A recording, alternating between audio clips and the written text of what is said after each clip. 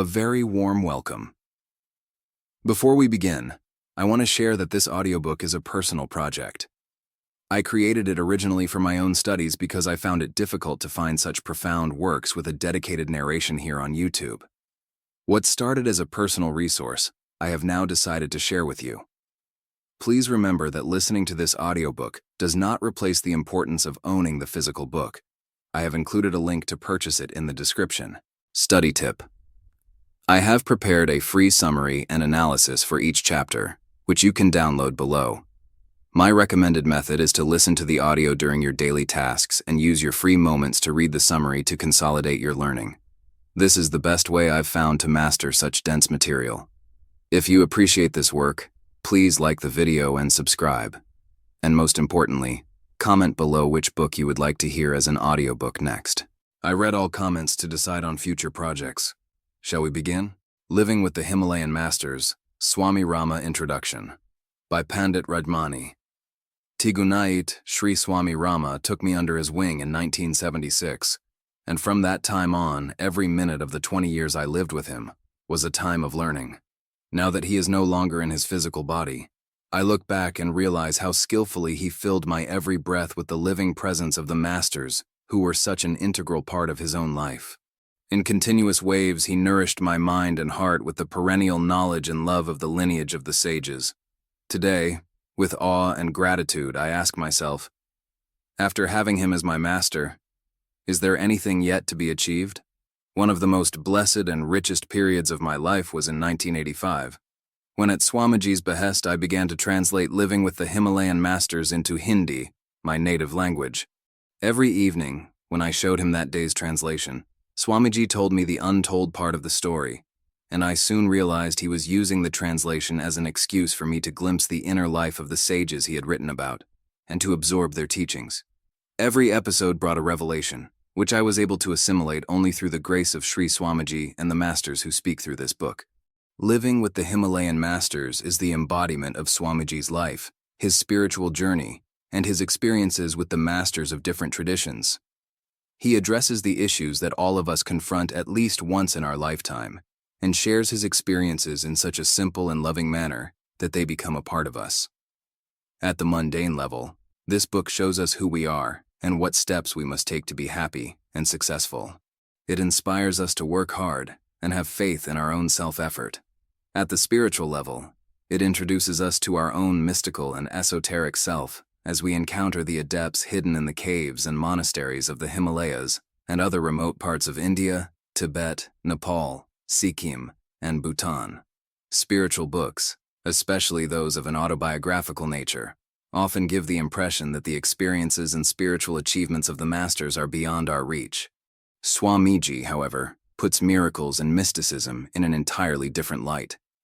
Reading it, we feel that he is one of us. He is a young boy, full of mischief. He is a teenager, full of curiosity and adventurous zeal. He is a seeker with certain strengths and weaknesses. Just like us, he sometimes fails to distinguish the fakes from genuine masters, mistaking magic for spiritual achievement. At one time, for example, attracted by the magical power and glamorous life of sorcerers and low-grade tantrics, he even considers abandoning his master for another teacher. His human traits are so familiar to us that in reading about them, his journey becomes our journey. The stories in this book infuse our hearts with overwhelming gratitude for the sages who selflessly share their boundless love and yet remain unrecognized by the multitude. Swamiji is one of them.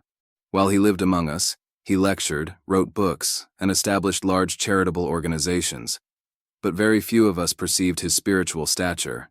In the last phase of his life, those who were near to him and had eyes to see came to know that Swamiji was master of every esoteric practice he mentions in this book, but they never knew how and when he practiced them. Swamiji discouraged a belief in miracles, yet every moment of his life was filled with miracles. No one who came near him ever went away empty-handed. His gifts were of different shapes, sizes, and weights. Upon touching his feet, a businessman might be blessed with prosperity, a sick man with health, and a student with knowledge. Some understood what they had received. Others did not. Now I look back and wonder at how beautifully he unveiled the spiritual mysteries, while skillfully hiding his identity as one of the greatest sages from the Himalayan peaks. Swami Rama was fully established in his own self-nature. A playful child, a carefree adolescent, a gentle sage, a tactful adult spontaneously manifested in him. For him, past and future did not exist. He always lived in the present, and the circumstance of the moment called forth whatever persona would help and guide those who were with him. Transformative energy emanated from him. If he stayed for a time in a rocky, barren land, a beautiful rock garden would emerge. If he stopped to speak to a woman suffering from chronic depression, her face would light up and the years would drop away. To Swamiji, nothing was useless. Everything had purpose and meaning. He once put rocks and pebbles around an odd-looking septic vent pipe and artfully placed a few stumps around it. The resulting sculpture looked like a holy man sitting in meditation, and visitors kept a respectful distance. He was very fond of cactus. He had a huge collection in India and a smaller one in the States. One day I asked him, "Swamiji, why do you love cactus so much?" He said, "I am in the habit of tending those who are full of thorns and are discarded by everybody. It gives me great joy when I see them blossom." I remember my own life. Before 1976, I was like a speck of dust drifting along the roadside. Then one day, Swamiji picked me up and transformed me into living pollen. With his loving touch, I became an integral part of that garden, which the sages cultivate. Today, I have been given the honor and privilege of writing an introduction to this classic work. But I hope you will understand that my attempt to do so is like a flower's attempt to describe the gardener and his work. Work which far exceeds the flower's understanding. What I received directly from Swamiji, and what I learned about him by visiting places where he did his sadhana, however, gives me the confidence to say that the stories in this book represent only the tip of the iceberg. Living with the Himalayan Masters has its own spirit. I have read and pondered over it countless times, and each time I have found something new, something that was just what I needed at that level of my development. The book speaks to each reader at the personal level. I must not try to tell you what I think it is about, because by doing so I might put a veil between you and its message. In these pages you will experience Swamiji's presence and the presence of other great masters. May you bask in their grace and receive just what you need. Northern India, the state of Uttar Pradesh. Chapter 1. Spiritual Education in the Himalayas. Childhood is the foundation stone upon which stands the whole life structure. The seed sown in childhood blossoms into the tree of life. The education which is imparted in childhood is more important than the education which is received in colleges and universities. In the process of human growth, proper guidance along with environmental learning is important. The sacred Himalayas. The Himalayan ranges extend over almost 1,500 miles in length. Mount Everest, towering upward over 29,000 feet on the border of Nepal and Tibet, is the highest of all the mountains in the world. Persians, Indians, Tibetans, and Chinese have all written about the grandeur and beauty of these mountains. The word Himalaya comes from Sanskrit words, Hima, meaning snow, and Alaya, meaning home, the home of snows. I would like to make you aware that the Himalayas are not merely the home of snow, but that they have also been a stronghold of yogic wisdom and spirituality for millions of people, regardless of their religious beliefs. This ancient and rich tradition still exists there today as these unique mountains continue to whisper their spiritual glory to all who have an ear to hear. I was born and brought up in the valleys of the Himalayas. I roamed among them for more than 4.5 decades and was educated by their sages. I met the masters who live and travel there, studied at their feet, and experienced their spiritual wisdom. From the Punjab Himalayas to the Kumaun and Garhwal Himalayas, from Nepal to Assam, and from Sikkim to Bhutan and Tibet, I traveled to those forbidden places which are virtually inaccessible to tourists. I climbed to a height of 19,000 to 20,000 feet without the help of an oxygen kit or modern equipment. Many times I did not have food and became unconscious, tired, and sometimes wounded. But always, one way or another, I found help during such occasions. For me, the Himalayas are my spiritual parents, and living there was like living in the lap of a mother. She brought me up in her natural environment and inspired me to live a particular style of life. Once when I was 14 years old, an unknown sage blessed me and gave me a leaf of Bhojapatra, the paper made of bark on which the ancient scriptures were written. On it he inscribed, "Let the world be little with you. Let you be on the path of spirituality." It is still in my possession. Let the world be little with you. Let you be on the path of spirituality. Awadhut, Gangotri, 1939. The love I received from the sages is like the perennial snows which form the silvery glaciers of the Himalayas and then melt into thousands of streams. When love became the lord of my life, I became quite fearless and traveled from one cave to another, crossing streams and mountain passes surrounded by snow-blanketed peaks. In all conditions I was cheerful, searching for the hidden sages who preferred to remain unknown. Every breath of my life was enriched with spiritual experiences which may be difficult for many others to comprehend. That gentle and amiable sage of the Himalayas had only one entrancing theme: love. For nature, love. For creatures, and love. For the whole. The Himalayan sages taught me the gospel of nature.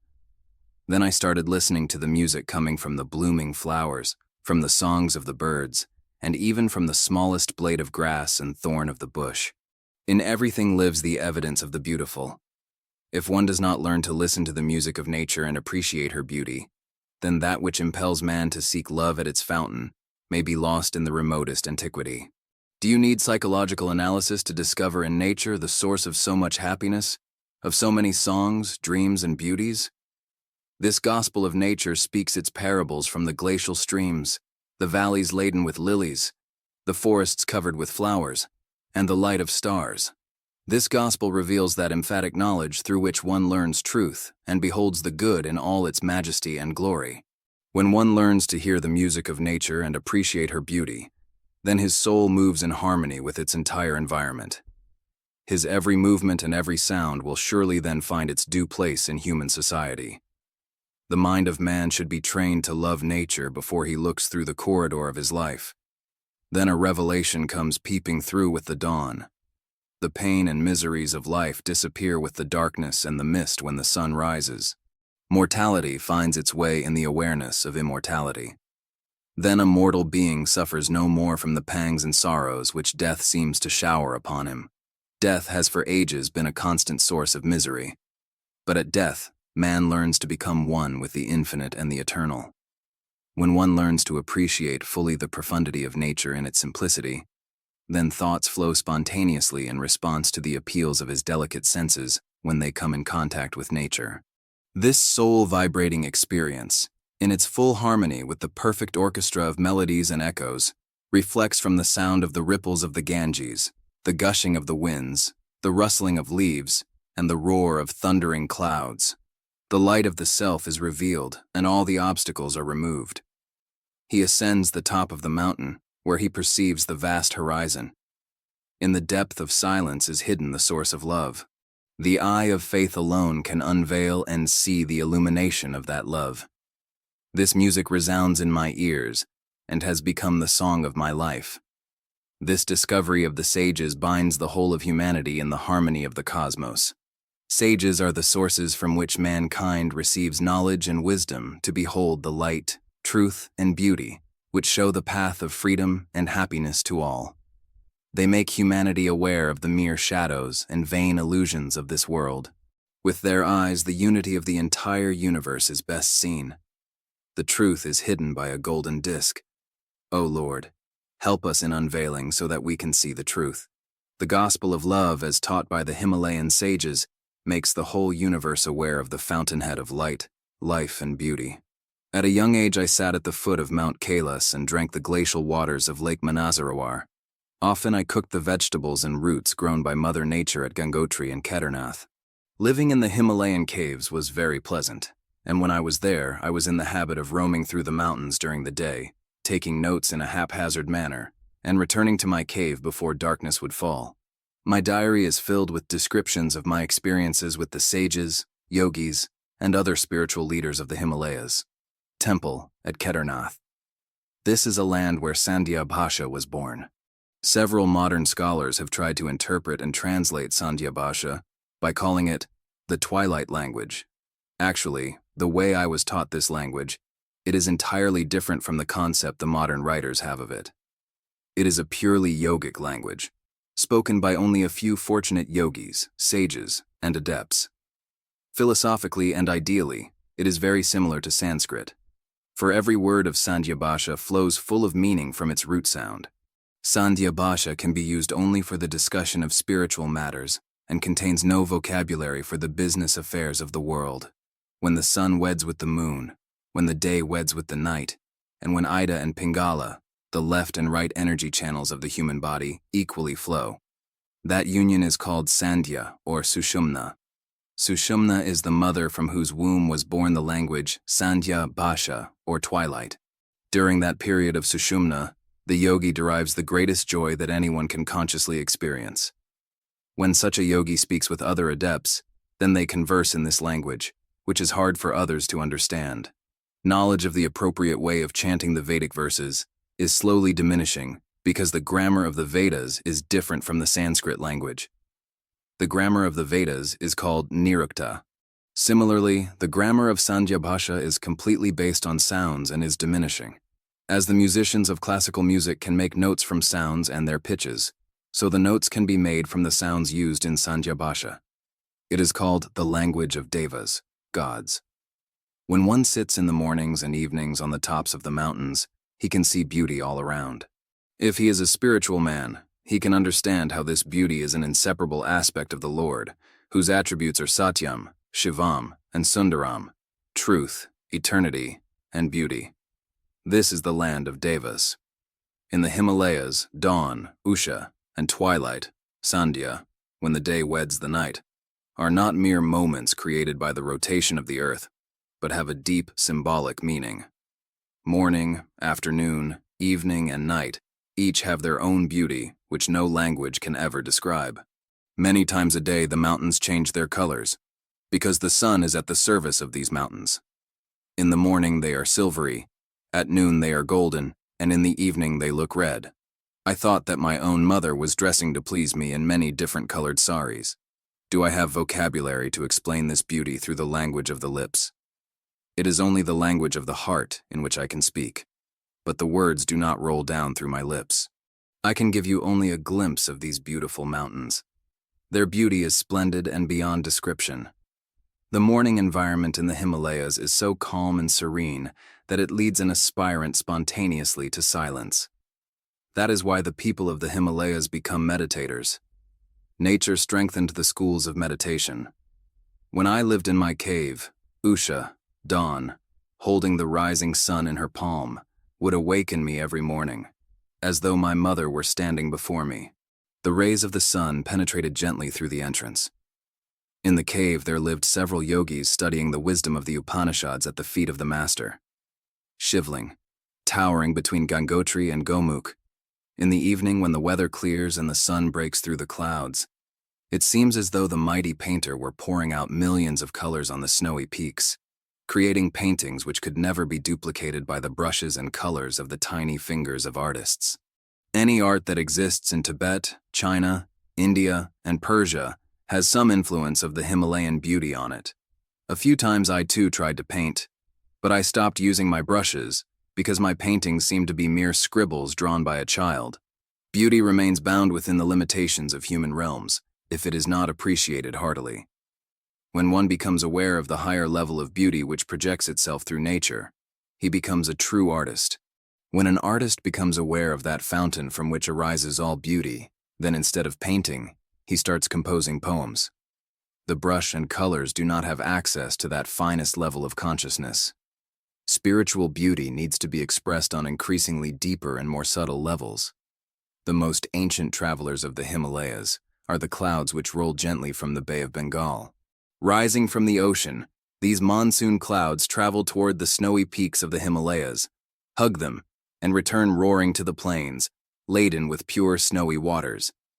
They shower their blessings and bestow them upon the soil of India.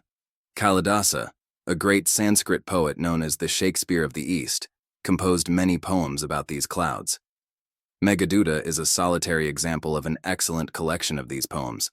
In these poems, Kalidasa used the clouds as messengers to deliver his message to his beloved, who was captive in the Himalayas.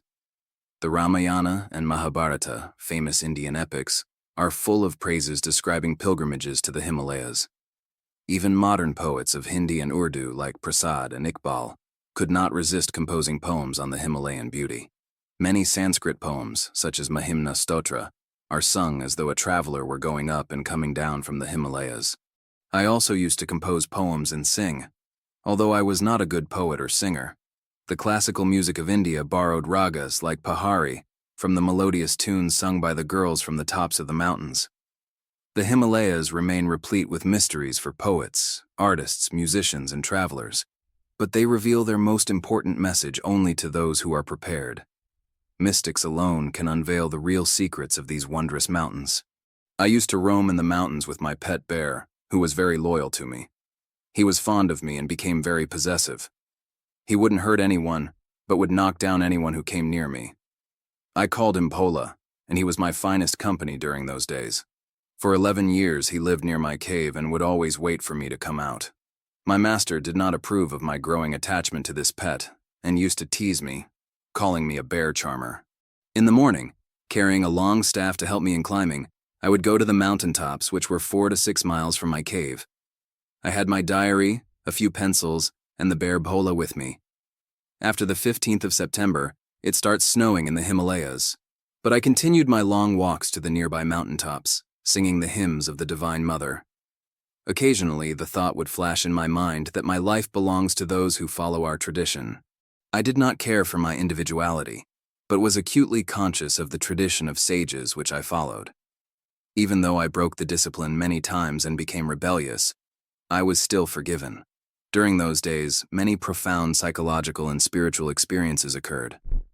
Sometimes I felt like a king, but without any burden of the crown on my head. Not having human company or communication brought me great peace and serenity. I realized that nature is very peaceful. She disturbs only those who disturb themselves, but she teaches wisdom to those who admire and appreciate her beauty. This is especially true in the Himalayas. Many varieties of flowers are found in abundance in these mountains. Those with a poetic imagination say that viewed from the snow-covered mountain peaks, these slopes laden with flower beds look like a magnificent vase of flowers, which a fully prepared disciple would reverently present to his Gurudeva. I would sit next to these natural flower beds and gaze into the sky, searching for their gardener. Among all the flowers grown in the Himalayan valleys, the most beautiful are the lilies and the orchids. Hundreds of varieties of lilies bloom after winter is over and sometimes even before snowfall. There is one variety of lily which is pink and very beautiful. It grows in June and July at a height of 8,000 to 11,000 feet and is found on the banks of the river Rudragaro that joins the Ganges at Gangotri. This same variety of lily also grows under the trees at Bhojabasa. The orchids in the Himalayas are more gorgeous than any other flower. They grow at a height of 4,000 to 6,000 feet. The heaviest orchid that I ever found was growing on an oak tree and weighed a little less than 1.5 pounds. Some varieties of these orchids can be found in greenhouses a few miles from Kathmandu, Nepal, but many still remain undiscovered by horticulturists. During the blossoming season of orchids, the buds, in their natural obstinacy, delay blooming and sometimes take 6 to 7 days to open. Orchid flowers are amazingly beautiful, and their blooming season lasts for at least 2.5 months. The mountain cacti bloom suddenly in the moonlit night. They are shy to the sun's rays, and before the sun rises, their petals withdraw their blooming beauty, never to bloom again.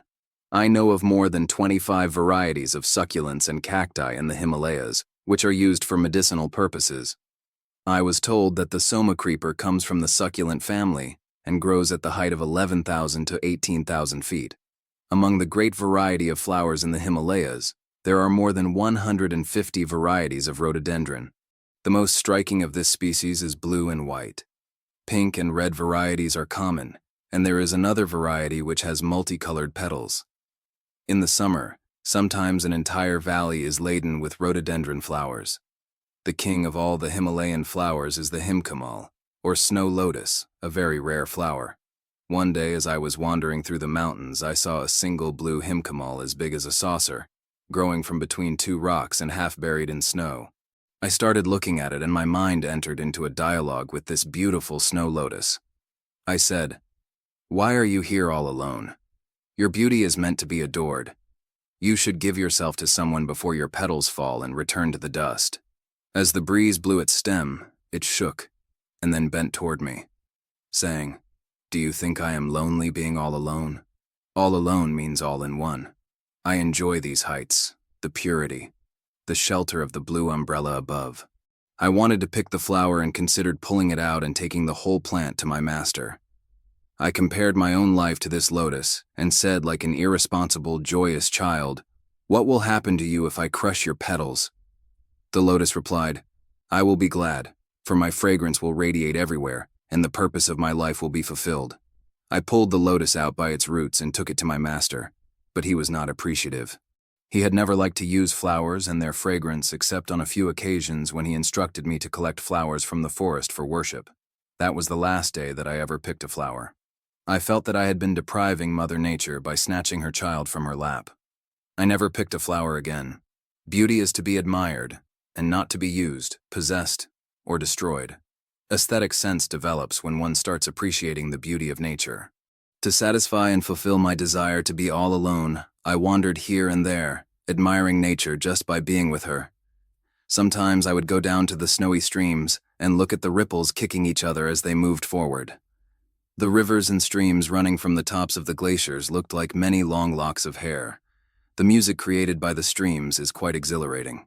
I would compare the stream of life with these ever-flowing streams, and watch how a mass of water running toward the ocean would not leave a gap. The currents would never turn back, but another mass of water would fill the gap. There was always continuity. Those streams are like the perennial flow of life. For hours I would watch these snowy streams flowing from the glaciers and waterfalls. Both banks of the streams glittered like silver on moonlit nights. Living in that part of the Himalayas where the Ganges flows, I would stay seated on its rocky banks and gaze at the blue sky and the clear moon, which paled its light on the sands. I watched the twinkling lights coming from the small homes of the distant villages, and when the clouds parted I saw the sky glittering with the lamps of 1,000,000 stars. This grand assembly and long procession of the stars is beyond human imagination. Below on the earth, the peaks of the Himalayas silently enjoyed this fair of stars. Some of them seemed as though they were playing hide and seek among the mountain peaks. In all directions, the mountain peaks and snowy streams were illuminated with that milky light emanating from the starry multitude which I remember even today. In the evenings, mist formed a thick white quilt over the Ganges between the two ridges of snowy peaks. And before sunrise, a layer of mist would cover the Ganges like a white blanket. It seemed as though a sleeping serpent were snoring from beneath it. The rays of the rising sun rushed to drink these holy waters as eagerly as I rushed to bathe in the Ganges every morning. The mountain water was crystal clear, soothing to the eyes, and stimulating to the senses. There are many rivers that flow from the great lake Manasarowar at the foot of Mount Kailas, but of all the rivers which have their source in the Himalayan mountains, the Ganges is unique. When the Ganges flows from its sources in the glaciers of Gangotri, it carries in its water a variety of minerals which have nutritional and therapeutic value. Skin diseases are rarely found among villagers who live on the banks of the Ganges. A bottle of Ganges water is kept in every home, and practically all of the villagers give it to a dying person to drink. This glacier at the base of the Bhagirathi peaks is the source of the Ganges. When bottled, this water does not become stagnant, and bacteria do not survive in it, although they do in the water from other rivers. Long ago, sailors learned that drinking water from the Ganges carried by ships traveling from Calcutta to London did not stagnate, but water from the Thames carried by ships traveling from London to India had to be replaced by fresh water along the way. The unique chemical components and minerals of this water have been analyzed by many scientists from all over the world. Dr. Jagdish Chandra Bose, a prominent Indian scientist, analyzed the Ganges water and concluded, "There seems to be no other river water like this anywhere in the world. Its mineral qualities have powers to cure many diseases." When the Ganges comes down to the plains, however, it is fed by many polluted streams and rivers, and the merits of its water are lost. Some of the villagers throw the bodies of their deceased into the Ganges, believing that by doing so, the souls of their loved ones will go to heaven. Personally, I don't approve of polluting water and then drinking the same water and calling it holy. I was instructed by my master not to drink from or bathe in the water of the Ganges with any idea that by doing so, my sins would be washed off. He taught me the philosophy of karma and said, one has to reap the fruits of his karma. The law of karma is inevitable and is accepted by all the great philosophies of the world. As you sow, so shall you reap.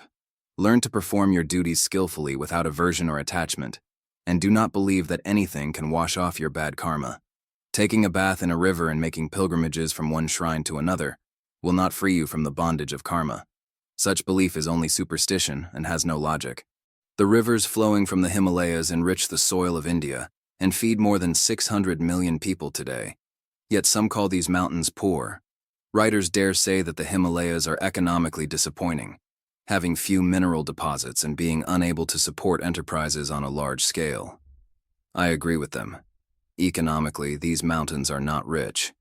They are spiritual mountains and provide for renunciates, not for the materially wealthy.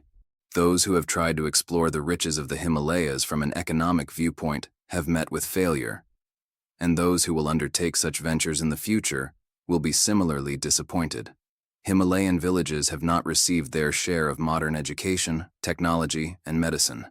Even though the Himalayas are the reservoirs for the drinking and irrigation waters for the whole of India, Indian planners are unwise in not placing greater emphasis on this important resource. However, the Himalayan inhabitants prefer things to remain as they are. Leave us alone without exploitation. Just be grateful and respect us from a distance, are the words I hear from many villagers of the Himalayas. The economy of the villages is supported by the nearby tiny terraced fields where barley, wheat, and lentils are grown. Livestock include buffaloes, sheep, cattle, ponies, and goats. The villagers living in the Punjab and Kashmir Himalayas, in the Kumaun and Garhwal Himalayas, and in the Nepal and Sikkim Himalayas have many common characteristics. They are poor but honest. They do not steal or quarrel. In the villages high in the mountains, no one even locks his house. Locks are not needed. There are places of pilgrimage there. If you go to a shrine high in the mountains and drop your purse on the path, it will still be there when you come back weeks later. No one will touch it. They consider it disrespectful to touch somebody else's things without permission. Why should we need someone else's things? They will ask. There is no greed, for their needs are few. They do not suffer from materialistic insanity. Terraced fields below a Himalayan village. The villagers are dependent on the plains only for salt and for oil to burn in their lamps. These village societies are less corrupt than most others in the world because of the people's simple, honest, and gentle habits. Life there is calm and peaceful. The people don't know how to hate anyone. They don't understand hatred. These people don't want to come down to the plains. When they leave the mountains, they do not feel comfortable around the people of the plains, with their many tricks and games and pretenses. In the mountain areas most influenced by modern culture, however, lying and stealing have begun to occur much more frequently. Modern society is considered to be advanced and cultured, but it is not genuine. It is cultured like a cultured pearl. Few value genuine pearls today. The modern human being has weakened himself and his human nature by culturing it again and again, losing touch with nature and reality. In modern culture, we live for showing off to others, not for serving others. But if you go to the mountains, no matter who you are, the first things they will ask you are, have you taken your food? Do you have a place to stay? Anybody there will ask you these things, whether you are friend or stranger. The people of the Garhwal and Kumaun mountains are intelligent, cultured, and hospitable. Kangra Valley art and Garhwal art are renowned for their unique pen and color work. Education in some of these mountain communities is better than in many other parts of India. The priests of the different communities know so much about astrology mingled with tantrism that it sometimes surprises travelers from the plains. The people here lead simple lives close to nature. They live in beautiful wooden houses and weave their own clothes. In the evenings, they assemble for chanting and sing their folklore in beautiful melodies. They dance in a group and sing folk songs which are harmonious and moving. The mountain drummers are excellent, and bamboo flutes and jaw harps are used by the shepherds and schoolchildren. As the girls and boys go to the mountains to fetch grass for cattle and wood for fuel, they spontaneously compose and sing poems. The children have their own way of enjoying life by playing hockey and soccer. Reverence for parents and elders is one of the striking features in the Himalayan culture. Most of the trees which grow at heights of 4,000 to 6,000 feet are oaks, pines, and deodaru, fir trees of various kinds. In the high mountains, Bhojapatra grows and supplies bark paper, which the villagers use to record their experiences, their ways of worship, and the usage of the herbs. Every villager knows something about herbs, which are useful for many purposes in daily life. All the villages from Kashmir to Punjab, Nepal, and Sikkim have a reputation for providing strong and healthy soldiers for the Indian Army. The lifespan of the people is often over 100 years. The Himalayan community which lives in the mountains of Pakistan is called Hunza. There they eat meat, but the community that lives in the Indian part of the Himalayas is called Hamsa and is vegetarian. Hamsa means swan, and it is a frequent symbol in Indian mythology. The swan is said to have the power of separating and drinking only the milk out of a mixture of milk and water. Similarly, this world is a mixture of two things, the good and the bad. The wise person selects and takes the good and leaves the bad. Throughout these mountains, Shakti worship is prominent, and in every village there are at least one or two small chapels. The sages, however, travel and do not form communities such as the villagers do. These sages are treated very nicely by the villagers and are given free food and shelter. They come from different cultures and parts of the country and world and live in caves, under trees, or in tiny thatched huts. These dwelling places are considered temples and are situated outside the villages. There is always at least one wise man, and sometimes several staying there, whose bare necessities are maintained by the villagers. When any wandering sadhu, renunciate, yogi, or sage comes by, the villagers freely offer whatever food they have. They enjoy entertaining guests and easily establish friendship with them. As I traveled throughout the Himalayas, I did not enjoy staying with the villagers or the officers stationed here and there, but preferred to stay in the hermitages, caves, and thatched huts of these sages. Culturally, the Himalayas are not obstacles and do not create any barriers to the countries situated on either side. There are hundreds of communities and nationalities in these mountains which are conspicuous for the peculiarities in their ways of life, resulting from some unusual blend of Indian, Tibetan, and Chinese cultures. Different languages are spoken in different parts of the Himalayas. I could at one time speak Nepalese, Garhwali, Kumayuni, Punjabi, and some Tibetan, but I have never learned the Kashmiri language. Knowledge of these mountain languages helped me in communicating with the local spiritual leaders and herbalists. The month of July is the finest month for traveling in the Himalayas. The snow and glaciers are melting then, and there are thousands of streams rushing all over. It is not unpleasantly cold, and those who know the nature of glaciers, avalanches, and landslides can travel comfortably if they are careful. The dangers of the Himalayan mountains are the same today as they have always been. Avalanches, fast-running streams and rivers, overhanging cliffs, and high, towering, snow-covered peaks will not change their ways for any traveler. Nonetheless, the spiritual heritage of the Himalayas has long motivated travelers to explore their unknown wisdom. Over 1,000 years ago, hundreds of Tibetan and Chinese travelers took Buddhist literature from India and translated it into their own languages, thereby disseminating Buddhist teachings to their own countries. The great vehicle of Buddhism, Mahayana, passed across the Himalayan borders, first to Tibet and then to China, greatly enriching Chinese culture and religion. The meditative traditions of Zen are aspects of this Buddhism that were then passed on to Japan. The original teachings were imparted by Indian teachers who traveled to Tibet and China 10 centuries ago. The followers of Taoism and Confucianism adore the Himalayas and the Himalayan teachers, for they have received much wisdom from those who traveled and lived in these mountains. The principle of inaction emphasized by Taoism is found precisely formulated in the Bhagavad Gita. The concept of nirvana, clearly present in early Indian philosophy, has influenced all the religions of Tibet, Mongolia, China, and Japan. Today, Tibet is a communist country, and it appears that its ancient wisdom and the culture based on it have vanished. However, The Dalai Lama and a handful of his followers have migrated to the foothills of the Himalayan mountains in India. These mountains were my playgrounds. They were like large lawns spread as though Mother Nature had personally looked after them, so that her children who live in the valleys would remain happy, joyous, and aware of the purpose of life. It is there that one can come to understand that from the smallest blade of grass to the highest of mountain peaks, there is no place for sorrow in life. My 45 years of living and traveling with the sages of the Himalayas, under the guidance of my Guru Deva, enabled me to experience in a few years that which normally would not be possible for anyone to experience in several lifetimes. I was able to do so because of the grace of my beloved Master, who wanted me to experience, choose, and decide for myself. This series of experiences, and my learning with the sages, have helped me to attain and maintain a center of awareness within. I will tell you how I grew up and how I was trained, about the great sages with whom I lived and what they taught me, not through lectures and books but through experiences. The stories collected here are a record of some of these experiences. Whenever I want to tell a story to the world, I think that the world itself is a story. I pray that others may benefit from these experiences also, and that is why I talk about them as I lecture and teach. I always say to my students, "What is that which is mine?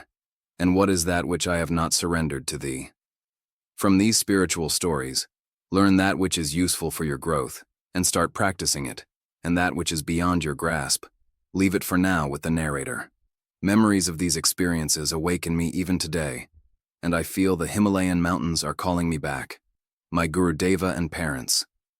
My father was a well-known learned Sanskrit scholar and a highly spiritual man.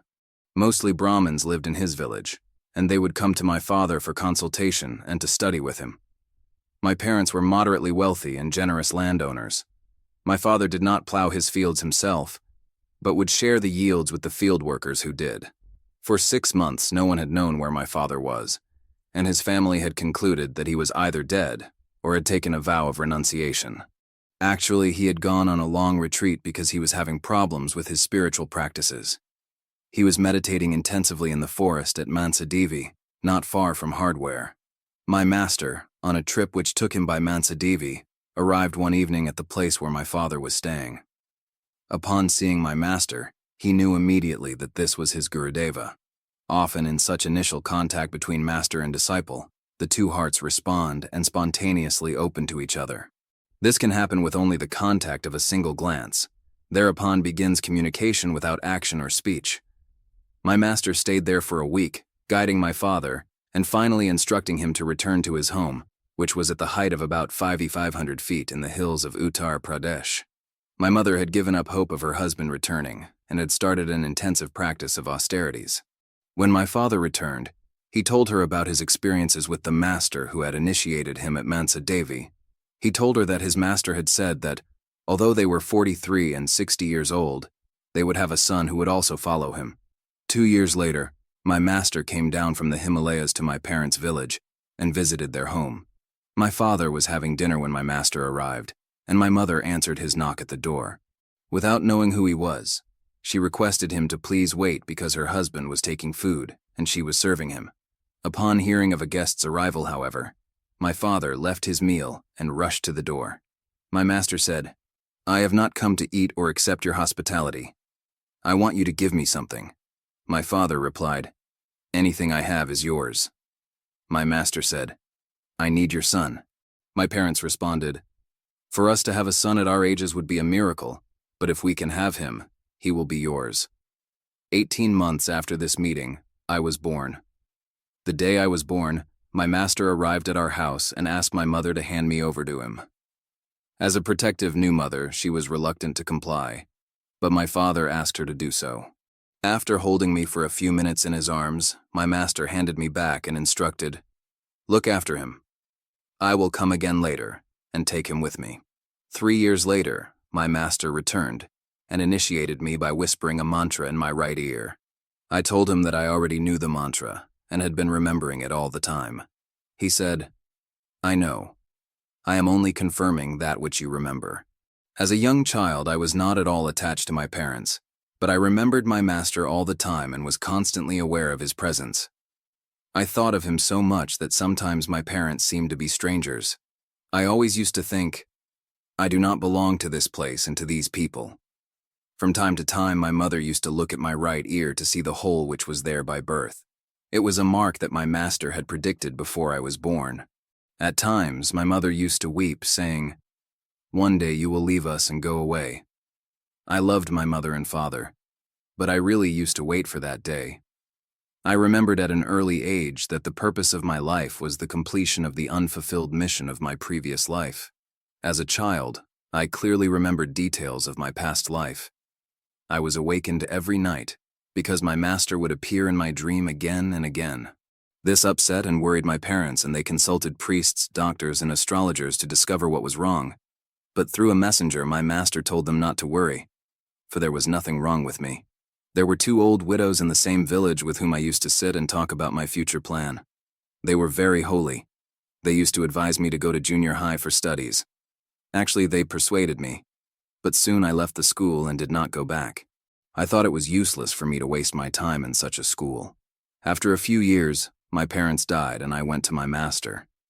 My master started disciplining me, although it was difficult for him. I rarely missed uttering the word father, because I was not at all attached to my physical father. I never missed him because I was given more by my master than a father can ever give to a child. My master is not only like a father to me, but far more than that. Any thought that came into mind, he knew. If I thought of not doing meditation, he would look at me and smile. I would ask, "Why are you smiling?" And he would reply, "You don't want to meditate." This helped me, because I knew for sure that he was guiding me not only in regard to my actions and speech, but also in organizing my thinking process and emotions. I was afraid of thinking undesirable things. But whenever I thought of something which seemed to be bad, he continued to love me nonetheless. He never controlled my thoughts, but would gently make me aware of my thinking process. The student is always loved by his teacher. A genuine teacher never condemns his student, no matter how bad the student may be. Instead, the teacher gently helps and corrects.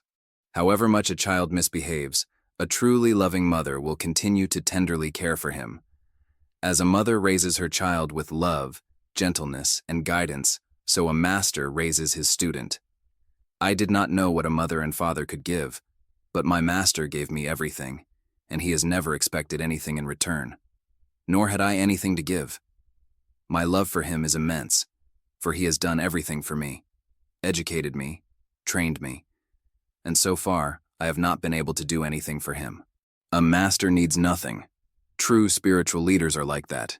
They take nothing, and they give everything. A real teacher is he who is very selfless, and who loves his students even more than a father can love his child. A father usually imparts only worldly means, helps the children to grow, and trains them to live in the world. But a spiritual father selflessly gives that which cannot be given by a father or anyone else. I have not seen an example of this anywhere except in the spiritual tradition. Father and mother give birth, bring up, educate, and give their property. But a Gurudeva gives to his disciples that knowledge which comes through his direct experience. Imparting such knowledge is a yoga tradition exactly like a father handing over his property to his sons. A master's divine love is not that of human love, but is something which only the heart, and never the mind, is capable of understanding. In a true spiritual tradition, the teacher gives so much to his student that the student's life is overwhelmed and transformed. After staying with my master for a good while, I was sent to live with my brother disciple at Gangotri. He started teaching me scriptures. He loved me, but he did not understand my rebelliousness or condone my constant arguing with other sadhus. He would send adverse messages to my master about my behavior, and my master would then come and take me with him for a while. Later, he would send me back to my brother disciple. I was also unhappy when I was in a situation in which I had to stay with a family as a guest, but fortunately this rarely happened. One day, I was curious to know about my brother disciple's life, and I repeatedly asked him questions about his birthplace. I did not know that renunciates never discuss their past, but on my insistence he told me about his birthplace. Masters and sages do not want to recall their past, nor do they attach much importance to birthdays, age, or birthplace. They dislike talking about the members of their blood families. When the initiation ceremony is performed, the renunciate himself performs his last rites and then deliberately forgets about his birthplace and the people with whom he has previously lived. It is a custom in the renunciate orders to not discuss one's past. They call it the dead past and consider themselves reborn. I posed the same questions to my master, and after persistent requests, he did tell me something about his life. He reported that he was born to a Brahmin family of West Bengal. The members of his family were initiates of a sage who used to come down from the Himalayas at times and travel in that area. My master was the only son of his parents, and he became orphaned at a young age. He was then adopted by this advanced sage. My master was about 80 years of age when he related this story to me. He has a Bengali accent, and although he did not use his native language, he did sometimes sing Bengali songs. He is a Sanskrit scholar and knows English and several other languages. Swami Rama as a young brahmachari. Once during my travels in Bengal, I visited my master's birthplace. There was no trace of his house, and I thought of building a memorial in his name there, but he instructed me not to do so. In the village, no one knew anything about him, except two old ladies in their 80s. They reported that a master from the Himalayas came and took him away when he was 14 years of age. Indeed, we do remember him, they said, and were curious to know if he still lived, where he was, and what he had done with his life. My master lives in a cave, coming out only once in the morning at sunrise and returning to his seat after an hour. Twice a day he gets up from his seat. Sometimes he walks outside the cave, but at other times he won't come out at all for days at a time. There are 3 to 5 advanced students with him all the time. For 3 months in the winter, my master and his disciples come down to a height of 7,000 to 8,000 feet. He sometimes travels to Nepal and stays for a few months 7 miles from Namcha Barwar. He generally drinks goat's milk, and at times the milk of a tiny black Shama cow, a pet who is looked after by the students there. From time to time, I would give my master a drink of half water and half goat's milk. I gave it to him without his asking for it, and if I saw that he did not take it, I took it away. Later, I would give him more. This was his only food. My master remains in Sahaja Samadhi, a constant state of deep meditation, and speaks very little. We once lived together for 9 months and hardly talked at all. Most of the time, we sat with closed eyes in meditation. I did my work, and he did his work. There was no occasion for talking. Understanding was there, so oral communication was not necessary. When understanding is not present, then talk is needed in order to relate, but language is a poor means of communication. There was already communication on a deeper level, so there was no necessity for talking. My master and I believed more in silent communication. He answered my silly questions with a smile. He talked very little, but created an atmosphere for my growth. Some people call my master Bengali Baba, and some simply know him as Babaji. I call my Guru Deva Master, because I have no word more suitable than this. My love for him is like an eternal law. I never found him unrealistic in what he taught me, and I never found him selfish in any way. All his teachings through his actions, speech, and silence were full of divine love. My words are inadequate to comprehend his greatness. I devoutly believe him to be a yogi of immortal wisdom, and to be one of the greatest masters of the Himalayas. His reason for living is to enlighten those who are prepared, and to love, protect, and guide those who are still preparing. Anyone in difficulty who remembers him is helped. I know this, for many times it has happened to me and several others. Whenever I find time from my busy schedule, I have a strong desire to go back to him, for he is my only guide. With all possible reverence and devotion, I pay homage to him wherever I am. If I commit mistakes, they are mine, but if there is anything good in my life, it comes from him, my master and the Prince Swami.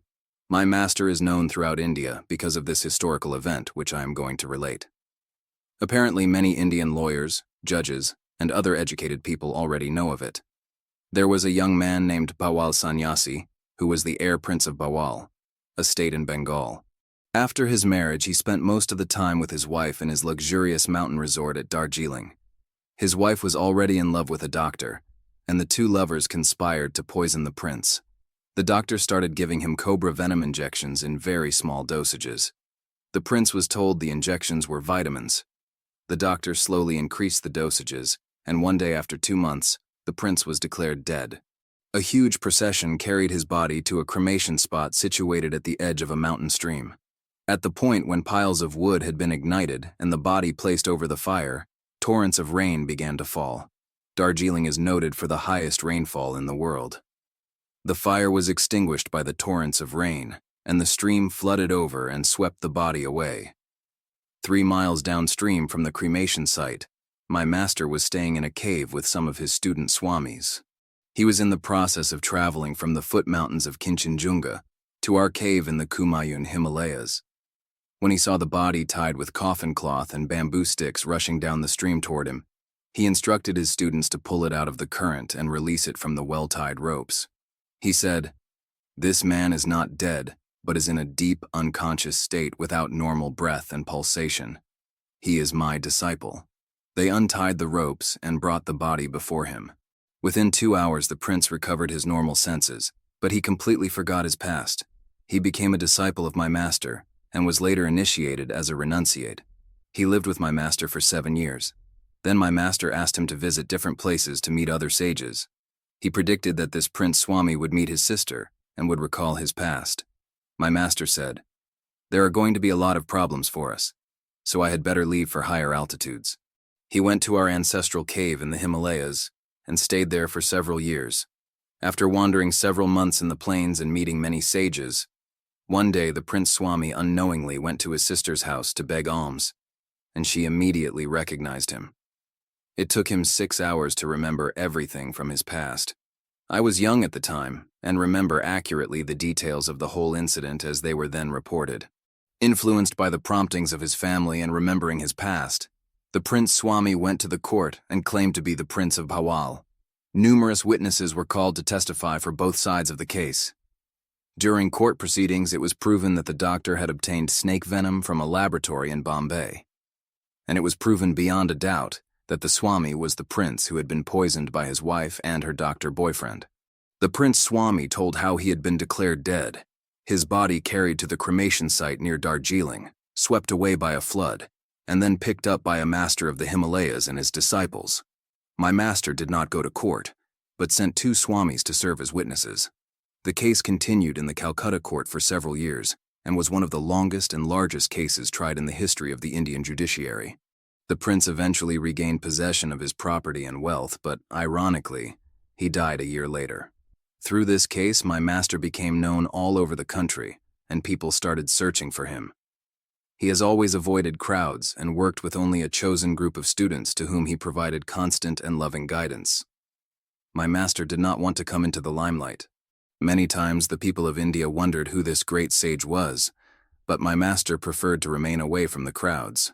He still prefers to remain unknown, and says that the aspirant who genuinely wishes to follow the path of enlightenment should avoid crowds, publicity, and creating large followings.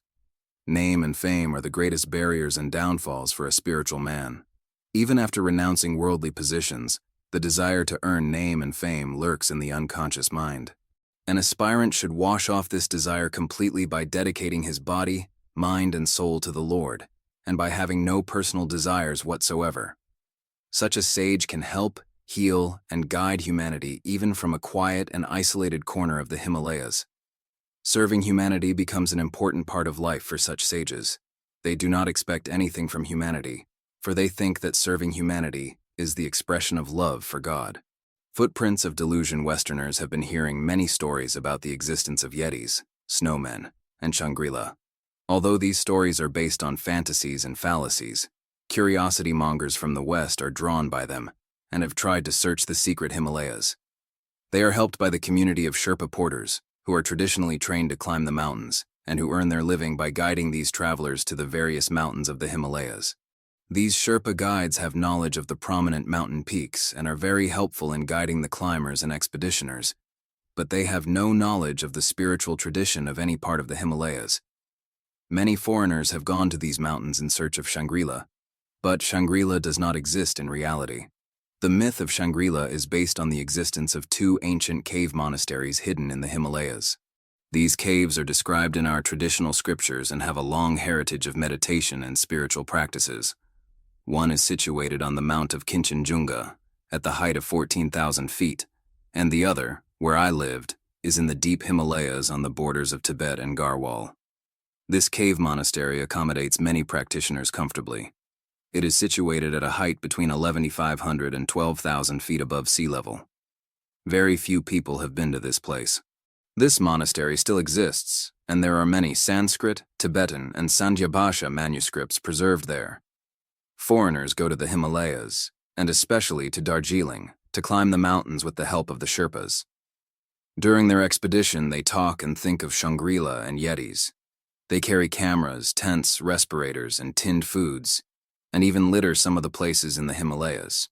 But there is an unknown part of the Himalayas, and those who are not prepared and who cling to their lives should not make an attempt to go there. I once met a rich man from the West, along with a team of Indians who were in search of snowmen. I could not convince them that the so-called Yetis or snowmen did not exist, and they spent 4 months and $33,000 in search of them. But they returned to Delhi disappointed. This rich American wanted to film a Yeti and even published a photograph of a Nepalese sadhu, calling that sadhu a snowman. I also met a Western woman with 2 Sherpa guides in Sikkim. She was suffering from severe frostbite. She said her mission in life was to search for snowmen. She stayed in Darjeeling and made 3 attempts to find the snowmen, but she never found one. Though I have been roving in the Himalayas since my childhood, I have never met a snowman, but I have often heard stories about them. Grandmothers in the Himalayan villages tell such stories to their grandchildren. The story of the snowmen is as ancient as the human mind's ability to fantasize. In the deep snows, one's vision becomes blurred, and white bears, which are rarely seen in the mountains, are mistaken for snowmen from the distance. These bears live high in the mountains and steal the food of expeditioners. They leave long footprints which are similar to those of human beings. The word Yeti is misused for snowman. It is a Sanskrit word which means a renunciate, an austere person, and is the name of a group of renunciate sadhus who belong to one of the orders of Shankaracharya. How strange to use this word for a snowman. Yetis are human beings and not snowmen. The human mind remains under the influence of delusion until ignorance is completely dispelled. If there is no clarity of mind, the data that is gathered together from the external world is not perceived in a coordinated manner, and the clouded mind conceives a false vision. This is one of the modifications of the mind, like fancy, fantasy, symbol, and ideas. Maya is cosmic illusion, and avidya is individual ignorance which comes from a lack of knowledge about objects and their nature. It is also an illusion. The story of Bigfoot is based on the belief of a fantasy and discoordinated perception. When a bear runs fast in the snow, climbs upwards or runs downwards, the size of the foot of the bear looks very large. When I had a pet bear, I myself was surprised to see the big footprint it created. It is usually large and similar to a human foot. Alas, the world, under the influence of illusion, is still searching for the shadows and the large foot. I call it Himalayan Maya. I was born and lived in these mountains, and I have nothing to say to those who are delighted to believe in these myths, and who are still searching for something which never existed. God help those misguided souls. These are not the footprints of snowmen or yetis, but of delusion. How we live in the caves. Those who are really committed to a life of austerity can live conveniently in certain parts of the Himalayas, where there are small caves to accommodate 4 to 5 people. There are also a few cave monasteries in the Himalayas in which the traditions are unbroken. The monastery in which I grew up is one of these. In our cave monastery, the tradition goes back 4,000 or 5,000 years, and it is well remembered. We have records of who the first masters were and how the tradition began. Our cave monastery is a natural cave with many compartments. Over the centuries, the rocks have been slowly carved away to enlarge it more and more so that it can accommodate many students. Generations of dwellers have worked to make the cave comfortable and peaceful, but it is not very modern. There are no bathrooms, kitchens, or other conveniences, and yet the monasteries function very well. For light inside the cave, there is a stick of incense called dhup, which is made of herbs. When it burns, it gives light, and when it is extinguished, it gives fragrance. Dhup is crushed raw and then made 4 inches long and 1 inch thick. It burns well, and one can read the scriptures in its soothing light. When it is extinguished, it gives fragrance and works like incense. Branches of pine and devedaru trees are also useful for making good torches. They both have natural resin, which helps them to burn without any difficulty. The cave is kept quite warm by the duni, a fire which is never extinguished. This fire is constantly supported by huge wooden logs, and is regularly and vigilantly fed additional fuel. Sufficient fuel wood is collected in the summer for winter use. Nutritious vegetables are also grown during the summer on the banks of nearby streams. Varieties of mushrooms and lingora and ogle, two common vegetables which grow wild, are also used there. There are several varieties of roots. Two are called tarur and genthi. Others look and taste like sweet potatoes. In our cave, we live comfortably on barley, potatoes, wheat, gram, and corn, which has grown up to 6,500 feet in the mountain villages. Every village maintains a cottage industry, which produces high-quality woolen blankets, carpets, and warm cloth. A narrow perennial stream of water flows from our mountain cave. During November and December, when the water freezes, we simply melt the snow. In other caves where I have lived, such as the cave in Manali, fresh water is not easily available. We would fetch water from a distance of 3 to 4 miles. There are certain hermitages where masters still teach their students in the ancient manner. There, the teacher lives in a natural cave, and the disciples come from various places to study and practice with him. Most would-be students do not reach these caves, however, for there is something about the Himalayas which protects the teachers from those who are merely curious or who are not prepared for the higher teachings. If one leaves his home and starts searching for a teacher only because of curiosity or emotional problems, he will not reach these higher elevations. He will not have the intense determination and drive required to go on to those places hidden deep in the Himalayas where the great sages dwell. Nanda Devi is among the most spectacular peaks in the Himalayan range. Teaching is often done by demonstration and goes on at certain fixed times. The students are then asked to show their own progress by demonstrating their skills. Sometimes the teaching is done in silence, and when a certain level of attainment is reached, the teachers ask, "How will others learn from yogis if you spend your whole life in a cave?" Consequently, most of the students leave after a few years. It is important to make one's life creative and helpful, but before doing so, one should make contact with his own potentials deep within by disciplining himself and gaining control over his mind, speech, and action. If discipline such as that taught in the cave monasteries is practiced even for a few years, the flower of life will bloom forever. A person who has gained such self-mastery lives in the world and yet remains above it, unaffected by worldly fetters and problems. 2. Chapter 2. The Master teaches young age is the budding period of the flower of life. It needs protection so that the diverse opinions of others do not create confusion in the mind. A tender mind can be bent easily. Loving guidance and right communication is important. Parents who pay proper attention to their children can help them to pass through the adolescent period. This is the period of shaping the habits of the mind. Learning to give. Nearly all children are quite selfish by nature. They do not want to give anything to others. I was trained to reverse this tendency. In the mountains, I used to take only one meal a day. I would have one chapati, some vegetables, and a glass of milk.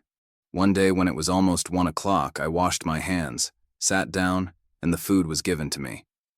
I said grace and was about to start eating when my master came in and said, "Wait." I asked, "What's the matter?" He answered, "An old Swami has come. He's hungry, and you must give him your food." "No," I argued. "I'm not going to, even if he is a Swami. I'm also hungry and I won't get any more food until tomorrow." He said, "You won't die. Give it to him. But don't give it just because I am ordering you. Give it as an offering of love." I said, "I'm hungry. How can I feel love toward someone who is eating my food?" When he could not convince me to offer my food to the Swami, he finally said, "I order you to offer your food." The Swami came in. He was an old man with a white beard. With only a blanket, a walking stick, and wooden sandals, he traveled all alone in the mountains. My master said to him, "I'm so glad that you have come. Will you bless this child for me?" But I said, "I don't need your blessing. I need food. I am hungry." My master said, "If you lose control in this weak moment, you will lose the battle of life. Please offer your food to the Swami. First give him water, and then wash his feet." I did as I was told, but I did not like it, nor did I understand the meaning of it. I helped him wash his feet, And then I asked him to sit down, and I gave him my food.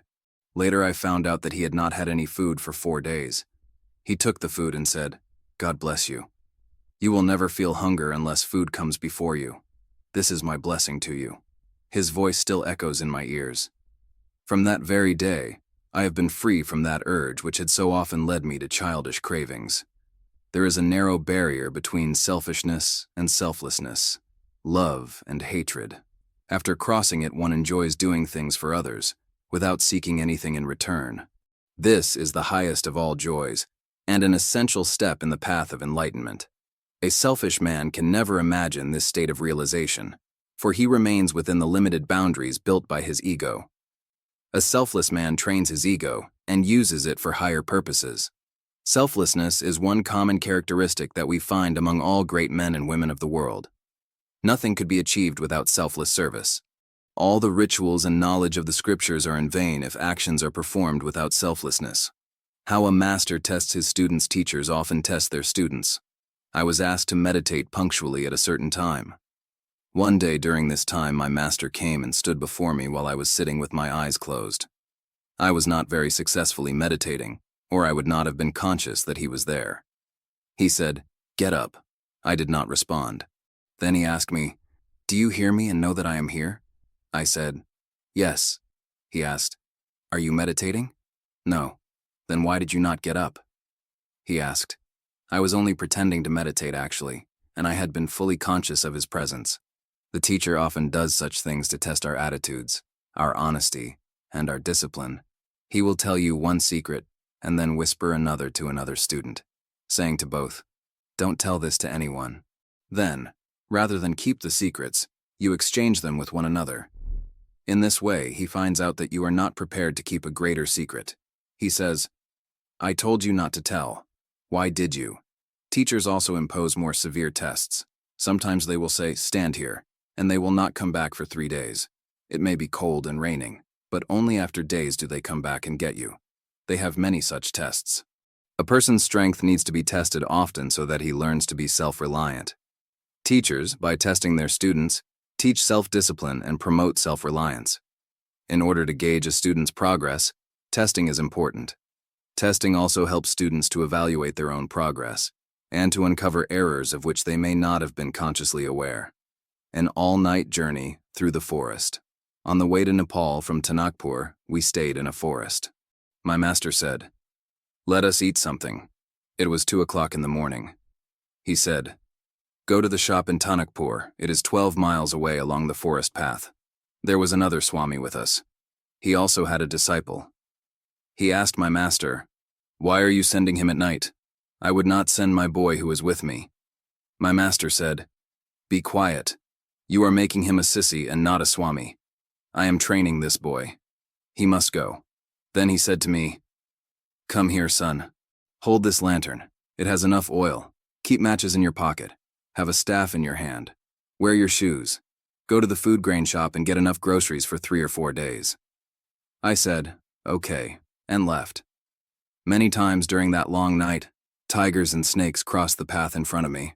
The grass on both sides, elephant grass, was very tall, much higher than I. I heard many noises in the grass, but I couldn't know their cause. With my small lantern, I walked 12 miles to the shop, and then came back with the supplies at 7 in the morning. A Himalayan sage. My master asked, "How are you?" And I began to tell him all that had happened on the way. Finally, he said, "That's enough. Let us prepare the food." Fearlessness is also an essential prerequisite for attaining enlightenment. Great are those who are always fearless.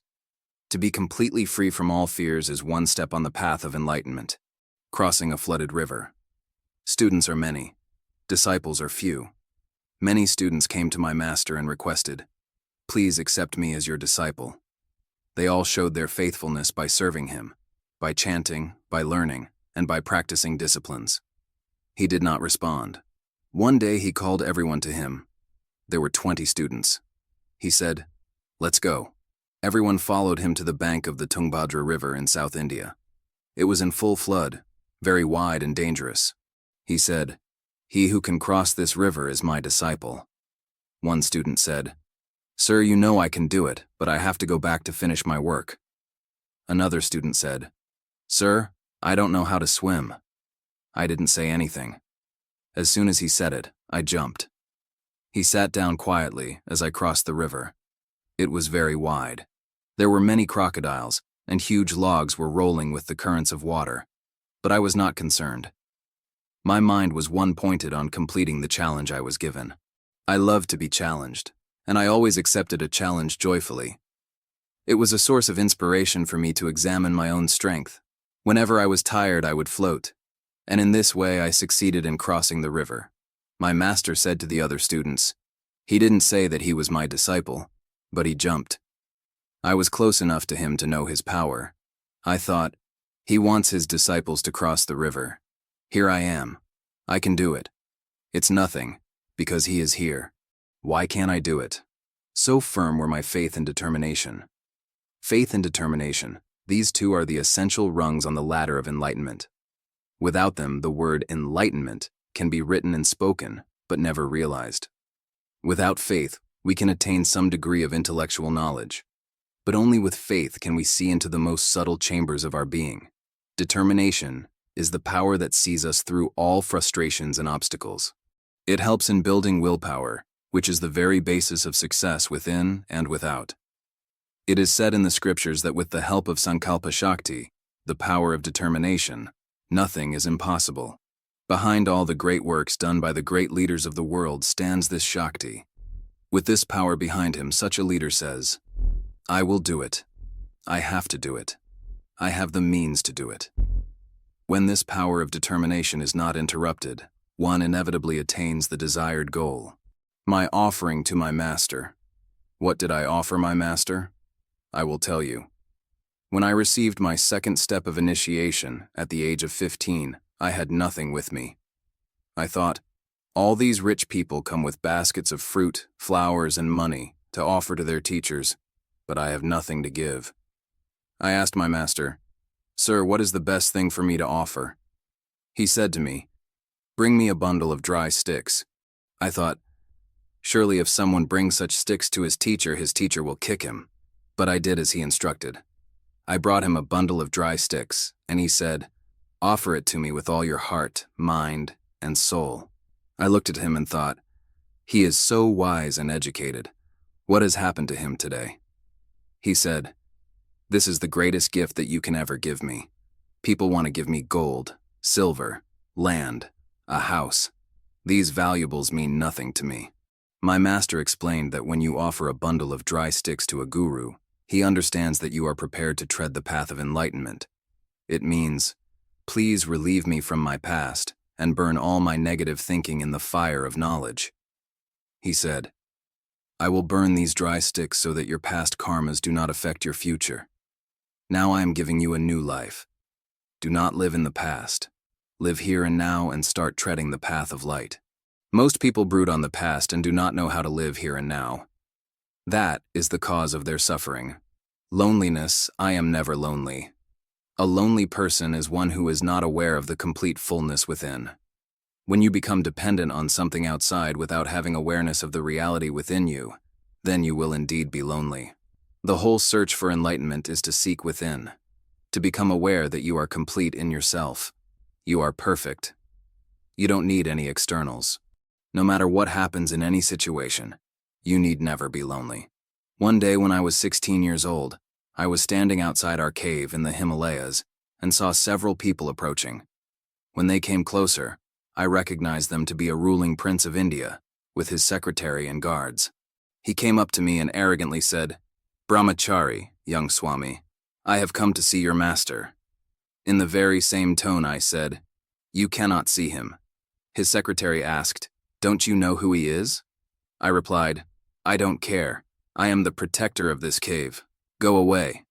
So they departed. They returned several times, but to no avail, because I seldom allowed anyone to see my master. I wanted to shield him from disturbance, and we had no inclination to see arrogant people. Sometimes I would say to my master, These rich people come from far and wide, and you say you don't want to see them. Is this good?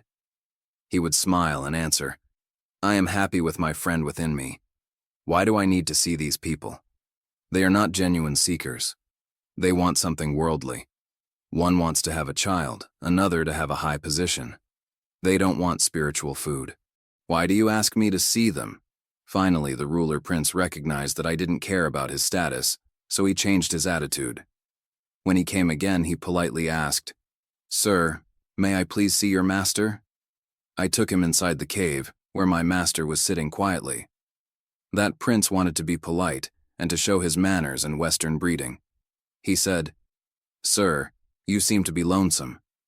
My master said, "Yes, because you have come. Before you came, I was enjoying the company of my friend within. Now that you have come, I am lonesome. A fog-enveloped hermitage, high in the mountains. It is true that the highest of all companionship is the company of the real self. Those who learn to enjoy the real self within are never lonely. Who makes us lonely? Those who claim to know and love us, or those whom we love, create loneliness and make us dependent. We forget the eternal friend within. When we learn to know our real self, we do not depend on externals. Dependence on external relationships is ignorance that needs to be dispelled. Relationships and life are synonymous and inseparable. Those who know the friend within love all and are not dependent. They are never lonely.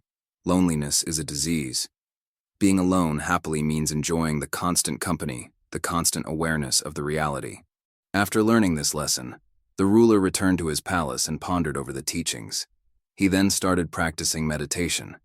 He soon realized that it is possible for everyone to be free from the self-created misery of loneliness and to enjoy life.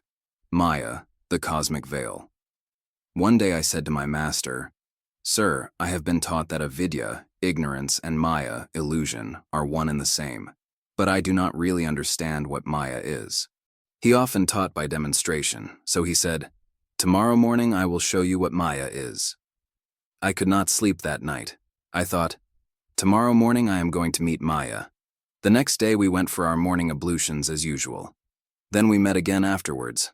We bathed in the Ganges. Afterwards, I did not feel like I could sit for meditation because I was so excited by the prospect of the mystery of Maya being unveiled. On our way back to the cave, we came upon a big, dry trunk of a tree. My master rushed up to the tree and wrapped himself around it. I had never seen him run so fast before. He called out, "Are you my disciple? Then help me." I said, "Huh? You have helped so many people, and today you need my help? What has happened to you?" I was afraid of that tree. I wouldn't go near it because I feared it would also entrap me. I thought, if the tree also entraps me, then who will help us both? He cried, "Help me. Take hold of my foot and try your best to pull me away." I tried with all my might, but I could not separate him from the tree. Then he said, "My body has been caught by this tree trunk." I exhausted myself trying to pull him from the tree. Finally, I stopped to think and I said to him, "How is this possible? The tree trunk has no power to hold you. What are you doing?" He laughed and said, "This is Maya." My master explained Anadi Vidya, cosmic illusion, to me just as Shankara had described it. He said that avidya means individual ignorance, while Maya is both individual and cosmic illusion. Ma means no, and ya means that. That which is not self-existent, yet appears to exist, like a mirage, is called Maya.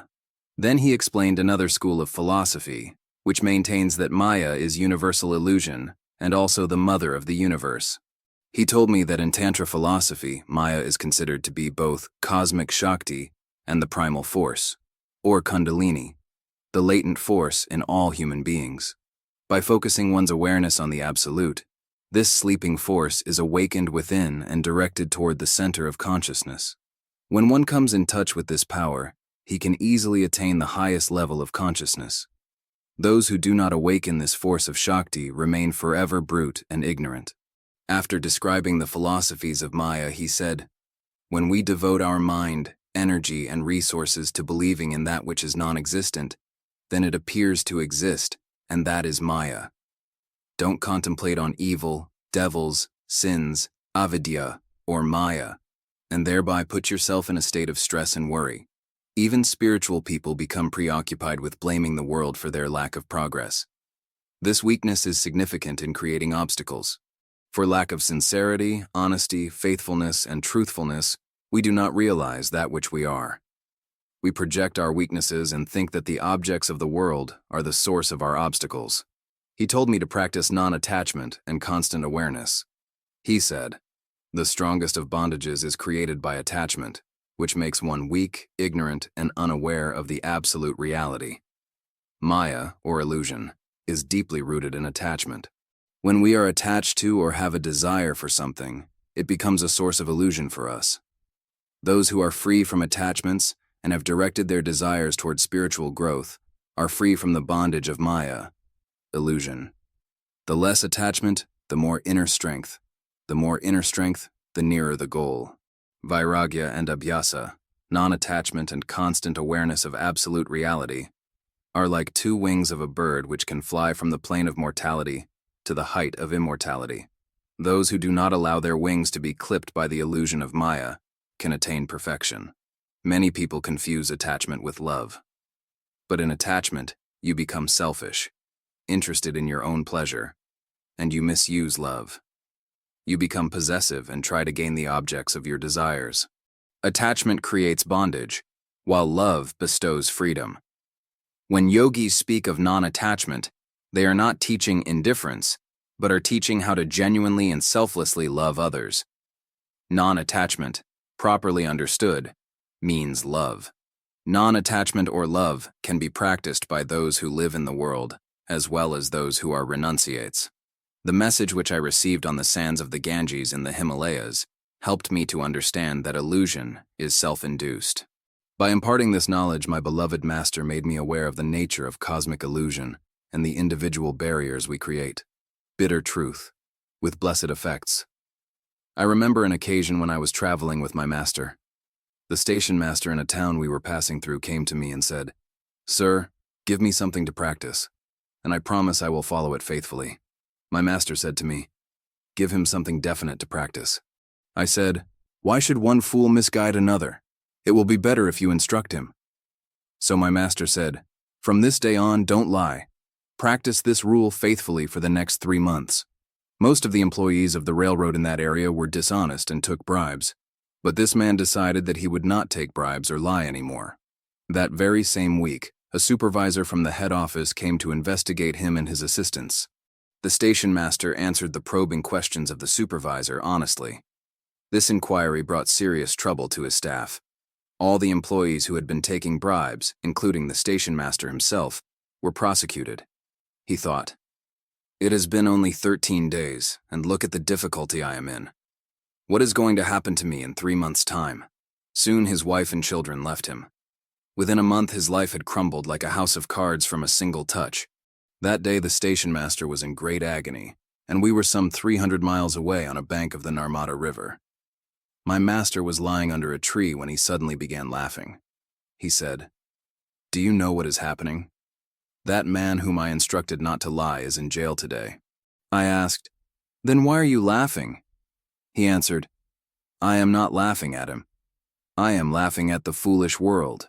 12 people in that man's office had gotten together and said he was a liar, although he had been speaking the truth.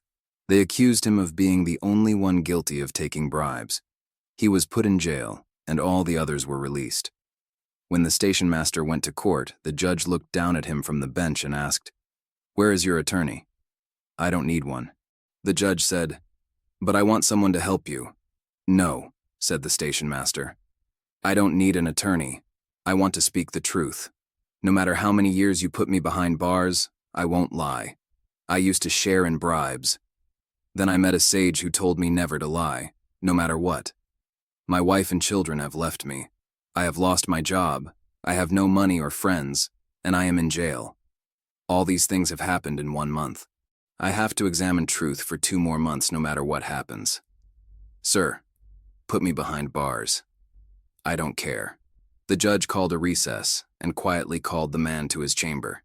He asked, "Who is the sage who told you this?" The man described him. Fortunately, the judge was a disciple of my master. He acquitted the station master and said, "You are on the right path. Stick to it. I wish I could do the same." After 3 months, that man did not have anything. On the exact day that the 3 months were up, he was sitting quietly under a tree when he received a telegram saying, "Your father had a huge plot of land that was taken long ago by the government. The government now wants to give you compensation." They gave him 1 million rupees, about $100,000. He had not known about the land, which was in a different province. He thought, "Today, I have completed 3 months of not lying, and I have been rewarded so much." He gave the compensation to his wife and children, and they happily said, "We want to come back to you." "No," he said. "Until now I have only seen what happens by not lying for 3 months. Now I want to find out what will happen if I do not lie for the rest of my life." Truth is the ultimate goal of human life, and if it is practiced with mind, speech, and action, the goal can be reached. Truth can be attained by practicing non-lying and by not doing those actions which are against one's own conscience. Conscience is the best of guides. You teach others, but deprive me.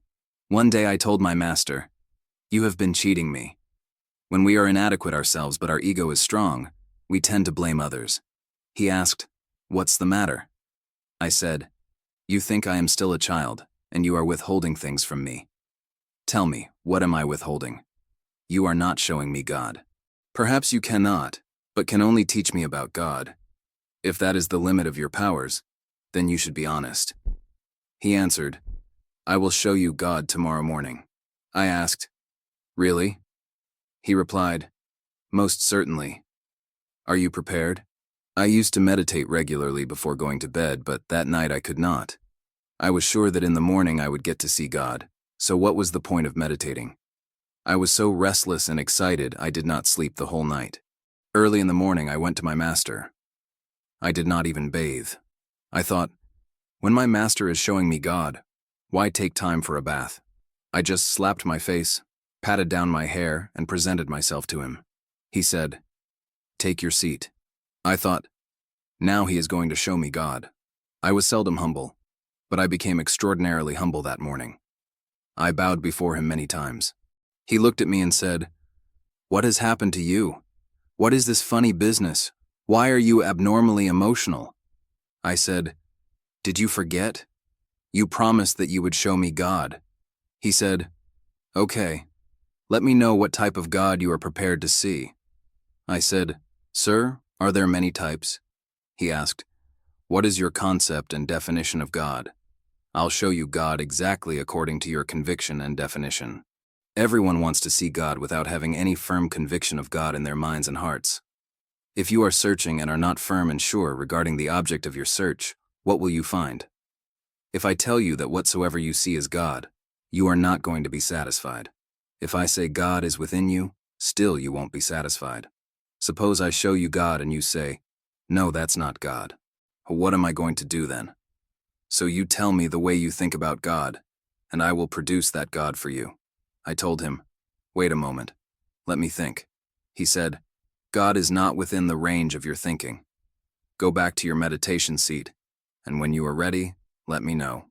Come to see me anytime you want after you have decided what type of God you want to see. I don't lie. I'll show you God. That is my duty, to show you God." I tried my best to imagine what God would be like, but my imagination could not go beyond the human form. My mind ranged over the kingdom of plants, then the kingdom of animals, then human beings. So I imagined a wise and handsome man who was very strong and powerful. And I thought, God must look like this. Then I realized that I was making a foolish demand. What could I experience when I didn't have clarity of mind? Finally, I went to my master and said, "Sir, show me that God who can free us of miseries and who can give us happiness." He said, "That is a state of equilibrium and tranquility which you must cultivate for yourself." Without having clarity of mind, a mere desire to see God is just like groping in the dark. I found out that the human mind has its boundaries and can visualize only according to its limited resources. No human being can possibly explain what God is or conceive of God mentally. One can say God is truth, a fountain of love, absolute reality, or the one who manifested this universe. But these are all abstract ideas which do not satisfy the desire to see God. Then what is there to be seen? Those who believe God is a being can imagine and see a vision, But in reality, God cannot be seen through human eyes. God can only be realized by realizing the real self and then the self of all. So when a student has the attitude, "I want to see God. My teacher is not showing me God. My teacher is not giving me what I want," he must finally realize that it is not a matter of the teacher's duty. Find out if you are making inappropriate demands, and instead of demanding from the teacher, transform yourself from within. God is within you, and that which is within you is subject to self-realization. No one can show God to anyone else. One has to independently realize his real self.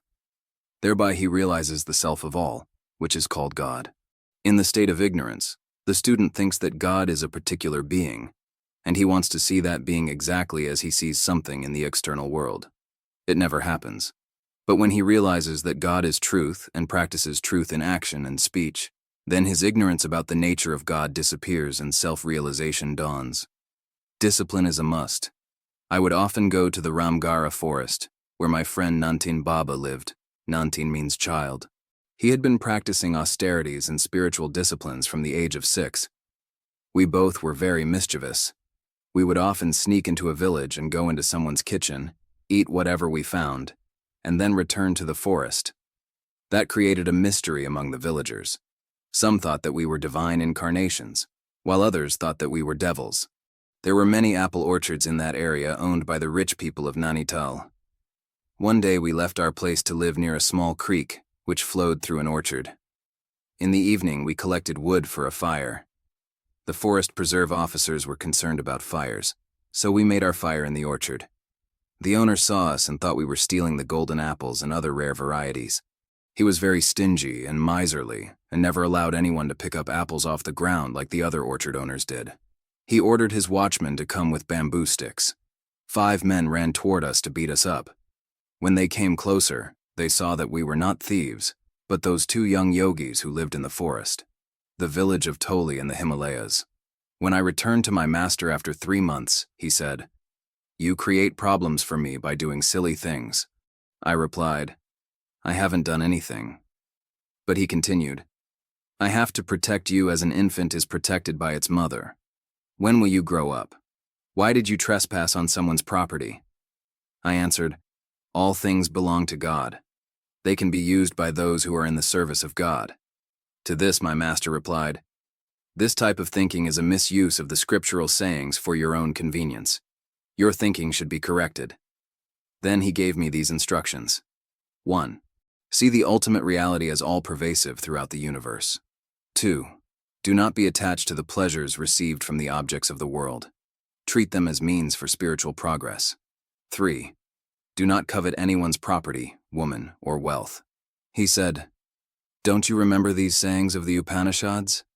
In the future, if you commit any social crime and disturb the householders, I will not talk to you anymore." At times, he would punish me by refusing to speak to me. The difference between his rebuking silence and the positive silence, which was filled with love and understanding, was very apparent to me. I was 16 years of age then, and had tremendous energy. I was very active and would constantly annoy him. But he often said, "This is my karma, and not your fault, my boy. I am reaping the fruit of my own deeds." I would feel sad and promise not to repeat that which was against his instructions, but soon I would misbehave again. Sometimes I was consciously irresponsible, and at other times I acted wrongly unconsciously through inattentiveness. But this great man always loved me under all circumstances, in spite of my misbehavior. When one becomes mature, he starts knowing the real philosophy of life. Then he starts becoming aware of his thoughts, speech, and actions. Spiritual practice needs constant vigilance. Discipline should not be rigidly imposed, but students should learn to commit themselves and accept the discipline as essential for self-growth. Imposing rigidity and following it doesn't seem to be helpful. Through this approach, one might know what to do and what not to do, but can never know how to be. Blessings and a curse. Whenever I became egotistical, I fell down. This is my experience. My master said, "Try your best. But whenever you feed your ego, whenever you try to do anything selfish, you will not succeed. This is my curse on you." I looked at him in surprise. What was he saying? Then he continued, "This is my blessing to you. that whenever you want to become selfless, loving, and without ego, you will find a great force behind you, and you will never fail to achieve some good. A selfish man always thinks and talks about himself. His selfishness makes him self-centered and miserable. The shortest cut to self-enlightenment is to cut through the ego, surrender before the highest one. Satsanga, company of the sages, and constant awareness of the center within help one in going beyond the mire of delusion. The ego is also purified by cultivating selflessness. Unpurified ego is an evil which obstructs one's own progress. But the purified ego is a means in discriminating real self from not self, real self from mere self. No one can expand his consciousness if he remains egotistical. Those who build boundaries around themselves because of their ego problems invariably create suffering for themselves, but those who try to be constantly aware of their unity with others can remain happy and fearless, enjoying every moment of life. Those who are selfless, humble, and loving are the true benefactors of humanity. Chapter 3. The Path of Direct Experience. Direct experience is the highest of all ways of gaining knowledge. All other means are only fragments. In the path of self-realization, purity, one-pointedness, and control of the mind are essentials. An impure mind hallucinates and creates obstructions, but an orderly mind is an instrument for direct experiences. Direct experience alone is the means. One day, my master told me to sit down. He asked, "Are you a learned boy?" I could say anything to him, however outrageous. It was the only place where I could be completely frank. I was never sorry, no matter what I told him. He used to enjoy my foolishness. I replied, "Of course I am learned." He asked, "What have you learned and who taught you? Explain it to me." Our mother is our first teacher, then our father, and then our brothers and sisters. Later we learn from the children with whom we play, from teachers at school, and from the writers of books. No matter what you have learned, you have not learned a single thing independently of others. So far, all that you have learned is a contribution from others. And from whom have they learned? They have also learned from others. Yet as a result of all this, you call yourself learned. I pity you because you have not learned anything independently. You have apparently concluded that there is no such thing as independent learning in the world. Your ideas are the ideas of others. I said, "Wait a minute, let me think." It was a shocking realization that whatever I had learned was nothing of my own. If you put yourself in my place, you may well have the same feeling. The knowledge on which you depend is not at all your knowledge. That is why it is not satisfying, no matter how much of it you possess. Even if you have mastered an entire library, it will never satisfy. Then how can I be enlightened? I asked. He said, by experimenting with this knowledge that you have acquired from outside. Find out for yourself, with the help of your direct experience. Finally, you will come to a conclusive and fruitful stage of knowledge. All knowing is in vain if it is not direct. Indirect knowledge is of course informative but not fulfilling. All wise people throughout history have gone through great pains in order to know truth directly. They were not satisfied by the mere opinions of others. They were not frightened off from this quest by the defenders of orthodoxy and dogma, who persecuted and sometimes even executed them because their conclusions were different. Since that time, I have tried to follow his advice. I have found that direct experience is the final test of the validity of knowledge. When you have known truth directly, you have the best kind of confirmation. Most of you go to your friends and give your viewpoint. You are seeking confirmation in their opinions. Whatever you think, you want others to confirm it by agreeing with you, to say, yes, what you think is right. But somebody else's opinion is no test of truth. When you know truth directly, you do not need to ask your neighbors or your teacher. You don't have to seek confirmation in books. Spiritual truth does not need an external witness. As long as you doubt, it means you have yet to know. Tread the path of direct experience until you attain that state where everything is clear, until all of your doubts are resolved. Direct experience alone has access to the source of real knowledge. Real knowledge removes suffering. Self-reliance is important. It comes when you start receiving experiences directly from within. No doubt you need a teacher, you need a guide. I am not telling you that you should not learn things from other people, or that you need not study books. But I have met people who did not even know the alphabet, and yet whenever we had difficulty in understanding some profound truth or scripture, they alone could give us a solution. Once I was teaching the Brahma Sutras. It is one of the most abstruse books in Vedantic literature. Aphorisms which I myself did not really understand I explained to my students, and they seemed satisfied. But I was not. So in the evening I would go to a Swami who had not actually studied scriptures. He couldn't even sign his name. Yet his knowledge was unmatched. He said, "You will never understand these terse aphorisms if you do not have direct experience." Then he told me this story to help me understand the difference between direct and indirect knowledge. Swami Rama in Uttarkashi, Himalayas. A master had a student who had never seen a cow nor tasted milk, but he knew that milk was nutritious, so he wanted to find a cow, milk it, and drink the milk. He went to his master and asked him, "Do you know anything about cows?" The master answered, "Of course." The student requested, "Please describe a cow to me." So the master described a cow. A cow has 4 legs. It is a tame, docile animal, not found in the forest but in villages. Its milk is white and is very good for your health. He described the type of tail and ears it has, everything. After this description, the student went in search of a cow. On the way, he came across a statue of a cow. He looked and thought, "This is surely what my master described to me." By chance that day, some people who lived nearby were whitewashing their house, and there was a bucket of whitewash near the statue. The student saw it and concluded, "This must be that milk which they say is so good for you to drink." He gulped down some of the whitewash, became terribly ill, and had to be taken to a hospital. After he recovered, he went back to his master and angrily charged, "You are no teacher." His master asked, "What's the matter?" The student replied, "Your description of a cow was not at all accurate." "What happened?" He explained, and the master asked, "Did you milk the cow yourself?" "No. That is why you suffered." The cause of suffering among intellectuals today is not because they don't really know. They know a little. But what they know is not their own knowledge, and that is why they suffer. A little or partial knowledge is always dangerous, like partial truths. A partial truth is not truth at all. So is the case with partial knowledge. The wise directly perceive truth. The sage who did not even know the alphabet of any language would always remove my doubt. Systematic study under a self-realized and competent teacher helps in purifying the ego.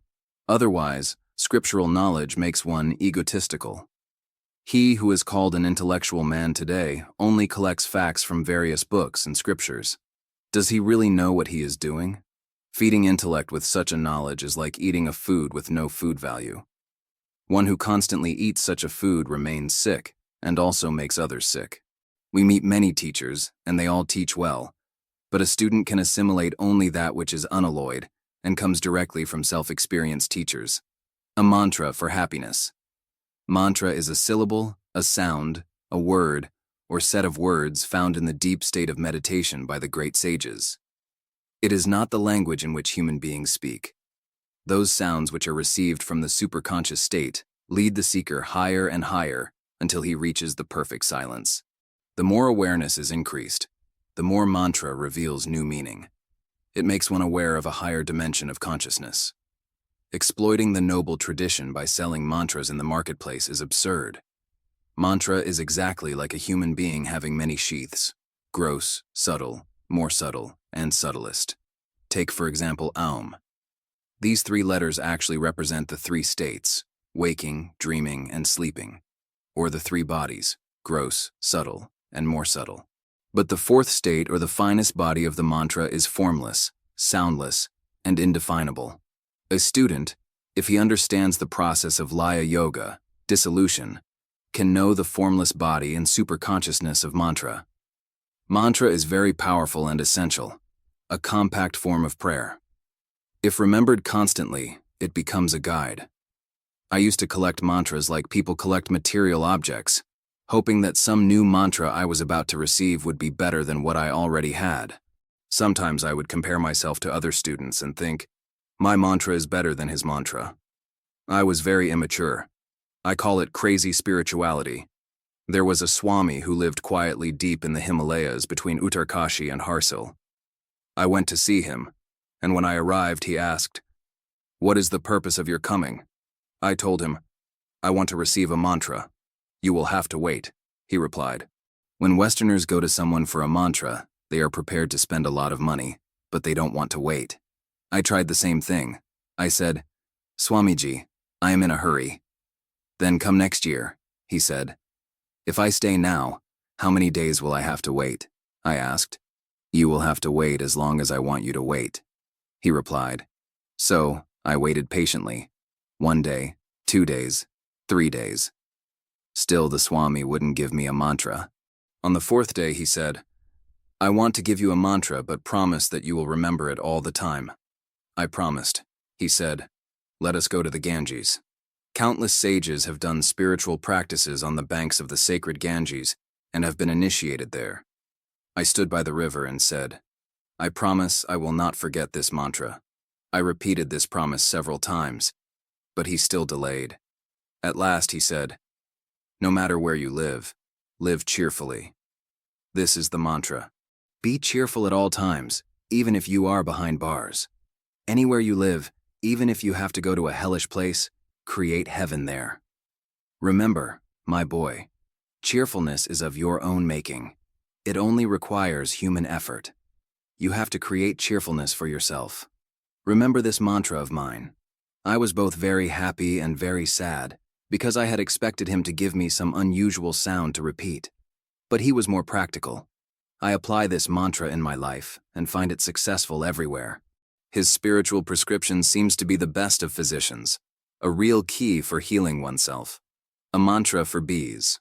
There is a type of mantra called apta mantra, which belongs uniquely to the particular sage who imparts it. I want to tell you about an experience I had with such a mantra. There once was a Swami who lived in a small hut across the river from Rishikesh. In order to get there, you had to cross the Ganges on a swinging rope bridge. At that time, Rishikesh was not overly populated. Wild elephants sometimes came at night and ate the straw from the walls and roof of our huts. While we were sitting inside, they would come in big herds of 30 or 40 and would sometimes eat half of a hut. Tigers also roamed about. It was still quite primitive. Following my master's directions, I went to stay with that Swami across the river. Early in the morning, Swamiji would go for a dip in the Ganges, and I would go with him, for I was expected to follow the customs wherever I stayed. After our baths, we would take the twig of a tree, crush its end, and make it into a brush to clean our teeth. We would do this every day. Swamiji's disciple would climb up a tall tree and pull off a branch to make the toothbrushes. Latwala Baba of Rishikesh. One day Swamiji climbed the tree himself. He didn't usually do that, but this time he wanted to show me something. He was over 70 years old, but he climbed the tree easily. There was a hive of wild bees in that tree, but he made no effort to avoid it. On the contrary, he climbed up to that very branch and started talking to the bees.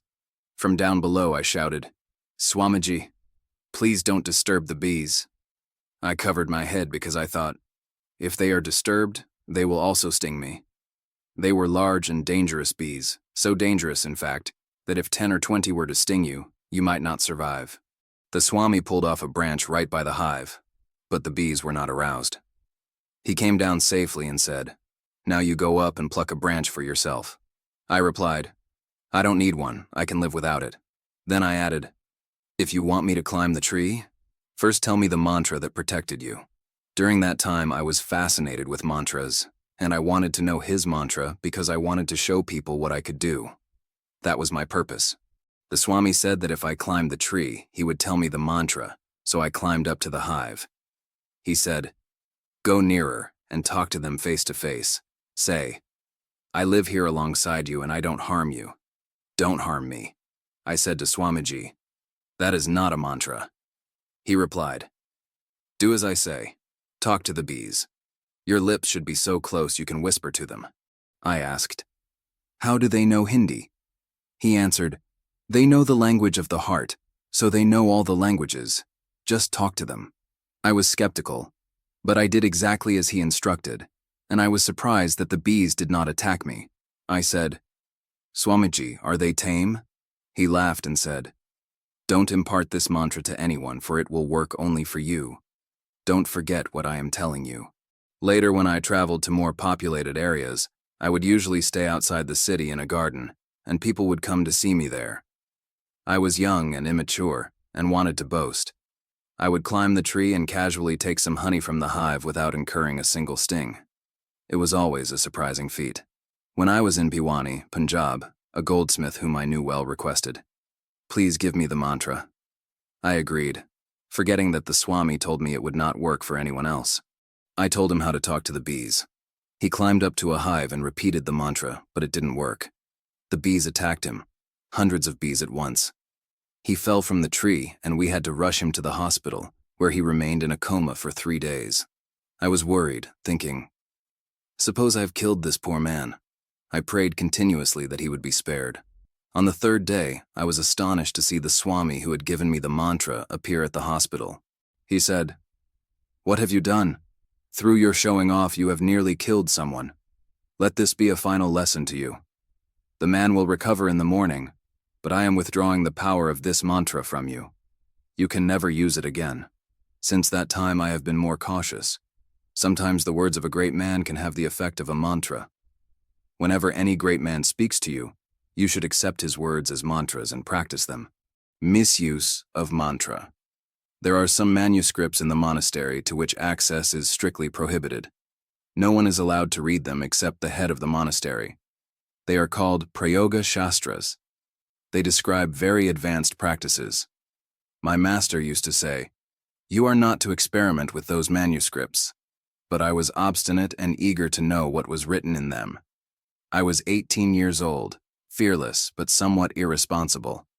I thought, I am quite advanced. Why did they write these manuscripts if they are to be left unused? I should do experiments with the practices in these manuscripts. My master is very powerful. He will protect me if anything goes wrong. My master gave me one of these manuscripts to carry for him on a journey. He said, "Do not open it." I was very curious and resolved. If he leaves this manuscript with me and I find myself alone, I am going to read it. One evening we came upon a small dwelling on a bank of the Ganges. My master went inside the hut to rest. I thought, here is my chance to study the manuscript. There were no windows and only one door in the little dwelling. I locked the door from the outside. I thought that I would spend the whole night discovering what was in the manuscript. It was a moonlit night, and I could see clearly. The manuscript was wrapped and tied with a string. I took my time to unwrap it, and then started reading. It described a certain practice and the effects it would produce. After reading for an hour, I thought, why not try it? So I put the manuscript aside. It said that only very advanced yogis should do this practice, and that if it were not done properly, it was very dangerous. At that young age, I thought I was very advanced, so I commenced doing it. It involved the repetition of a special mantra in a particular style, with certain rituals. That mantra awakens a power outside of a person as well as inside. The book said that the mantra had to be repeated 1,001 times. I repeated it 900 times and nothing seemed to be happening. I concluded there would be no effect. But when I came to 940, I saw a huge woman nearby. She gathered some wood and started making a fire. Then she put water in a big vessel and put it on the fire to boil. By then, I had counted to 963. The last I counted was 970, and after that I lost track because I saw a huge man coming from the same direction. At first I thought, this must be the effect of the mantra. I'll not look at him and complete the 1,001 repetitions. But he started coming toward me. I had never before seen or even imagined such a gigantic man, and he was completely nude. He asked the woman, "What have you cooked for me?" She said, "I have nothing. If you give me something, I'll cook it." He pointed at me and said, "Look at him sitting over there. Why don't you cut him into pieces and cook him?" When I heard that, my teeth clenched, and the mala I was counting with fell from my hand. I fainted. I don't know how long I remained unconscious. When I regained consciousness, my master was standing in front of me. He slapped me on the cheek and said, "Hey, wake up." I would become conscious momentarily and exclaim, "Oh, that giant is going to carve me up," and then lapse into a faint again. This happened 3 or 4 times, until finally my master kicked me, became more insistent, and said, "Get up! Why have you done this? I told you not to practice these mantras, and you locked me in, you foolish boy." From this experience, I came to realize the power of mantra. I started practicing the mantra which my master had given me, and I began to count on it even for little things. I did many foolish and silly things when I was young, but my mantra, which created awareness for me, always helped me to come out of those situations. If mantra is not properly used with spiritual discipline, it can lead to hallucinations, as it did for me. Hallucinations are the products of an impure and untrained mind. Mantra becomes helpful when the mind is purified and directed inward. Without knowing the meaning of the mantra, the proper feeling cannot be aroused, and without strong feeling, mantra and its technical repetition is not of much use. I receive a beating. Once I was maintaining silence in order to watch my inner feelings and observe my behavior. I was living on a bank of the Saryu River outside of Ayodhya, the birthplace of Rama. People there knew that I was practicing silence and could not ask for food, so they brought me a meal once a day. It was summer, and I did not have any shelter. Suddenly one evening, thundering clouds appeared and it started raining heavily. I had only one long blanket with which to cover myself, so I started going toward one of the temples to get out of the rain. It was already dark. When I entered through the backside of the temple and sat under the portico, 3 temple guards came with bamboo sticks and asked what I was doing there. They thought I was a thief. Since I was keeping silence, I did not respond to them. Then they started hitting me very hard with their sticks. I was knocked unconscious by their blows. The temple priest came with a lantern to see who the intruder was. My head was bleeding, and there were many bruises all over my body. The priest, who knew me well, was shocked to see my horrible condition. When I became conscious again, he and the servants of the temple began apologizing for their serious mistake. That day I realized that practicing austerity is not easy. I continued in my path of self-training, but I stopped roaming in the cities. Swami Rama in Ayodhya. Among all the methods for training and therapies, the highest of all is that of self-training, in which one remains conscious of one's mind, actions, and speech.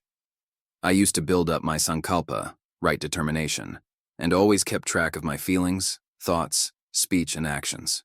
During those days, I found that whenever I would calm down my conscious mind in meditation, the bubbles of thoughts would suddenly come up from the unconscious mind. In learning to control the mind and its modifications, it is essential to go through the process of self-observation, analysis, and meditation.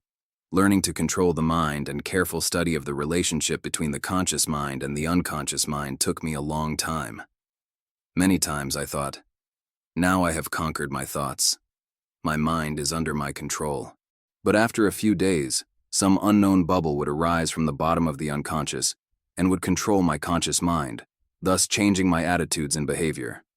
At times I was disappointed and depressed, but I always met someone who helped and guided me. As an aspirant, it is always wise to be vigilant and firm in practicing meditation, without expecting much in the beginning. I was told that there is no instant method of meditation. Modern students expect immediate results from meditation, and this expectation causes them to fantasize, imagine, and hallucinate many things which they think are spiritual experiences, but are actually products of their unconscious minds. As a result, the frustration imbalances them, and either they stop meditating or they start following strange methods harmful to their progress. Unique practice of Tantra. My brother disciple, whose father was a learned Sanskrit pandit, was from Medanipur, Bengal. When he was 18 years old, before I had met him, his family forced him to get married. The marriage ceremony was being performed in the evening, and this suited his plans well. During a Hindu wedding, the bride and groom participate in a fire ceremony and take 7 steps around the fire. On the 4th step, he jumped out of the ritual and ran into the fields. The people in the wedding party did not understand his behavior. They began to chase him, but could not catch him. He walked for several days until he reached the banks of the Ganges and started following the river in search of a spiritual teacher. For 6 years he went through many experiences, but did not find a teacher. Then he met my master at Srinagar, in the Himalayas. When they met, my master embraced him, and knew that they had known each other before. My brother disciple lived with my master for 3 months, and then was instructed to go to Gangotri, where we stayed in a cave together. One day he began talking about his hometown, Medanipur, and told me that if ever I visited there, I should tell his family that he had become a renunciate and lives in the Himalayas. Soon after that, I visited his home and met the woman to whom he was to have been married. She was waiting for him to come home. I suggested to her that she get married to someone else because the marriage ceremony had not been completed. On hearing such advice from me, she said, "You and your brother disciple are the worshippers of the devil and not of God." She was in a fit of anger. I went back to my hut, which was situated outside the village. In that area, Tantra was practiced. Practically all the homes of this area worshipped Mother Divine, calling her Ma Kali. I had heard much about Tantra and had read a few scriptures. I wanted to meet someone who could really demonstrate the practices so that I would have no doubts of their validity. One of my brother disciples' cousins in that village introduced me to a Mohammedan tantric who was 92 years of age. I went to see him and we talked for 3 hours. He was famous there as a Malavi, a priest who leads the prayers in the mosques and knows the Quran, the sacred Bible of Islam. The next morning, the Malavi took me to a pond outside the village. He also brought a chicken. First, he tied this chicken with a string, and then he tied the other end of the string to a banana plant. He told me to sit down and watch attentively. He was muttering something and throwing black-eyed peas on the string. The chicken fluttered and became lifeless. He said, "The chicken is dead." I thought, this is not being creative. It is a very bad power. It's black magic. He asked me to make sure that the chicken was dead. I said, "Can I put the chicken underwater for some time?" He said, "Go ahead." I kept the chicken underwater for more than 5 minutes, and then took it out. To my knowledge, the chicken was dead. Then he brought the chicken back to life by performing that same ritual of throwing black-eyed peas and muttering something. This really shook me up. He said, "Now tie one end of the string on the banana plant, and tie the other end to your waist. I'll show you something different." Instead of doing what he said, I ran as fast as I could toward the village, leaving the old Malavi and his chicken far behind me. When I arrived, I was breathless, and the villagers did not know why I was running so fast. I told them that the old Malavi wanted to kill me, but no one believed me. For in that area, he was considered to be a very holy man. I thought, I'd better leave this place and tread my path instead of seeking such miracles. From this place, I went to Calcutta to stay a few days with the Chief Justice, R.P. Mukherjee. When I told him of my experience and asked if I had imagined it or hallucinated, he said, "No, such things happen." Later, I asked some sages how such a miracle was accomplished. They could not explain it, but acknowledged that Bengal was famous for such practices. When I related this story to my master, he laughed at me and said, "You need exposure to all sorts of things. Although you should not attempt to practice yourself, you should follow only that discipline which has been given to you. This sort of Tantra is not the real science of Tantra, but is an offshoot of Tantrism. The power of the mind can be used in many ways. Without knowledge of the goal of life, mental faculties can be directed negatively for harming others. But ultimately, this misuse of mental powers destroys the person who practices it. There still exist a few people with such tantric powers. But out of 100, 1 is genuine, and the other 99 are magicians. You have committed many thefts. In my youth, I was searching for miracles. Once, when I saw a person lying on a bed of nails, I said to him, "I wish I could do that. Can you teach me?" He said, "Of course. But first you will have to beg alms for me and bring money to me. If you promise that you will give me whatever money you have, I will teach you." One after another, I met many such people, and they despised each other, saying, "He is nothing. I will teach you something better." One of them had a big steel needle, and he pushed it through his arm. He said, "See, there is no bleeding. I will teach you this, and you'll be able to make money by demonstrating it to others. But you will have to become my disciple, and give me a part of what you earn." I left him and went to another person. Many people respected this man. I wanted to know why so many people followed him around. I wondered, what exclusive knowledge does he have? Is he wise? Is he a great yogi? I stayed with him until everyone went away. When I was all alone with him, he asked, "Which is the most luxurious hotel that you know of?" I said, "The Savoy Hotel in London." He said, "You pay me 100 rupees and I will get you some delicious food from the restaurant of that hotel." I gave him 100 rupees and suddenly some food appeared before me, exactly as it was prepared at that hotel. Next, I asked for some food from Hamburg, Germany. Again, I paid him 70 rupees and he got the dish I requested. It appeared along with the bill. I thought, why should I go back to my master? I'll stay with this man, and all my needs will be taken care of. Then without any botheration, I can quietly meditate and study. He asked, what type of watch do you want? I replied, I already have a good watch. But he said, I will give you a better watch. And he did it. When I looked at the watch, I thought, this watch is manufactured in Switzerland. He is not creating these things. He is only doing a trick, transporting them from one place to another. 2 weeks later, I went to him again and bowed before him. I gave him an oil massage and helped him cook food. He was pleased with this and he instructed me so I could do things similar to those he had done. I practiced until one of the swamis from our monastery came and slapped me, saying, what are you doing? He took me to my master, who said, you have committed many thefts. I asked, what thefts? He answered, you ask for sweets and they come to you from someone's shop. They disappear from the shop and the owner does not know what has happened to them. I promised my master that I would never do it again.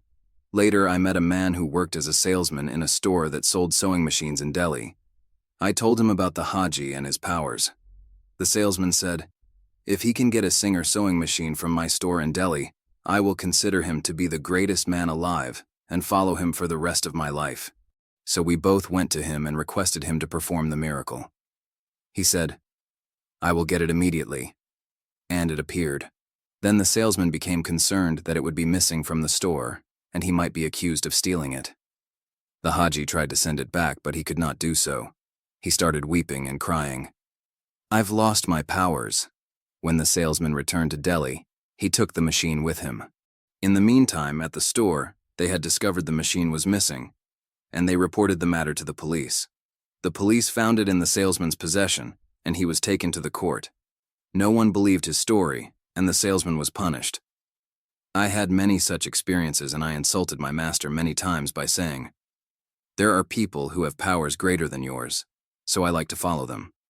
He said, go ahead. I want you to grow and be great. You don't have to follow me. Later, I realized that mostly such phenomena are tricks. Wherever they are found to be genuine, they are black magic. Spirituality has nothing to do with these miracles. The 3rd chapter of the Yoga Sutras explains many methods of attaining siddhis powers. But these siddhis create stumbling blocks in the path of enlightenment. One person in millions does indeed have siddhis, but I have found that such people are often greedy, egotistical, and ignorant. The path of enlightenment is different from the intentional cultivation of powers. The miracles performed by Buddha, Christ, and other great sages were spontaneous and for a purpose. They were not performed with selfish motives or to create a sensation. On the path of yoga, sometimes one comes across the potentials of siddhis. A yogi without having any desire for a siddhi might get one, but one who is aware of the purpose of his life never misuses them. Misuse of siddhi is the downfall of a yogi. To commit a theft is accepted to be a crime socially and morally. Jugglery is not any part of yoga. Siddhis do exist, but only with adepts. A fire thrower Swami. I once met a Swami who could produce fire from his mouth. The flame would shoot out several feet. I tested him to see if the phenomenon was authentic. I asked him to wash out his mouth, to be sure he was not secreting something like phosphorus in it. I also had my friends examine him. He seemed genuine, so I concluded, this man must definitely be more advanced than my master. That Swami said to me, you are wasting your time and energy staying with your master. Follow me and I will give you some real wisdom. I will show you how to produce fire. I was so swayed by him that I decided to leave my master. I went to my master and said, I have found someone more advanced than you, and I have decided to become his disciple. He said, I am delighted. Go ahead. I want you to be happy. What does he do? I replied, he produces fire from his mouth. He is a very powerful Swami. My master requested, please take me to him. The next morning we went. The Swami was staying 23 miles away in the mountains, and it took us 2 days to get there. When we arrived, the Swami bowed before my master. I was surprised and asked my master, "Do you know him?" He replied, "Of course. He left our monastery some time ago. Now I know where he has been hiding."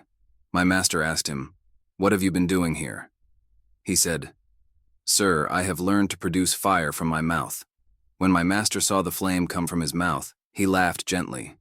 He instructed me, "Ask him how many years it has taken to learn this." That Swami was proud of his accomplishment. He bragged, "I have practiced 20 years to master this." Then my master said to me, "A match will produce fire in a second. If you wish to spend 20 years to produce fire from your mouth, you are a fool. My child, that is not wisdom. If you really want to meet masters, I'll give you directions to where they are staying. Go and have the experiences." Later, I realized that all such siddhas are but mere signs on the path. These powers have nothing to do with spirituality. I later found out, after experiencing and examining, that these psychic powers have little value.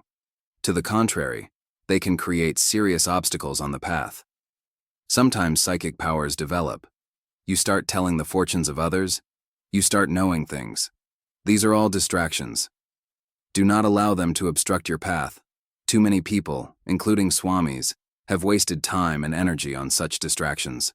Anyone who wants to develop siddhas can do so, and can demonstrate certain supernatural feats. But enlightenment is an entirely different matter. An astounding mystic selflessness is one of the prominent signs of a spiritual man. If this quality is missing in the character of one who is supposed to be spiritual, he is not really a spiritual person. There was a well-known master, Neem Karoli Baba, who befriended me when I was still quite young. He lived in Nainital, one of the hill resorts in the Himalayas.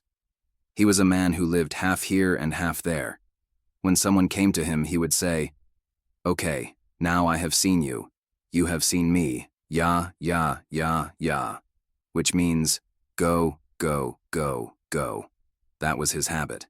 Once we were sitting and talking when one of the richest men in India came to see him with quite a big bundle of Indian currency. The man said, "Sir, I have brought this for you." Baba spread the notes out and sat on them. He said, "They are not very comfortable as a cushion, and I don't have a fireplace, so I cannot burn them for heat.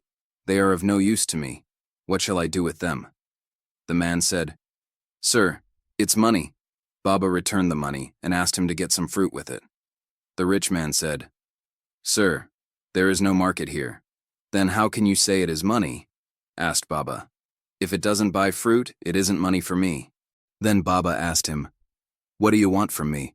The man said, "I have a headache." Baba replied, "That you have created for yourself. What can I do for you?" He protested, "Sir, I have come for your help." Baba relented. "All right, henceforth there will be no headache. But from now on you'll be a headache to other people. You will be so miserably rich that you will be a headache to the whole of your community. And he is indeed a headache to his whole community, even today. It is true that some amount of money is one of the necessary means of making oneself comfortable in the world. But it is also true that having more than necessary can be a source of misery. Hoarding money is a sin, for we are depriving others and creating disparity in society. Neem Karoli Baba loved Lord Rama, an incarnation of God, and was always muttering a mantra which no one understood. This sage was adored by many people in northern India. People did not give him rest. They traveled with him from one mountain and village to another. He was very mysterious in his ways. I had many more delightful and funny experiences with Neem Karoli Baba which you wouldn't believe, but a few Americans who have met him will understand what I am talking about. If someone came to see him, he would say, "You were talking against me with such and such a person, under such and such a tree." He would give the exact date and time of day. Then he would say, "Now you have seen me, go, go, go." Then he would cover himself with a blanket. One day a pharmacist was delivering some powder from Talatal to Malatal. He was a devotee of Neem Karoli Baba, so he stopped to see him on the way. I was also there. Baba said, "I'm hungry. What is that you are carrying?" The pharmacist said, "This is arsenic. Wait and I will bring some food for you." But Baba snatched the powder from him and ate a handful. Then he asked for a glass of water. The pharmacist thought he would die from the poison, but the next day he was quite normal. He was not aware of the external. If you asked him, "Have you eaten your food?" he would answer, "No," or "Yes," but it would have no meaning. If your mind is somewhere else, you can eat many times a day and still remain famished. I saw this with him. 5 minutes after eating, he would say, "I am hungry," because he didn't know that he had already eaten. I would say, "You have taken your food," and he would answer, "All right, then I am not hungry." If I wouldn't tell him, "You have now eaten," he would not stop. One day I thought, let me see how many times he can eat. That day he took 40 meals at various houses. He was eating the whole day. We wanted to know about his powers, and he knew what we wanted. So when anyone brought food before him, he ate. They would ask, "Will you eat?" And he would say, "Okay." He went on eating all day. Finally I came and said, "You have eaten enough." He said, "Oh, have I?" I said, "Yes." In such a high state one becomes like a child. He is not fully aware of mundane things, but he is constantly aware of the truth. Neem Karoli Baba, my mother teacher. I once went to Assam to meet Mataji, a great lady yogi who was then 96 years of age. She was living next to a famous Shakti temple called Kamakhya. Everyone aspires to go there, but very few are able to visit that place, because it is in a far corner of India. From Calcutta I went to Guwahati, and then on foot to Kamakhya. I reached the temple late in the evening, stumbling in the darkness and stubbing my toes many times. At that time, there were 3 or 4 small wooden houses near the temple. I was asked by the temple priest to stay on the 2nd floor of the same building in which the famous woman was living. My room had many holes and cracks through which mice and snakes would crawl in. It was terrible, but I was helpless. I would close the holes with pieces of cloth which I found here and there. I managed to live in that room for 2 months. My experiences there were shocking and surprising in the beginning, but very pleasant toward the end of my stay. It was the 20th year in which this old woman had not come outside during the daytime. However, she regularly visited the temple at midnight and at 3 o'clock in the morning. For the first 4 nights I remained inside my room, but on the 5th night I came out and went to the temple. It was a moonlit night. When I reached the temple gate, I could hear someone chanting mantras inside. It was that old woman sitting all alone with an oil lamp burning beside her. When she sensed me outside the north gate, she shouted very assertively, "Don't come in. You will kill yourself. I am the Mother Divine. Get out of this place." I was frightened, but at the same time I was curious to know what was happening inside that small temple. I peeped in and she rushed toward me. She was completely naked, a bag of bones wrapped inside shining skin. Her eyes were glowing like bowls of fire. She shouted, "Go away. Why are you watching what I am doing?" I bowed in reverence and out of fear, thinking she would calm down, but she whipped me with her cane and drove me away. I went back to my room. The next morning, this mother teacher called me to her room and began to talk to me. I said, "I need your blessings." She was in silence for a few seconds, and then muttered my nickname, which was not known to anyone except my Guru Deva. She hugged me and put me on her lap. I don't know what happened to me then, but if there is any 7th heaven, I can tell you, I was there. Stroking me on the head, she blessed me and said, "Although you will find many obstacles on the path, all will be crossed. Go with my blessings." But I said, "I want to stay here for some time," and she consented. When I asked this mother teacher what she was doing all alone in the temple at 3 o'clock in the morning, she said, "I do Shakti worship, and I do not want anyone near me at midnight and at 3 in the morning. From midnight to 2 o'clock, and from 3 to 4:30, nobody visits that temple." She permitted me to sit with her for half an hour every evening. When I sat in front of her, my whole consciousness would rise exactly as if I were sitting before my master. In my heart, I accepted her as my mother teacher. I had many questions I wanted to ask her, but she told me to remain silent. I followed her instruction and received answers to my questions without either of us speaking. This silence was more communicative than any other type of teaching. The most advanced teachers impart their knowledge in silence. She was a very powerful and yet gentle old woman, with tremendous willpower. I observed that whatever she said would always come true. When someone came to ask her help, she spoke very little, and always in a brief sentence. "Go. It will happen. Bless you. Pray to Mother Divine." Then she would go to her room. When I heard that this mother, whom I called Mother Teacher, did not lie down to sleep, but would remain sitting in her meditation posture throughout the night, I started observing her by peeping through the crack in her door. I spent 3 days and nights watching her, and found that it was true that she never slept. One day I said to her, "Mother, if you lie down, I will give you a gentle massage which will help you to fall asleep." She giggled and said, "Sleep? That is not for me. I am beyond sloth and inertia. I enjoy sleepless sleep for which I do not need to lie down." One who enjoys yoga sleep, why does she need the sleep of pigs? I asked. "What is that?" She said, "Pigs eat beyond their capacity and then lay themselves down snoring. I wonder how they can sleep so much." She explained to me the whole anatomy of sleep and asked me if I knew that mechanism in which a human being goes from the conscious state to the dreaming state and then to the deeper state of sleep. She started giving me accurate and systematic lessons. After that, I was able to understand the Mandukya Upanishad, which explains the 3 states of mind: waking, dreaming, sleeping, and the 4th state, Turiya, which is termed as the state beyond. The Mandukya is considered to be the most important and difficult of all the Upanishads. I filled up 70 pages of my diary taking down the notes as she talked. In her gentle, slow speech, there were no repetitions and no mistakes. She gave a systematic commentary on this Upanishad, which I intellectually understood but did not understand in reality until I started to practice remaining conscious during these 4 states. After 2.5 months, the day of parting came. I was very sad, but she said, "Don't be attached to the mother image in my physical body and personality. I am the mother of the universe, who is everywhere. Learn to raise your consciousness above and beyond my mortal self." With tears in my eyes, I looked at her and she said, "Be fearless. I am with you." I bade goodbye to her and came back to my Himalayan abode again. My master spoke very highly of this old woman. She had lived by that temple area since she was 12 years old and stayed there up to the age of 101 when she left her mortal body. An ageless yogi. Practically every summer, Devraha Baba, who lives in East Uttar Pradesh, comes to a shrine in the Himalayan mountains for a few months. He is said to be quite aged.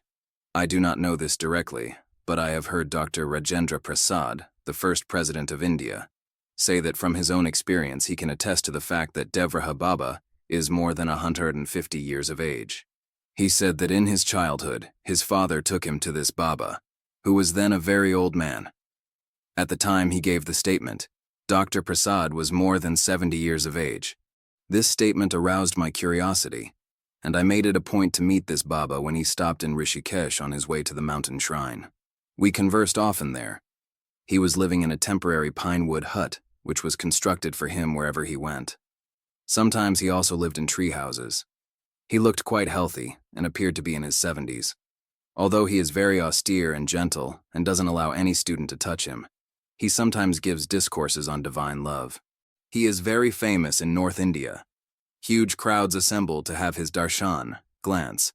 He has a large following, and the police and other government officers often visit him with the desire to be blessed. Several of my American students visited him during Kumbh Mela, a great fair which is held every 12 years in India, at Hardwar in 1974. The ageless sadhu, Devraha Baba. I tried to find out the secret of how he lived to be so aged. I discovered that he practices certain aspects of yoga regularly, and that he eats only fruits and vegetables. There are many specific practices in yoga. Individual aspirants choose those which suit them. During my conversation with Baba, he said, "Happiness is the greatest wealth of all. Punctuality is essential.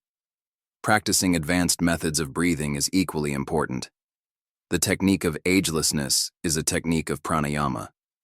This Devraha Baba is a symbol of love." Ifa, Chapter 4. Learning humility. To cultivate the quality of humility is one step toward enlightenment. By being humble, we gain much and lose nothing. Prayer and contemplation strengthen our willpower in cultivating this inner quality. Ego and vanity are in vain. Once my master lived in a holy place of the Himalayas called Tungnath. On the way to see him, I stopped at a mountain shrine called Karnaprayag. A great renowned Swami, named Prabhat Swami, lived in a cave near the shrine, so I went to visit him. I was being trained to be a Swami at that time.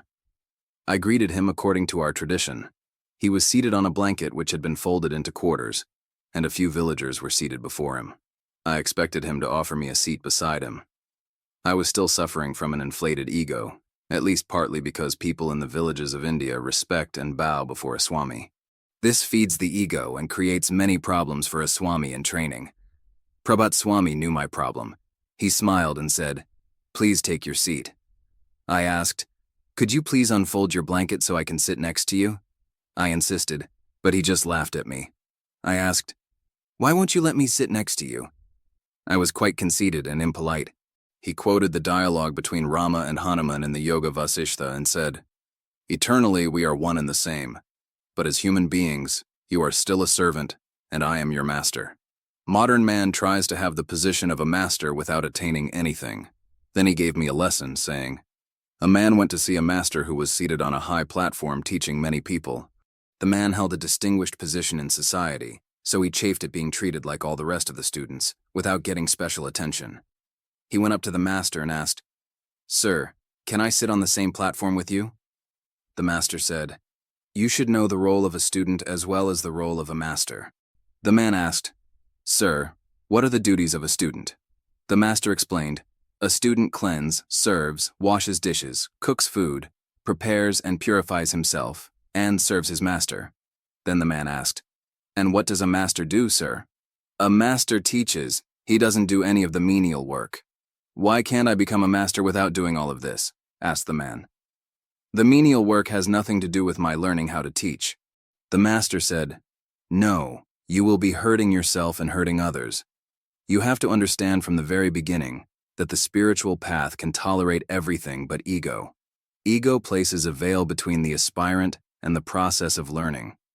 When one becomes egocentric, he isolates himself, and thus is not able to communicate with his teacher in conscience, and doesn't follow the instructions of the teacher. Such an ego needs immense austerities and modifications, without which all knowledge drains away. My swollen ego. During the rainy season, Swamis do not travel, but stay in one place for 4 months. People then come and learn the scriptures from them. Although I was still being trained as a Swami, I too would teach every day. Students often create problems for a teacher. For instance, the first thing they do is place him high above them, so that there is limited communication. My students built a high platform on which I was asked to sit. I was inordinately proud that I had a large following. That happens when you are a neophyte and hanker after name and fame. The more one's followers increase, the more egotistical one becomes. I remained under the notion that one particular Swami among my students was not very knowledgeable. During my lectures, he used to sit quietly in a corner. This Swami was actually an advanced adept, although I was not at all aware of it. He came because I used to pray to the Lord, "Lord, enlighten me. Help me, Lord." I sincerely cried and prayed, so the Lord sent that man to me. And what did I do? I used to give my loincloth to him for washing, and I would order him to do things for me all day. He was with me for 2 months before deciding to teach me a lesson. One morning, we were both sitting on a rock on a bank of the Ganges. While brushing my teeth, I ordered, "Go and fetch me some water." He had had enough of my swollen ego. He said, "Go on brushing." I lost awareness of what was happening to me after that. 2 days later, some people found me lying there. My face was horribly swollen. I had dropped the brush, but was still rubbing my finger in my mouth continuously. I was doing it unconsciously. My master appeared and said, "Get up." I opened my eyes but could not lift my face. It was so heavy. My gums were swollen and I could not move my jaw. Then my master told me, "That Swami is a great sage. God sent him to you. You do not know to be humble and behave properly with the men of God.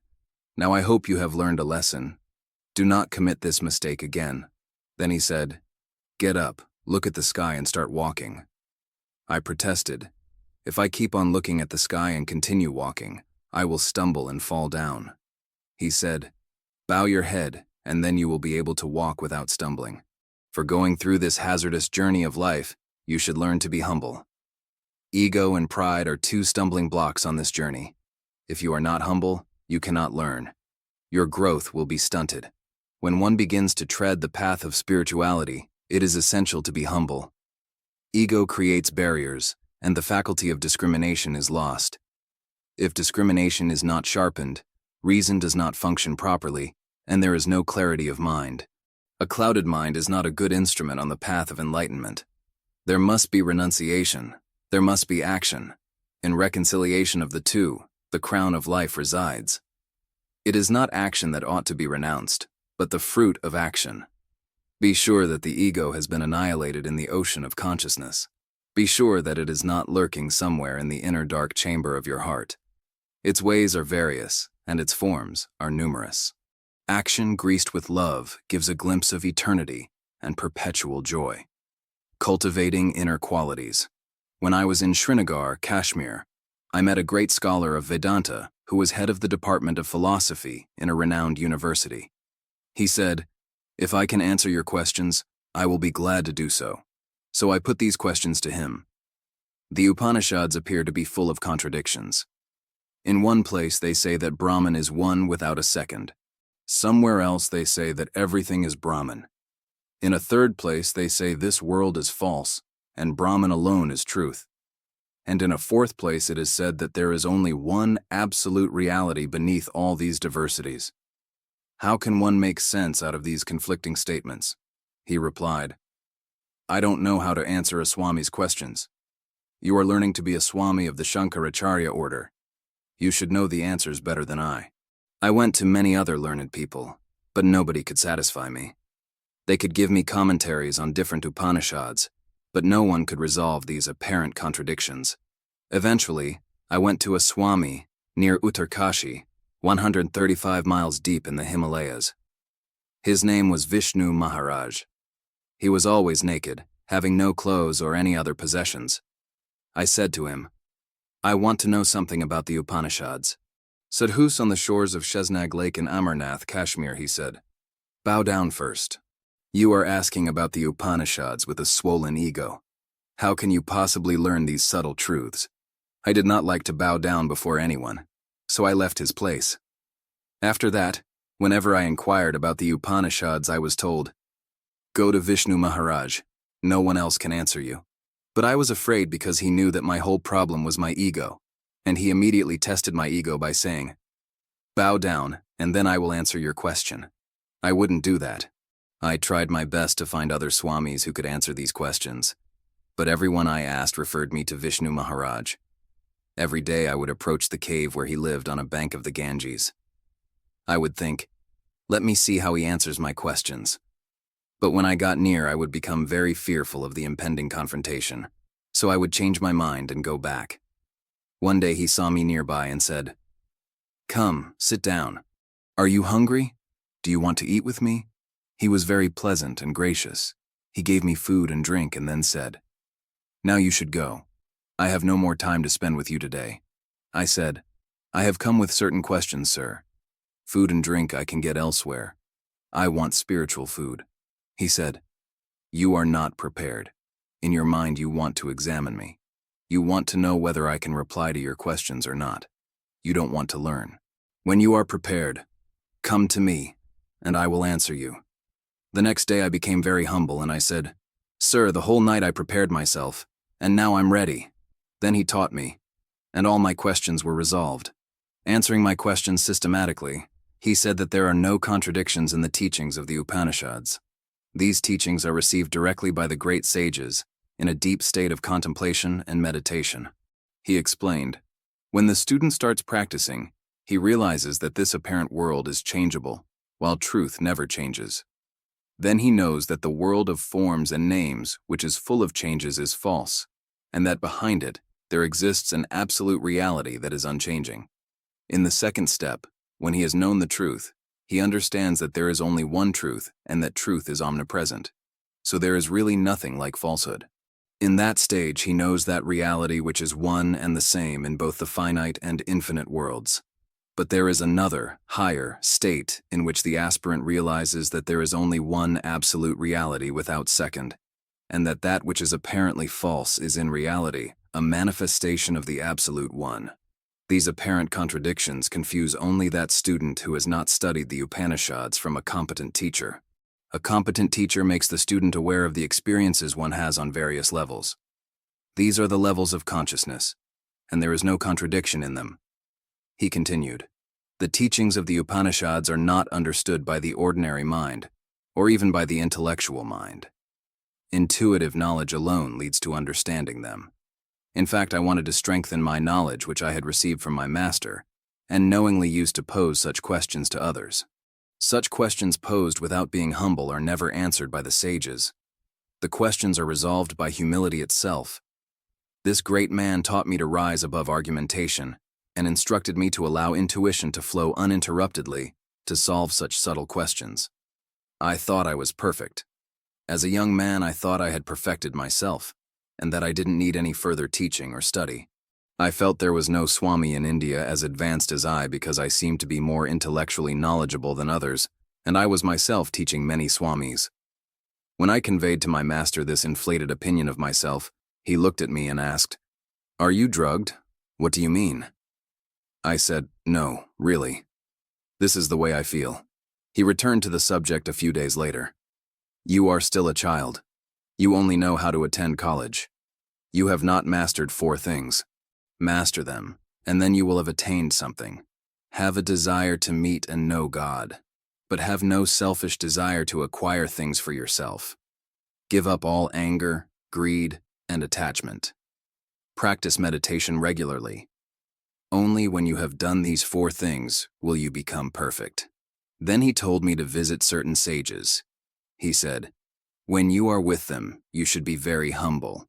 If you become obstinate or aggressive, you will be deprived of their knowledge. They will just close their eyes and sit in meditation." He said this because he knew that I was very obstinate and impatient. He gave me a list of sages of different orders. They were his friends who had known me from my young age because I had been with my master when he visited with them. I had been quite mischievous.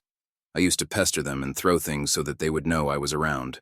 Whenever they came to visit my master, they would ask, "Is he still with you?" First, I went to see a Swami who was renowned for silence. He had withdrawn from worldly concerns. No matter what happened around him, he never looked up. On my way, I talked with villagers nearby. They told me, "He doesn't talk to anyone or look at anyone. He doesn't even eat. This is the 3rd month he has been in the same place without getting up. We have never seen such a man. This state is called Ajagar Vritti, which means python's tendency. Just as a python remains in a dormant state for a long time, some sages do not move for many days, but remain in a deep state of meditation. When I went to see him, he was lying on a hillock under a banyan tree, smiling, with his eyes closed, as though he were a lord of the universe. He never wore anything, whether it was summer, winter, or the rainy season. His skin appeared weatherproof, like that of an elephant. He did not own a thing, but he was utterly content. When I first saw him lying that way, I thought, at least he should have a little decency. Then I thought, my master told me to visit him, and I know that my master would not waste my time. I am only seeing his body. I touched his feet. According to our custom, when we touch the feet of great men, they bless us. He was not sensitive to external stimuli. He was somewhere else. 3 or 4 times I said, "Hello, sir. How are you?" But he did not respond. There was no movement, no answer. Then I started massaging his feet. When our teachers are tired, we often do that. I thought he would be pleased, but he kicked me. That kick was so strong that I was thrown backward all the way down the hill, which was quite steep, and into a lake below. I fell against many trees and rocks on the way down, and ended up with many painful bruises. I was vindictive. What reason has he to do this? I came to him in reverence, started massaging his feet, and he kicked me. He's not a sage. I'll teach him. I'll break both his legs. I'll give him double what he gave me. I really wanted to retaliate. I decided that perhaps my master sent me to him to teach him a lesson. When I returned to the hill to vent my anger, he was sitting up and smiling. He said, "How are you, son?" I said, "How am L? After kicking me and knocking me down the hill, you're asking how I am." He said, "Your master told you to master 4 things, and you have even destroyed one. I kicked you to test your control of anger. Now you are so angry that you cannot learn anything here. You are not tranquil. You are still very immature. You don't follow the spiritual teaching of your master, who is so selfless. What could you possibly learn from me? You are not prepared for my teachings. Go away." Nobody had ever talked to me like that. When I thought about what he said, I realized that it was true. I was completely possessed by my anger. He asked, "Do you know why we touch the feet of a sage?" Then he recited something beautiful, a Persian belief. A sage gives the best part of his life, surrendering it at the lotus feet of the Lord. People ordinarily recognize you only by your face, but the face of the sage is not here. It is with his Lord. People find only feet here, so they bow to the feet. He said, "You should have that humility when touching someone's feet. Now you cannot stay here. You will have to go." I wept and thought, "A few days ago I thought I was perfect, but surely I am not." Then I said, "Sir, I will come back to you when I have really conquered my ego." And I departed. All the kicks and blows of life teach us something. No matter whence they come, they are blessings in disguise if we but learn their lesson. Buddha said, "For a wise man, there is nothing to be called bad.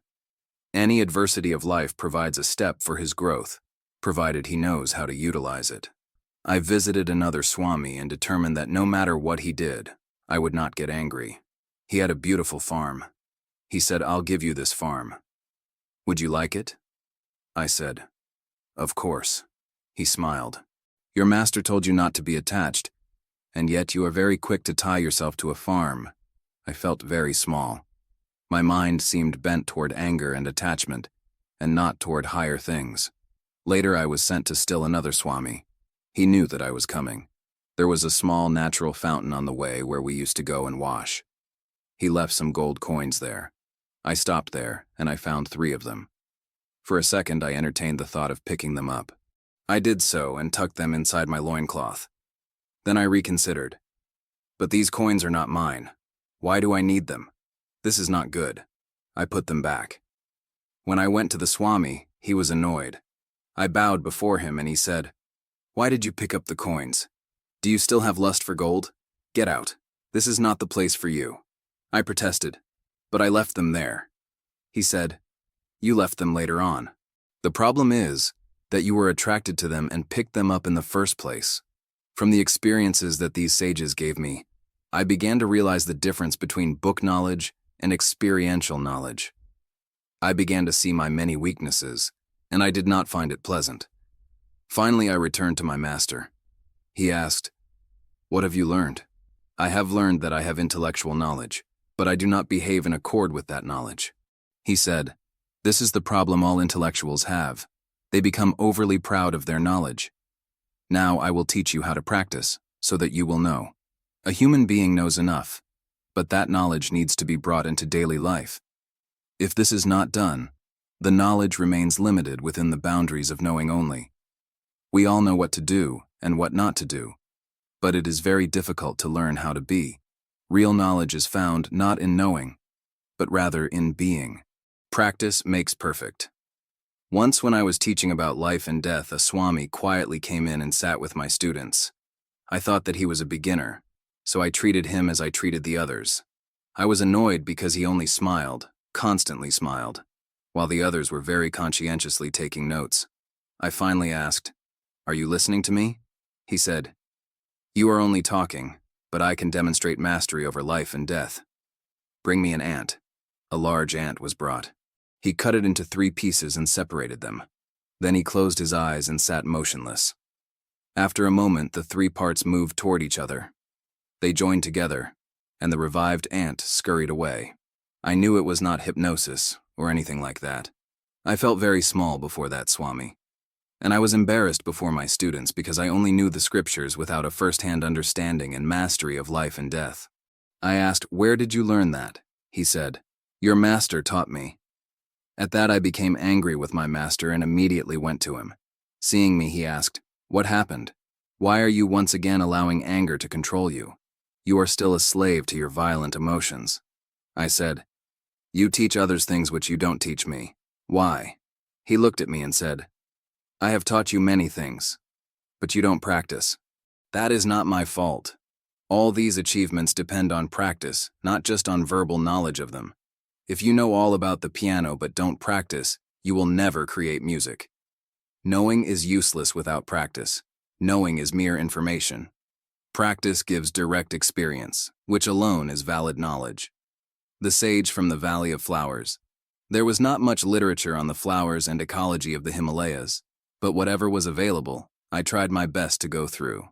One of the British writers wrote a book on the valleys of flowers of the Himalayas. After reading this book, a flame of burning desire arose in my heart. In the Himalayas, there are countless varieties of lilies, rhododendrons, and other flowers. But I specifically was anxious to see one of the two valleys. There lived a sage constantly traveling in that region of the Himalayas where this valley of flowers exists. I knew him well. He was very strong and healthy, about 80 years of age, but quite unusual. He used to carry a unique blanket all the time. It was very heavy. The weight of this blanket was approximately 80 to 100 pounds. You might wonder how he made this blanket so heavy. Any piece of cloth which he found during his wide travels, he would patch onto the blanket. It was a blanket of 1,000 patches. He called it Gudari, which means blanket of patches, and people called him Gudari Baba. On my request, he said, "If you would really like to see the Valley of Flowers and want to follow me, you will have to carry this blanket." I agreed, but when I put the blanket on my shoulders, I stumbled under its weight. He asked, "How is it possible for a young man like you to be so weak when you are apparently so healthy?" He picked up the blanket and said, "See how light it is?" Then he put it on my shoulder again. He knew my master, and so he allowed me to follow him to the Valley of Flowers. As I was following him, this sage said, "No one can retain his memory when he goes through the Valley of Flowers during the blooming season. We should bring all the obstinate kids like you here and set them right. Those who try to be intellectual and argue with us should be brought here so that they understand their worth." I said, "But I am following you." He said, "Oh yes. You argue all the time and don't listen attentively. You are very proud of your intellectual knowledge. I do not know how to read and write. You are more educated than I. You have education, but I have control of mind."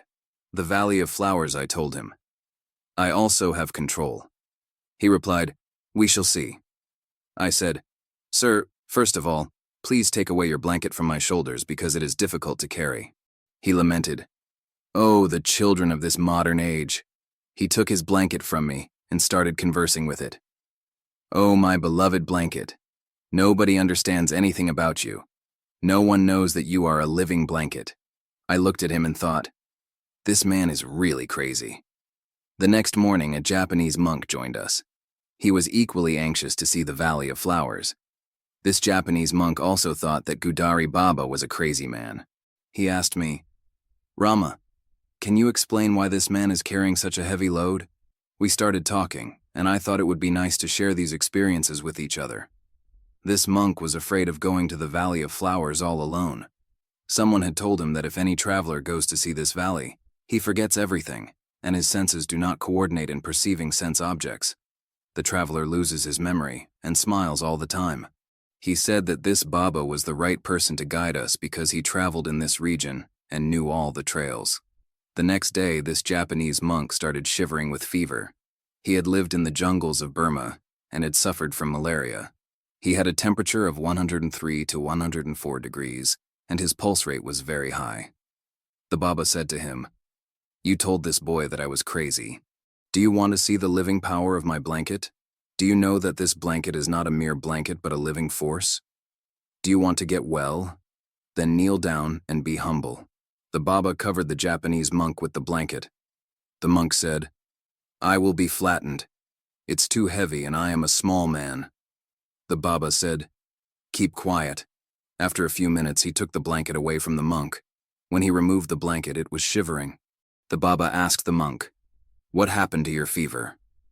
He said, "Sir, I don't have a fever anymore." The Baba said, "This blanket is very generous and kind and has taken away your fever." The Baba looked at me and said, "Do you want his fever to be cured forever?" I said, "Yes, please." The Baba said, "But he calls me crazy." I don't think he deserves my help, I said. The sages are kind and great, and they always forgive others. The Baba smiled and said, Of course I will help him. We traveled together for 15 days, and the Japanese monk did not suffer from the fever again. 9 miles outside of Badranath, there is a side trail which leads to the Valley of Flowers, where there is a small Gurudwara, temple of Sikhs. We took our meal there. The people of this temple knew Gudari Baba very well. We rested that whole day in the temple and started our journey to the Valley of Flowers toward Hemkunt the next day. The flowers were in full bloom as far as the eye could see. For the first few hours it was soothing to the senses and stimulating to the mind. But slowly I started noticing that my memory was slipping away. After 5 or 6 hours, the Baba asked, Hey you, can you tell me your name? We were both so disoriented that we could not remember our names. We had completely forgotten them. I was only aware of my existence and had a hazy idea that I was with 2 other people. That's all. The fragrance of those flowers was so strong that we could not think rationally. Our ability to reason wouldn't function. Our senses were anesthetized. We had a faint idea of our existence and that of the things around us. Our talk to each other did not make any sense. We lived in this valley for a week. It was highly enjoyable. The Baba made fun of us all the time and said, Your education and strength have no value. After we came out of the Valley of Flowers, the Baba said, Your joy was because of the influence of the fragrance of the flowers. You were not meditating. That's what marijuana and hashish do to people, and they think that they are in meditation. Look at me. I was not affected or influenced by the fragrance of those wildflowers. Ha ha, ha ha, ha. You have gone to college and have read many books. You have lived on the opinions of others so far. Today you had a good chance to understand and compare direct knowledge and the so-called knowledge which is really imitation. So far the opinions that you have are actually the opinions of others. Those who live on the opinions of others do not ever have the ability to decide and express their own opinions. Boys, this informative knowledge is not considered by us to be real knowledge. Even if you understand that direct knowledge alone is valid, you don't have control over the mind. The education given to modern children is very superficial. Without any discipline, control over the mind is not possible. And without control of the mind, direct experience is impossible. The Japanese monk left for Bodhi Gaya, and I lived with the Baba for another 15 days. He is a free wanderer of this region, and all the pilgrims have heard about him. For practical schooling, it is important for the renunciate to live with such sages who have direct knowledge of the values of life with its currents and cross-currents. V. Chapter 5. Conquering Fear. Fear is the greatest of all foes. It is a devil residing within. Fearlessness is the first rung on the ladder of freedom. The devil, one evening after my brother disciple and I had walked 30 miles in the mountains, we stopped to rest 2 miles beyond Kedarnath. I was very tired and soon fell asleep. But my sleep was restless because of my extreme fatigue. It was cold, and I did not have a blanket to wrap around me, so I put my hands around my neck to keep warm. I rarely dream. I had dreamt only 3 or 4 times in my life, and all of my dreams had come true. That night I dreamt that the devil was choking my throat with strong hands. I felt as though I were suffocating. When my brother disciple saw my breath rhythm change and realized that I was experiencing considerable discomfort, he came to me and woke me up. I said, Somebody was choking my throat. Then he told me that my own hands were choking my throat. That which you call the devil is part of you. The myth of the devil and of evil is imposed on us by our ignorance. The human mind is a great wonder and magician. It can assume the form of both a devil and a divine being any time it wishes. It can be a great enemy or a great friend, creating either hell or heaven for us. There are many tendencies hidden in the unconscious mind, which must be uncovered, faced, and transcended before one intends to tread the path of enlightenment.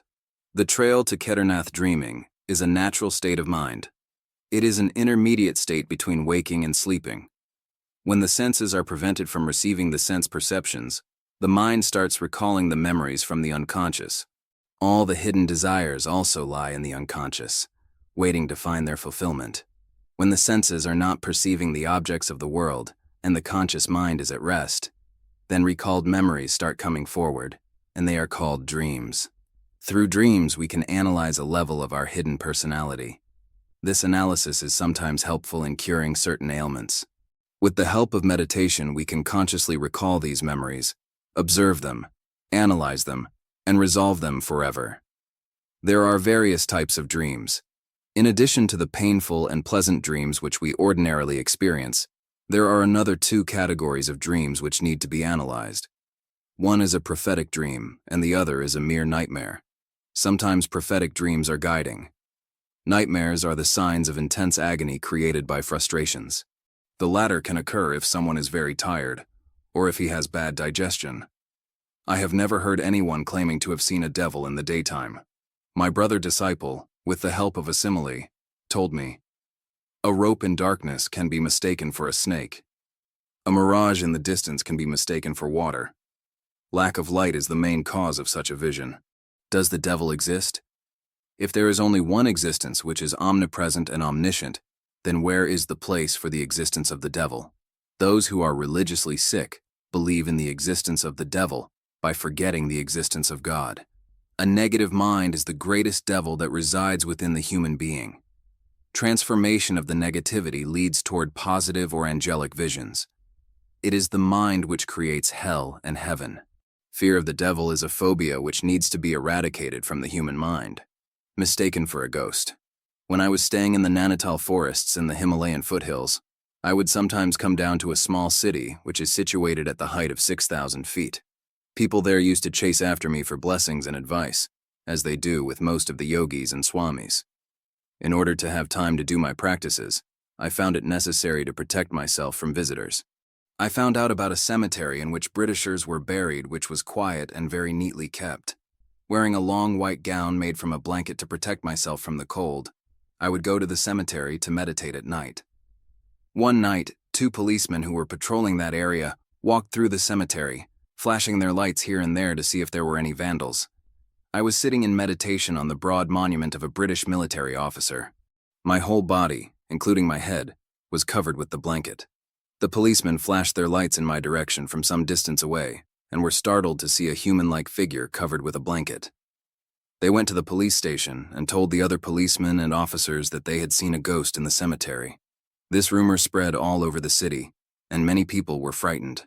The superintendent of police came to the cemetery the next night with several armed policemen and flashed light on me once again. In that state of meditation, I was not aware of them, so I did not stir. They all thought I was a ghost. They drew their revolvers to shoot at me because they wanted to see if bullets would affect a ghost. But the superintendent of police said, "Wait. Let us challenge the ghost first. Perhaps it is not a ghost, but some person." They came closer and surrounded the monument on which I was sitting. But they still could not figure what was inside the blanket. Then they fired a shot into the air. Somehow I became aware of them and came out of my meditation. I uncovered myself and asked, "Why are you disturbing me here? What is it you want of me?" The superintendent of police, who was British, knew me very well. He apologized for disturbing me and ordered the policemen who patrolled that area to supply me with hot tea each night. Thus, the myth of the ghost which frightened many people was unveiled. Mr. Puce, the superintendent of police, then started visiting me regularly. He wanted to learn meditation from me. One day, Mr. Puce asked me about the nature of fear in man. I said that among all the fears, the fear of dying seems to be very deep-rooted in the human heart. The sense of self-preservation leads one to many hallucinations. A human being is constantly haunted by fears. He loses his balance and starts imagining and projecting his ideas the way he wishes. He deepens this process in repeating it again and again. Fear is the greatest enemy of man. Mr. Puce was very much afraid of ghosts and wanted to know if I had ever seen one. I said, "I have seen the king of ghosts, and that is man. A man is a ghost as long as he identifies himself with the objects of his mind. The day he becomes aware of his essential nature, his true self, he is free from all fears." Soon, many people started coming to see me. My friend Mr. Puce, for some reason, decided to resign and go to Australia. I left the city and went to the Almora Mountains. I came to the conclusion that it is of no use to live under the pressures of fear, for there is no joy in being afraid in every step of life. Without encountering the fears, we only strengthen them. On the path of spirituality, fear and sloth are the prime enemies. My fear of snakes. Let me tell you about my fear. In my young age, I was usually fearless. I could cross the swollen Ganges River and go into the forest without the slightest fear of tigers. But I was always very much afraid of snakes. I have had many encounters with snakes, but I concealed my fear from everyone, even my master. Once, in September of 1939, my master and I came down to Rishikesh. We were on the way to Virbhadra and camped at a spot where my ashram stands today. Early in the morning, we took our bath in the Ganges and sat down on its bank for meditation. By that time, I had already formed the habit of sitting for 2 or 3 hours without a break. It was about 7:30 when I opened my eyes and saw that I was face to face with a cobra. The lower half of its body was coiled on the ground, and the upper half was raised. It was sitting very still, just about 2 feet in front of me, looking toward me. I was terrified and immediately closed my eyes again. I did not know what to do. After a few seconds, when I opened my eyes again and found that it had not moved, I jumped up quickly and ran away. After running for a few yards, I looked back and saw that the cobra was just starting to crawl back toward the bushes. I went back to my master and explained what had happened. He smiled and told me that it is natural for any living creature to be in a state of meditation near someone who is in deep meditation. Another time, after experiencing many kinds of training, I had another frightening experience with snakes. I had been asked to go to South India, which is considered to be the home of Indian culture, and on one cold and rainy evening I went to a temple to ask for shelter. At first they said, "If you are a Swami, why do you need shelter?" But then a lady came from the temple and said, "Come with me. I will give you shelter." The woman took me inside a small 6-foot square thatched hut and told me to stay there. Then she left. I had only a deerskin on which to sit, a shawl, and a loincloth. There was no light in the hut, but I could see a little bit from the light which came through the entrance. After a few minutes I saw a cobra crawling in front of me, and then another one at my side. Soon I was aware that there were several cobras in the room. I realized that I had come to a snake's temple. It was a very dangerous situation, and I was afraid.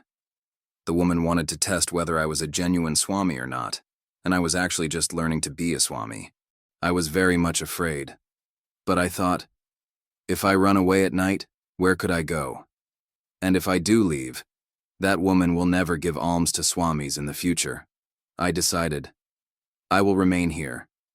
Even if I die, at least the principles of renunciation will not have been found wanting. Then I thought, that woman does not appear to be enlightened, and yet she can come into this hut. So why can't I remain here without being harmed? Remembering my master's words, I said to myself, if I sit still, what will the cobras do to me? I have nothing that they want. I sat there the whole night watching, and the only thing I lost was my meditation. I could only meditate on the cobras. Despite these 2 experiences, however, my fear of snakes continued. As a young Swami, many people, even high government officials, came and bowed before me and I blessed them. But within me was an obsessive fear of snakes. I would teach the Brahma Sutras, the philosophy of fearlessness, to my students. But fear was there inside me. I tried my best to remove the fear by intellectualizing it, but the more I tried, the stronger the fear became. It became so strong that it started creating problems. With any sudden noise, the thought of snakes would come into my mind. When I sat for meditation, I would often open my eyes and look about. Wherever I went, I would look for a snake. Finally, I said to myself, you must remove this fear even if you die in the process. It is not good for your growth. How can you lead people who love, respect, and depend on you? You have this fear, and yet you are guiding people. You hypocrite. I went to my master and I said, Sir. He said, I know what you want. You are afraid of snakes. If you knew, why didn't you tell me how to get rid of that fear? I asked. He said, why should I tell you? You should ask me. Why did you try to hide this fear from me? I had never kept any secret from him, but somehow I did not tell him about this fear. Then he took me to the forest and said, we are observing silence starting tomorrow at dawn. At 3:30 in the morning, you will get up and collect leaves and wildflowers for a special worship that we will do. The next morning, I found a big heap of leaves. As I picked up the heap in the darkness, I realized that there was a cobra in it. It was in my hand, and there was no escape. I did not know what to do. I was so frightened that I was on the verge of collapsing. My hands were trembling. My master was there, and he said, "Bring it to me." I was shaking with fear. He said, "It will not bite you." The unconscious fear welled up nevertheless. My mind said, "It is a death that you are holding in your hand." I believed my master, but my fear was stronger than my belief. He said, "Why do you not love the snake?" "Love," I cried. "How can you love something when you are under the influence of fear?" This is a familiar situation in the world. If you are afraid of a person, you cannot love him. You will be unconsciously afraid of him all the time. The cause of fear grows in the unconscious. My master said, "Look, it's such a beautiful creature. It roams all over, but look how clean and neat it is. You do not remain clean. You have to take a bath every day. A snake is the cleanest creature in the world." I said, "It is clean, but it is also dangerous." He told me, "Man is more unclean and poisonous than a snake. He can kill and injure others. Each day he projects poison in the form of anger and other negative emotions on those with whom he lives. A snake never does that. A snake bites only in defense." He went on, "When you are fast asleep, does your finger prick your own eyes? Do your teeth bite your tongue? There is an understanding that all your limbs belong to one body. The day we have a like understanding that all creatures are one, we will not fear any creature." I continued to hold the snake as he talked, and gradually my fear subsided. I began to think, if I don't kill snakes, why should a snake kill me? Snakes don't bite anyone without reason. Why should they bite me? I am nobody in particular. My mind gradually began to function normally. Since that experience, I have not again been afraid of snakes. Animals are instinctively very sensitive and are receptive to both hatred and love.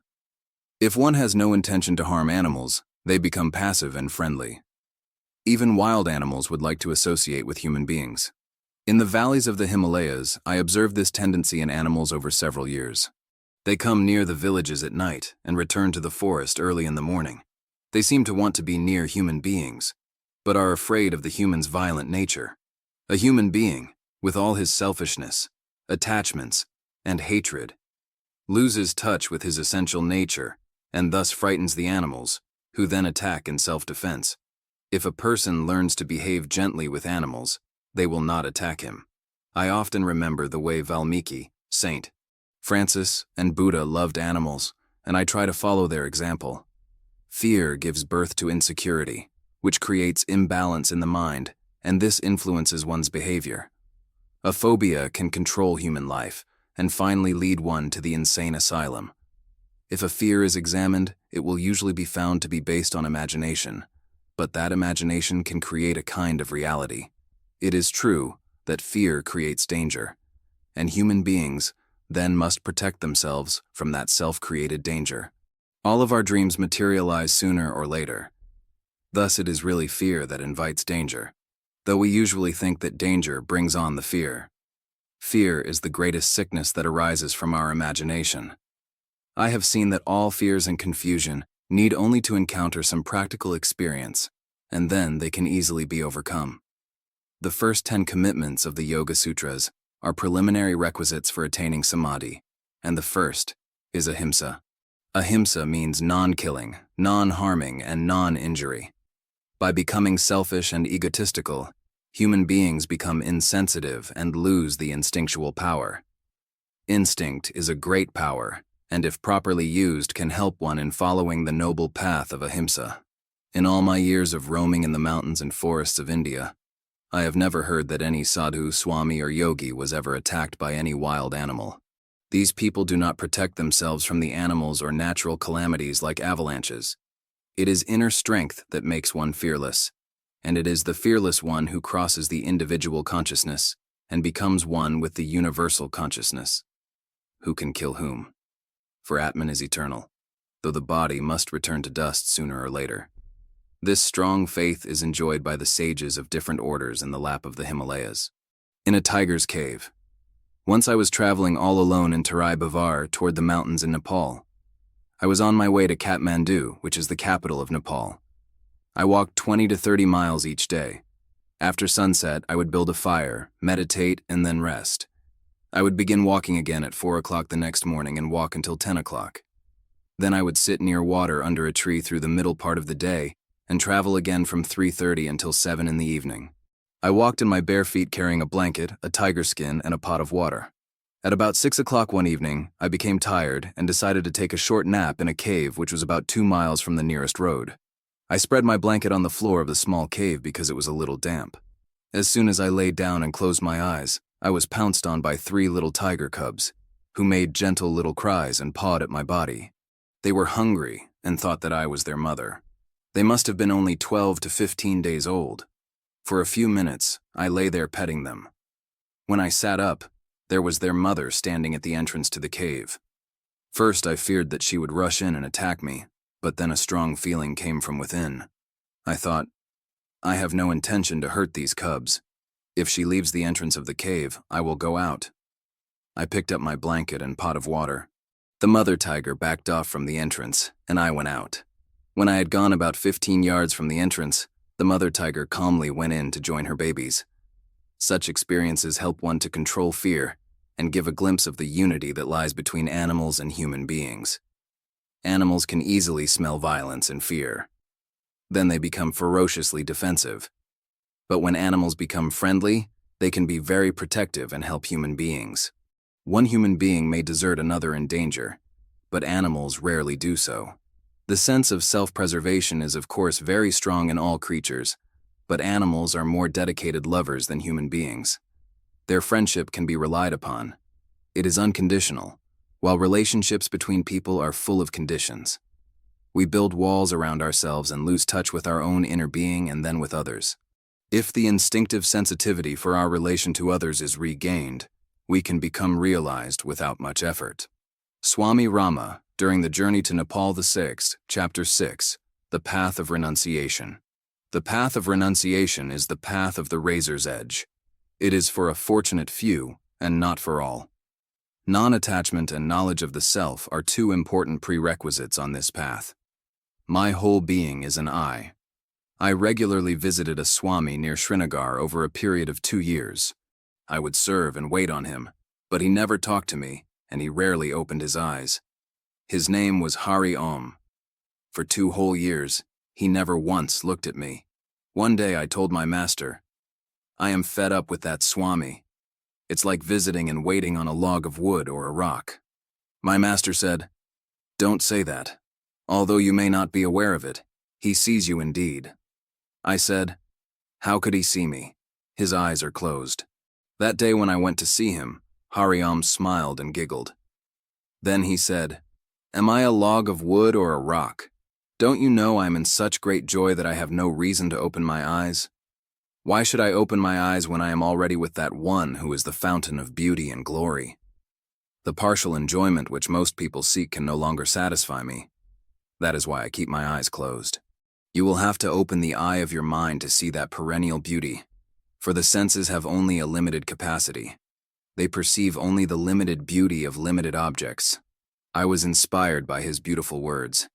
After that, when I went to see him, he opened his eyes ever so slightly. When his eyes were a bit open, it seemed as though wine were overflowing the cup. You could experience the joy flowing from within. He muttered the Sanskrit verse, during that which is night to others, the enlightened one keeps awake. Then he explained, the finest hours are the hours of night, but very few know how to utilize their worth in silence. 3 categories of people remain awake at night: the yogi, the bhogi, sensualist, and the rogi, sick person. The yogi enjoys bliss in meditation. The bhogi enjoys sensual pleasures, and the rogi keeps awake because of his pain and misery. All 3 remain awake, but benefited is he who is in meditation.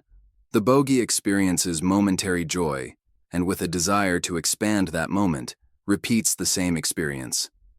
Alas, it can never be expanded this way. In meditation, real joy expands into everlasting peace. Closing the eyes unconsciously, without having any content in the mind, is sleep. Closing the eyes consciously is a part of meditation. A yogi closes his eyes and withdraws his senses from the sense perceptions. He remains free from the pair of opposites of pain and pleasure. Closing the eyes is for him the opening of the inner eye. Ordinary people see the objects of the world with the help of two small eyes. But do you know that my whole being has become an eye? My experience with a dancing girl. My master often told me, this whole world is a theater of learning. You should not depend on me alone to teach you, but should learn from everything. One time he instructed me, now, my boy, go to Darjeeling. Outside the city there is a stream, and on the bank of that stream is a cremation ground. No matter what happens, for 41 days you should do a particular sadhana, spiritual practice, which I am going to teach you. No matter how much your mind attempts to dissuade you from completing the sadhana, you should not leave that place. I said, very well. Many people are afraid of staying at such a place. They have funny notions. But it didn't bother me. I went there and lived in a small thatched hut, where I made a fire for cooking. I was going to the university in those days, and it was summer vacation. I thought, it's very good for me to spend my vacation in sadhana. I followed the practices he had assigned to me for 39 days, and nothing happened. Then some powerful thoughts came into my mind. What a foolish thing you are doing, wasting your time in a lonely place, cut off from the world. You are wasting the best period of your youth. My master had said, remember, on the 41st day you will definitely find some symptoms of improvement within yourself. Don't give up before that. Don't be swayed by the suggestions of your mind. No temptations. I had said, I promise, but on the 39th day my mind advanced reason after reason against this thing I was doing. I thought, what difference can 2 more days possibly make? You have not experienced anything after 39 days. You promised your friends that you would write to them, and you haven't written a single letter. You are living among the dead. What type of teaching is this? Why should your master have you do this? He can't be a good teacher. So I decided to leave. I poured a bucket full of water on the fire, and I destroyed the small thatched hut. It was a cold night, so I wrapped myself in a woolen shawl and walked toward the city. I was going down the main street when I heard some musical instruments being played. There was a woman singing and dancing. The theme of the music was, there is very little oil in the vessel of life and the night is vast. She repeated the phrase again and again. That stopped me. The sound of the tabla drum seemed to call to me, Dick, Dick, fie on thee, fie on thee. What have you done? I felt so dejected. I thought, why don't I complete the final 2 days? If I go to my teacher, he will say, you have not completed your practice. You are expecting fruit before the plant has matured. So I turned back and continued my sadhana for the remaining 2 days. On the 41st day, the fruit of the practice appeared just as he had predicted. I then walked back to the city once again and went to the house of the singer. She was a beautiful and famous dancing girl. She was considered to be a prostitute. When she saw a young Swami coming toward her house, she called out, stop, don't come here. You are at the wrong place.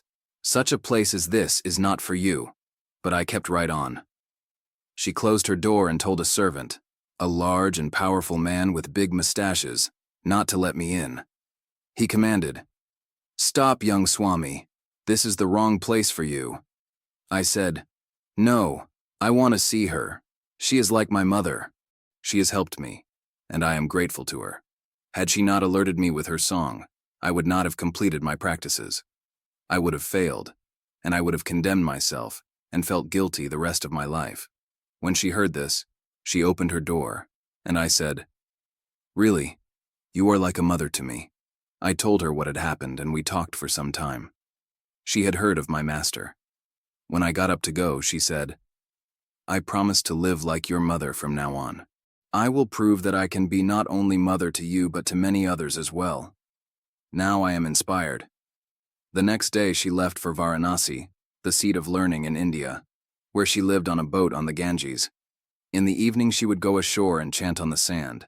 Thousands of people used to join her. She wrote on her houseboat, don't mistake me for a sadhu. I was a prostitute. Please do not touch my feet. She never looked directly at anyone's face and never talked to anyone. If someone wanted to talk to her, she would only say, Sit down with me and chant God's name. If you asked, "How are you?" she would chant, "Rama." If you asked, "Do you need anything? Can I get you something?" she would respond, "Rama, nothing else." One day before a huge crowd of 5,000 or 6,000 people, she announced, "I am leaving early in the morning. Please throw this body in the water, where it will be used by the fishes." And then she kept silence. The next day she cast off her body. When awakening comes, we can completely transform our personalities, throwing off the past. Some of the greatest sages of the world had been very bad, like Saul, who later became St. Paul. Suddenly, the day of awakening came for Saul on the way to Damascus, and his personality was transformed. Valmiki, the author of the Ramayana, one of the ancient epics of India, had a similar experience. Don't condemn yourself. No matter how bad or how small you think you have been, you have a chance to transform your whole personality. A true seeker can always realize the reality and attain freedom from all bondage and miseries. In just 1 second, you can enlighten yourself. Transformation of a murderer. There are 4 well-known shrines in the Himalayas: Gangotri, Jamnotri, Kedarnath, and Badrinath. From June to September, people from the cities and the villages of the plains go to the mountains for a month or 2. This ancient tradition of Indian life is followed even today. You meet all kinds of aspirants on the mountain paths. Once, while on a pilgrimage to these shrines with 2 of my friends, I met a sadhu who was in his mid-50s. He was from Banda district of Uttar Pradesh. He was very humble, calm, and serene, and he joined our party. We avoided the usual paths and took shortcuts whenever we could. In the evening, we stayed in a cave where we made a fire and started roasting potatoes. This was the only food we had. The sadhu, who had nothing in his possession, shared the food with us. We all said grace before taking our meal. The grace is, "This is all Brahman, being offered by Brahman and taken by Brahman." Such affirmations are very helpful in maintaining God consciousness. In the course of our conversation, the sadhu told this story to us. When he was about 18 years old, there was a land dispute between his father and another landlord of the same village. His father was murdered by the villagers because of their jealousy. Jealousy is an evil which grows in the womb of ego and is nourished by selfishness and attachment. This young man was away in school when his father was murdered. When he came home, he took revenge for his father, murdering 5 people. Then he fled to the mountains, where he lived at the feet of the yogis and sages of the Himalayas. By constant satsanga and by visiting sadhus at one place or another, he tried to free himself from his feeling of guilt. He started practicing austerities and always confessed to the sadhus with whom he lived. He did vigorous spiritual practice and tried to wash the stains from his conscience. For 36 years he lived in the mountains, and many times he thought of surrendering to the police. During this 36-year period, he became well known all over as Naga Baba, he who doesn't have anything, not even a loincloth. Many a time during his discussions with the people, he would openly say that he was a criminal and describe how he transformed his inner self. He would say, "I know I was a murderer, but now I am totally changed." Such a change of heart is described in many scriptures of the Hindus, Sufis, Christians, and Buddhists. We remained talking with him, and we finally came to the conclusion that he should surrender to the police and present himself to the court. So instead of going with us toward the shrines, the next morning he started back to his old village. He went to the police station and told them the whole story. They took him into custody and presented him before the judge, but the judge asked them, "Where is the charge sheet? What are the charges against him?" The police told the story of the crime committed 36 years ago, but there was no file or any record attesting to these facts. After questioning him and finding out what he had done and how he had lived since then, the judge acquitted him. The sadhu then returned to the Himalayas. Criminologists explain that all crimes are committed in a specific state of imbalance. I agree that the law should take its own course, but isn't there any way to reform and educate these people who commit such crimes? Do people commit crimes because they are sick, or do we compel them to commit crimes? Both these aspects should be carefully examined. Spiritual practices, if introduced to those who have committed crimes, can help them to become aware of the existence and rights of others. If crime is seen as a disease, then we should also try to find the way to cure it. Thinking how free we are, my heart often goes out to those people who are in prison in all the countries of the world. What a tragedy it is. In my opinion, a favorable atmosphere for self-improvement and reformation can be created to help these fellow men. Dev Prayag, on the way to Badrinath and Kedarnath. Humanity is not yet fully civilized. There is no nation in the world which provides free education, medical care, equality, and justice under the law for all her people. We have yet to build a society which provides those essential needs to all human beings and which creates an atmosphere to attain the next step of civilization for which we are still waiting. The lesson in non-attachment. My master has given me everything, and I could not give anything to him. His devotees used to give him so much money that he did not know what to do with it. I, on his behalf, used to distribute it to others and spent it the way I wanted. Once I told him, "I want to go to Bombay." He said, "Take money, as much as you want." I took 5,000 rupees and I purchased many things, including 3 gramophones. He only said, "Wonderful, my boy, play them all at the same time." When I played them all together, I could not understand a thing. Lust and greed never satisfy anyone. Desires for possessions increase incessantly and finally become a whirlpool of miseries. Such ignorance cannot be dispelled by going to the temple, worshipping in the church, listening to sermons, or performing rituals. For centuries, human beings have been fulfilling their desires, yet they are still miserable. To attain the ultimate reality, it is necessary to free oneself from the desire for non-essential encumbrances. Possessing more than necessary only creates obstacles for oneself. It is a waste of time and energy. Fulfilling wants and desires without understanding needs and necessities deviates one from the path of awareness. Desire is the mother of all misery. When the desires for worldly attainments are directed toward attaining self-awareness, then the same desire becomes a means. At this stage, the desire, instead of becoming an obstacle, becomes a useful instrument for self-realization. This can be explained by a simple simile. A candlelight is extinguished by the breeze very easily, but if that light is protected and allowed to catch the forest, it will grow into a forest fire. Then the breeze helps that fire instead of extinguishing it. Similarly, when an aspirant, with the help of discipline, protects the flame of desire burning within, it grows more and more. Then all the adversities, instead of becoming obstructions, in fact start becoming means. The obstacles which are supposed to obstruct the path of self-realization are not really obstacles. Our weaknesses and the values we impose on the objects of the world create these obstacles for us.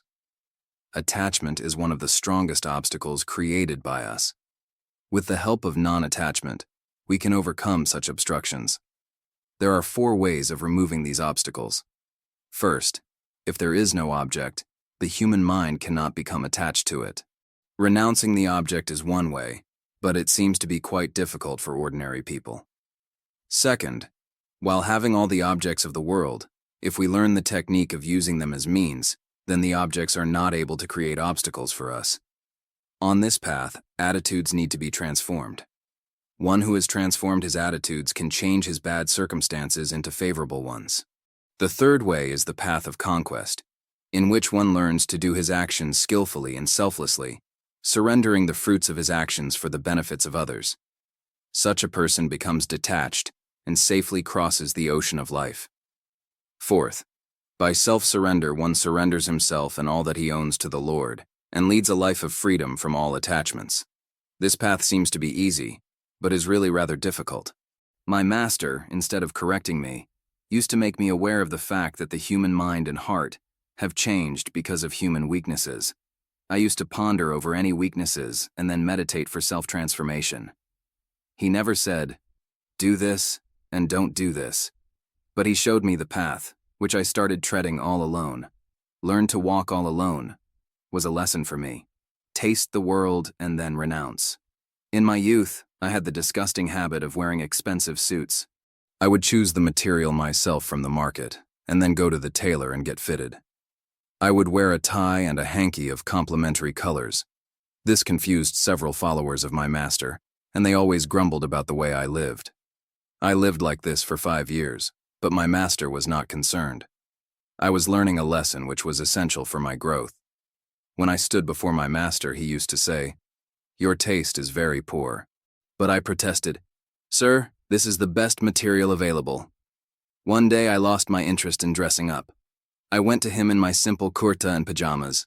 He said, "You look beautiful." He wanted me to taste the things of the world, to come to understand their worth, and to analyze and then renounce them. Simple living and elevated thoughts help in creating an aesthetic sense. It takes a long time to create this aesthetic sense and to incorporate grace and beauty into our lives. Costly dresses have no power to hide our ugliness. Stylish clothes do not have the power to make us beautiful. Instead of focusing on externals, we should learn to cultivate and express our inner beauty. This inner beauty will shine for all to see. Renunciation is a path of fire and should be followed only by those who have burned their worldly desires. On the spur of the moment, many students become emotionally disturbed and disappointed by worldly gains and losses, and consequently think of retiring from the world. Even though they may find an external situation that is very pleasant, the unstable world inside is still carried by such students no matter where they go. Disappointments, greed, lust, hatred and love, anger and jealousy cannot be renounced without spiritual discipline. A frustrated and dissatisfied soul is not fit to tread the path of renunciation. Sitting in the cave and thinking of worldly pleasures is misery. My master wanted me to lead a normal childhood rather than a frustrated one. During those years, I used to buy the best cars and trade them in twice a year. I used to live better than any prince of India. Many of my relatives and friends and even the police department wondered where I obtained so much money to lead such a luxurious life. The secret was that my master used to give me whatever I needed. He never kept or used anything. When I realized the value of the things of the world, I calmed down and acquired that peace of mind which helped me to meditate properly. Latent lust is very dangerous because it manifests more in meditation than in active life. The desire for worldly gains creates barriers in fulfilling the desire for enlightenment. My master once said, "Let's go to the bank of the Ganges. I have yet to give you another lesson." I said, "What is that?" He said, "Why do you live in the Himalayas?" I said, "To practice spirituality." "Why do you want to practice spirituality?" he asked. I said, "To be enlightened and become perfect."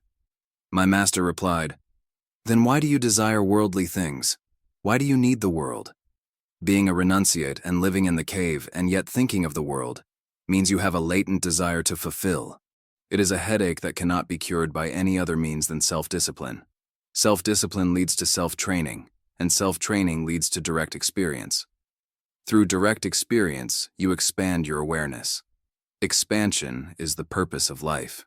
It is true that the charms, temptations, and attractions of the world are very powerful, but a burning desire for enlightenment does not allow an aspirant to be distracted from his path.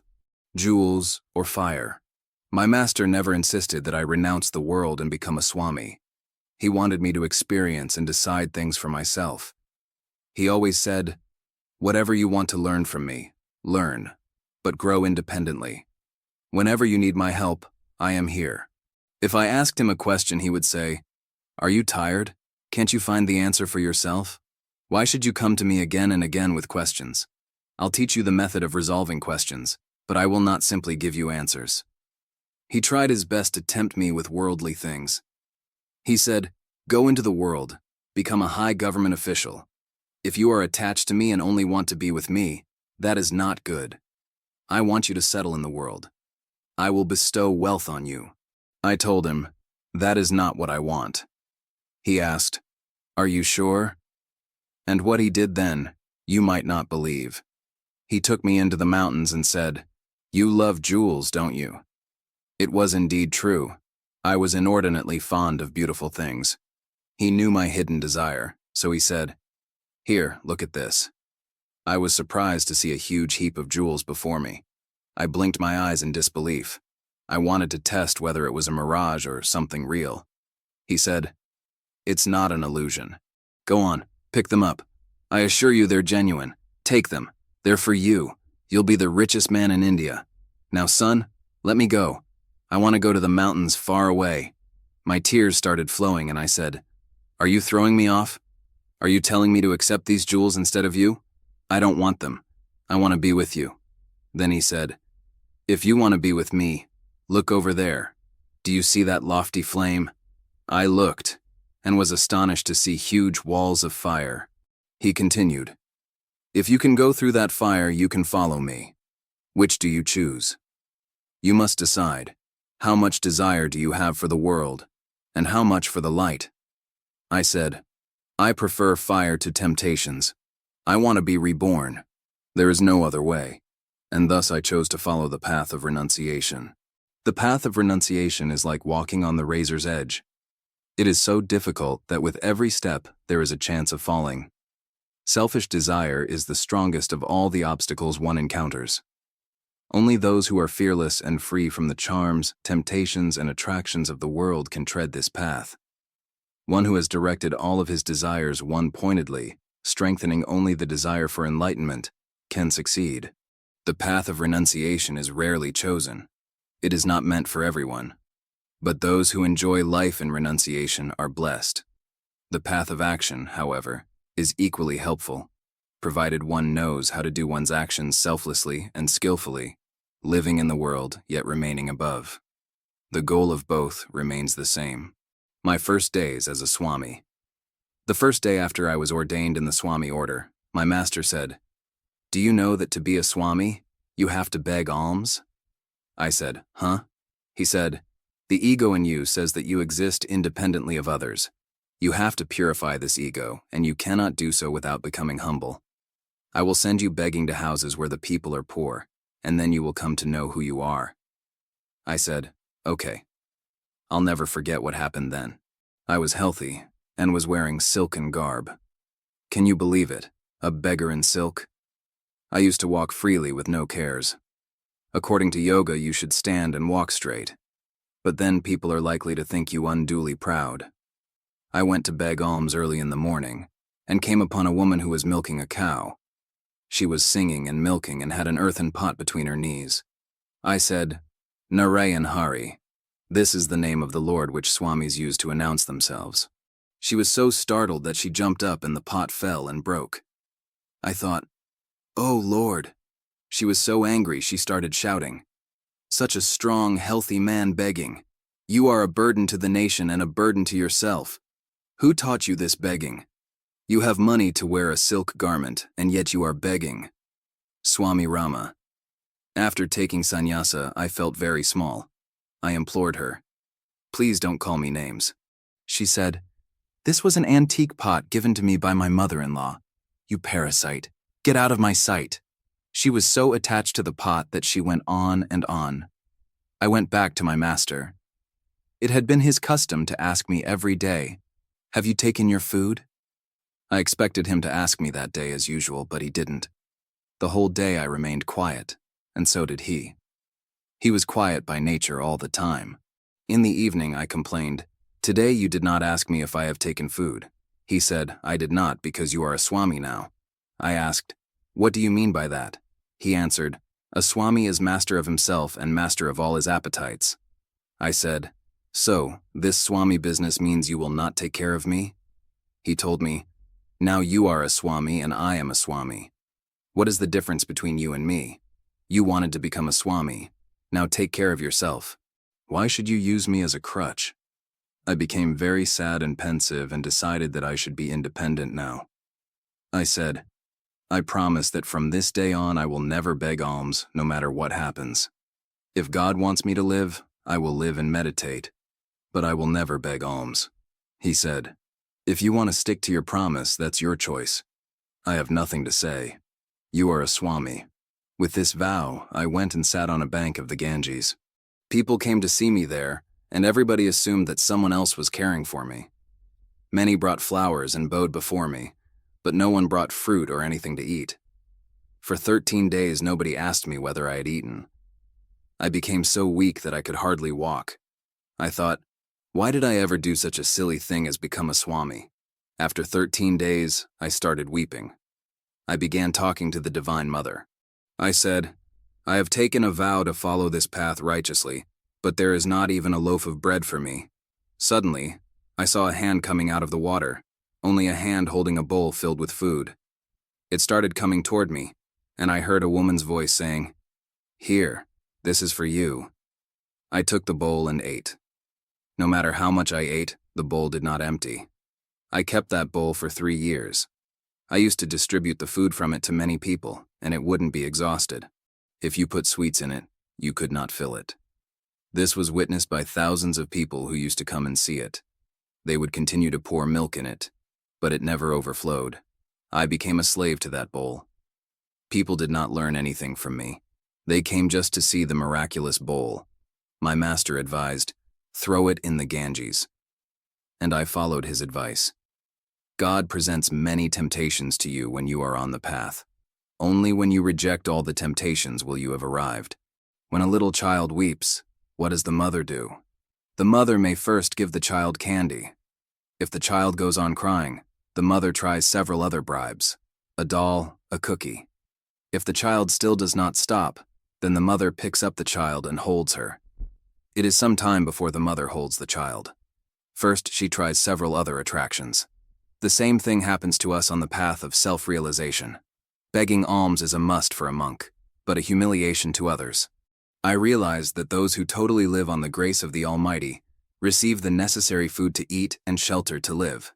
Worrying for food and shelter is not complete faith. I will believe till the last breath of my life that God alone is my property, and depending on any other thing except God will bring disaster in my life. I find my Lord always walking before me, providing all the things that I need. A constant persecution. At the age of 21, I lived in a thatched hut on a bank of the Ganges 5 miles from Rishikesh. Because I lived alone, many people thought I was a great sage. If you isolate yourself, wear funny garb, have some scriptures near you, even though you never study them, and ignore everyone who comes to see you, then people conclude that you must be a great Swami. People would arrive to see me all day long. I did not even have time to do my practices.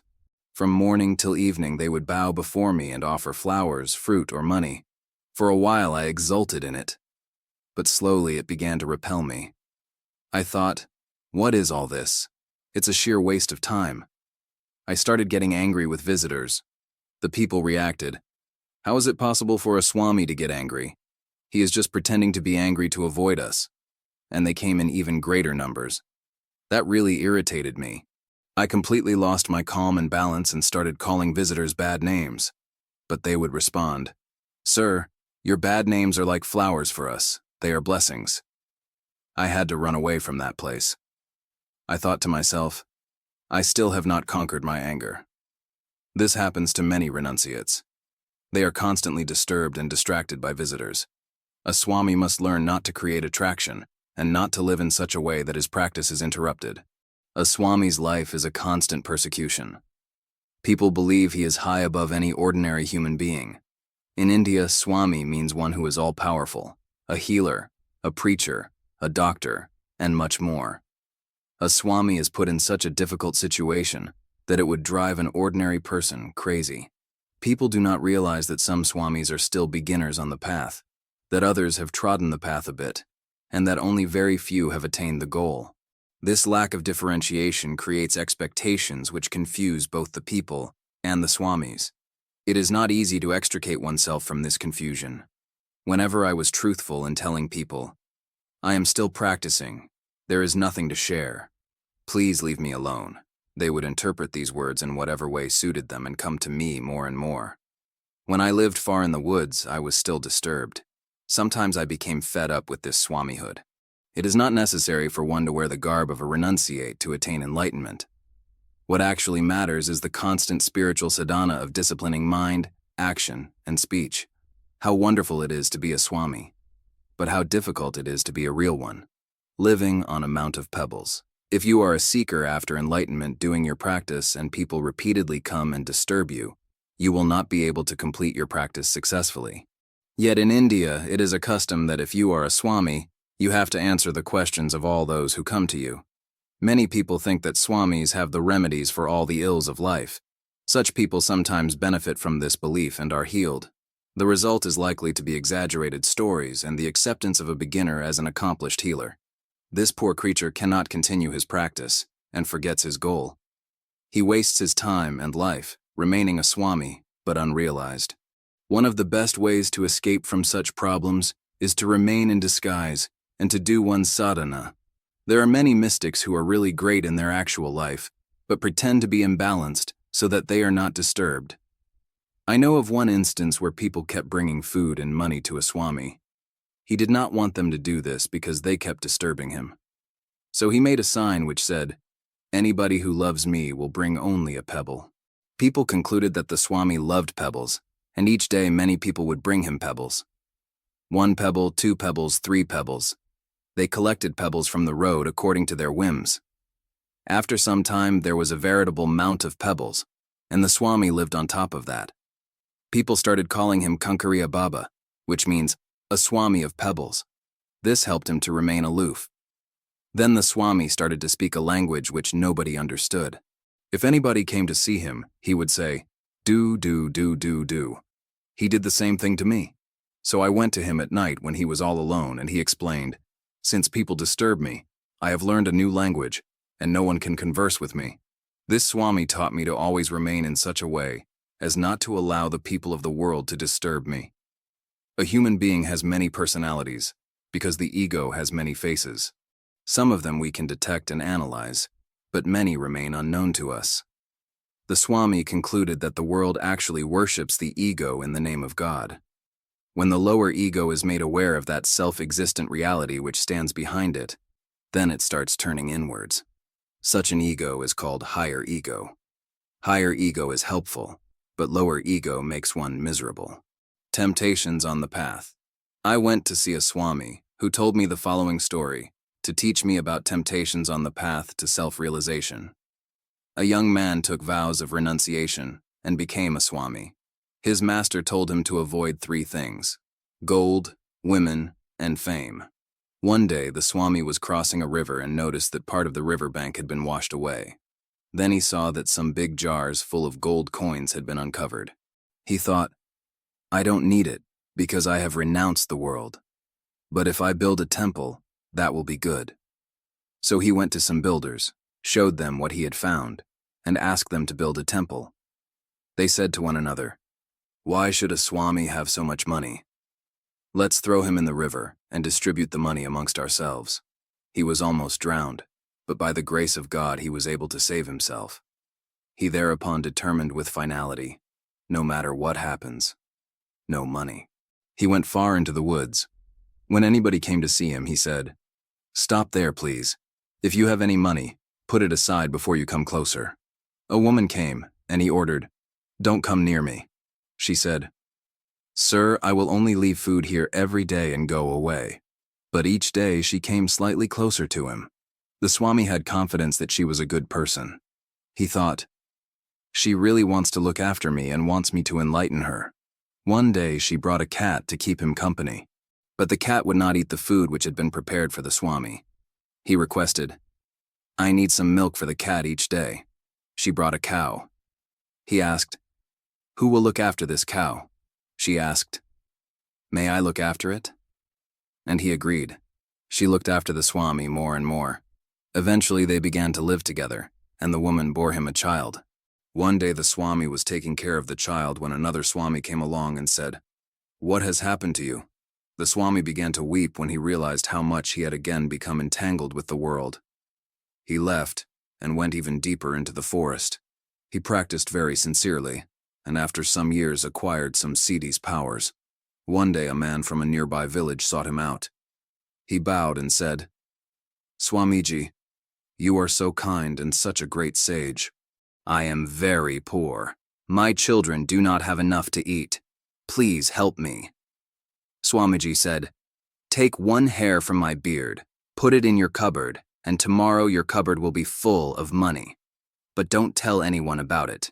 When he returned to his home, that man naturally revealed the secret to his wife, and she to many others. Soon the news had traveled far and wide.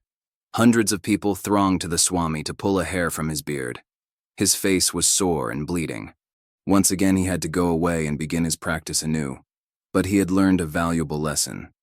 He now knew the consequences of becoming involved with gold, women, and fame. The Swami who told this story to me said, "This is a lesson which you should never forget. Let this story be a lesson to you and relate it to all young swamis whom you meet on the path. Should I get married? When I was in Uttar Pradesh, a northern state of India, people would come to visit me in the evenings and I would give discourses on the Upanishads. One day, a girl who had her master's degree in English literature asked me to grant her an interview. She began by asserting that I had been her spouse in a previous life. She talked for 2 hours and led me to a state where I agreed that it could have been possible. I had never had such a personal audience with anyone for such a long time before. She tried to persuade me that we should get married in this life as well. Later, I talked with her mother, who also supported her imagination. What that girl said was so enticing, and I was so naive that I started brooding on what it would be like to live with her. I told her that if my master would permit me to get married, it was all right with me. This was the only time in my life when I considered living with someone, though I was not considering leaving my spiritual path. This girl was from a well-known family. Many of her brothers, cousins, and other relatives held high government positions. They pressed me to marry her. For 1 year, I was strongly influenced by my emotions. It was a bad period. I felt frustrated and unfulfilled, but I was very much influenced by the girl and her family and did not know what to do. The experience helped me to see how a student on the path of spirituality, who is committed to the path of renunciation, can be disturbed and distracted. Many obstacles appear on the path, but I am convinced that the grace of the Master and the grace of God lead the student to overcome these obstructions. Finally, I went to my master and left the decision with him. He never controlled my life, but would advise me when I needed it. After some resistance and discussion, I always ended up following his advice. My master said, "You have a task, and you have not yet completed it." Having examined and compared worldly companionship and spiritual attainments and deciding to follow the path of renunciation, you are now letting yourself be tempted back into the world. If you persist and remain within the influence of your current atmosphere, it will take several lifetimes for you to come back to the path. The decision was left to me. But after listening to my master, I decided to break this tie and go back to the path of renunciation. There are 2 well-known paths: the path of renunciation and the path of action in the world. My path was the path of renunciation. One should not compare paths and think one superior and the other inferior. I certainly do not condemn the path which involves living and working in the world while having a family. That path furnishes the means of living but is also time-consuming.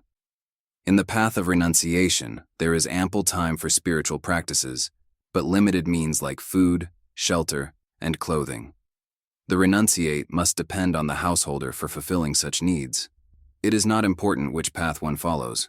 What is important is the honesty, sincerity, truthfulness, and faithfulness which one has in either path. This particular incident brought some humiliation into my life because people put swamis and yogis on high pedestals and look upon them as demigods. In India, a swami is expected to live apart from society, without worldly possessions and without any worldly preoccupations. I have met many on the path who live hypocritically because of such expectations. I have heard Western psychologists say that renunciation, and especially celibacy, is ascetic insanity. I leave it to each individual to choose for himself, but it is important to mention here that hypocrisy is a great obstacle. Those who observe celibacy do indeed become abnormal if they do not transform their inner personalities. Those who do not have control over the primitive urges should not follow the path of renunciation. The drives for food, sex, sleep, and self-preservation are powerful urges. Each has a very strong impact and influence on human life and behavior. Why should there be such a taboo on sex only? In yoga science, all the urges are channeled and directed toward spiritual development. Those who cannot control and sublimate these drives should live in the world and experience their fulfillment in a regulated way. They can follow the path of Tantra rather than renunciation. They can transform the fulfillment of these drives into spiritual experiences. There is much confusion created by renunciates who impose rigid discipline on their students. This often makes the students dishonest and hypocritical. Is such discipline necessary? Conflict within and without are the signs and symptoms which clearly indicate that one is not on the path of spirituality. Swami Rama practicing austerities on a bank of the Narmada River spiritual dignity is also vanity. After I had renewed my resolve to follow the path of renunciation, my master thought I was feeling guilty.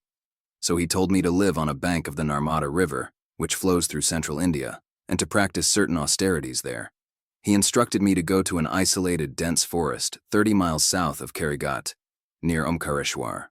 The river there was full of crocodiles, and in the mornings and evenings several of them would lie on the sand along the river.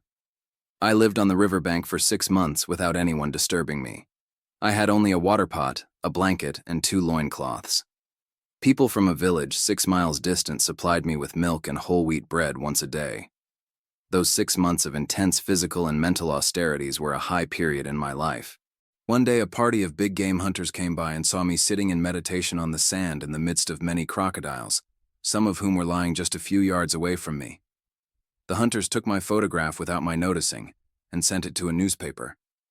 Soon, stories about me appeared in many newspapers.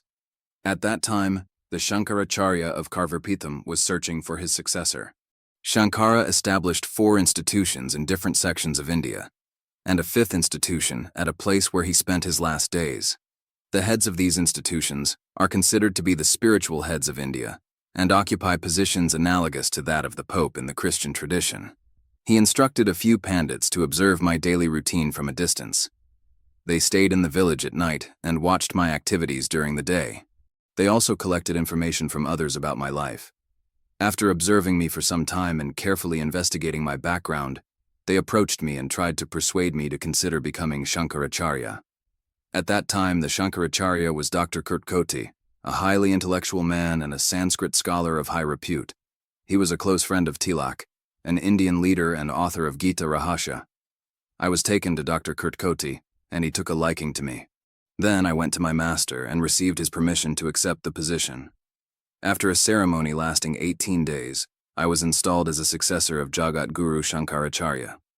I received thousands of telegrams from well-wishers all over the world, including messages from the Pope and other spiritual heads. It was a strange experience for me, such a startling contrast to my 6 months of solitude and silence. I was less than 30 years old, and they gave me such a great responsibility. Kurtkoti believed in socio-religious reformation and handed over his files of valuable correspondence with other spiritual and political leaders. I had numerous meetings with various groups and leaders. I had a busy schedule of traveling and lecturing, and when I wasn't so engaged, people would come to see me from morning to evening and ask for my blessings. It became very difficult for me. I had no freedom. I thought, I don't get any time to meditate and do my practices. I spend my whole day blessing people. This is not good. Swami Rama as Shankaracharya of Karvirpitham, 1949-1951. I was not at all happy. My conscience said, "You are not meant for this. Leave." So after 2 years, I simply ran away, without any money in my pocket.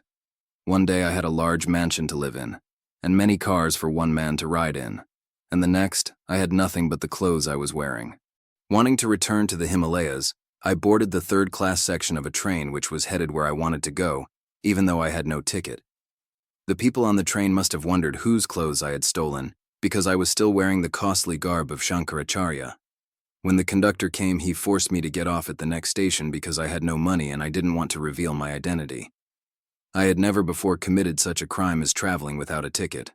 I just bowed my head and got down, saying humbly, "Thank you for not prosecuting me." The admirers and followers of Shankaracharya did not at all appreciate my resigning the dignity and prestige of the position. They felt that I was forsaking my responsibilities, but I had not been happy, and I never returned to that place again. When I came to my master, he said, "You have seen how worldly temptations follow a Swami, how the world wants to absorb a spiritual person. Now nothing will affect you, because you have experienced positions, institutions, and renunciation. People expect a lot from their spiritual leaders. Do what you can to uplift and enlighten the people, but never forget your path." A miserable experiment. A man who knew me used to cut lawns, collect the grass, and sell it for the cows and buffaloes to eat. This is how he earned his living.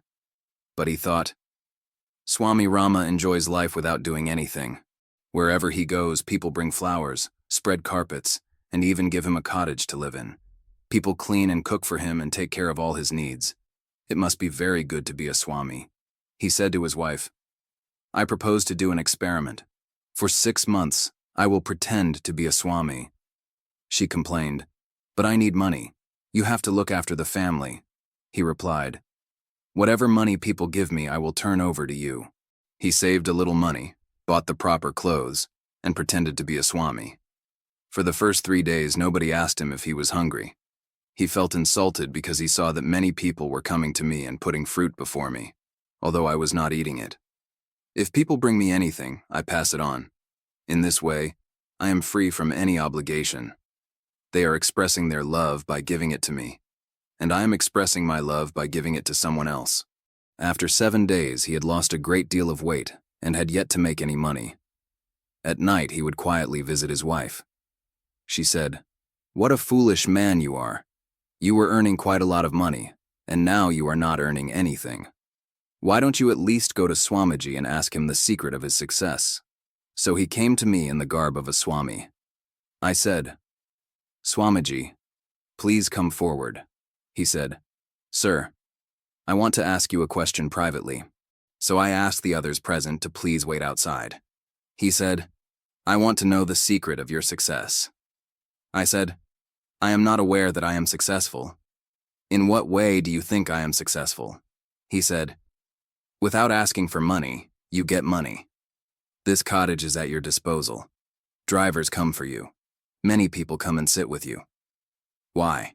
I replied, "You know, when I wanted such things, they never came to me. But the day I determined I didn't want them, I began getting them. Remember this, as Swami Vivekananda says, fortune is like a flirt. She will run away from you when you want her, but if you are not interested in her, she will come chasing you." Charms of the world. Once there was an educated young man who decided that he would become a Swami. He observed how Swamis spoke and conducted themselves. On his own, without treading the path or following any disciplines, he set himself up as a Swami with the proper attire and external behavior. One day he came to my ashram at Uttarkashi in the Himalayas and requested if he could stay a while. Whenever he spoke with me, his gaze would always settle on my wristwatch. Someone had given me an Omega chronometer as a gift. I didn't care whether the watch was a simple watch or the expensive item that fascinated this young man. Each time we talked, he would bring up the watch in conversation. He would say, "Oh, what a striking watch. How attractive the design. It must keep excellent time." After 3 days of this, I said, "Young man, I'm leaving for Gangotri for a while. Would you take care of this watch for me?" As I picked up my blanket and sandals and waved goodbye to my guest, I knew that before long my ashram would be empty of this man and my watch. I was not really intending to go to Gangotri. I just wanted to see what would happen. I returned shortly, and sure enough, the young man and the watch had departed. In the days that followed, my acquaintances asked about my missing watch. I told them it was being used. I was not concerned. By chance, 6 months later, I ran into the same young man at the hardware railway station. He was so embarrassed he wanted to run away. He said, "Sir, what I did was terrible." I replied, "You have done nothing to me. If you think it is wrong, don't do it again." Then I noticed that he was not wearing the watch, so I asked him where it was and how it was running. He said, "I have sold it. I needed the money." A short time later, the watch was with me again. The buyer was my student, who recognized the watch and returned it to me. So I found the young man again and gave him the watch once more. I said, "If this watch can help you, then you should have it." At first, he could not understand and accept the way I related to him, but gradually he came to see that it is possible to have a completely different attitude toward the things of the world than he had known. This incident affected him so much that he later went back to an ashram that I recommended for self-discipline, and today he is a completely transformed person. Many people are unable to face certain things in themselves. They refuse to confront those conflicts, desires, and habits that they may not like in themselves, but can't get rid of. They don't allow others to know their real selves and continue to put forward defenses and pretenses. With someone, somewhere, in some relationship, we should completely expose ourselves and not keep these embarrassing seeds repressed inside. These hidden secrets only delay our progress. We project onto others the very things we won't face. During meditation, one allows all these embarrassing thoughts and desires to come up gently, where one can just observe them without becoming involved. In this way, meditation serves as an effective tool to recover and live a balanced life. The temple at Gangotri. Those who renounce their homes and duties still carry with them the deep-rooted samskaras, latent tendencies which derive from past experiences, sown in earlier lives. It takes a long time to get free of these samskaras. It requires the constant mental ingestion of creative impressions and seeds of spirituality. This cleansing and replacement of mental content is possible if one follows a path of self-discipline. Too many modern teachers profess to teach spirituality and meditation without discipline. They may introduce sound techniques, but without training the students to become disciplined, it is like sowing seeds in the soil that was never tilled. Self-discipline is very important in the path of spirituality. Becoming a Swami or a monk is not so important. What is important is to accept a self-disciplined life. There needs to be a bridge between life within and without. Discipline is the foundation of that bridge. People should not be tempted by mere techniques, but learn to cultivate discipline within themselves. 2. Naked renunciates. On my way to Gangotri, I stayed for a month at Uttarkashi, which is deep in the Himalayas. I used to go for my morning walk 2 or 3 miles toward Takala. Between Takala and my residence, 2 completely naked sadhus lived in the 2 separate rooms of a small wooden house on a bank of the Ganges. They were illiterate widowers in their mid-60s and did not have any belongings, not even a pot of water. I knew these 2, and they were famous, but not because of their learning and yogic wisdom. They became famous because of their outer appearance of living naked in such a cold climate. In reality, they were full of ego, anger, and jealousy. They despised each other. One sunny day as I was walking toward Takala, I saw from a distance that they had both spread their straw in the sun to warm it. They did this once in a while to remove the moisture from it. When I approached their house, I found that they were wrestling. 2 naked old sadhus wrestling fiercely. I intervened and said, "What is this?" They stood apart, and one of them said, "He stepped on my straw. What he must think of himself. He thinks that he's the greatest renunciate in the world." This experience was a setback in my life, and I started analyzing the path of renunciation. I realized that even after renouncing wealth, home, relatives, wife, and children, one cannot easily renounce the lust for name and fame, nor can one easily purify the ego and direct his emotions towards self-realization. Cultivation of a new mind is a necessary step for enlightenment. Mere renunciation brings unhappiness and frustration. Renunciation without being aware of the purpose of life creates problems for the renunciates and for the people of the world who look for examples from them. The people of the world think that renunciates are the best examples to be followed. But I have met many householders who are far superior to renunciates. The inner condition is more important than the external way of living. In the world and yet above. On the face of it, it may seem that some swamis in India are given whatever they need without doing any labor.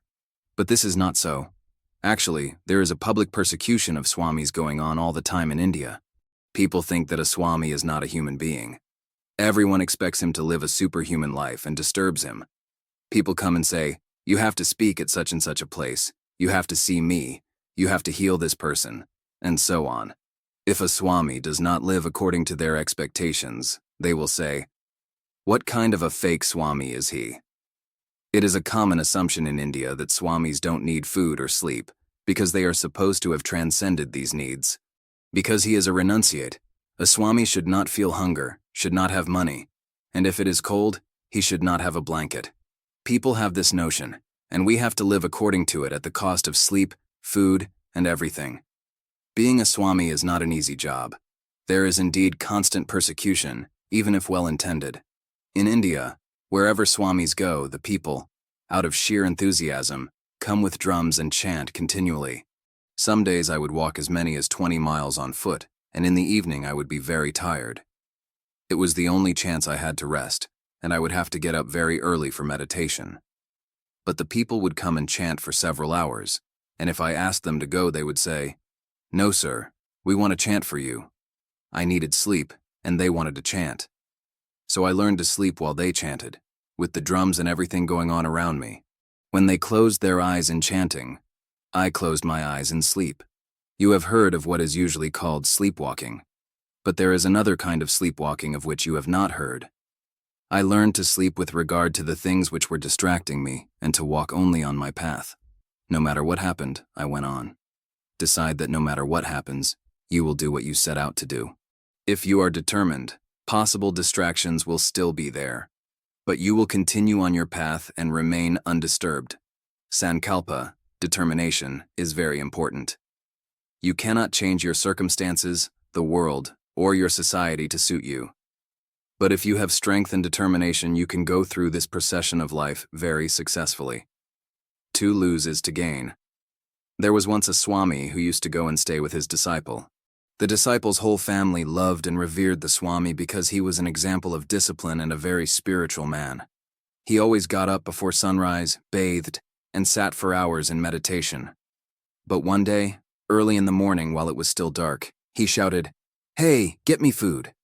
His disciple said, "Sir, this is your bath time." The Swami replied, "Just get me food. I am hungry." He ate, and then he took a bath. After his bath, he went to empty his bowels, and then he went to sleep. He made everything topsy-turvy and the whole house was upset. They said, "Something has happened to him, he's gone crazy." The wife said, "Our master is a wonderful man. We should help him." So they called for doctors and told them, "Don't disturb him by saying anything about medicine. Say, 'We want to learn from you.' Be courteous, please." The doctors came and behaved like disciples because they were paid for that purpose. They said, "Gurudev, how are you?" But he wouldn't respond. They thought he was in a coma because he was not moving. One looked at his eyes and there was no movement. Another found that there was a little pulse. One said to another, "I don't think he is going to live." A third doctor took out a stethoscope and found the heartbeat decreasing, so he reported, "He has a failing heart." The woman of the house started weeping because she had always looked on him as her spiritual father. Finally, I was asked to come. When I entered, he sat up and I asked, "Swamiji, what is the matter?" He said, "Nothing is the matter. Why do you ask?" I told him, "Everybody's worried." He said, "I used to meditate for two things, but today my parents died and I am in sorrow, so I am not meditating." His language was entirely mystical. I said, "Your parents died? You are a Swami. You have nothing to do with parents." No, he said. "You also have parents. When they die, you will understand." He continued, "Attachment was my mother, and anger was my father. They both died, so I have nothing to do. Now I do not need to do anything. Meditation will become your very nature when you give up attachment, anger, and pride. Then you will not have to pose for meditation, for your whole life will be a sort of meditation." Chapter 7. Experiences on Various Paths. This section of the book is primarily from Swamiji's diaries. Knowledge of various paths leads you to form your own conviction. The more you know, the more you decide to learn. When you have sharpened the faculty of discrimination, you firmly tread your path without any doubts. A renowned lady sage. We two young aspirants, Nanteen Baba and I, lived in the Laryakanta forests of Nainital when I was 16 years of age. At that time, Anandamayi Ma, a well-known spiritual leader of India, was going on a pilgrimage with her husband. Although they traveled together, they did not have the usual husband-wife relationship, but had mutually developed an understanding of the value of abstinence and had decided to live as celibates. They were both in their 40s and were totally dedicated to the Lord. On this pilgrimage, they were accompanied by a large group of followers and were traveling from Manasarovar to Kailas, which is near Mount Everest, the highest of the Himalayan mountains. A pilgrimage to this site is considered to be the greatest of all, and on the way the people aspire to have a glance of the sages and to meet the adepts. Anandamayi Ma heard about us two young renunciates and came to visit us on her way to Kailas. When she returned from Kailas 2 months later, she again passed through Nainital, and at that time we met her again and attended her group meetings in the evenings. She was a follower of this path of love and devotion, and regularly offered discourses on the path to her large following. There are many paths to enlightenment generally referred to in yoga, but actually there are 6 main paths, and bhakti yoga, The path of devotion is one of them. This path of love is a path of self-surrender, and music is one of its devotional expressions. Bhakti yoga is based on self-sacrifice, reverence, and compassion. In this path, humility, gentleness, purity, simplicity, and sincerity are important virtues. It is the path of the heart. This means that the followers direct the power of emotion toward God. Many on this path start flowing tears when they hear talk of God, or when they assemble for chanting. Philosophically, the aspirant on this path does not want to merge his individuality in God, but prefers to have a separate identity and to be always in the service of the Lord. The philosophy of liberation, according to this path, is nearness to God. Liberation means attaining status in the celestial plane, where one can constantly remain near to God. Many follow this path, but it is not as easy to follow as most people think. Bhakti yoga is not the path of blind followers. Jnana yoga is a path of knowledge, and is called the yoga of the intellect. This study involves not merely the cognitive intellect, but rather that intellect which has been sharpened by listening attentively to the sayings of the great sages as they are taught by a competent teacher, and then contemplating on these sayings to finally attain a state of freedom. This path is like the razor's edge, and if one does not tread it with discipline, he might become egotistical. Constant company of the sages and contemplation with the help of non-attachment are important requisites in this path. Karma yoga is a path followed by those who believe in doing duties selflessly. These aspirants understand that all the fruits of one's actions should be surrendered to God, who dwells in everyone's heart. Selfless action performed skillfully liberates one from the bondage created by the fruits therein. Knowledge of karma yoga is essential to attaining liberation. By performing right actions which do not create bondage, and by attaining higher knowledge, one liberates oneself from the rounds of births and deaths. Kundalini yoga is one of the aspects of yoga which is practiced by those who understand a great deal about the body, the nervous system, and the various channels of energy in the human body. The special disciplines that help the aspirant to control his bodily functions and internal states are essential. The primal force, which remains in the sleeping state at the base of the spinal column, is consciously awakened and led through the Sushumna to the highest of the chakras, where the Shakti principle unites with the Shiva principle. Sushumna is the most subtle channel on which the primal force travels. Without its application, that Kundalini force cannot rise. Chakras are the wheels of life used for the subtle body. Shakti is the divine mother who manifests the universe. She is the universal power which can function only through that mother force. Raja Yoga is a path of systematic discipline, which leads the student upward along the 8-runged ladder to a state called Samadhi, or union with the absolute reality. This is the most comprehensive path and is a highly systematic and evolved science in which karma, bhakti, kundalini, and jnana are combined. The philosophy of Raja Yoga is based on Sankhya philosophy. Sri Vidya, in which the microcosm and macrocosm are thoroughly understood, is the highest of all the paths and is practiced by only very few accomplished ones. It is a practical path, but it requires strong philosophical understanding before it is trodden. Practice based on the mere information of books could be time-consuming as well as dangerous. A competent teacher is necessary in this spiritual practice, and the principles of Tantra and other philosophies need to be thoroughly understood before a student takes such a venture. This extremely rare path is followed only by the highly accomplished sages. Anandamayi Ma at Almora Nantin Baba and I attended a gathering of Anandamayi Ma's students, in which everyone was chanting in Bengali and Hindi. We enjoyed listening to the chants, but felt more like observers than part of the group. We were both more inclined toward meditation and were on the paths of Raja Yoga and Jnana Yoga, although we also appreciated the other paths. If a person follows one particular path, it does not mean that he hates the other paths. Nonetheless, one of Anandamayi Ma's students came up to us and tried to convince us that the path of devotion was the highest one, and that we should switch to it. He asked, "Why are you not participating in the chanting?" I told him, "The horse that pulls the buggy does not enjoy pulling it, but the person who is seated in the buggy enjoys the ride and benefits by witnessing and sitting quietly. The person who is performing the action does not enjoy it as much as the wise man who is witnessing it. Some people chant, and others enjoy chanting silently. We are enjoying more than anybody else. How do you know that we do not follow the path of devotion? In his ignorance, this student was very adamant that his path was the only one. Our discussion soon led to an argument, and Anandamayi Ma intervened by saying to her follower, "Don't argue with these two young renunciates. One should try to understand one's own inner worth and then follow the path best suited to him. The path of devotion does not mean dumb devotion. Devotion means total dedication, surrender, and love for the Lord. It is the path of the heart, but it does not contradict that intellect or reason which solves many problems of life. Devotion is also part of the other paths. It is not possible for the jnana yogi to attain enlightenment if he does not also have devotion. Everyone wants to follow bhakti, the path of devotion, thinking that it is very easy and simple. But that's not true. The path of devotion means accepting the existence of the Lord, instead of worshiping one's own existence. Those who weep, shiver, become emotional, or act in a funny way cannot be called the followers of bhakti yoga.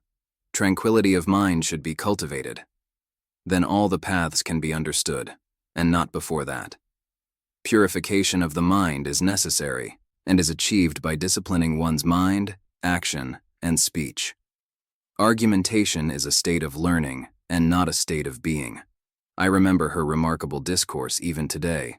I asked her, "Is it true that your path is superior to other paths, and that only what you are doing is authentic? Do you think that others are wasting their time?" She replied, "My path of devotion suits me, but do not change your paths. Those who do not have guidance become confused and often change their paths. A confused mind is not fit to follow any path. Seekers of truth should learn to search for competence and guidance by seeing certain signs and symptoms in the teacher, such as selflessness, truthfulness, sincerity, and control of mind, action, and speech. Students also commit mistakes when they become idealistic, without observing their capacity or following any discipline. They see only what they want to see. This prevents them from learning, and then they get attached to the path which they think they are following. They become very fanatical and egotistical, and even begin fighting with people. This can happen to any seeker if his inferiority complex goes on developing and creating boundaries, closing all the doors of knowledge and making him self-centered, uncommunicative, and egotistical. Ma confirmed our ideas and strengthened those principles which we were following. She said, "Learning the scriptures is very good and helpful, but without satsanga, such learning can also make anyone egotistical. A learned man having satsanga is very humble, communicative, and gentle in his behavior. Beginners often argue and boast about the superiority of their way, but one who has trodden the path knows that all paths lead to the same destination. There is no superior or inferior path. It is immaterial which path one follows, but one should carefully watch one's own modifications of mind and learn not to identify with them." As she stared at the eyes of her husband, which were like cups of wine full of devotion, we said goodbye to Anandamayi Ma, and I went to the quiet place where I often used to hide myself, with my heart on my palms and tears in my eyes. In India, Hindus, Christians, Muslims, Sikhs, Parsis, and Sufis have lived harmoniously for many centuries. India is a melting pot. Whoever visits India gets into this pot. This has been the history of Indian civilization. In the subcontinent of India, people were peaceful, but the aliens who ruled India created hatred among the various religious groups because of their policy of divide and rule. Sufis from all over the world go to India to pay homage to Indian Sufis. Even today, India is the home of Sufism. Sufism is a religion of love and is not followed by Mohammedans exclusively. Among the several Sufi sages I have met, one of the greatest was a woman who lived in the city of Agra, 120 miles away from Delhi. This city is famous because of the Taj Mahal, a symbol of love and one of the wonders of the world. Once I traveled from the Himalayas to visit this old woman sage, who lived completely naked in a small dargah, dwelling and worshipping place of a holy Muslim fakir. She was 93 years of age and never slept at night. I used to call her Bibiji. This word is used for mother. She would call me, my son, Beat. During my stay at Agra, I regularly visited this Sufi woman sage between 12 and 1 in the morning. My visiting Bibiji at nights was misunderstood, so much that people started thinking I had lost my equilibrium. Several high army officials and learned people also used to visit her. Colonel J.S. Kaira was her great devotee. Although she was adored by Hindus and others equally, many people in the city did not understand this great Sufi mystic and her mysterious way of living. Her compassion toward her visitors was immense, but her attitude toward the mundane world was self-explanatory. The people of the world have learned how to fill up earthen bowls with grains and coins, but no one knows how to fill the bowl of the heart. One night Babaji told me that it would be easy for me to meet God. I asked, "What is the way?" She said, "To be one with the divine, one has simply to detach oneself from this mundane world and be linked with the beloved. It is so simple. Offer your rue soul to the Lord, and then there is nothing to be done or realized anymore." I said, "Babaji, but how?" She started using a dialogue. I am narrating it exactly as she related it to me. She said, "As I went to see my beloved, he asked, 'Who is that standing at the entrance of my shrine?' I said, 'Thy lover, Lord.' The Lord said, 'What proof can you give?' I said, 'Here is my heart on my palms and tears in my eyes.' And the Lord said, 'I accept thy offering, for I also love thee. Thou art mine. Go and live in the Dargah. Since then, my son, I live here. I wait for him day and night, and I will wait for him till eternity." I remembered the words of a great man who said, "This poisonous tree of life has but two fruits: contemplation on immortality and conversing with the sages." Many times I would watch a very powerful light emanating from Babaji's eyes. She impressed me deeply because of her superb divine ecstasy, her complete self-surrender, and her unfathomable love for God. She said, "The pearl of wisdom is already hidden within the shell in the ocean of the heart. Dive deep, and one day you will find it." One day she smilingly cast off her body. A light like that of a star was witnessed by 12 of us who were sitting around her. The light came out of her heart and sped toward the sky like lightning. She remains in my heart always. I remember my Babaji with great love and reverence. Karma is the maker. I used to hear a lot about a sage called Uriya Baba, who was very famous for his learning and spiritual wisdom. He lived in Vrindavan. My master sent me to live with this sage. A devotee of this Baba who knew me well took me to Vrindavan. When I arrived there, I found hundreds of people waiting to have darshan of this great man. The Baba was informed by his devotee about my arrival. He very kindly instructed his devotee to take me to his room. This great man was very short in stature and about 65 years of age. He was considered to be one of the greatest learned scholars of North India. He had a large following all over the country. He was very kind and generous to me. In the evenings we used to go on the banks of the Jamuna for evening ablutions. One evening I asked him, "Is renouncing the world superior to living in the world? Which is the right path?" During those days I had been studying the philosophy of karma. I knew that karma means cause and effect. I also knew that it is difficult to get freedom from these twin laws of karma.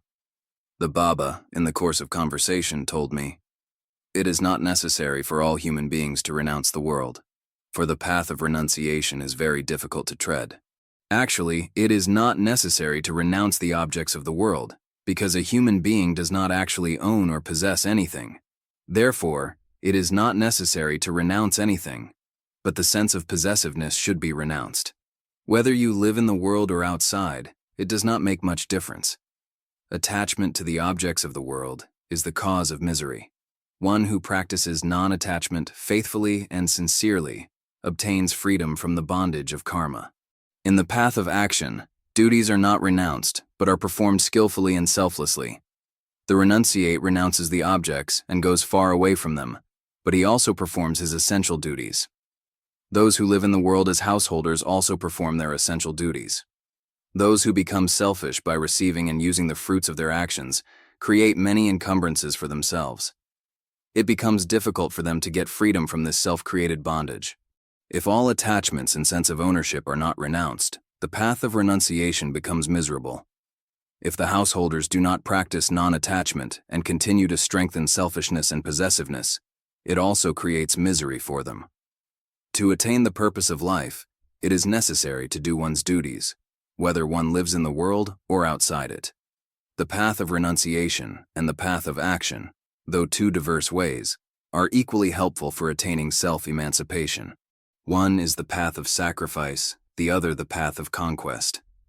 Again the Baba spoke, "The law of karma is applicable to all equally. Our past samskaras are deeply rooted in the unconscious. These latent samskaras, or impressions, create various bubbles of thoughts and express themselves through our speech and actions. It is possible for the aspirant to get freedom from these samskaras. These memories have a stronghold in the bed of our samskaras.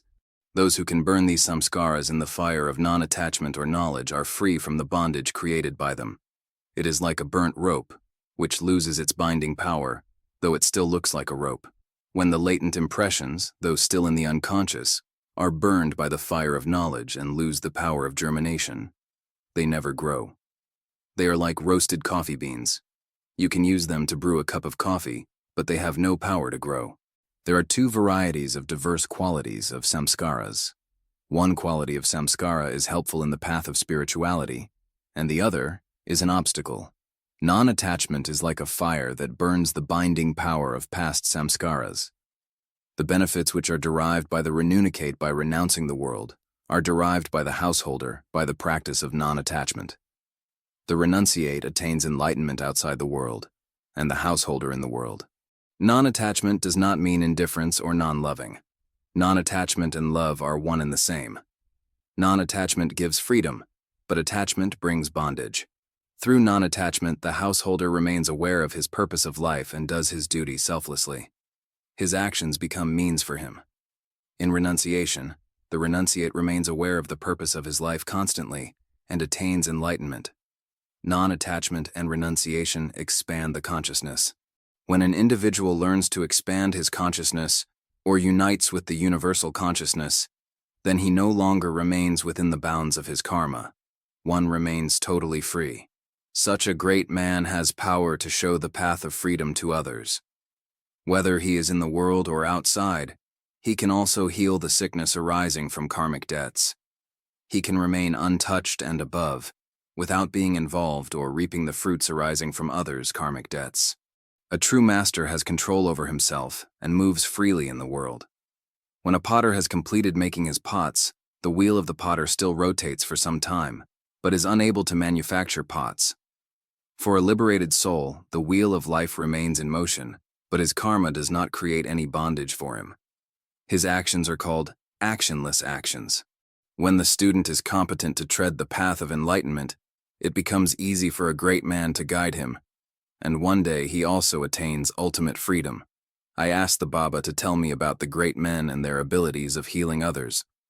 He said, "There are 3 levels of healing: physical, mental, and spiritual. Man is a citizen of these 3 levels. One who has spiritual power can heal others on all levels, but if he tries to make healing his profession, his mind and will force will again start running toward worldly grooves. A dissipated and worldly mind is not fit enough to heal anyone. The moment one becomes selfish, the mind changes its course and starts flowing downward to the lower grooves. Misuse of spiritual power weakens and distracts the very basis of that power, which is called Ichcha Shakti. The great men always say that all the powers belong to the Lord.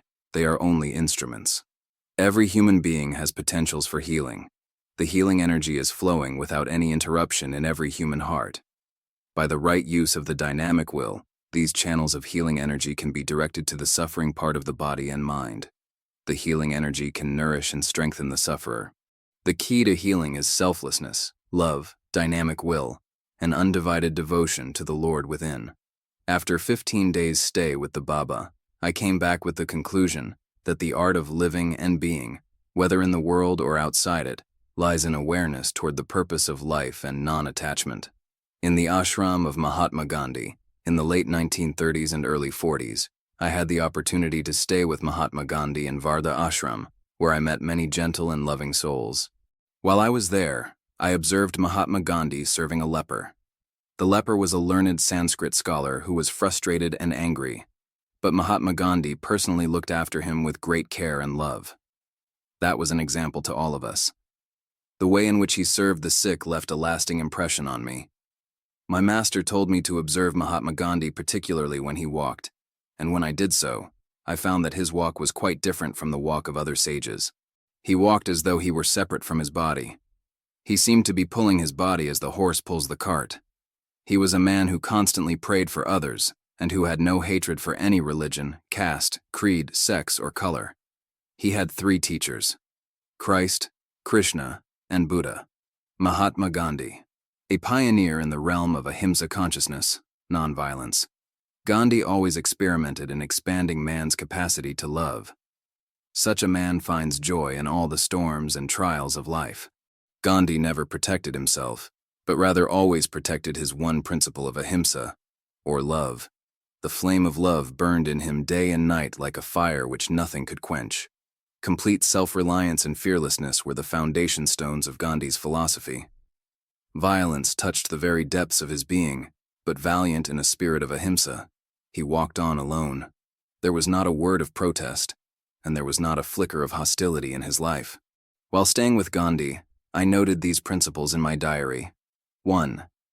Nonviolence and cowardice cannot go together, because nonviolence is a perfect expression of love that casts out fear. To be brave because one is armed implies an element of fear. The power of ahimsa is an extremely vital and active force which does not come from physical strength. 2. A true follower of ahimsa does not believe in disappointment. He dwells above in perennial happiness and peace. That peace and joy do not come to him who is proud of his intellect or learning. They come to him who is full of faith and has an undivided and single-pointed mind. 3. The intellect can produce many wonders, but non-violence is a matter of the heart. It does not come through intellectual exercises. 4. Hatred is not overcome by hatred, but rather by love. This is an unalterable law. 5. Devotion is not mere worship with the lips, it is self-surrender with mind, action, and speech. 6. Gandhi did not believe in the barriers created by religions, cultures, superstitions, and mistrust. He taught and lived the brotherhood of all religions. 7. Gandhi believed in the art of living without concern for the fruits of one's actions. He practiced not worrying about success or failure, but paid attention to the work at hand without feeling the slightest anxiety or fatigue. 8.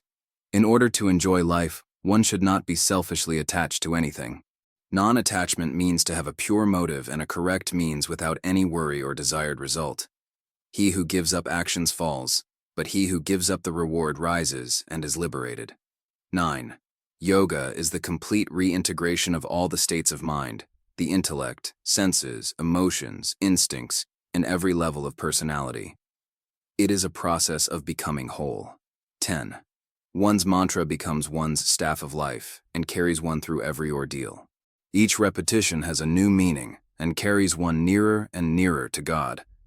It is capable of transforming that which is negative in the personality into that which is positive, and it can gradually integrate divided and opposing thoughts at deeper and deeper levels of consciousness. After meeting many wonderful and striking personalities, like Mahadev Desai, Miraben, and Prabhavati Bahen, I became friendly with Ram Das, son of Mahatma Gandhi, and took him to Kausani, one of the fascinating and beautiful places of the Himalayas. Not sacrifice, but conquest. Tagore. When I was a teenager, I often traveled with my brother, disciple Dandy Swami Shivananda of Gangotri, who was about 20 years older than I. Once we went on a journey to Mussoorie, a holiday resort at the foot of the Himalayas. On the way, we stopped at a small town called Rajpur. During those days, Tagore, a famous poet of the East, was staying in a cottage there. My brother disciple was from Bengal and knew Tagore and his family well, so we went to visit him.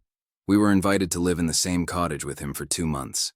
Tagore became fond of me and asked my brother disciple to send me to Shantiniketan, the educational institution he had founded.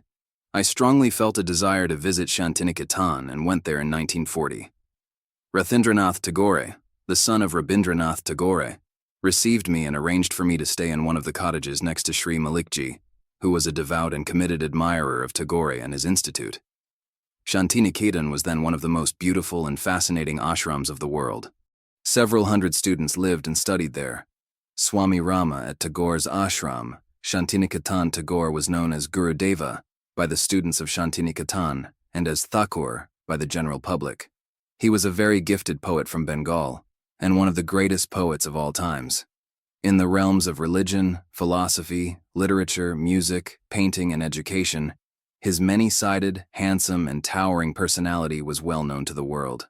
During the period I lived with Tagore, I was able to observe his devotion to his work. He was always engaged in his daily practice, or was busy writing or painting. He spent very few hours in sleep, and would not recline in the daytime. The infirmities of age did not change his habits. I looked upon him as an earnest sadhaka, spiritual seeker. It is true that one object of all sadhakas of the world is to be somewhat godlike. It was not necessary for a godlike man like Tagore to imitate other godmen of India in order to express himself. His life was not like that of an ascetic's, which is as barren as a desert. Asceticism is the most ancient path of enlightenment, and genuine asceticism is indeed worthy of reverence. Equally worthy is the treading of the more difficult path of remaining in the world while doing one's duties. Tagore believed in living in the world without being of it. A line from one of his poems, "Liberation by detachment from the world is not mine," is highly expressive of his philosophy. The key point of his life was not sacrifice, but conquest. Humanity has seen three kinds of great men. First, those who are gifted and great by birth. Second, those who have attained greatness by sincere and selfless effort. And third, those unfortunate ones on whom greatness is thrust by the press and publicity. Tagore was in the first category, a gifted and highly talented poet and genius. He lived and practiced according to the sayings of the Upanishads. All whatsoever that moves in the universe is indwelt by the Lord. Enjoy thou what hath been allotted by him. Covet not the wealth of anyone. I admired Tagore. He was the most universal, encompassing, and complete human being I have known. He was a living embodiment of the whole of humanity, who knew both man the knower and man the maker. He believed in allowing a person to grow by satisfying both the demands of society and the need for solitude. Sometimes I used to call him the Plato of the East. His views about the East and West were highly admired by the people of both these cultures. Tagore did not want Westerners to become Easterners in their minds and outward behavior. He wanted the West to join hands with the East in the noble contest for the promotion of the highest ideas, which are common to the whole world. According to him, the evolution of man is the evolution of the creative personality. Man alone has the courage of standing against the biological laws. Behind all great nations and noble works done in the world, there have been noble ideas. An idea is that something which is the very basis of creativity.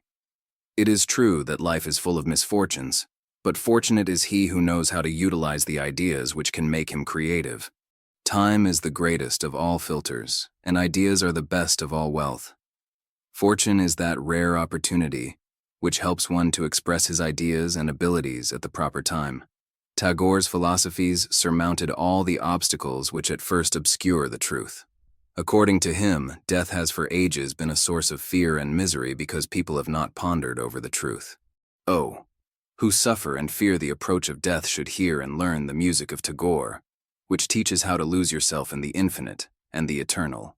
Just tune the chords of your being and make them move in harmony with the music of the cosmos. Every woman and man should strive to secure the light of truth and live simply and wisely for the common good. The rhythm of music supported Tagore's philosophy of life. Music completed his personality, but this is not all. His words and melodies are still going on in the minds of poets and musicians today. Rabindranath Tagore.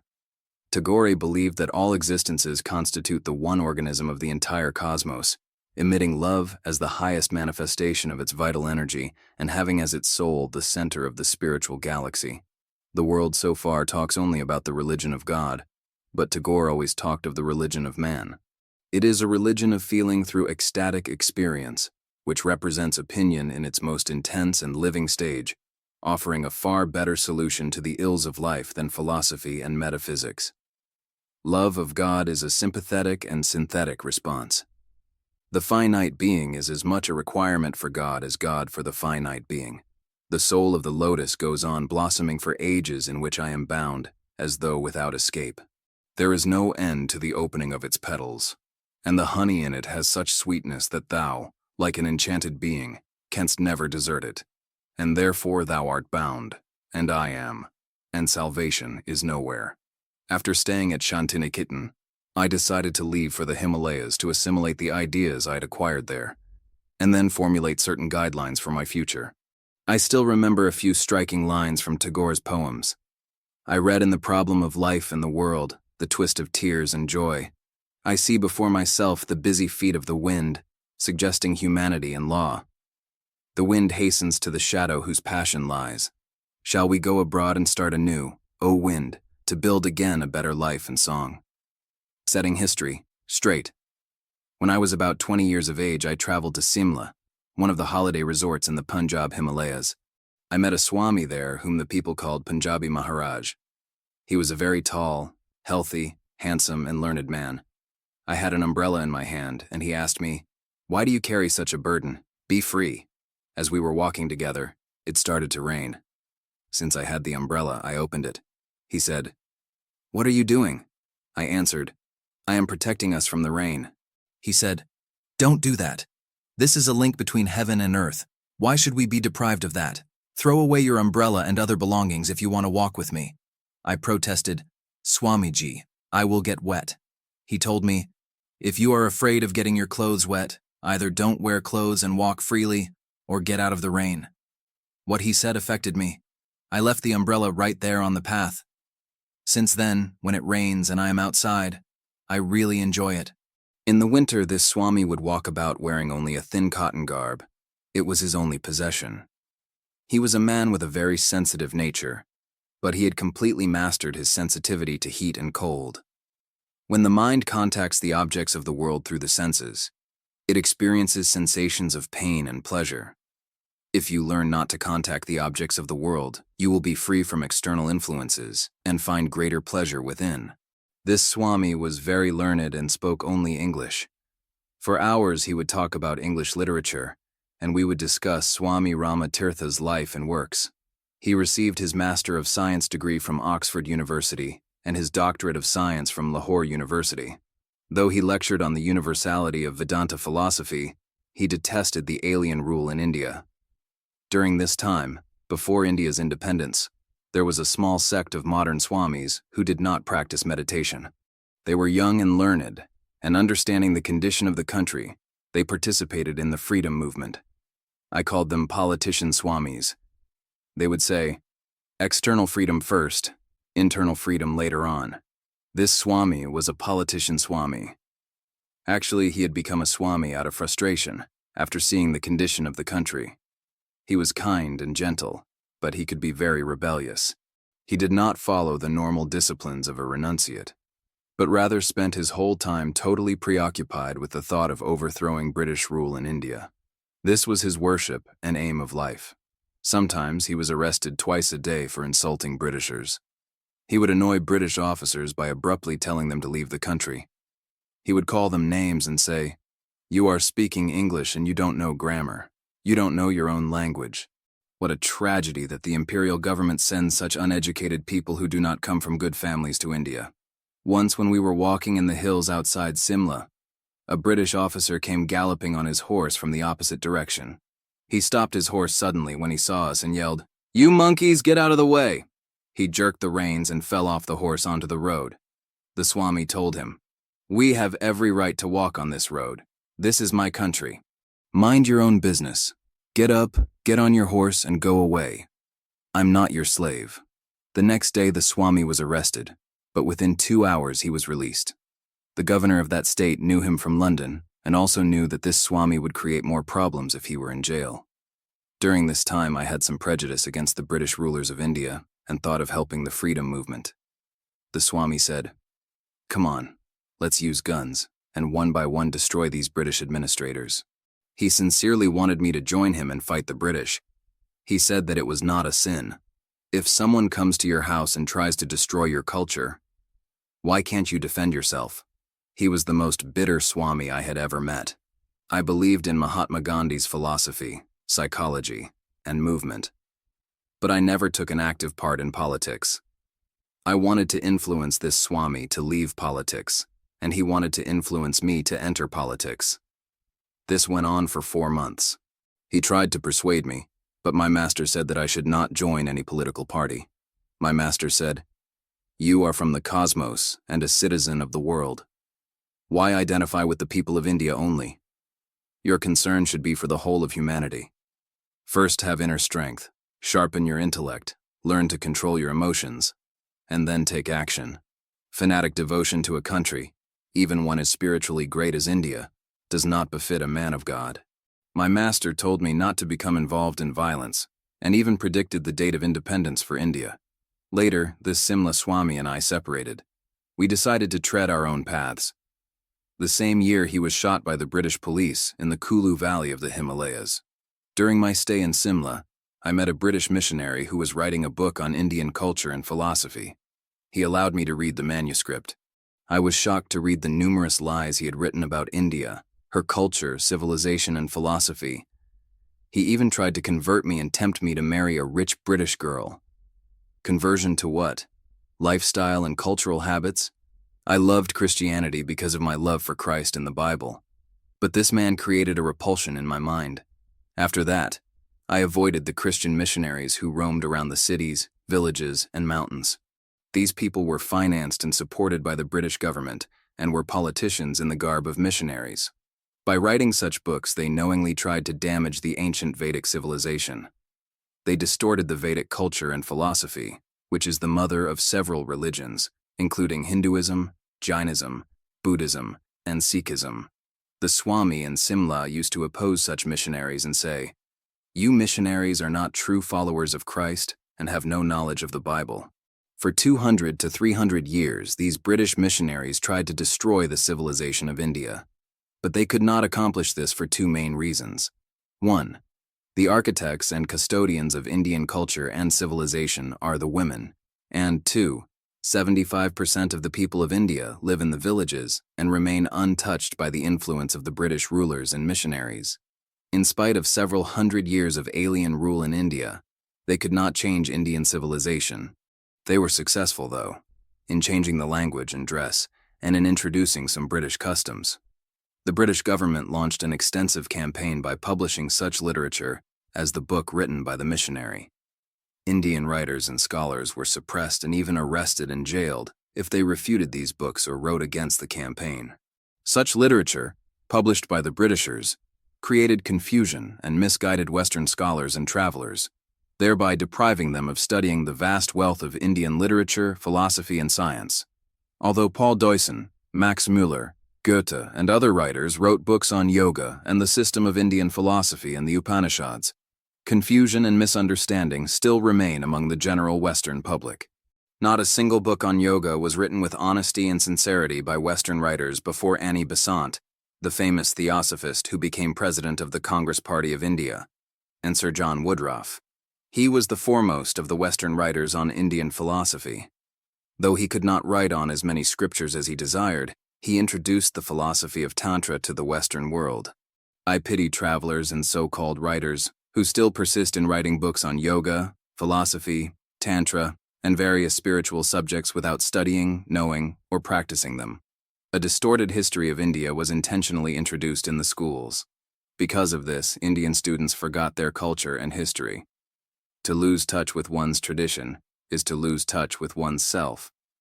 Education in India was completely changed by the British.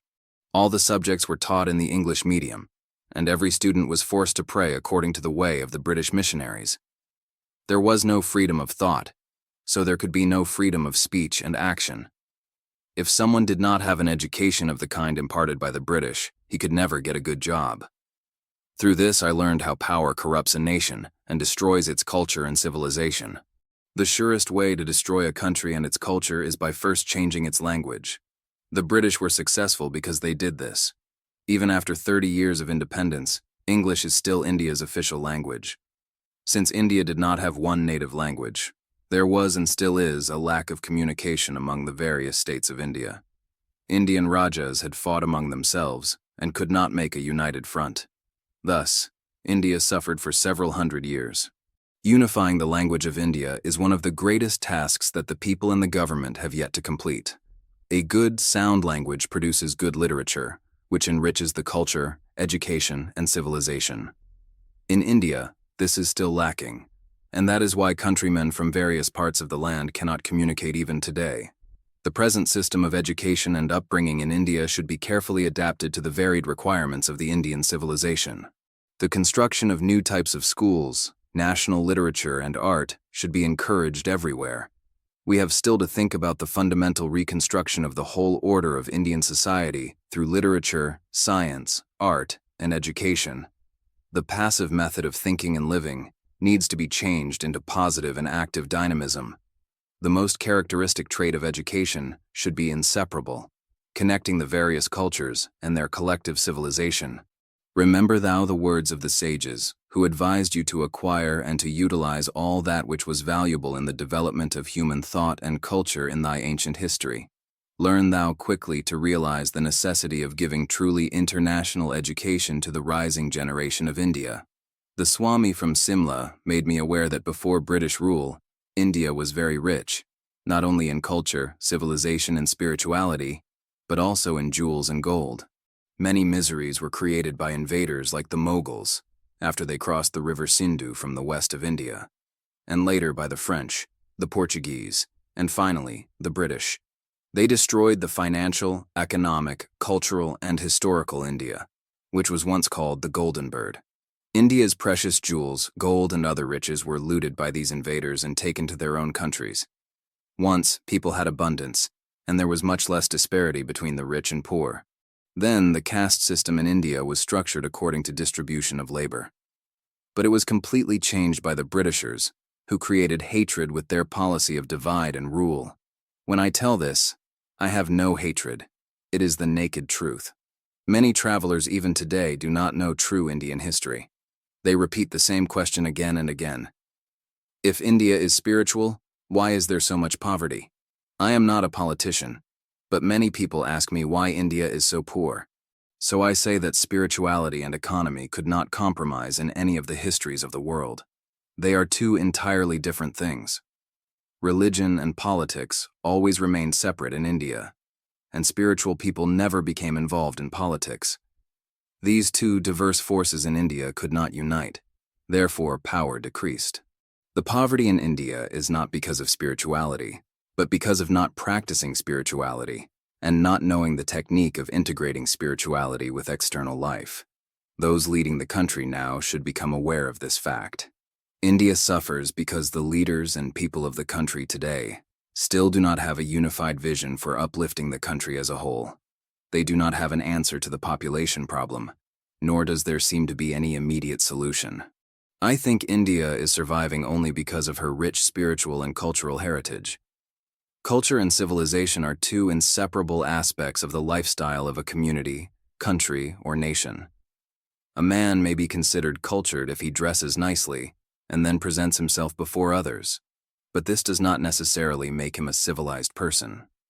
Civilization refers to the way a nation thinks and feels, to its development of ideals such as non-killing, compassion, sincerity, and faithfulness. Culture is an external way of life.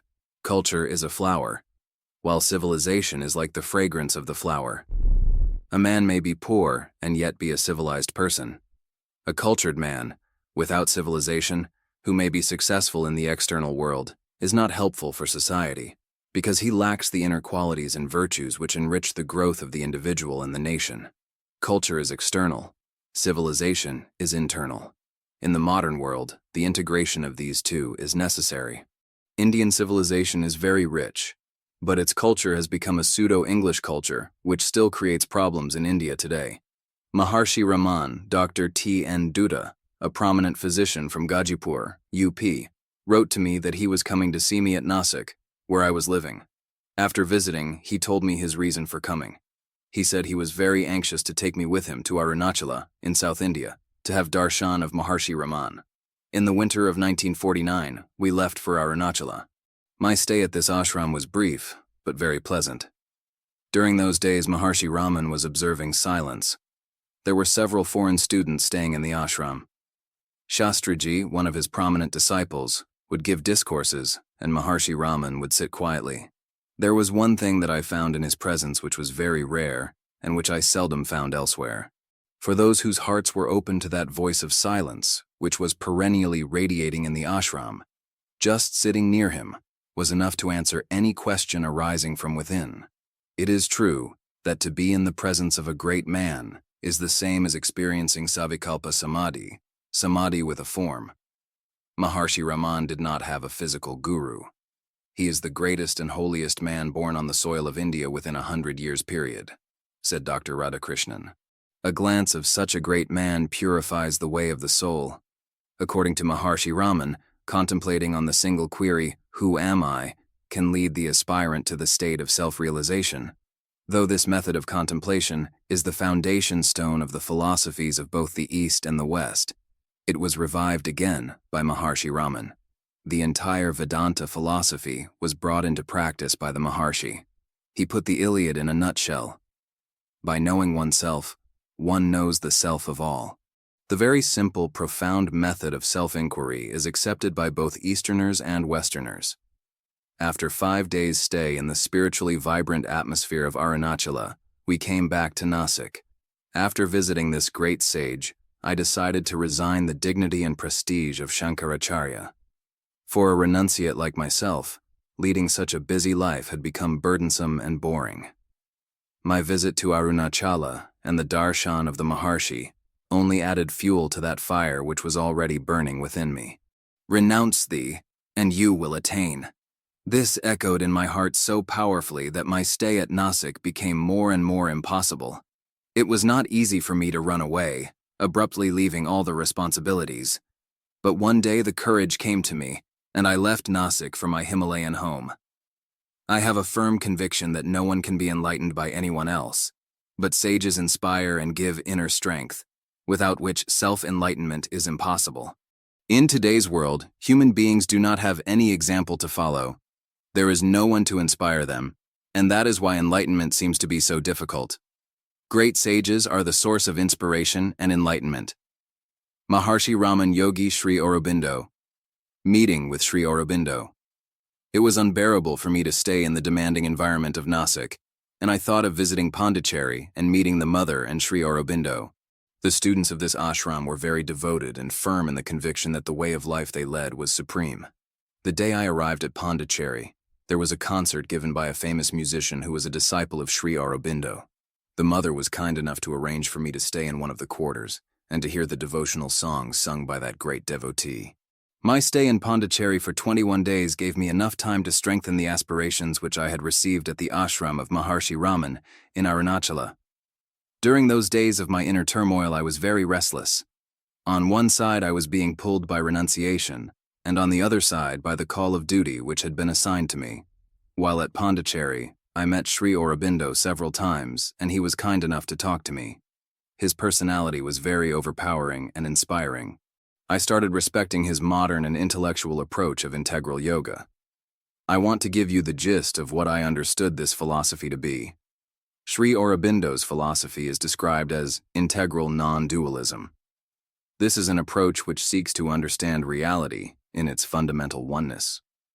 The differences which we observe are looked upon as developments taking place within the framework of the all-inclusive unity of the Absolute. Integral non-dualism erases the distinctions of ethics, religion, logic, and metaphysics. Sri Aurobindo's conviction is that absolute reality in its essence is non-dual, non-conceptual, and logically indefinable. It is only accessible to direct experience through the penetrative insight of pure spiritual intuition.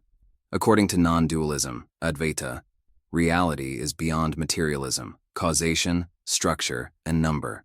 This same conviction is expressed in the philosophy of Nirguna Brahman in Vedanta, in the concept of Shunyata in Buddhist philosophy, in the concept of Tao in Chinese philosophy, and in the philosophy of Tattvatita in Tantra. The philosophy of Tantra consistently maintains that one can advance spiritually by awakening the latent primal force called the Kundalini. When this spiritual potential is systematically channeled along higher levels, living becomes effortless, spontaneous, and attuned to the ultimate goal of existence. Vaishnavism recommends the method of love and devotion through wholehearted self-surrender to God. Christian mysticism and Sufism have a close resemblance to Vaishnavism in this respect. Let thy will, not mine, be done is their secret of spiritual growth. Vedanta, by contrast, lays stress upon the method of contemplation and self-inquiry. It includes discrimination between the self and the not-self, and then the renunciation of emotional attachments to the not-self. As soon as false identifications with the not-self are removed, the indwelling light of truth is revealed. According to Aurobindo's integral philosophy, both the lower nature and the higher nature of man and the universe spring from the same ultimate reality. The lower nature is the physical force in the world, and the source of instinctual drives in the unconscious mind. Man's higher nature is composed of pure consciousness and spiritual aspirations. It evolves out of the matrix of the lower nature through the awareness of the ultimate creative force, called Shakti. Aurobindo calls this force Divine Mother. Man has to faithfully be aware of this force in order to attain the realization of the Absolute. This awareness implies a tranquil integration of the material and the spiritual. According to Aurobindo, the supraphysical can only be really mastered in its fullness when we keep our feet firmly on the physical. This awareness is developed through two methods. The first is the integration of meditation with action. Through meditation, one tears the veil of ignorance. He thus realizes his true self, which is the very self of all. Through selfless and loving actions, one relates creatively with others. The second method of awareness of the divine lies in the knowledge of the ascending and descending forces of consciousness. These powerful movements gradually expand the spiritual outlook and help one to rise to higher levels of consciousness. The descending movement brings down the light and power of higher consciousness into all strata of our material existence. This consists of transforming the physical into effective channels of expression for universal love and all-unifying truth. Integral non-dualism sees evolution as the progressive self-manifestation of the universal spirit in material conditions. The whole universe is an expression or play of the divine. Man's highest destiny is to be fully aware of the universal spirit and thus advance the cause of evolution. Therefore, the essence of integral yoga lies in the active and effective awareness of the individual with the superconscious divine. Sri Aurobindo synthesizes the ancient philosophy of Advaita in the belief that it is not necessary for modern man to realize the goal of non-dualistic asceticism through renunciation. Meditation in action with non-attachment also prepares the sadhaka for awakening the primal force, Kundalini. By the realization of the union of Shakti and Shiva, humanity can be elevated to a higher awareness. I was fully convinced that Sri Aurobindo's philosophy would have wide recognition by the modern minds of India, and especially of the West. But I was accustomed to quiet and solitude, and could not adjust to the numerous activities of the ashram like dramas, concerts, and tennis. I returned to Nasik and determined to leave for the Himalayas. The wave of bliss. I once visited Chitrakoot, one of the holy places where, according to the epic Ramayana, Lord Rama lived during his exile. This place is situated on the Vindhya range, one of the longest mountain ranges in India. According to ancient tradition, Vairagi sadhus visit Vrindavan and Chitrakoot, Vrindavan for those who love Krishna, and Chitrakoot for those who love Rama. In another part of the Vindhya range, in a holy place called Vindhyachal, there lived many Shakti worshippers. Traveling toward the forests of Rewa state, I went to the Satana forest, and there met a Swami who was very handsome and highly educated in the Vedantic and Yoga tradition. He knew the scriptures and was a very brilliant sadhaka, spiritual practitioner. He was later nominated as Shankaracharya of Jyotirmaya Pitham, which is in the Himalayas on the way to Badrinath. His name was Brahmananda Sarasvati, Sri Swami Brahmananda Sarasvati. He used to live only on germinated gram seeds mixed with a little bit of salt.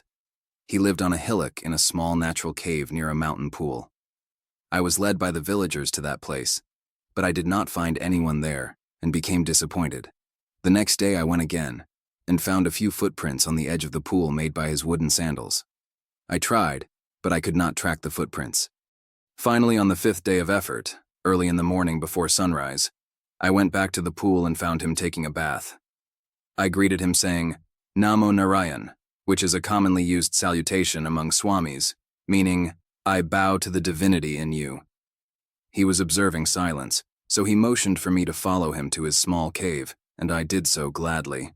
This was the 8th day of his silence, and after staying the night with him, he broke his silence, and I gently spoke to him about the purpose of my visit. I wanted to know how he was living, and the ways and methods of his spiritual practices.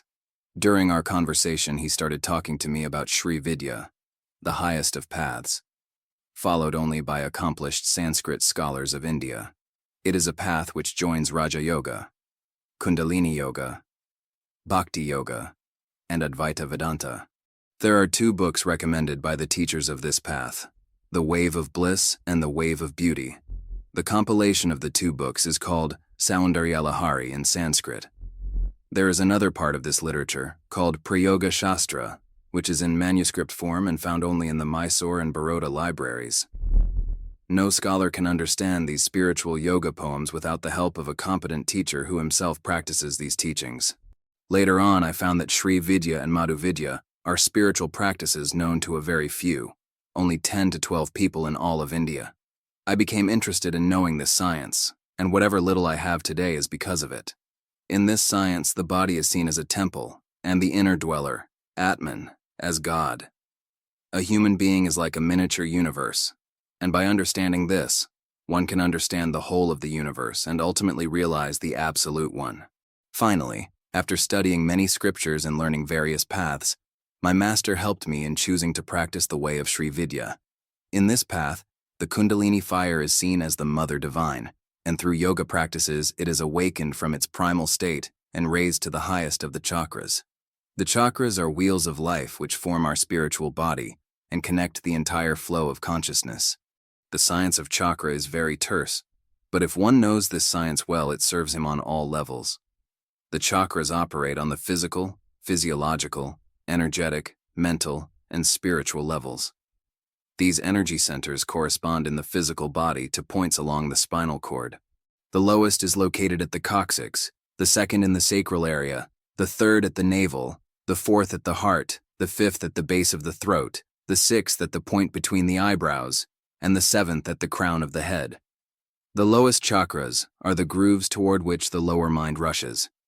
The heart, Anahata chakra, separates the upper hemisphere from the lower hemisphere, and is accepted as the center of divine tranquility. Buddhism, Hinduism, Christianity, and Judaism also recognize this center. That which is called Anahata chakra in Hinduism is called the Star of David in Judaism and the Sacred Heart in Christianity. The higher chakras are the centers of upward traveling energy. There are many levels of consciousness from the heart chakra to the 1,000-petaled lotus inside the crown of the head. When one sits erectly for meditation, these centers are aligned. Energy can be focused on one chakra or another. Developing the capacity to direct the flow of energy to the higher chakras is one aspect of spiritual development. Knowledge of pranic vehicles is important if one wants to experience all the chakras systematically. There is a bulk of literature on the chakras in Hinduism and Buddhism, which was later explained and introduced by theosophical writers for Western readers. Western writers have also written many books on the subject of chakras, although most of them, with the exception of those written by Sir John Woodruff, are misleading, for they consist merely of second-hand information without anything to guide one's practice. Such misleading literature on such a highly perfected science is found all over, even in health food stores. How ridiculous. Swami Brahmananda was one of the rare Siddhas, accomplished ones, who had the knowledge of Sri Vidya. His authoritative knowledge of the Upanishads, and especially of Shankara's commentaries, was superb. He was also a very good speaker.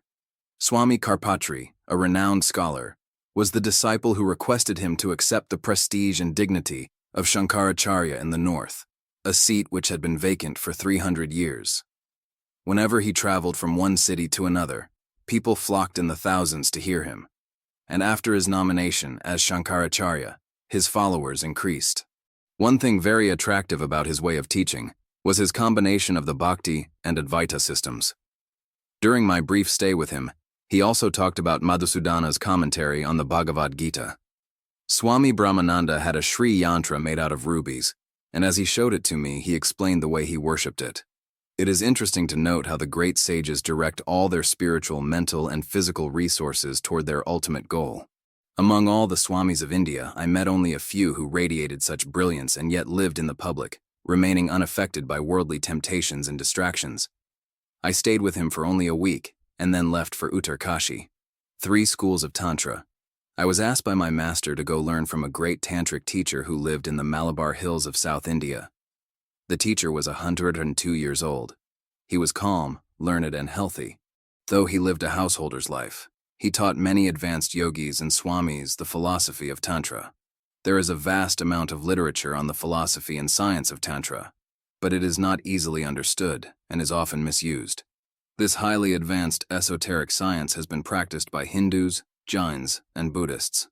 The Kudabaksha Library of Patna, the Baroda Library, and the Madras Library are filled with manuscripts on the subject, but this literature is beyond the understanding of laymen.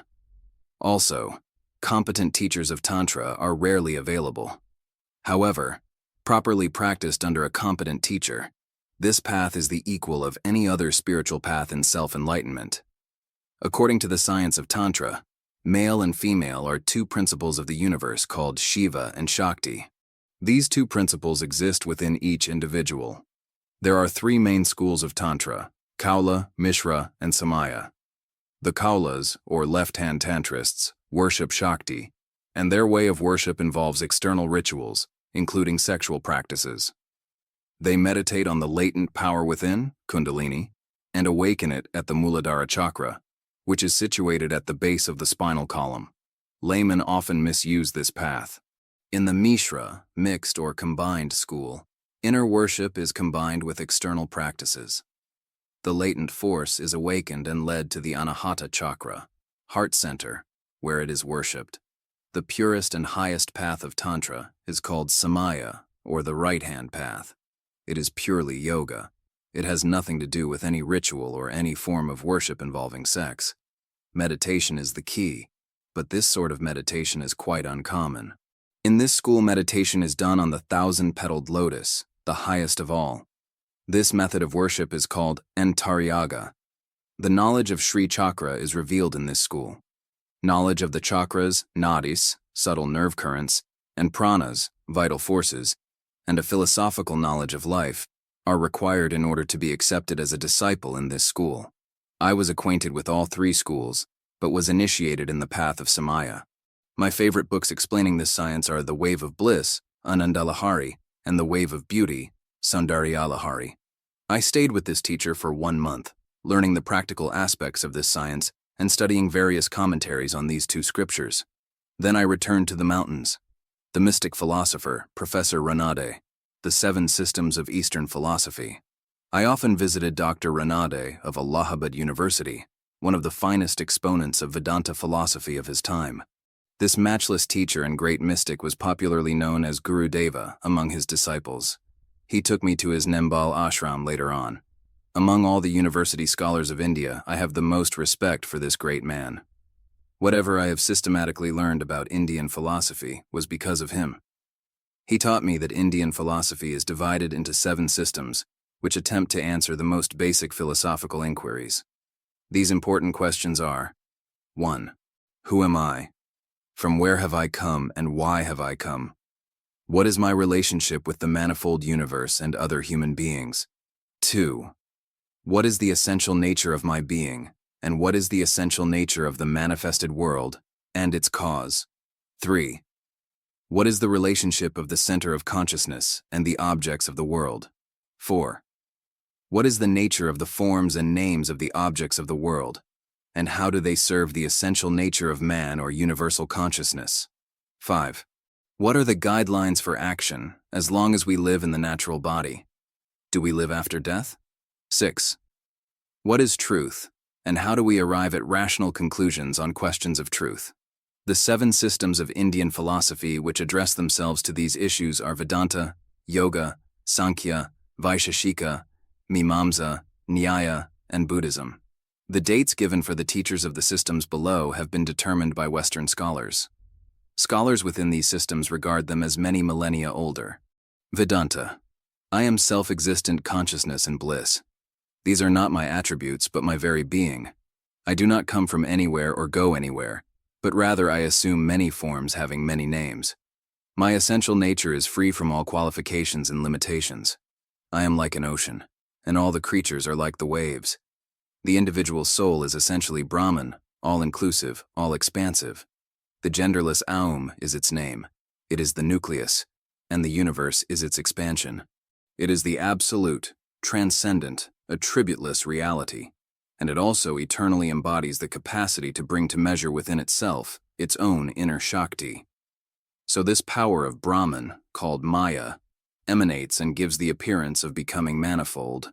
But in truth, there is no manifoldness, and the infinite never becomes finite. There is a superimposition of the finite on the infinite, which is eradicated by unveiling reality again. Then one realizes himself to be in Brahman as Brahman. He identifies himself with Brahman and becomes one with it. Below are some of the most important statements of the Vedanta philosophy as found in the Upanishads. 1. There is nothing manifold here. From death to death he wanders who sees anything here as though it were manifold. 2. He who is tranquil dwells in Brahman, from whom the universe emanates and into whom it dissolves. 3. All this is Brahman. 4. Brahman is pure gnosis. 5. This self is Brahman. 6. That thou art. 7. I am that. 8. I am Brahman. The philosophy which was taught by the seers of the Vedas, 2000 to 500 BC, was passed down through a long line of sages, such as Vyasa, Gaudapada, and Govindapada, the author of many ancient scriptures, who codified these ancient philosophies. Shankaracharya finally systematized the monistic schools in the 8th century AD, and many acharyas after him established various schools of non-dualistic and dualistic philosophies which differed from him. Yoga. In the yoga system of philosophy, the individual soul is a seeker, and cosmic consciousness is the ultimate reality it finds within. Yoga accommodates all religions and all systems of philosophy as far as the practical aspects are concerned. While dwelling in the manifold phenomenon of the universe, the soul must take care of the material body, purifying and strengthening its capacity. In this system, the individual must practice the highest principle of behavior and the control of the various modifications of mind through the commitments called yama and niyama. By practicing stillness in posture and breath, one then transforms oneself by having control over the senses with concentration and meditation, and finally attains samadhi. The final goal of this system is to attain kaivalya, aloneness. This yoga system was also known several millennia before Patanjali, who codified it in the 1st century AD by compiling 196 aphorisms, called the Yoga Sutras. The Yoga and Sankhya systems of philosophy are alike.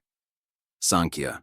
The Sankhya system is dualistic and believes the conscious Purusha and the unconscious Prakriti to be separate, coexistent, and interdependent realities. In Sankhya, the conscious principle is again twofold. It consists of the individual soul, Jiva, and the universal soul, or God, Ishvara. In other systems of Sankhya philosophy, the existence of God is irrelevant.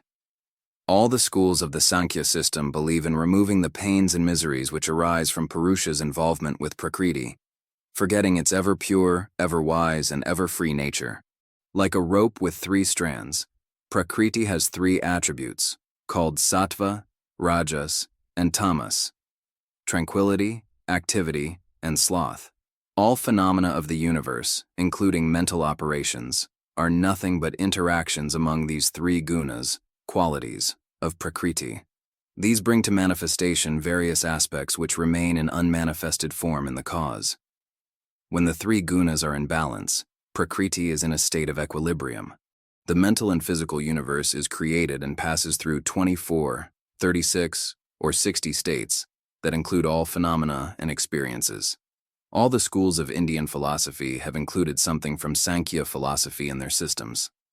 This system is the very basis of Indian psychology. It gave birth to the positive science of mathematics and then to the medical system of India, for to understand the body is to understand all human nature. The founder of the Sankhya school was Asuri, and Kapila, one of the most ancient seers, is called the Acharya of this science.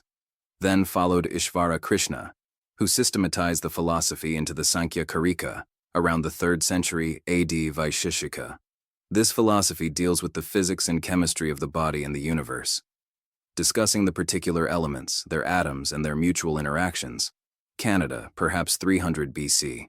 I states the subject of his philosophy to be Dharma, the code of conduct which leads human beings to prosperity in this life and the highest good in the next. This philosophy discusses 9 subjects: earth, water, fire, air, space, time, dimension, mind, and soul, and their mutual relationships. This philosophy was developed by Prashastapada in the 4th century AD Mimamsa. The Mimamsa system was founded by Jaimini. In this system, the Vedas are accepted as self-evident scriptures revealing internal knowledge. This system believes in salvation through action. It established a detailed philosophy of the efficacy of ritual, worship, and ethical conduct, which developed into the philosophy of karma. This school challenges the predominance of grammarians and logicians who maintain linguistics and rhetoric. It is a school of philosophy in action. Jaimini's date was perhaps c. 400 BC. Nyaya. Nyaya is the school of logicians founded by Gautama, one of the ancient sages. It regards doubt as a prerequisite for philosophical inquiry and elaborates rules for debate. All the schools of Indian philosophy to this day follow the Nyaya system of logic, which was further developed in the 16th century, and which is now called neologic, a complex system similar to the mathematical logic of the West today. Buddhism. Gautama. The Buddha was born 2,600 years ago in Kapilavastu, at the site of the ancient ashram of the sage Kapila, who is one of the founders of the Sankhya philosophy. Gautama studied this philosophy in depth under a teacher named Adara Kalama, and he later discovered the 4 noble truths. 1. There exists sorrow. 2. There is a cause of sorrow. 3. The sorrow can be eradicated. 4. There are means for the eradication of sorrow. These 4 noble truths are already found in the Yoga Sutras of Patanjali, but the difference lies in Buddha's doctrine of anatta, or non-self. The word neti, not this, was fully understood by the ancient rishis, Vedic seers. The Buddha refused to participate in metaphysical speculation. He would not discuss the existence of God, and he would not answer the question of whether the Buddhas exist after nirvana. He said that such questions were not worthy of consideration. The Enlightened One, a highly practical teacher, wanted his disciples to practice the eightfold right path of action that would lead them to Bodhi, the finest level of consciousness. He accepted Pali as a language for communication. After Buddha's parinirvana, various groups of monks started following their own way. There then formed 2 major schools: Theravada, the doctrine of the elders, and Mahayana, the formal philosophical school of Buddhism, which disappeared in India. Great volumes have been written on the major historical and doctrinal differences between the 2 paths. Theravadins considered the teachings of Buddha to be completely separate from the rest of the Indian philosophical developments. They retained Pali as their medium to study the scriptures, although not a great deal of philosophical speculation developed in Pali.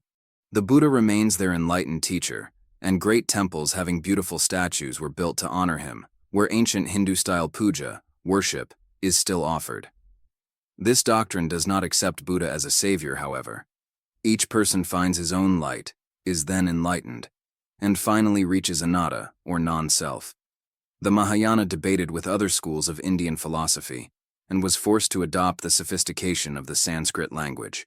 One of the greatest scholars, Nagarjuna, describes shunya and calls it the void. The storehouse of consciousness, alaya vijñāna, of the Vijñāna Vadan school is cosmic consciousness. Hindus had begun to accept the Buddha as the 9th incarnation of God, but the Buddhists were at a loss to fulfill the spiritual call and the human need for devotion to a higher being. So there developed the thought of a higher reality that incarnates. Here, the Buddha has 3 bodies or levels of existence. 1. Dharmakaya, the absolute being, like Shukla Brahman of the Upanishads. 2. Sambhogakaya, the universe as the emanation, like Shabala Brahman of the Upanishads and Ishvara, or personal God. 3. Nirmanakaya, the historical body of the Buddha, an avatar or incarnation. The Mahayana school still uses Kundalini and knowledge of chakra in their teachings. Visualizations of symbolic figures and elaborate ritualistic preparations are used exactly as Hindus do. Faith and the surrender to a higher compassionate being are practiced exactly as they were taught in Hindu scriptures. The Buddha's own path was Majjhima Patipada, the middle way. The Buddha's teachings were primarily for the monks, but like other ancient teachings, Buddhism became a way of life for a large section of people in the world. By following this middle path, one can eradicate avidya, ignorance, which leads to tanha, craving. Only then can one gain freedom from sorrow, pain, and misery. These 7 systems deal with various aspects of reality and truth. They hold a higher transcendental goal as sacred and agree on some basic essentials. For this reason, the syncretic literature of India, such as the Puranas and epics like the Mahabharata and Ramayana, regard all these systems as authentic. Soma. I read a book written by a mountain scholar who did research on soma, the famous herb used by the Himalayan medicine men in their worship and rituals. A portion of the Vedas talks about this herb, how it is used, the way it is prepared, and where it grows.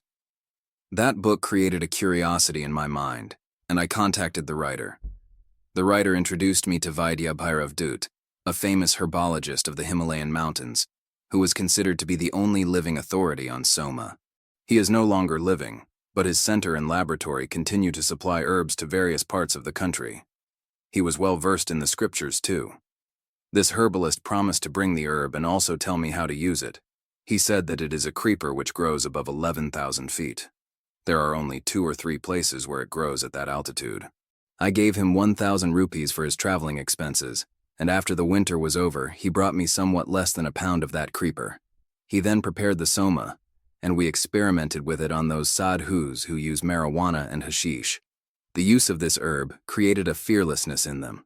The descriptions of their experiences were somewhat similar to those of Westerners who had ingested psychedelic mushrooms. The herbologist explained to me that there are several varieties of mushrooms which have similar effects.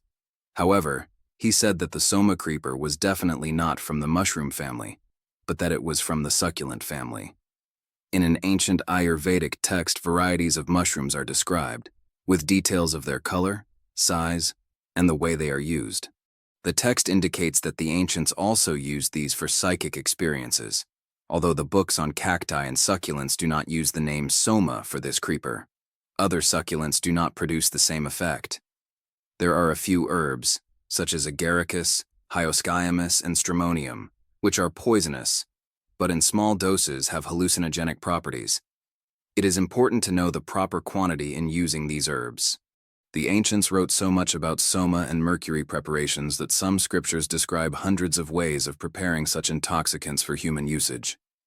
Such external stimuli, however, are not permitted to be used in any of the schools of yoga. There are inferior sects of sadhus who use some of these herbs without knowing their proper usage.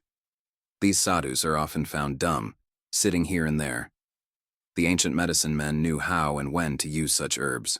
Homeopaths recommend a single dose of arsenicum 10 millimolars to a dying patient for fearlessness, and hemlock poison was used by Egyptians and Greeks on the deathbed so that the dying person would feel no pain and could accept death pleasantly. Similarly, the use of soma was especially recommended by the mountain herbalists of India to turn the mind inwards, and they included this herb in rituals which became part of the religious ceremonies of the ancient Aryans. Patanjali, the codifier of yoga science, says in the first sutra of the 4th chapter of the Yoga Sutras that ausadi, medicine prepared from herbs, can help one in having psychic experiences. These psychic experiences have some validity and are higher than the experiences we receive through the senses, but they are definitely of no use as far as spirituality is concerned. The soma rasa, soma juice, mentioned in the ancient literature, was used to help inferior students who were not capable of sitting in one position for a long time and who did not have the ability to concentrate their minds. This herb affects the locomotor system and makes one insensitive to external stimuli, so that thoughts start running in one direction. The body becomes still and free of pain. Some of those who did not practice steady posture through systematic discipline used soma along with ritual worship before meditation. This was not as common as psychedelics are today. The use of this herb was restricted and controlled by a particular tradition of herbologists who spent their whole lives researching and experimenting on the use of various herbs. According to Vaidya Bhairavdut, administering these intoxicants with the use of mantra was a common practice. Mantras were used in solitude with fasting and other austerities under the guidance of an expert. A sect of sadhus was custodian of this knowledge. For those who have not practiced austerities and trained their minds, psychedelics are harmful. They might damage the nervous system and especially disturb the finer channels of energy, nadis. Hallucinations occur, and one may become psychotic. I have examined the effects of drugs on people who have used them and have not found any spiritual symptoms in their behavior. They might have an unusual experience, but what good is that experience which has an adverse effect and a harmful reaction later on? A prolonged subtle depression is a common symptom of these drugs if the mind is not prepared and dietary habits are not carefully observed. A healthy diet, calm atmosphere, mantra, and guidance were important factors when somarasa was used. I heard from this herbologist that he himself used what he called somarasa. Actually, I had no way of verifying whether it was indeed the soma used by the ancients or something else. He said that it had a very pleasant and elevating effect, but if he used it regularly, it brought on a depression as a reactionary effect. He also came to the conclusion that the repeated use of such herbs can also lead to a psychological addiction. But he persuaded me to try it once, saying, "It's wonderful. You've never had an experience like it before." One morning he prepared the juice of Ashtavarga, a mixture of 8 herbs, and mixed soma creeper juice in it. We both drank this mixture. Its taste was a little bit bitter and sour. After a while he started chanting and swinging, and ultimately threw off all his clothes and started dancing. But I had a severe headache. I felt as though my head were going to blow up. I held my head in both my hands. The man who used to attend me could not understand why we were acting so peculiarly. He shook his head in puzzlement and said, "Lord, one is dancing outside, and the other is sitting in the corner of the room holding his head." I became so restless I felt like jumping into the Ganges, crossing it, and running away into the forest. It was a chaotic experience. As he danced, the herbologist began shouting that he was Shiva, the Lord of the universe, and cried, "Where is my Parvati?" Shiva's wife. "I want to make love to her." This disturbed all the students who came to visit me in the morning. They tried to restrain him, but he became so strong that 5 people could not hold him down. Though he was a slightly built man, he threw them off one after another. I saw what was happening from a window, but I did not come out of my room because of my heavy head. Another Swami brought 3 quarts of warm water and told me to do an upper wash. This yogic technique for cleansing the stomach involves drinking a large quantity of water and then vomiting it up. This relieved me a bit. This experience, which occurred during my stay at Ujjayi Ashram in Uttarkashi, disturbed the whole routine of the ashram, and I did not know how to explain it to my students. After a careful study of the use of psychedelic preparations over a number of years, I have concluded that the harm they can do far outweighs any positive benefits they might have. Those who are not psychologically prepared will have negative experiences either when they ingest the intoxicant or later. Those who are prepared don't need such drugs. 8. Chapter 8. Beyond the Great Religions. All the great religions of the world have come out of one truth. If we follow religion without practicing the truth, it is like the blind leading the blind. Those who belong to God love all. Love is the religion of the universe. A compassionate one transcends the boundaries of religion and realizes the undivided, absolute reality. A Christian sage of the Himalayas. There once lived a sage in our monastery who was very knowledgeable about Christ. His name was Sadhu Sundar Singh. When he visited Madras, tens of thousands of people would come to hear him speak on the beach. In fact, people used to fly all the way from Europe just to hear him. He was born in Amritsar, Punjab, and was a Sikh by birth. When he was still young, he had a vision, which returned night after night. He did not understand whether it was a dream, something guiding him, or something harmful. He saw someone who was asking him to get up and go toward the Himalayas.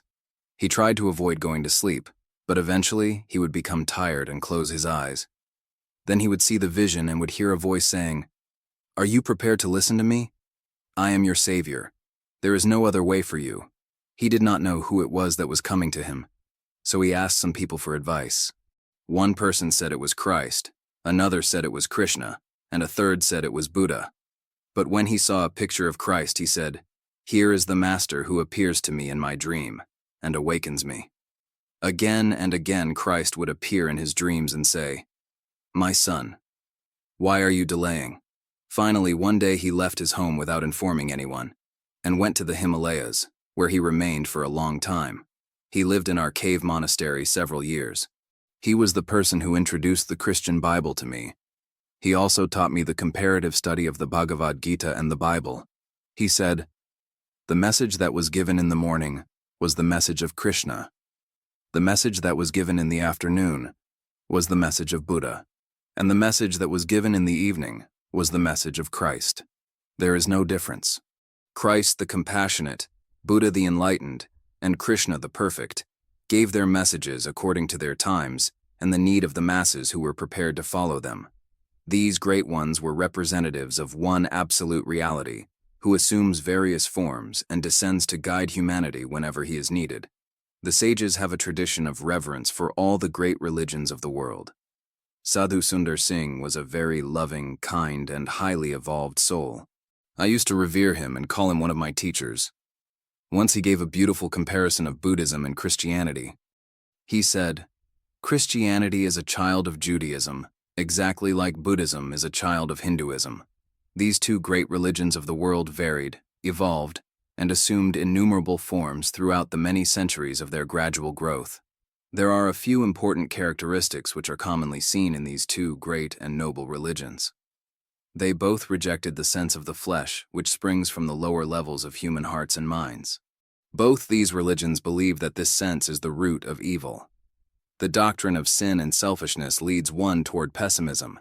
They place a positive emphasis upon suffering and compassion for the whole of humanity. Both these religions fundamentally embrace the ideal of love to the extreme of accepting death in the service of others and loving others as themselves. They both consider selfless love essential in man and seek to cultivate it in their followers. The love of Buddhism has a wider extension than that of Christianity.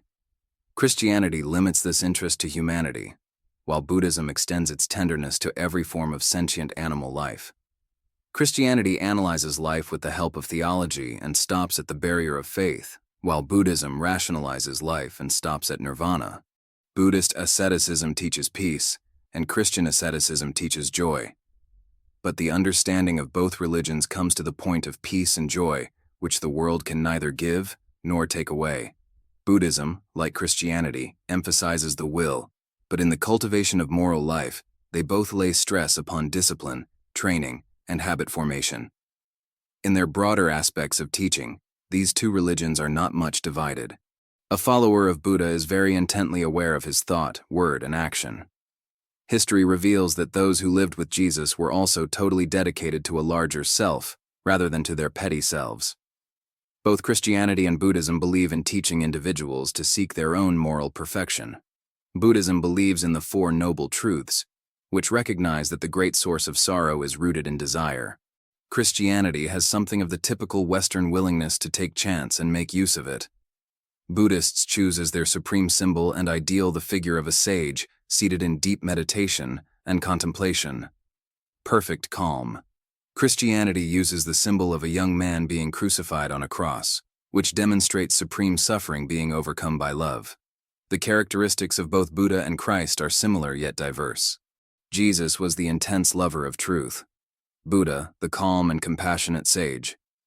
In the metaphysical attitudes of both religions, there is a contrast on the question of ethics. Christianity is theistic, while Buddhism is apparently agnostic. This contrast clarifies that followers of both religions are mistaken when they assert that their own religion contains all the values of both, forgetting the truth that both have a particular genius and have made contributions in building humanity. Christians, like Vaishnavites, believe in dualism. Buddhists believe in nirvana exactly as the Vedas also say. Nirvana is a Sanskrit word already mentioned in the Vedas. Emancipation, or nirvana, is the modified word of liberation, which the sages believe in. The path of the sages is most ancient. It includes the teachings of both Christianity and Buddhism. We are not discussing Hinduism or the Hindu religion here, for the Hindu religion believes in the path of avatars or the incarnate ones. But the path of the sages is supreme. They are the founders of the most ancient religion of the Vedas. Is there any religion in the world which the Vedas do not contain in all their moral ethics, philosophy, and man's relationship with the universe? The Vedas, which are the most ancient records in the library of man today, encompass all the principles of Buddhism and Christianity. The latter part of the Vedas are called the Upanishads. These Upanishads truly deliver the message of the sages and have various interpretations. These teachings are timeless, universal, and meant for all. No one particular person founded the Vedas. Many sages in their highest state of contemplation and meditation realized these profound truths. From this source of knowledge there arose 7 different fountains, which gradually grew and became streams. These streams of external knowledge are universal. The custodians of the knowledge of the Vedas were the Aryans. But the question is, who follows the Vedas? In the Vedas, numerous paths have been explained. Those who are not able to follow the path of renunciation should try to understand that it is karma that binds the doer, and that there is no way to escape from the law of karma. Karma has twin laws of cause and effect. They are inseparable. Without profound devotion and love, karma cannot become a means for liberation.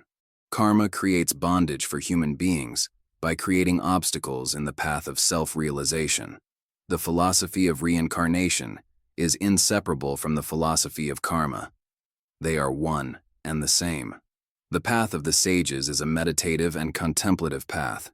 It is ascetic and yet fulfills the need of man in the world. It provides practical lessons for leading a spiritual life and firmly maintains the conviction that by doing one's own duty skillfully and selflessly, one can realize the ultimate reality here and now. As Christianity talks about the kingdom of God within and Buddhism speaks of nirvana, the path of the sages refers to the state of self-realization. In the path of the sages, one realizes the absolute, undivided reality through knowledge of the self alone. Unlike Christianity and Buddhism, the path of the sages does not have any particular symbol as an ideal of worship. From mere self to the real self, and then to the self of all, is the path of the sages, which includes all and excludes none. Sadhu Sundar Singh's powerful speech had a profound effect on the hearts of others. He used to walk in Christ consciousness all the time. One day I asked him, "Have you seen God?" He said, "You insult me by asking this. I see God all the time. Do you think I have seen God only once, twice, or thrice? No, I am with my Lord all the time. When I cannot be with him, then he is with me." I said, "Kindly explain." He explained it beautifully. He said, "As long as you remain conscious, be with God consciously by remembering him. When your conscious mind starts fading as you fall asleep, surrender yourself. The last thought before you go to bed should be, 'O Lord, be with me. I am thine, and thou art mine.' The whole night the Lord will remain with you. You can always remain together." One day this great sage vanished in the high Himalayas. Nobody knew where he went. I tried many times to trace him, but always failed. He helped me to realize that it is possible to live in God consciousness constantly. There still exist such unknown sages. Blessed are those who live in Christ consciousness all the time. My meeting with a Jesuit sadhu. When I was Shankaracharya, I happened to meet a Jesuit sadhu. A sadhu is he who is in the service of the Lord. Sometimes sadhus and swamis wear white robes or gunny sacks, but the saffron garb is given to them when they are initiated in the path of renunciation. This saffron garb stands for the color of fire. Only one who has burnt all worldly desires into the fire of knowledge is permitted to wear it. Some of the advanced monks ignore wearing such garb and do not observe these formalities. They wear white gowns, wrap blankets around themselves, or use gunny sacks. For them, the use of a particular garb is immaterial. There are 10 orders of swamis and several of sadhus. Out of the 10 orders of swamis, 4 of them are exclusively for Brahmins, because the Brahmins practice and learn spiritual books from their early childhood. The environment in which they are brought up is spiritual. They study the scriptures of wisdom and thus can impart the knowledge properly, but the other 6 orders are given to other classes. This Jesuit sadhu was wearing saffron garb and a cross around his neck. This made me curious. He was only the 3rd Christian sadhu that I had met, and we started discussing the practical aspect of Christianity. This Jesuit was an educated monk who knew Sanskrit, English, and most of the South Indian languages. He lived exactly like the Hindu Swamis live. There seems to be a difference in Indian and Western Christianity. Indian Christians practice meditation and give philosophical expositions of the Bible, exactly as Swamis explain the Upanishads and their various commentaries. He said that Christianity could be revived by teaching its practicality. In the West, practicality in Christianity is not understood. He firmly believed that Christ had lived in the Himalayas, although it did not matter to me whether he had lived there or not. This Jesuit Swami was a very humble man and talked to me about walking with the Christ. I asked him, "How can you walk with someone who lived 2,000 years ago?" He laughed and said, "What ignorance! Christ is a state of perfection, a state of oneness, and a state of truth. Truth is everlasting reality and is not subject to death. I live with Christ consciousness. Follow his footprints." I said, "Where are those footprints?" And he again laughed and said, "Anywhere I go, toward any direction I move, I find him guiding me. They are everywhere, but you will have to see with the eye of your faith. Do you have that?" I admired his love for Christ consciousness and bade goodbye to him. Jesus in the Himalayas. After renouncing the seat of Shankaracharya, I went to my master and stayed with him for a few days. From there, I decided to go on a pilgrimage to Amarnath, the highest shrine of Kashmir. Amarnath is a cave which is covered by snow all year round. The dripping water icicle looks like a Shiva Linga, a symbol adored by Hindus, exactly as the cross is by Christians, or the Star of David is by Jews. The story of a pair of white pigeons is very famous in this area. It is said that a pair of white pigeons come on the day of pilgrimage. A Kashmiri Pandit who was a learned man was my guide on this journey. He started telling me a story about Jesus Christ, claiming that Jesus had lived in Kashmir practicing meditation. The Pandit referred to a manuscript written in the Tibetan language that is preserved in a monastery situated at the height of 14,000 feet in the Himalayas. It was later translated by a Russian writer, and then into English, and published as The Unknown Life of Jesus Christ. In this part of the Himalayas, many people believe this story, and you dare not disagree with it. There is a nearby mount which is famous because Jesus lived practicing meditation there. My guide gave me 3 reasons to support this statement. First, the garb which Jesus wore was a traditional Kashmiri garb. Second, his hairstyle was also Kashmiri. And third, the miracles that he performed are well-known yogic miracles. The Pandit claimed that Jesus Christ left Asia Minor for the unknown period of his life when he was 13 years of age, and that he lived in the valleys of Kashmir until he was 30. I did not know whether to believe him, but I certainly didn't want to dismiss this idea. His love for Jesus Christ was immense. I did not want to argue with him. Amarnath, the cave shrine in Kashmir. On our way to Amarnath, he took me to an ashram which was 7 miles away in the forests of Gulmarg. Gulmarg is one of the places of interest often visited by foreigners. A Swami lived there who was a scholar of Kashmir Shaivism, and who practiced meditation most of the time. Kashmir Shaivism has many scriptures still untranslated and unexplained. So much is left unsaid in these great scriptures that they are only understood by those fortunate ones who are on the path and have already understood something of it. These scriptures can never be understood without a highly competent and accomplished teacher. This philosophy views the spirit, mind, body, and all levels of reality in the entire universe as a manifestation of the principle termed spanda, spontaneous vibration. The subject matter of these scriptures is Shaktipata, and awakening the latent force buried in human beings.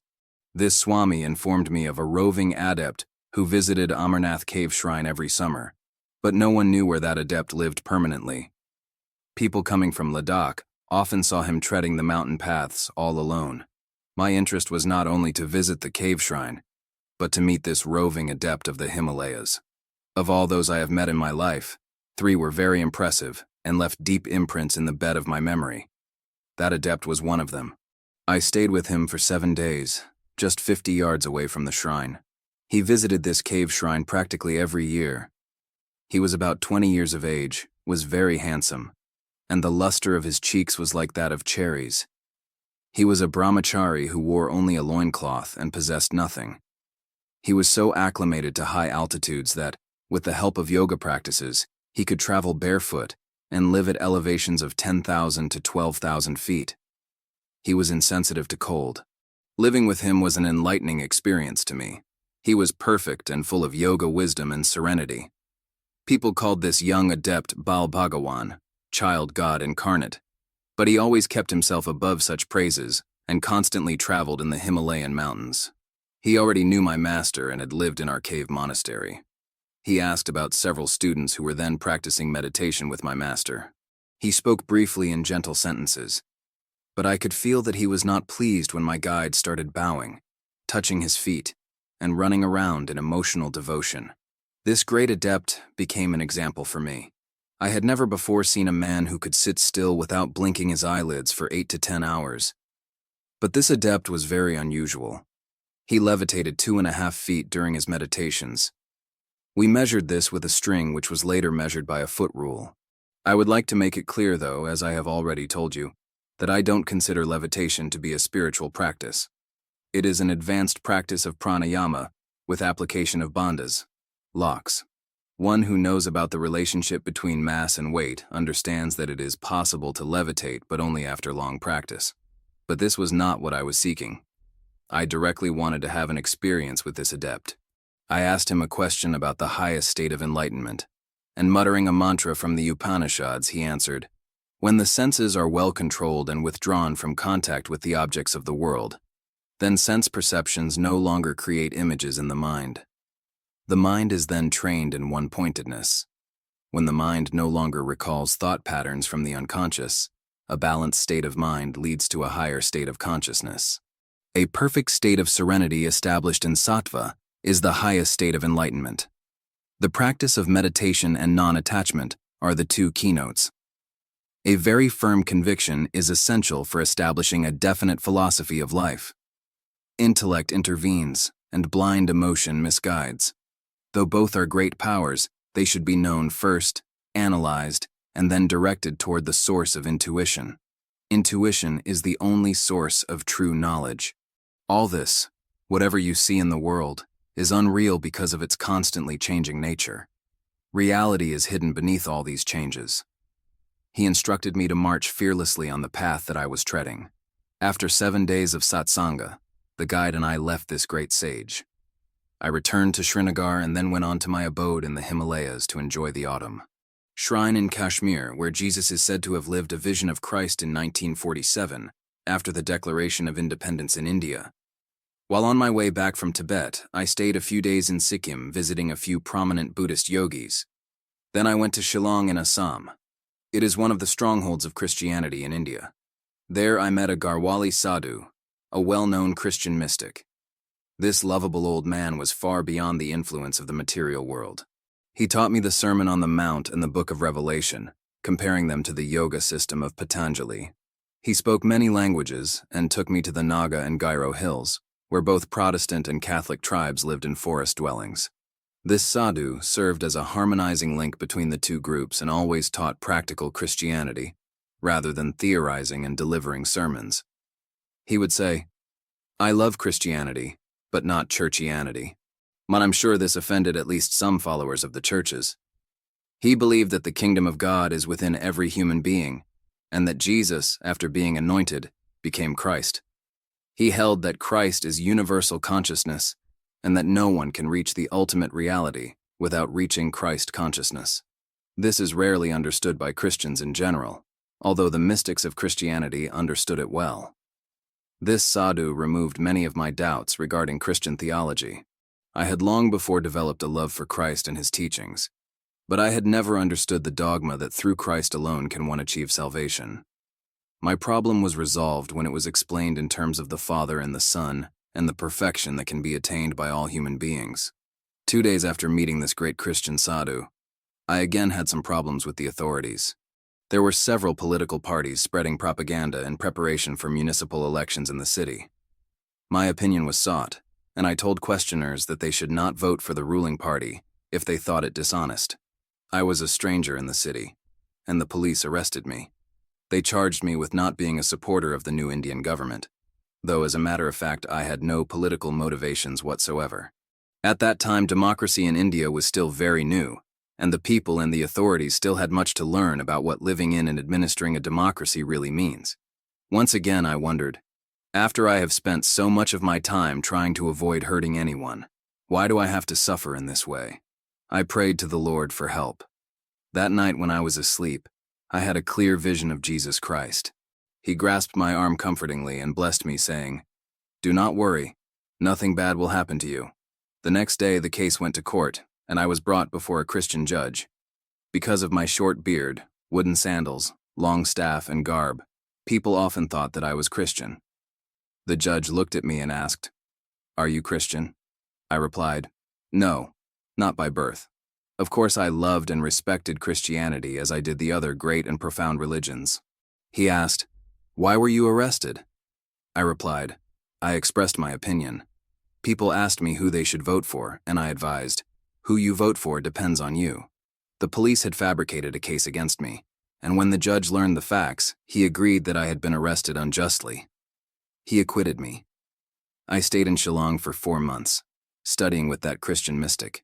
I have never met another sadhu who could so clearly compare the philosophy of the Gita and the teachings of the Bible, with the end result of a much clearer understanding of both.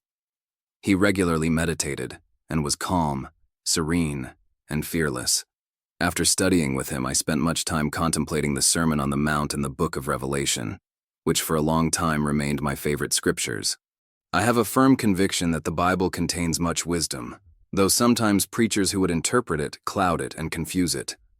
This sage told me, "After having made a comparative study of all the great religions of the world, I found out that the fundamental truths of all great religions are one and the same. If this is true, then why all this hatred, jealousy, and dogma?" That led me to realize that even the most ancient Vedic religion, which is in fact universal, was lost, and the priestly wisdom of India was not able to convey the message of the Vedic sages. Yet these priests call themselves the knowers of the Vedas. Shankara, in his commentary on the Bhagavad Gita, clearly explains that the Gita is a modified version of the Vedas and that Lord Krishna is only a narrator. Truth always existed. The founders and great messengers of the religions of the world were only narrators, but actually the sages, and not the reincarnations of God, are the founders of the noble truths. This itself is proof that great reincarnations of God only modified the message given by the sages. The reincarnations of God are the messengers of the sages. They only change the baskets, and the eggs are the same. When this Christian sadhu explained this to me, my eyes were opened to another dimension. He continued, "Religions play their important part in binding society as a whole. The spiritual leaders and founders of religions are accepted as authorities. But according to my analysis, the wisdom given by the sages is eternal and perfect. The great messengers and leaders of various religions are only channels of the ancient sages. Worshipping the leaders and founders of religions is just like creating a dogma and cult without any solid philosophy behind it. There is no hero worship in following the path of the sages, for their teachings are universal and for all times. When religious teachers could not impart practical knowledge to their students, this corrupted the religions of the world. They said, 'You should have faith in God,' and then dismissed the genuine quest of the soul. The doctrine of faith in the East and West is being exploited by all the preachers of the world. Modern man is confused more by the preachers than by his own problems. Social problems and religious problems create serious conflicts and prejudices, which become difficult for one to dispel. What is the worth of that religion which creates bondage and misery for man? Freedom is one of the prime messages given by the sages, but it has been obstructed so much that today's religious man lives like a slave, terrified and obsessed by evil and devils. He is more concerned about sin and Satan than self-realization and God. The philosophy of the New Age demands complete modification of such religious concepts. But, alas, There hasn't been a revolution in any of the religions so far. Without going through a socio-religious revolutionary process, the flower of true religion cannot bloom. Reformation and revolution are the signs and symptoms of the evolution of man. This revolution is made possible by changing the heart and practicing ahimsa in daily life. Love alone has the power to change. Such a revolution and change will prepare modern man for the next dimension of awareness, which will then unite the whole of humanity. That great Christian sage really opened my inner eye, and I started looking forward to that day to come when all of humanity will follow the religion of man by worshiping one truth and practicing love. Then there will be no place for hatred, jealousy, and other prejudices of life. My 4-month stay with this great man helped me in understanding Christianity in a better way. The vision of Christ deepened my love for his teachings, and he stays in the calmest chamber of my heart as my guide and protector. Judaism and Yoga. Once I was invited by the followers of Baha'ism to preside at a 3-day conference at Pune, where I met 2 Jewish rabbis of Indian origin. They discussed the Kabbalah, and I better understood the practices of Judaism after talking to them. There is a small group of Jews in India. Jews have been persecuted almost everywhere, except in India.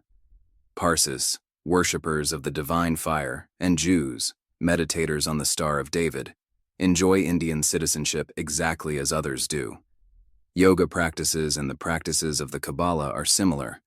After studying the literature, I have concluded that the spiritual practices are identical in all the great religions of the world. The ancient philosophy of Sankhya, which is the basis of yoga, and the philosophy of Kabbalah seem to have the same source. According to the Kabbalistic system, life is associated with numbers. This is an ancient Sankhya concept. Many of the teachings of the Gita are similar to Judaism. These 2 great religions, Hinduism and Judaism, are similar and are the most ancient religions in the world.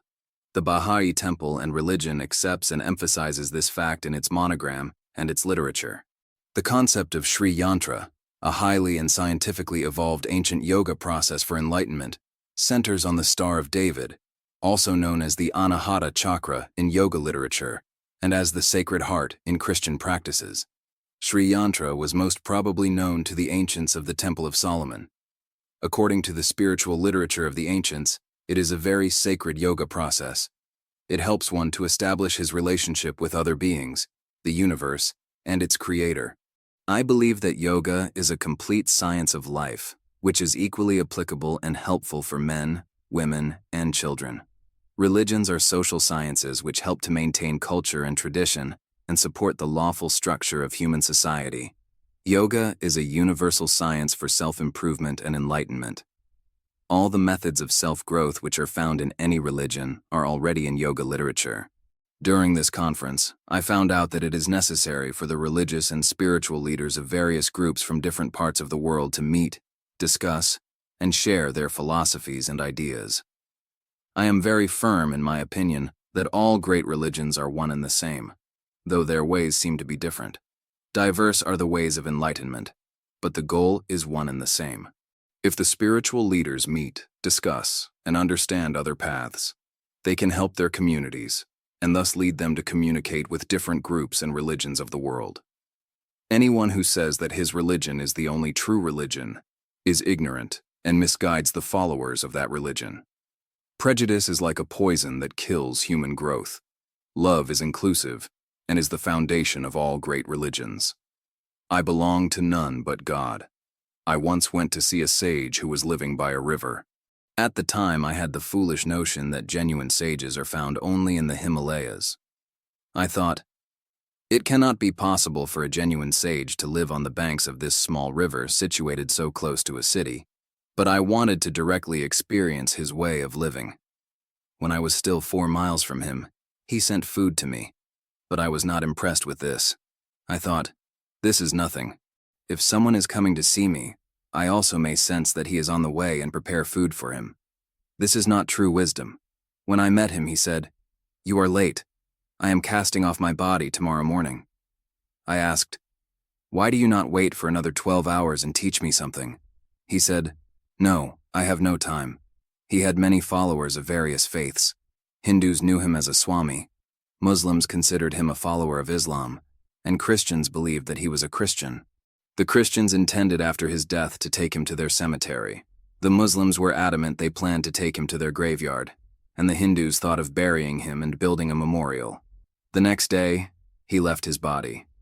A doctor came and declared him dead. For the next several hours there was great confusion.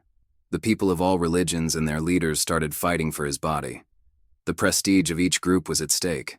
The district magistrate came to me and said, "You were staying with him. Perhaps you know what he really was. You can help me in resolving this dispute." I replied, "I don't know anything about him." Then I thought, what type of sage is he? He died and created a problem for me and others and did not teach me anything. I said in my mind, if he was a great sage, he should not have created such a confusion. This was the 4th hour after his death, but suddenly he got up and said, "Look, I have decided not to die because you are fighting." The magistrate and all the people looked at him with awe. The sage said, "Get out of my sight, you Hindus, you Christians and Muslims. You are all foolish people. I belong to God and no one else." Then he looked at me and said, "My son, don't worry. Now I will stay with you and teach you for 3 days, and on the 4th day, I will cast off my body quietly." I lived with him for 3 days. My stay with him was very enlightening. It was one of the best times of my life. He taught me many things. Many times each day he repeated the same phrase, "Be that which you really are. Don't pretend to be what you are not." He repeated this again and again. After 3 days he said, "I want to get into the waters." Then he walked into the river and disappeared.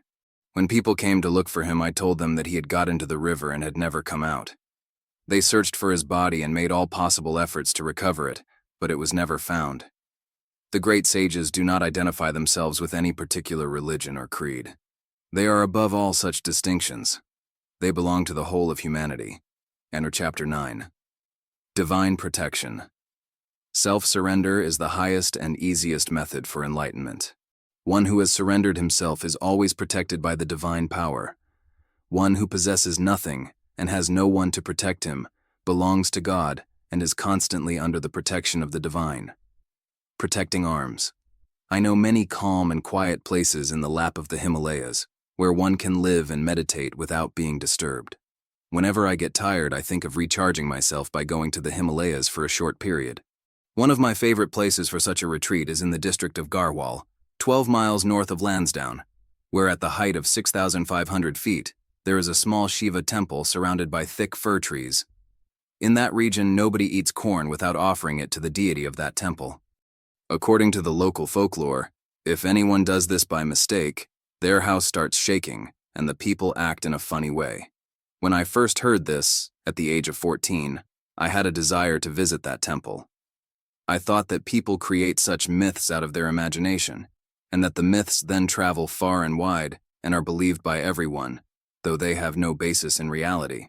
I decided to visit that place to see for myself. I was approaching there at 7 o'clock in the evening. It had already become dark. I was traveling along the edge of a cliff.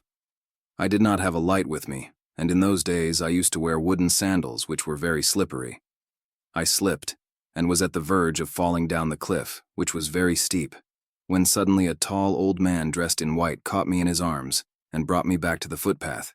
He said, "This is a holy place, and you are fully protected. I will take you to your destination." He led me along the path for about 10 minutes, until we neared a thatched cottage which had a torch burning outside. When we came to the stone wall surrounding the cottage, I thought he was walking just behind me. But when I turned to thank him, I could not find him anywhere. I shouted after him, and the sadhu who lived in the cottage heard me and came out. He was pleased to have a guest and told me to follow him to his small room, where a fire was burning. I told the sadhu about the old man who had shown me the path in the dark. I described his appearance and explained how he had saved me from falling off the cliff. The Shiva temple at Tarkeshwar. This sadhu started weeping and said, "You were fortunate to encounter that great man. Do you know why I am here? 7 years ago, I also lost my way at exactly the same place. It was 11 o'clock at night. The same old man took hold of my arm and brought me to this thatched hut where I now live. I have never seen him again. I call him Siddha Baba. His loving arms have also saved me. The next morning I searched the whole area, but did not find any such man. I went to the cliff and saw the marks where I had slipped. I often remember those loving arms that protected me from falling from the cliff. It was a very dangerous place, and had I fallen, there would have been no chance for my survival. Later I talked to the villagers about my experience, and they all knew about this Siddha. They believe that he protects their women and children in the forest, but none of the villagers have seen him. During that time I was strictly following the austerities and instructions given to me by my master, and I did not possess or carry anything with me. My experience has often confirmed the belief that those who have nothing are taken care of by the divine. The thatched cottage in which the sadhu lived was just 100 yards from the small Shiva temple. The temple was in a little clearing in the woods and was surrounded by tall fir trees. That place was highly charged with spiritual vibrations. I learned that a great Siddha had lived there 600 years ago.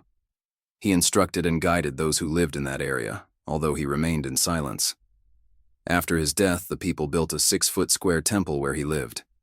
Inside there was a Shiva Linga, an oval-shaped stone which is a symbol of Shiva. The villagers even today visit the temple once in 3 months before the new season begins to keep their memories of that great man alive. Some say it was he who saved me from falling off the cliff.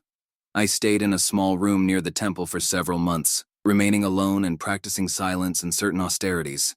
A few years after my first visit to that temple, some Brahmins decided to build a larger, more solid, and more majestic temple in place of the small, old temple which was no longer in good repair. When the laborers began digging around the foundation to remove the old temple, they found that the earth was full of small snakes of various colors. So they started picking up the snakes along with the dirt and throwing both aside. But the deeper they dug, the more the snakes would appear. An old woman from a nearby village would come to the temple each morning and evening. In the evening, she would walk 3 miles to the temple in order to light the lamp inside, and in the morning, she would come and extinguish it. She had done this regularly for several years. She didn't want the temple to be modified and warned the builders not to disturb it, but the engineer who was in charge of the project didn't pay her any heed. After digging for 6 days, they found there was no end to the snakes.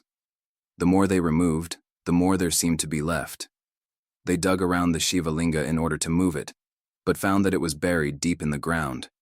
They dug down 8 feet, but could not remove it. On the 8th night, the engineer had a dream in which the old yogi who had rescued me appeared with his white beard and long gown. He told the engineer that the Shiva Linga was sacred and should not be moved, and that the temple should not be enlarged. So the old temple was rebuilt to the exact dimensions in which it had stood for 6 centuries. I visited this place again in the spring of 1973 with Swami Ajaya and a small group of students. We stayed there for 6 days in a small 2-storied earthen and stone house which had been built a few hundred feet from the temple. Another old sadhu lives and serves as a sort of priest to the temple there now. He is very hospitable and serves anyone who comes there. That place is very serene and beautiful. At the top of the tall hills that surround the valley, one can see the long ranges of the Himalayas as though all the snowy peaks are tightly clinging to one another and are determined to stand firmly from eternity to eternity. Swami Rama on his way to Mount Kailas lost in the land of Devas. I had heard and read so much about a village called Jangunj that my desire for visiting this place became intense. Many pilgrims have heard about that place, but it is rare that someone perseveres enough to reach there. This small community of spiritual people is situated deep within the lap of the Himalayas, surrounded by snowy peaks. For 8 months of the year, one cannot enter or come out of that place. A small community of yogis lives there all the time. These yogis observe silence and spend most of their time in meditation. Small log houses provide shelter, and their main food is potatoes and barley, which they store for the whole year. This particular community is made up of Indian, Tibetan, and Nepalese sadhus. This small group of adepts resides on the Himalayan border between Tibet and Pithoragarh. There is no other place but this which can be called Jangunj. I decided to go to Mount Kailas along with another 4 renunciates in order to visit this village. We went from Almora to Dorchola to Garbiank, and after several days when we reached Rakshastal, we lost our way. It was in the month of July when the snow melts in the Himalayan mountains. During this season of the year, the glaciers move, and sometimes an entire glacier crashes down and blocks the path, For several days, there may be no way to go. As we were walking, we found glaciers collapsing, blocking the way behind and in front of us. I was accustomed to such sudden calamities, but the other Swamis were new to these adventures. The Swamis were very much frightened. They held me responsible for this and started putting the blame on me because I was from the Himalayas. They said, "You should have known better. You are from the mountains. You misguided us. We have no food, the path is blocked, it is very cold. We are dying here." We were stranded there by the side of an enormous lake called Rakshastal, which means Lake of the Devil. Because of the melting snow and avalanches, the water started rising. By the second day, everyone was in panic. I said, "We are not ordinary worldly people. We are renunciates. We should die happily. Remember God. Panic is not going to help us." Everyone started remembering his mantra and praying, but nothing seemed to help. Here their faith was tested, but none of them had any. They were afraid of being buried in the snow. I started joking and said, "Suppose you all die. What will be the fate of your institutions, wealth, and followers?" They said, "We may be dying, but first, we will see that you die." My jokes and my taking this situation lightly made them more angry. Very few people know how to enjoy humor. Most people become very serious in such adverse situations. Humor is an important quality that makes one cheerful in all walks of life. To cultivate this quality is very important. When the poison was given to Socrates, he was very humorous and made a few jokes. When the cup of hemlock was given to him, he said, "Can I share a bit of it with the gods?" Then he smiled and said, "Poison has no power to kill a sage, for a sage lives in reality, and reality is eternal." He smiled and took the poison. I said to these renunciates, "If we have to live, and if we are on the right path, the Lord will protect us. Why should we worry?" It started becoming dark, and again snow started falling. Suddenly a man with a long beard wearing a white robe and carrying a lantern appeared before us. He asked, "Have you lost your way? For almost 2 days we have had nothing to eat, and we do not know how to get out of this place," we replied. He told us to follow him. There had seemed to be no way through that avalanche, but when we followed him we eventually found ourselves on the other side. He showed us the way to a village which was a few miles away and instructed us to pass the night there. He then suddenly disappeared. We all wondered who he was. The villagers say that such experiences are not uncommon in this land of devas. These bright beings guide innocent travelers when they lose their way. We stayed in this village that night. The next day, the other 4 renunciates refused to travel with me. They all turned back. They did not want to go further into the mountains because they feared more dangers. After being given directions by the villagers, I went all alone toward Jangunj. One of the sadhus there was kind enough to give me shelter, and I stayed for 1.5 months. This place is surrounded by high snowy peaks and is one of the most beautiful places that I have ever seen. Returning from Jangunj, I came back by the way that leads to Manasarovar at the foot of Mount Kailas. I met many advanced Indian and Tibetan yogis. For a week I lived in a camp of lamas at the foot of Mount Kailas. I still treasure this experience. I traveled to Garviak with a herd of sheep. The shepherds with whom I traveled talked about the beings who guide travelers in the Himalayas. They narrated many such experiences to me. These beings are called devas, or bright beings. It is said that the devas are the beings who can travel between both the known and unknown side of life. They can penetrate through physical existence to guide aspirants, and yet they live in the non-physical plane. The devas too have their plane of existence. Esoteric science and occultism talk much about such beings, but modern scientists dismiss this theory, saying that such beings are either fantasies or hallucinations. I have heard young scientists saying that old men who believe in the existence of such beings must be hallucinating. Old age is another childhood which is full of follies and can give hallucinations. But spiritual people become more wise in old age. They have no chance to hallucinate, for they purify their minds first, and then experience the higher levels of consciousness. Scientists have not studied many dimensions of life as yet. They are still studying the brain and its various zones. The aspect of psychology which is termed transpersonal or transcendental psychology is beyond the grasp of modern scientists. The perennial psychology of the ancients, which has been cultivated for several centuries in the past, is an exact science. It is based on the finest knowledge, which is called intuition. The physical sciences have limitations, and their investigations are only on the gross levels of matter, body, and brain. The land of Hamzas. Of all the places I have visited in my life, I have found none more fascinating than Gangotri. It is a land of the Hamzas, where the mountain peaks are perennially blanketed with snow. When I was young, between 30 and 50, yogis lived there in small caves along both sides of the Ganges. Most of them did not wear any clothes, and some did not even use fire. For 3 full winters, I lived there by myself in a small cave some 500 yards away from the cave where my brother disciple was staying. I rarely communicated with anyone. Those of us who lived there would see one another from a distance, but no one disturbed anyone else. No one was interested in socializing. That was one of the most fulfilling periods of my life. I spent most of my time doing yoga practices and living on a mixture of wheat and gram. I would soak the wheat and gram, and when it germinated after 2 days, add in a little salt. This was the only food I took. In a nearby cave lived a sage who was widely respected throughout India. His name was Krishnashram. One night at about 12 o'clock, I was overwhelmed by a deafening sound as if many bombs were exploding. It was an avalanche, very close by. I emerged from my cave to view what had happened. It was a moonlit night, and I could see the other bank of the frozen Ganges, where Krishnashram lived.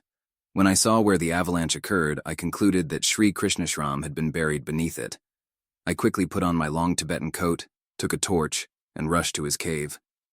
The Ganges there is just a narrow stream, so I crossed it easily, and found that his small cave was quite safe and untouched. He was sitting there smiling.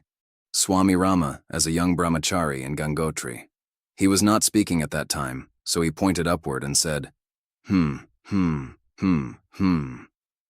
he wrote on a slate, "Nothing can harm me. I have to live for a long time. These noises and avalanches do not frighten me. My cave is protected." Seeing that he was unharmed and in good spirits, I returned to my cave. In the morning, when I could see more clearly, I found that the avalanche had come down on both sides of his cave. The tall fir trees were completely buried. Only his cave remained undamaged. I often visited Krishnashram from 2 to 5 in the afternoon. I would ask him questions, and he would answer on the slate. His eyes glowed like 2 bowls of fire, and his skin was as thick as an elephant's. He was almost 80 years of age and very healthy. I wondered how he was able to live without any woolens, fire, or protection from the cold. He had no possessions at all. A Swami who lived half a mile up toward Gomukh regularly brought him some food. Once a day he ate some roasted potatoes and a piece of whole wheat bread. Everyone there drank green tea mixed with an herb called Ganga Tulsi, Artemisia kina. The yogis and swamis whom I met there taught me many things about herbs and their uses, and also discussed the scriptures with me. Those yogis did not like to come down to the plains of India. Every summer, a few hundred pilgrims would visit this shrine, which is one of the highest in the Himalayas. In those days, they had to walk 96 miles in the mountains to reach there. If anyone wants to see firsthand the power of spirit over mind and body, he can find a few rare yogis there even today. An atheistic Swami. There was a Swami who was learned and highly intellectual. He did not believe in the existence of God. Whatever someone else believed in, he would try to undermine with cleverly formulated arguments. Many scholars avoided him, but he and I were good friends. I was attracted to him for his learning and logic. His entire mind and energy were focused on only one thing: how to argue. He was learned and obstinate. He would say, "I don't know why people don't come to learn from me." And I would tell him, "You destroy their beliefs and their faith, so why should they come? They are afraid of you." He was a well-known man. He had written a book in which he attempted to refute all the classical philosophies. It's a good book, a wonderful book for mental gymnastics. It is called Khat Darshana, or 6 Systems of Indian Philosophy. The Tibetan and Chinese scholars admired him as a logician and invited him to China. They apparently decided that if there were any learned man anywhere in India, it must be this man. He did not believe in God, yet he was a monk. He used to say that he became a monk to refute and eliminate the order of monks. "They are all fake," he would say. They are a burden on society. I have found out that there is nothing genuine in it, and I am going to tell the world." He vowed that if anybody could convince him that there was a God, he would become that person's disciple. Once he asked me, "Do you know my vow?" I replied, "He would be the greatest fool who would make you a disciple." He asked, "What do you mean?" I said, "What can anyone do with your silly mind? You have sharpened your mind in one way, but you have not known any other dimension." He retorted, "You are the silly one. You also talk of unknown dimensions. This is all rubbish, fantasy." I prayed to God and said, "No matter what happens, if I have to lay down my life, I will make this man aware of some deeper truths." One day I asked, "Have you seen the Himalayas?" He replied, "No, I never have." I told him, "In the summer it is pleasant to travel in the mountains. They are beautiful." I was hoping that if he came with me, I would find an opportunity to set him right. He said, "That's one thing I would love. With such beautiful mountains, why do we need God?" I thought. I will force him into a situation where he has to believe. I planned to take him to one of the high mountains. With a small tent and some biscuits and dried fruits, we left for Kailas. It was in the month of September, when the snow starts. I firmly believed in God, and I prayed to the Lord to create a situation in which this Swami would be helpless, and then cry for God's help. I was young and reckless, so I took him on an arduous path. I myself did not know where we were going, so we soon were lost. I was born in the Himalayas, so I have developed a resistance to cold. There is a special posture and a breathing technique which helped to protect me from the cold. But the poor Swami shivered painfully because he was unaccustomed to the mountain cold. Out of compassion and to show that I loved him, I gave him my blanket. I took him up to a height of 14,000 feet. After 14,000 feet, he complained, "I can't breathe properly." I told him, "I don't have any difficulty." He said, "You are a young man, so it doesn't affect you." I said, "Don't accept defeat." Every day he would teach me philosophy, and I would charm him by talking about the mountains. I would say, "What a beautiful thing to be so close to nature." After we had been walking in the mountains 4 days, it started snowing. We camped at a height of 15,000 feet. We had only a small tent, 4 feet by 5. When it had snowed up to 2 feet, I said, "Do you know that it will snow 7 to 8 feet and our tent will be buried, and we will be buried inside the tent?" "Don't say that," he exclaimed. I said, "It is true. Can we go back?" "There is no way, Swamiji." "What shall we do?" I replied, "I will pray to God." He said, "I believe in facts. I do not believe in the silly things you are talking of."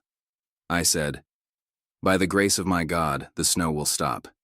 If you want to use your philosophy and intelligence to stop it, you are welcome. Just try." He said, "How will I know if your prayers work? Suppose you pray and the snow stops. Even then I won't believe in God, because the snow might have stopped anyway." The snow was soon 4 feet deep on all sides of the small tent, and he started to feel suffocated.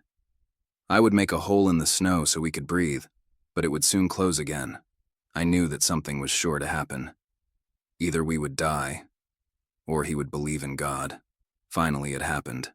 He said, "Do something.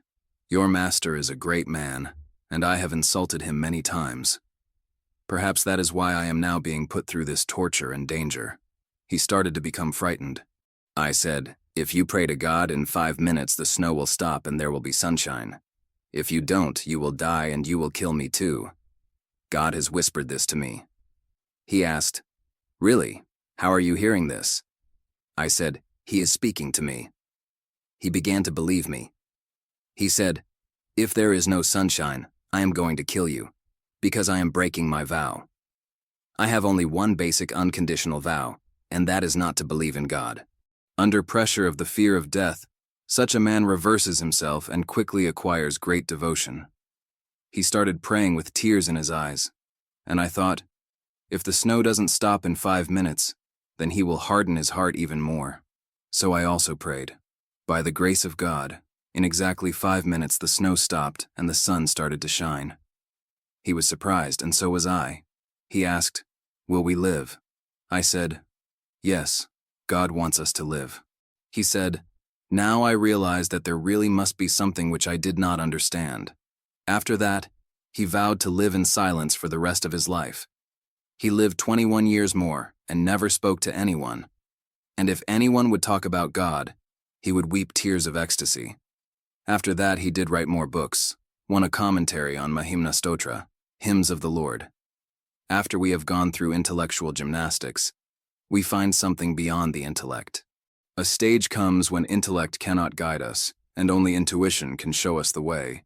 Intellect examines, calculates, decides, accepts, and rejects all that is happening within the spheres of mind. But intuition is an uninterrupted flow, which dawns spontaneously from its source, down deep within. It dawns only when the mind attains a state of tranquility, equilibrium, and equanimity. That pure intuition expands the human consciousness in a way that one starts seeing things clearly. Life as a whole is comprehended, and ignorance is dispelled. After a series of experiences, direct experience becomes a guide, and one starts receiving intuition spontaneously. Suddenly, a thought flashed into my mind, and then I remembered the saying of a great sage called Tulsidasa: "Without being God-fearing, love for God is not possible, and without love for God, realization is impossible." The fear of God makes one aware of God consciousness, and fear of the world creates fear and thus danger. This atheistic Swami became God-fearing when he experienced God consciousness. Intellectual gymnastics is a mere exercise which creates fears, but love of God liberates one from all fears. An appointment with death. The first part of this story took place when I was 7 years old, and its conclusion when I was 28. When I was 7, several learned pandits and astrologers of Benares were invited by one of my relatives to consider my future. Our country is famous for this science. You will find many charlatans, and you'll also find genuine astrological practitioners. If you decide to consult one, before you arrive he may write a description of your whole life, and on the front will be your name. It will be waiting for you when you arrive, even if you have not told anyone you are going to see him. Such an ability is rare. You will find it at only 2 or 3 places, but it is quite genuine. I was standing just outside the door, overhearing what they said. They all said, "This boy is going to die at the age of 28. They even gave the exact day. I was so upset that I started sobbing. Then I thought, I have such a short span of time. I will die without accomplishing anything. How am I possibly going to complete the mission of my life? My master came up to me and inquired, "Why are you weeping?" "I am going to die," I told him. He asked, "And who told you that?" I said, "All these people," and pointed to the astrologers gathered inside. He took hold of my hand and said, "Come." He took me into the room and confronted the astrologers. "Do you really mean to say that this lad is going to die at the age of 28? He asked. The unanimous response was, "Yes." "Are you sure?" "Yes, he is going to die at that time, and nobody has the power to prevent it." My master turned to me and said, "Do you know, these astrologers will all die before you do, and you will live for a long time, because I will give you my own years." Today, none of them is alive. They all died before I was 28 years old. They said, "How is such a thing possible?" My master replied, "Your prediction is wrong. There is something beyond astrology." Then he said to me, "Don't worry, but you will have to experience death face to face on that fateful day." During the intervening years, I forgot all about what had been predicted. When I was 28, I was asked by my guru to go to a mountain peak, some 11,000 feet high, and some 60 miles from Rishikesh, where for 9 days I performed a ritual Durga Puja, worship of the Divine Mother. I wore wooden sandals, a loincloth, and a shawl. I carried a pot of water with me, and nothing else. I used to go about freely in the mountains, chanting and reciting the hymns of the Mother Goddess. The mountains were my home. I had once climbed to a height of 20,000 feet, and I was confident that I could climb any mountain without special equipment. One day I was singing as I walked all alone beside a steep cliff, feeling like the Lord himself in that solitude. I was on my way to the top of the mountain, where there was a small temple, to worship the Divine Mother. There were pine trees all around. Suddenly I slipped on the pine needles and began to roll down the mountain. I thought that my life was finished, But as I plummeted downward, after about 500 feet, I was caught by a small thorny bush.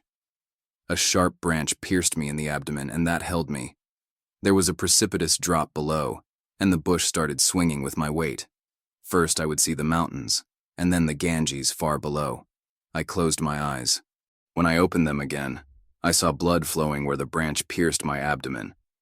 But that was nothing compared to the stark imminence of death. I paid no attention to the pain because of the larger concern, the anticipation of death.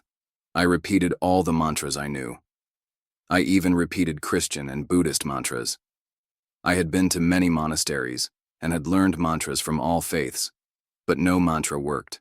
I remembered many deities. I said, "O bright being such and such, please help me." But no help was forthcoming. There was only one thing which I had not tested: my courage.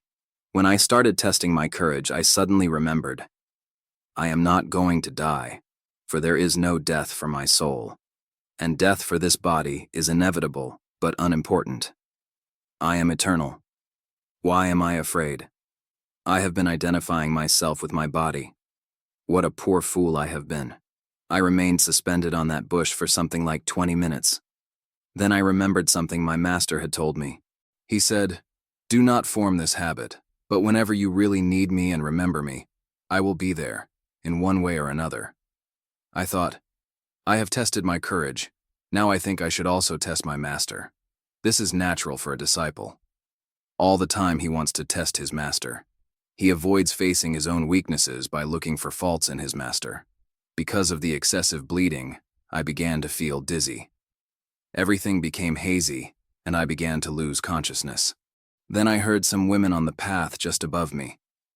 They had come to the mountains to collect grass and a few roots for their animals. One of them looked down and saw me. She cried, "Look, a dead man." I thought, if they think that I am dead, they will leave me like this. How could I communicate to them? My head was down and my feet were upward. They were a few hundred feet away. I couldn't speak, so I started waving my legs.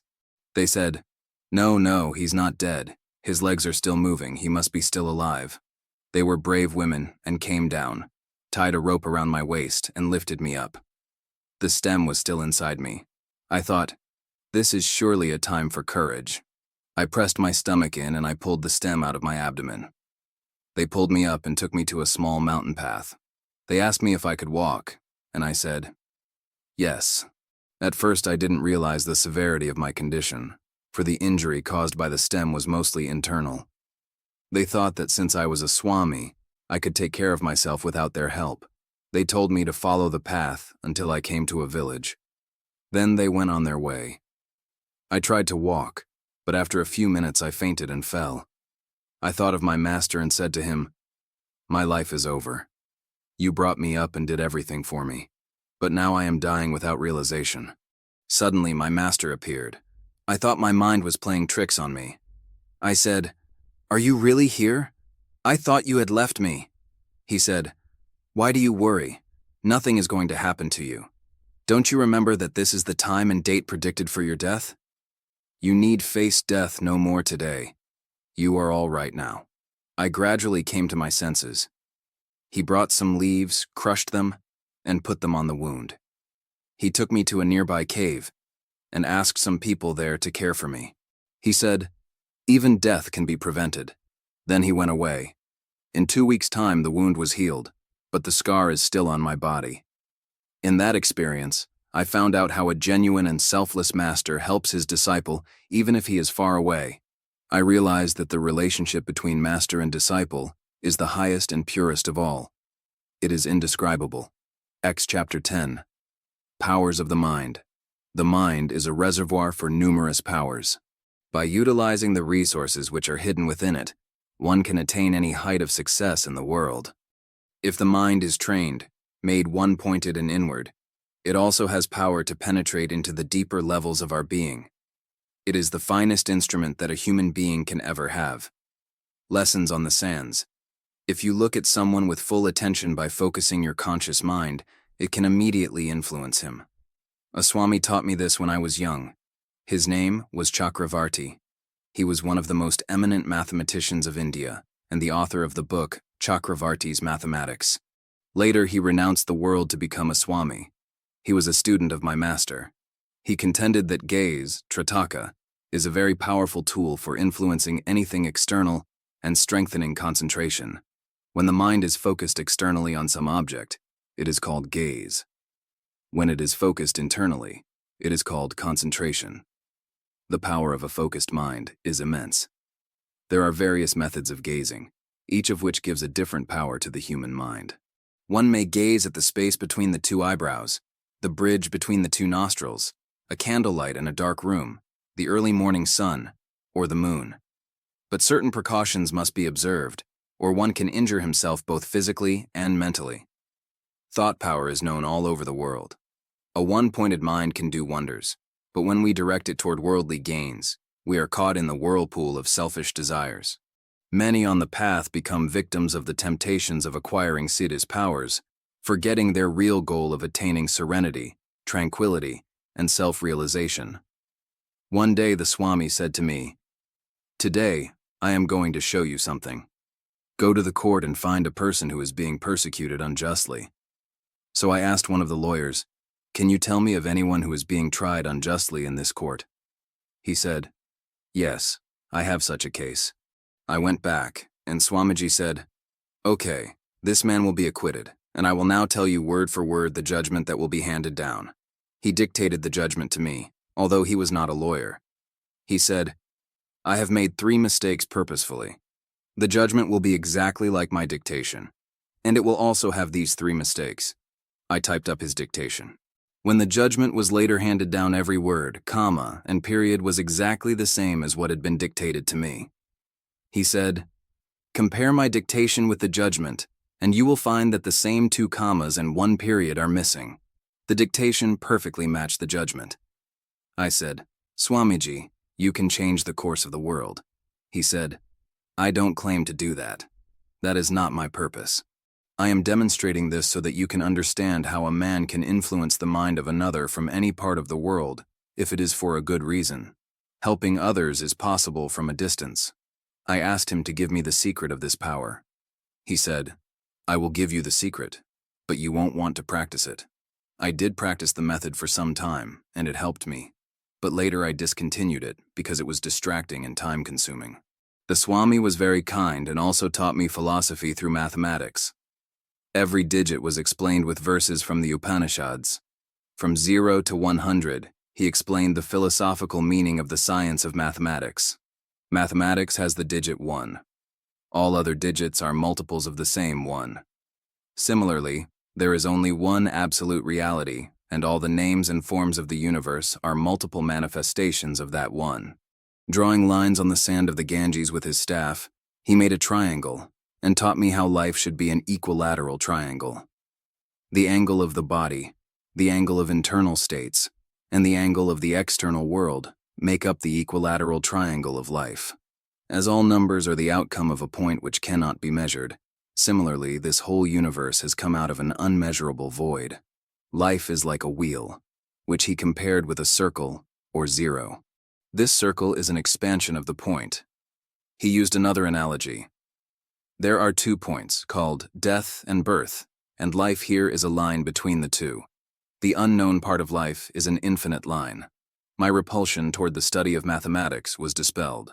After that, I began studying mathematics with considerable interest. I learned that mathematics is a positive science, which is the very basis of all sciences. But it is itself based on the exact science of Sankhya philosophy. Sankhya philosophy is the most ancient philosophy for knowing the body, its components, and various functions of the mind. Yoga is a practical science which leads one to the superconscious state. Through understanding Sankhya, all philosophical questions arising in my mind were solved easily, and then I understood the scriptures properly. The last day of his teaching was enchanting. He said, "Now make a 0 first, then put 1 afterwards. Arrow 1. Every 0 has value if the 1 is put first, but 0 has no value if the 1 is not put first. All the things of the world are like zeros, and without being conscious of the one reality, they have no value at all. When we remember the one reality, Then life becomes worthwhile. Otherwise, it is burdensome. This Swami left for the deep Himalayas, and I never met him again. I am grateful to those teachers who spent their valuable time in teaching me. Transmutation of matter. In 1942, I started on a journey to Badrinath, the famous Himalayan shrine. On the way, there is a place called Srinagar, which is situated on a bank of the Ganges. 5 miles from Srinagar, there is a small Shakti temple, and just 2 miles below that was the cave of an Aghori Baba. Aghor is a very mysterious study which is rarely mentioned in books and hardly understood even by the yogis and swamis of India. It is an esoteric path involving solar science and is used for healing. This science is devoted to understanding and mastering the finer forces of life, finer than prana. It creates a bridge between life here and hereafter. There are very few yogis who practice the Aghori science, and those who do are shunned by most people because of their strange ways. The villagers in the area around Srinagar were very much afraid of the Aghori Baba. They never went near him, because whenever anyone had approached him in the past, he called them names and threw pebbles at them. He was about 6 feet 5 inches tall and very strongly built. He was about 75 years of age. He had long hair and a beard and wore a loincloth made of jute. He had nothing in his cave except a few pieces of gunny sack. I went to see him, thinking that I would pass the night there and learn something from him. I asked a local pandit to show me the way. The pandit said, "This Aghori is no sage. He is dirty. You don't want to see him." But the pandit knew much about my master and me, and I persuaded him to take me to the Baba's cave. We arrived in the evening just before dark. We found the Aghori sitting on a rock between the Ganges and his cave. He asked us to sit beside him. Then he confronted the pandit, saying, "Behind my back you call me names, and yet you greet me with folded hands." The pandit wanted to leave, but the Aghori said, "No. Go to the river and fetch me a pot of water." When the frightened pandit came back with the water, the Aghori handed him a cleaver and said, "There is a dead body which is floating in the river. Pull it ashore, chop off the thigh and calf muscles, and bring a few pounds of the flesh to me." The Aghori's demand shook the pandit. He became very nervous, and so did I. He was extremely frightened and did not want to carry out the Aghori's wishes. But the Aghori became fierce and shouted at him, saying, "Either you will bring the flesh from that dead body, or I will chop you and take your flesh. Which do you prefer?" The poor pandit, out of deep anxiety and fear, went to the dead body and started cutting it up. He was so upset that he also accidentally cut the first and second fingers of his left hand, and they started bleeding profusely. He brought the flesh to the Baba. Neither the pandit nor I were then in our normal senses. When the pandit came near, the Aghori touched the cuts on his fingers, and they were healed instantly. There was not even a scar. The Aghori ordered him to put the pieces of flesh into an earthen pot, to put the pot on the fire, and to cover the lid with a stone. He said, "Don't you know this young Swami is hungry, and you also have to eat?" We both said, "Sir, we are vegetarians." And the Baba was irritated by this and said to me, "Do you think I eat meat? Do you agree with the people here that I am dirty? I, too, am a pure vegetarian." After 10 minutes had passed, he told the pandit to bring him the earthen pot. He gathered a few large leaves and said, "Spread these on the ground to serve the food on." The pandit, with trembling hands, did so. Then the Aghori went inside the cave to fetch 3 earthen bowls. While he was gone, the pandit whispered to me, "I don't think I will live through this. This is against everything that I have learned and practiced all my life. I should commit suicide. What have you done to me? Why did you bring me here?" I said, "Be quiet. We cannot escape, so let us at least see what happens." The Aghori ordered the pandit to serve the food. When the pandit took the lid off the pot and began filling my bowl, we were astonished to find a sweet called rasgulla, which is made from cheese and sugar. This was my favorite dish, and I had been thinking of it as I was walking to the Baba's cave. I thought it was all very strange. The Aghori said, "This sweet has no meat in it." I ate the sweet, and the pandit had to eat it too. It was very delicious. What was left over was given to the pandit to distribute among the villagers. This was done to prove that we had not been fooled by means of a hypnotic technique. All alone in the darkness, the pandit left for his village, which was 3 miles away from the cave. I preferred to stay with the Agori to solve the mystery of how the food was transformed and to understand his bewildering way of living. Why was the flesh of a dead body cooked? And how could it turn into sweets? Why does he live here all alone? I wondered. I had heard about such people, but this was my first chance to meet one in person. After I meditated for 2 hours, we began talking about the scriptures. He was extraordinarily intelligent and well-read. His Sanskrit, however, was so terse and tough that each time he spoke it took a few minutes to decipher what he was saying before I could answer him. He was, no doubt, a very learned man, but his way was different from any other sadhu that I had ever met. Agor is a path which has been described in the Atharva Veda, but in none of the scriptures have I ever read that human flesh should be eaten. I asked him, "Why do you live like this, eating the flesh of dead bodies?" He replied, "Why do you call it a dead body? It's no longer human. It's just matter that is not being used. You're associating it with human beings. No one else will use that body, so I will. I'm a scientist doing experiments, trying to discover the underlying principles of matter and energy. I'm changing one form of matter to another form of matter. My teacher is Mother Nature. She makes many forms, and I am only following her law to change the forms around. I did this for that pandit so that he would warn others to stay away. This is my 13th year at this cave, and no one has visited me. People are afraid of me because of my appearance. They think I am dirty and that I live on flesh and dead bodies. I throw pebbles, but I never hit anybody. His external behavior was very crude, but he told me that he was behaving that way knowingly so that no one would disturb him as he studied, and so that he would not become dependent on the villagers for food and other necessities. He was not imbalanced. But to avoid people he behaved as though he were. His way of living was totally self-dependent, and although he continued to live in that cave for 21 years, no villager ever visited him. We stayed up through the night and he instructed me, talking the entire time about his Agor path. This path was not for me, but I was curious to know why he lived such a lifestyle and did all that he was doing. He had the power to transform matter into different forms, like changing a rock into a sugar cube. One after another the next morning he did many such things. He told me to touch the sand, and the grains of sand turned into almonds and cashews. I had heard of this science before, and knew its basic principles, but I had hardly believed such stories. I did not explore this field, but I am fully acquainted with the governing laws of the science. At noon, the Agori insisted that I eat something before leaving. This time, he took out a different sweet from the same earthen jar.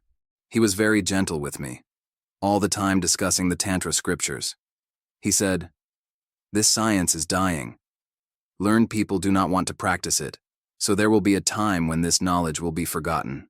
I asked, "What is the use of doing all this?" He said, "What do you mean by use?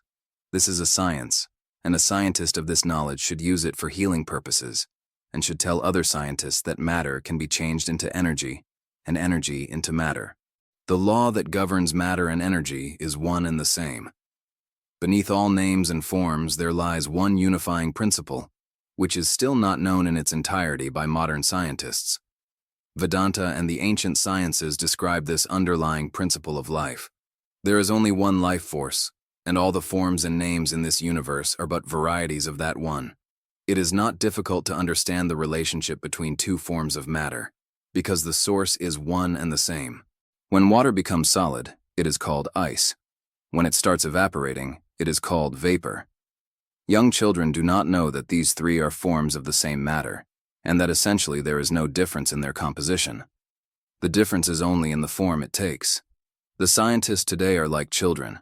They do not realize the unity behind all matter, nor the principles for changing it from one form to another. Intellectually, I agreed with him, and yet I did not approve of his way of living. I said goodbye and promised to visit him again. But I never have. I was curious about the fate of the pandit who had gone to his village the previous night in a state of fear, so I went to see him. To my surprise, he was completely changed, and was thinking of following the Agori and becoming his disciple. Where is my donkey? When I stayed in Mao, a small city in Uttar Pradesh, I lived in a small hut which was built for wandering swamis and sadhus. Most of the time I stayed in my room, doing my exercises and sitting in meditation. I came out just for a short while in the morning and evening. A laundryman used to wash clothes nearby. He had no wife and children, only a donkey. One day, he lost his donkey. He was so worried that he became stunned and went into a trance. People thought he was in samadhi. In India, people will do anything in the name of samadhi. They will even sell their homes and offer money to that person who has apparently attained that state. They believe that giving gifts is the way to express their love and devotion for a holy man. The laundryman sat in one position for 2 days, and people started placing money, flowers, and fruit all around him. 2 people declared themselves his disciples and began collecting the money. But that laundryman did not stir. His followers began encouraging others to come. They wanted everyone to know that they were the disciples of this great guru. Through word of mouth, he soon became famous. I received information through one of his disciples that there was a great man in samadhi near the place where I was staying. I went to see him. There was indeed someone sitting very still with his eyes closed. Many people were sitting around him chanting, "O Lord, bring him back. Hari Rama, Hari Rama, Hari Krishna, Hari Krishna." I asked them, "What are you doing?" They said, "He is our guru and is in samadhi." I became curious and thought, let me see what happens when he comes out of this state. After 2 days, he opened his eyes. Everyone looked on expectantly to hear what profound sermon he would deliver. But when he came out of the trance, he only said, "Where is my donkey?" The desire with which one goes into meditation is a prime factor. When a fool goes into sleep, he comes out as a fool. But if one does meditation with a single desire for enlightenment, he comes out as a sage. There is a fine distinction between the person who becomes preoccupied and pensive, and the aspirant who really meditates. Intense worry can drive the mind toward one-pointedness, but in a negative way. Through meditation, the mind becomes positive, one-pointed, and inward. The outer signs and symptoms are similar. Worry makes the body inert and tense, while meditation makes it relaxed, steady, and still. For meditation, purification of the mind is essential. For worry, it is not needed. When intense worry controls the mind becomes inert and insensitive. But if a great man contemplates on the miseries of the world, it is not a worry at all, but a loving and selfless concern for humanity. In this case, the individual mind expands and unites itself with the cosmic one. When the mind is engrossed in individual interests one-pointedly, it is called worry. When the mind is made aware of the misery of others, it starts contemplating positively. In both cases, mind can become one-pointed, but in the latter case, consciousness is expanded. When John was put in the isolated cell on the island of Patmos, he worried because he thought that the message of his master would not reach the masses. But actually, this sort of worry was not for the fulfillment of his own desires. It was a universal issue on which he contemplated and meditated. Meditation is expansion, and worry is contraction. The same power that can flow toward negative grooves can also voluntarily be directed toward positive grooves. Therefore, it is important for a student to purify the mind first, and then to meditate. Without a disciplined and purified mind, meditation cannot become helpful in the path of enlightenment. Preparation is important. The preliminary steps, control of actions, speech, dietary habits, and other appetites, are essential requisites in preparation. Those who discipline themselves and then meditate receive valid experiences. They come in touch with their positive and powerful potentials. These experiences become guides in fathoming the deeper levels of consciousness. The untrained and impure mind cannot create anything worthwhile, but the meditative and contemplative mind is always creative. Both worry and meditation leave their deeper imprint on the unconscious mind. Worry creates several psychosomatic diseases, while meditation makes one aware of other dimensions of consciousness. If the aspirant knows how to meditate, he will naturally be free from his worrying habits. Hatred and worry are 2 negative powers which control the mind. Meditation and contemplation expand the mind. I concluded that the poor laundryman, though sitting still, was deeply engrossed in misery. He was in deep sorrow, and his mind lost its balance. In that state, he became still without knowing where he was. In samadhi, the mind is consciously led to higher dimensions of awareness. The aspirants who try to attain samadhi without purification of mind are disappointed, because such an impure mind creates obstacles in attaining this state. Samadhi is the result of a conscious and controlled effort. It is a state of transcendent consciousness. Worry contracts the mind, while meditation expands it. Expansion of individual consciousness and union with the transcendent consciousness is called samadhi. Who was that other Gopinath? I was staying on the other side of the Ganges, 6 miles from the city of Kanpur. I lived in a garden by a bank of the river. During those days, I didn't care for anything of the world. I never went to the city, but many people wanted to see me.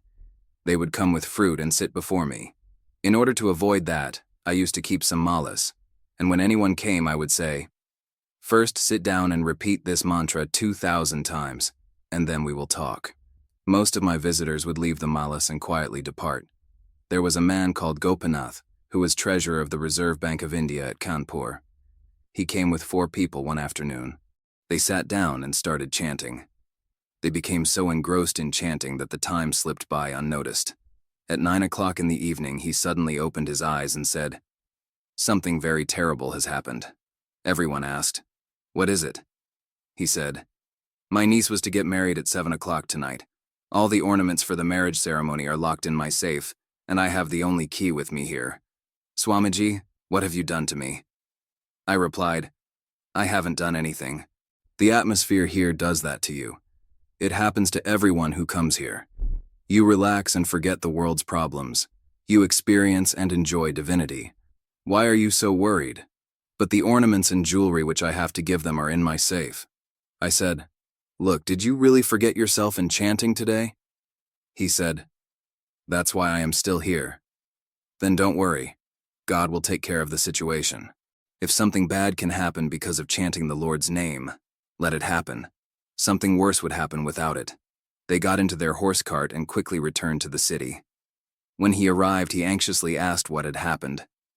The people there were confused by his concern. They said, "What is the matter with you?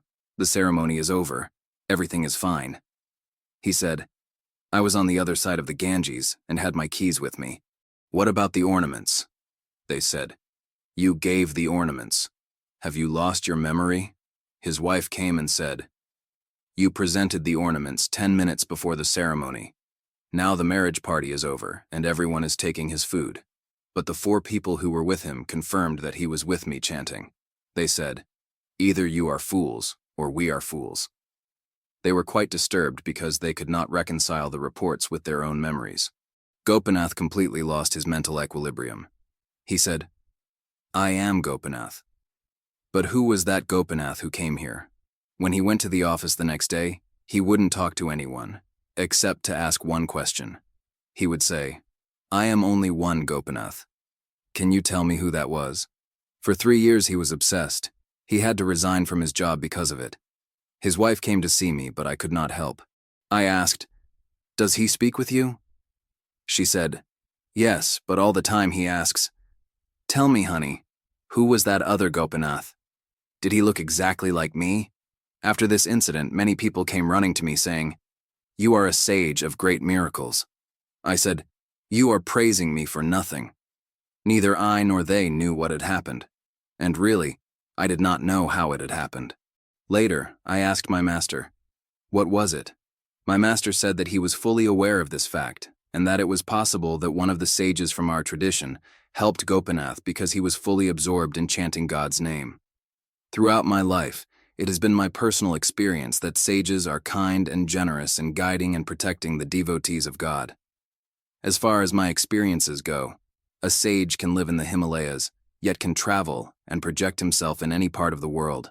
An experience with a psychic. On our way to Rishikesh in 1973, we stayed in one of the hotels at New Delhi. There I met Dr. Rudolph Ballantyne, a psychiatrist and former professor of a medical school in the United States. He had recently come from touring the countries of the Middle East via Pakistan. Dr. Ballantyne started telling me about an experience he had had at Connaught Place, which is a famous shopping center in New Delhi. A stranger had called him by name and then abruptly told him the name of his girlfriend in England. The doctor asked, "How did you know these things?" He said, "You were born on such and such date, and your grandfather's name is such and such." Then the man told him something very personal which no one except Dr. Ballantyne knew. The doctor thought, "This is the person for whom I have come to India." The man said, "Sir, give me $5. And the doctor obliged.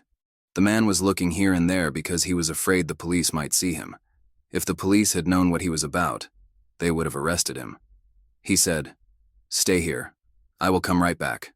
The doctor waited there for half an hour, but the man did not return. Dr. Ballantyne told me, "Swamiji, he was a great man." I asked, "What did he do?" He answered, "He told me all those personal things about myself, although I was a complete stranger." I replied, "Didn't you already know those things?" "Yes." "Then what big thing did he do?" If somebody knows what you are thinking, then you obviously already know it too. This knowledge doesn't improve you in any way. This ability may amaze you for some time, but it cannot help anyone in self-growth.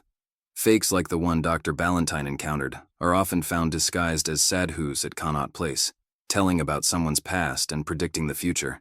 They learn such tricks just to make their living. Naive tourists mistake them for great sages. Such tourists never reach the places where the real sages are. These pretenders give a bad name to spirituality and to spiritual people. Dr. Ballantyne then started traveling with us.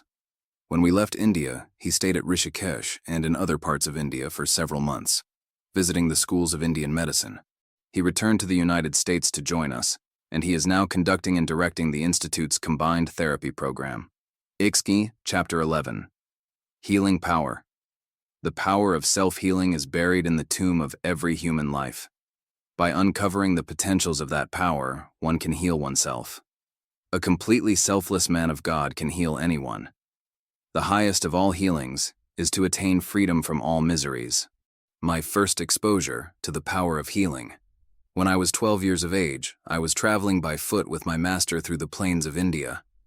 We stopped at a railway station in Etah, where my master went to the station master and said, "My child is with me, and he is hungry. Please give us some food." The station master went to his home for food, but when he arrived, his wife cried, "You know that our only son is suffering from smallpox. How can you be concerned about giving food to these wandering sadhus? My son is dying. Get out of this house. I am in distress." He returned with a long face and apologized. "What can I do?" My wife says, "If he is a real Swami, why doesn't he realize our situation and cure our child? Doesn't he have any sense? Our only child is on his deathbed, and he's worried about a food offering." My master smiled and told me to follow him. We went to the station master's home. It was a challenge, and he always enjoyed being challenged. But I complained, "I am hungry. When are we going to eat?" He said, "You will have to wait." This was a frequent complaint of mine. Often I used to cry, "You don't give me food in time." I would run away weeping. But he was teaching me to have patience. He said, "You are disturbed right now. Wait for 5 minutes and you won't be disturbed at all." In this situation, it is right to wait. But I continued to complain, and the woman wanted to chase me from her house. It was the first time I had seen someone suffering from smallpox. The boy had big abscesses all over his body, even on his face, and pus was issuing from them. My master said to the parents, "Don't worry. In 2 minutes your son will be completely well." He took a glass of water and walked around the cot on which the boy was lying. He did this 3 times, and then drank the water. Then he looked at the woman and said, "He's getting well, don't you see?" To our amazement, the abscesses began to disappear from the boy, but to my dismay, at the same time they began to appear on my master's face. I was terrified and I started to cry. He calmly said, "Don't worry, nothing will happen to me." Within 2 minutes, the child's face was perfectly clear, and we left the house. I followed my master until he came to a banyan tree. He sat under the tree, and soon the abscesses began to disappear from him and then to appear on the tree. After 10 minutes, they also disappeared from the tree. When I saw that my master was all right, I hugged him and wept. "Don't do that again," I pleaded. "You didn't look nice and it frightened me." Then many people started searching for us. I asked, "Have we done anything bad?" He said, "No, come with me." He held my hand and we started walking again on a bank of the Jamuna River. Finally, we stopped at another house and were given some food. We then went to an enclosed courtyard where no one would find us, took our meal, and rested. The sages find pleasure in suffering to help others. This is beyond the conception of the ordinary mind. Human history has provided many instances of spiritual leaders who suffered for others. Such sages become examples, and many people even today follow in the footsteps of such great people.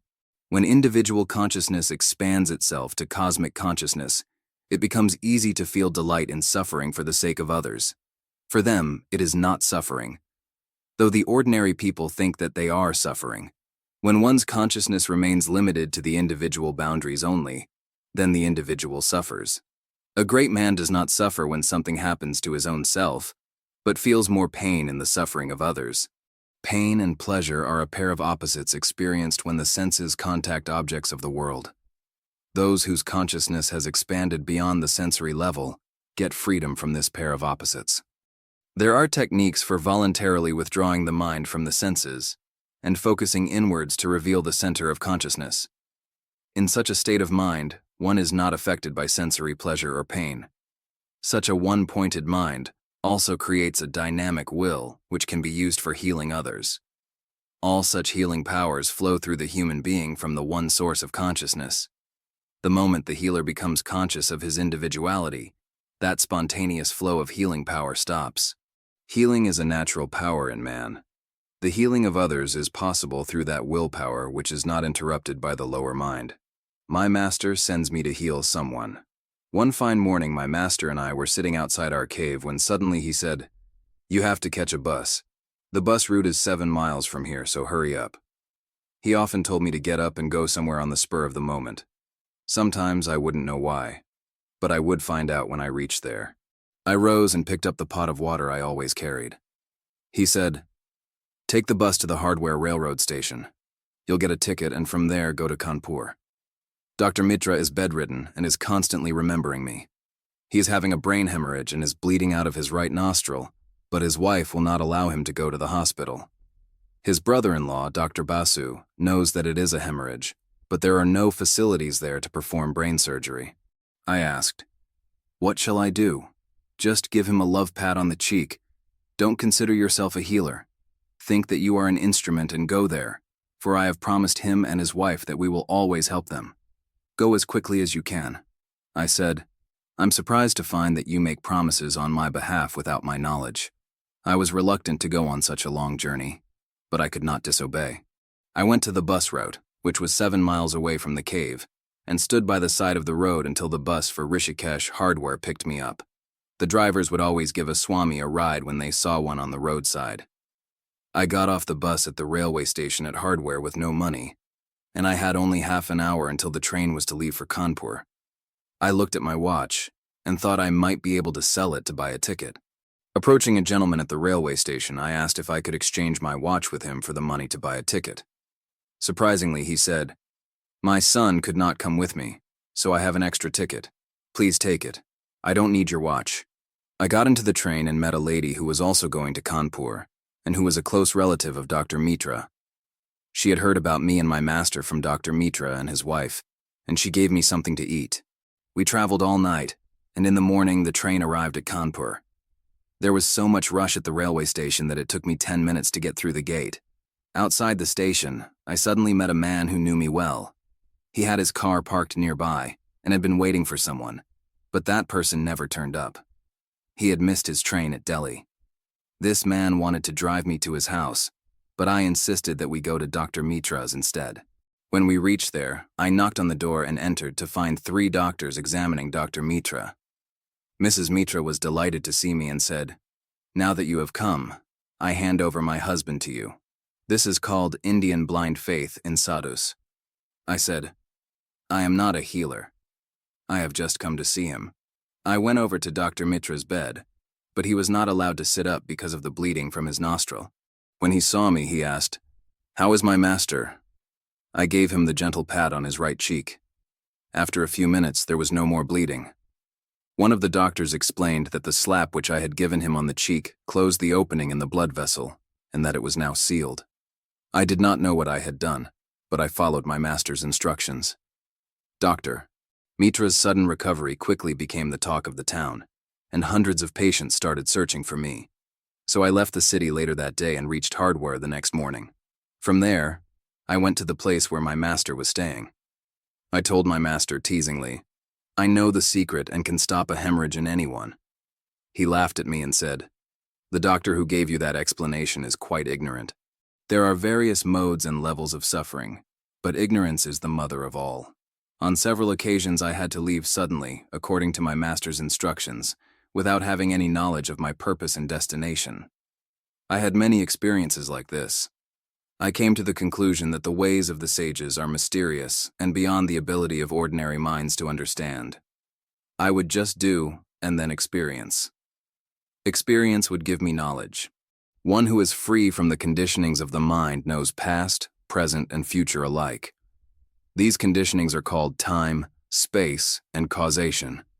The ordinary mind cannot fathom these conditionings, but the great men do.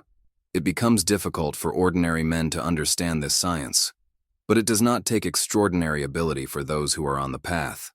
I once asked my master, "Is it possible for a man in the world to get freedom from all conditionings of the mind, or does he have to live in the Himalayas his whole life to develop powers such as yours?"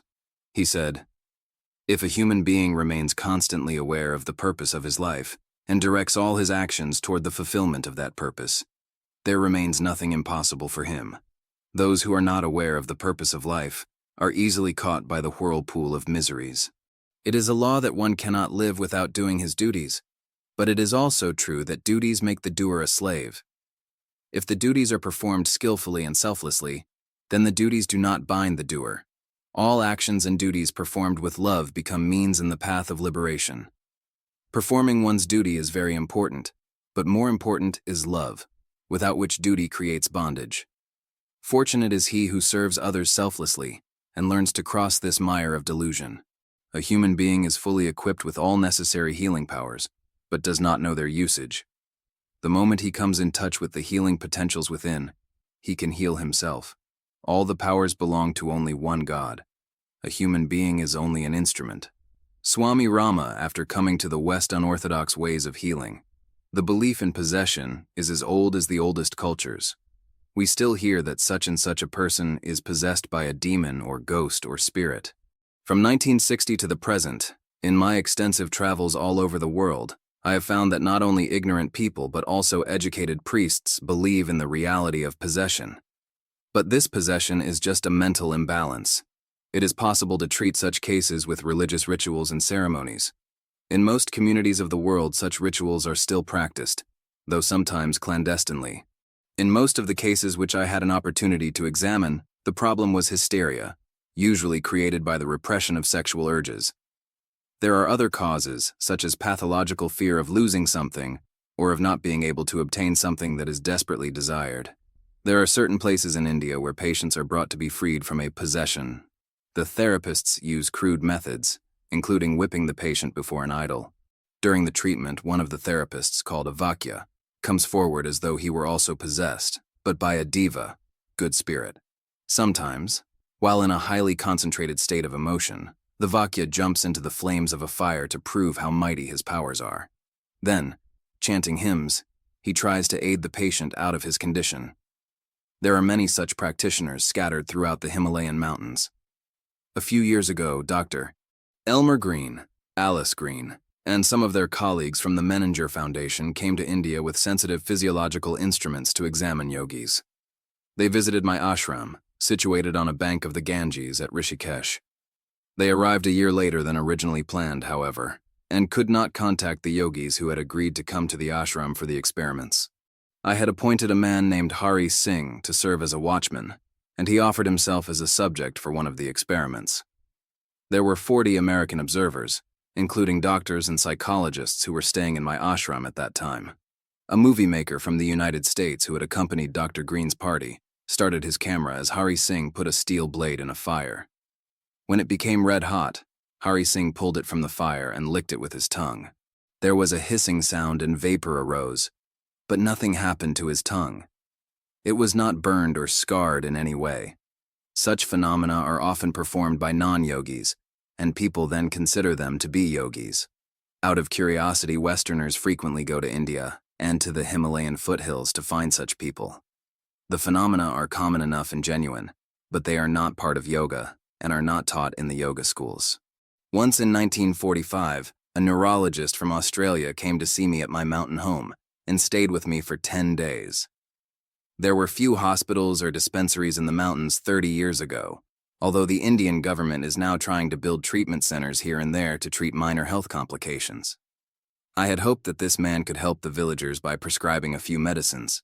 His reason for coming to the Himalayas to see me was to find a way to get rid of his severe chronic headaches, which prevented him from leading a normal life.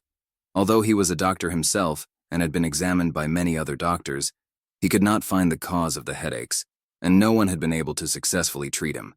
An old woman who used to bring milk to my cabin smiled when she saw him and said, "Is he a doctor?" She laughed and said to me, "If I am permitted, I can remove his headache in 2 minutes' time." I said, "Please try."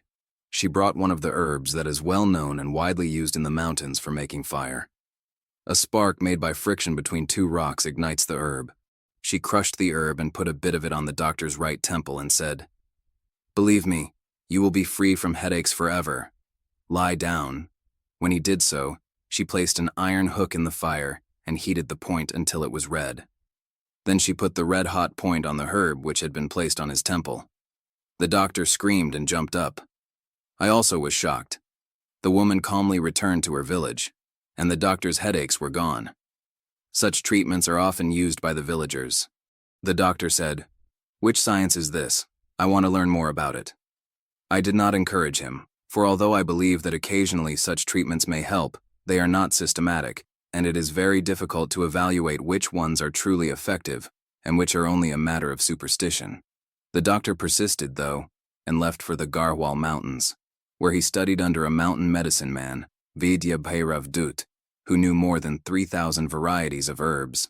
When the doctor met me again 6 months later, he reported, "I know the explanation of that treatment which I received from the old lady.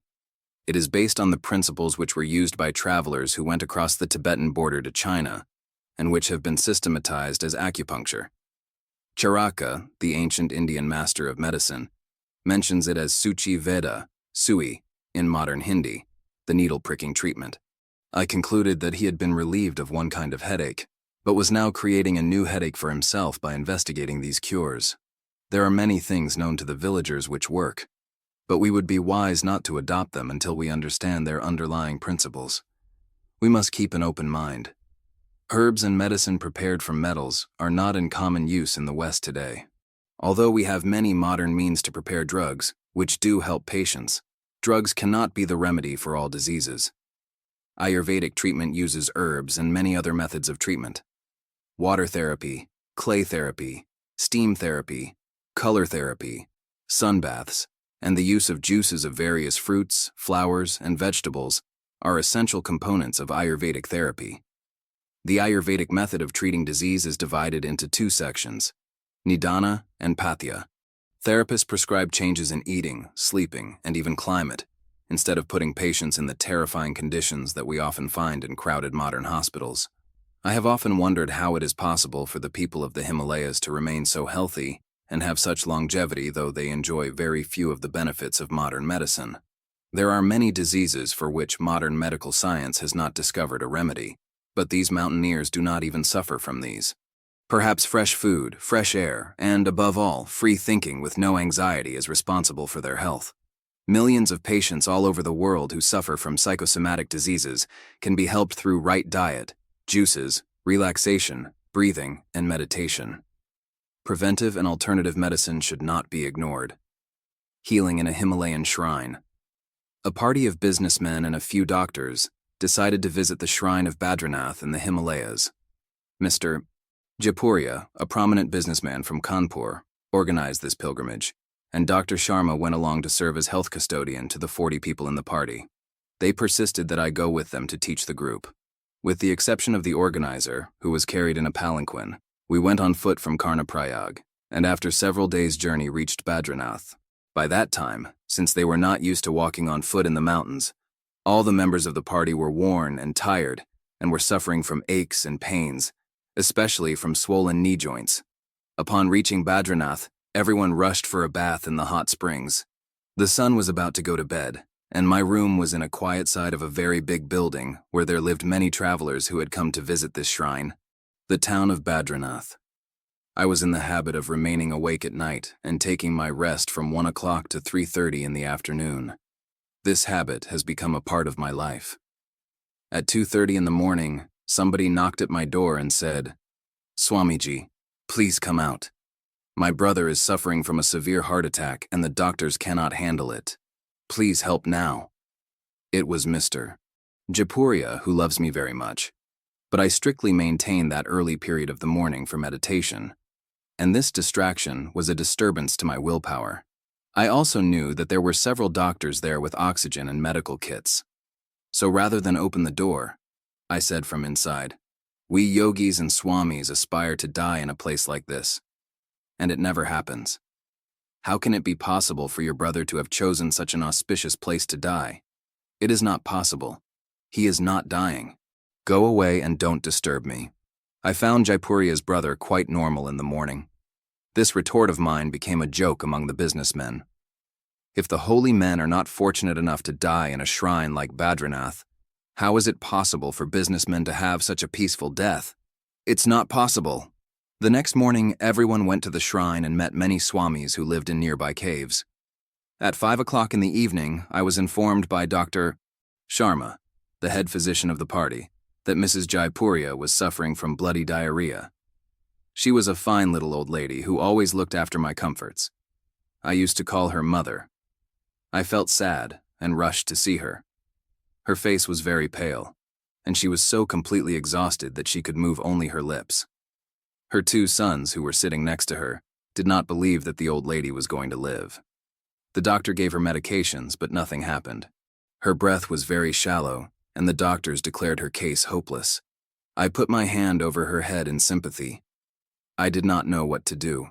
Suddenly I turned my head and found a tall young Swami calling my name, and my attention was diverted toward him. This Swami said, "Where is the doctor?" And the doctor came forward. The Swami said, "That's all your medical science can do? You people are really killing people and drugging them. What poor knowledge." The doctor was annoyed and told him, "How is it that you 2 Swamis cannot heal her? I accept that I have failed, and that the other doctors have also failed." Mr. Jaipurya loved his wife immensely and was sobbing in a corner of the room. His sons and in-laws were also crying. I looked at the young Swami, and he smiled and asked if there were a flower he could have. Here people carry flowers to offer at the shrine, and someone came forward with the red petals of roses. The Swami told Mrs. Jaipurya to get up. He roughly pulled her arm, forcibly made her sit, and poured a glass of water containing the petals into her mouth while muttering something that nobody knew. He then laid her on the bed, covered her with the blanket, and told all the people to get out of the room, saying, "She will be going into deep sleep now." Swami Rama, with the grandson of Mrs. Jaipurya. Everyone thought that deep sleep meant dying, and they started screaming and crying. We were both smiling at them.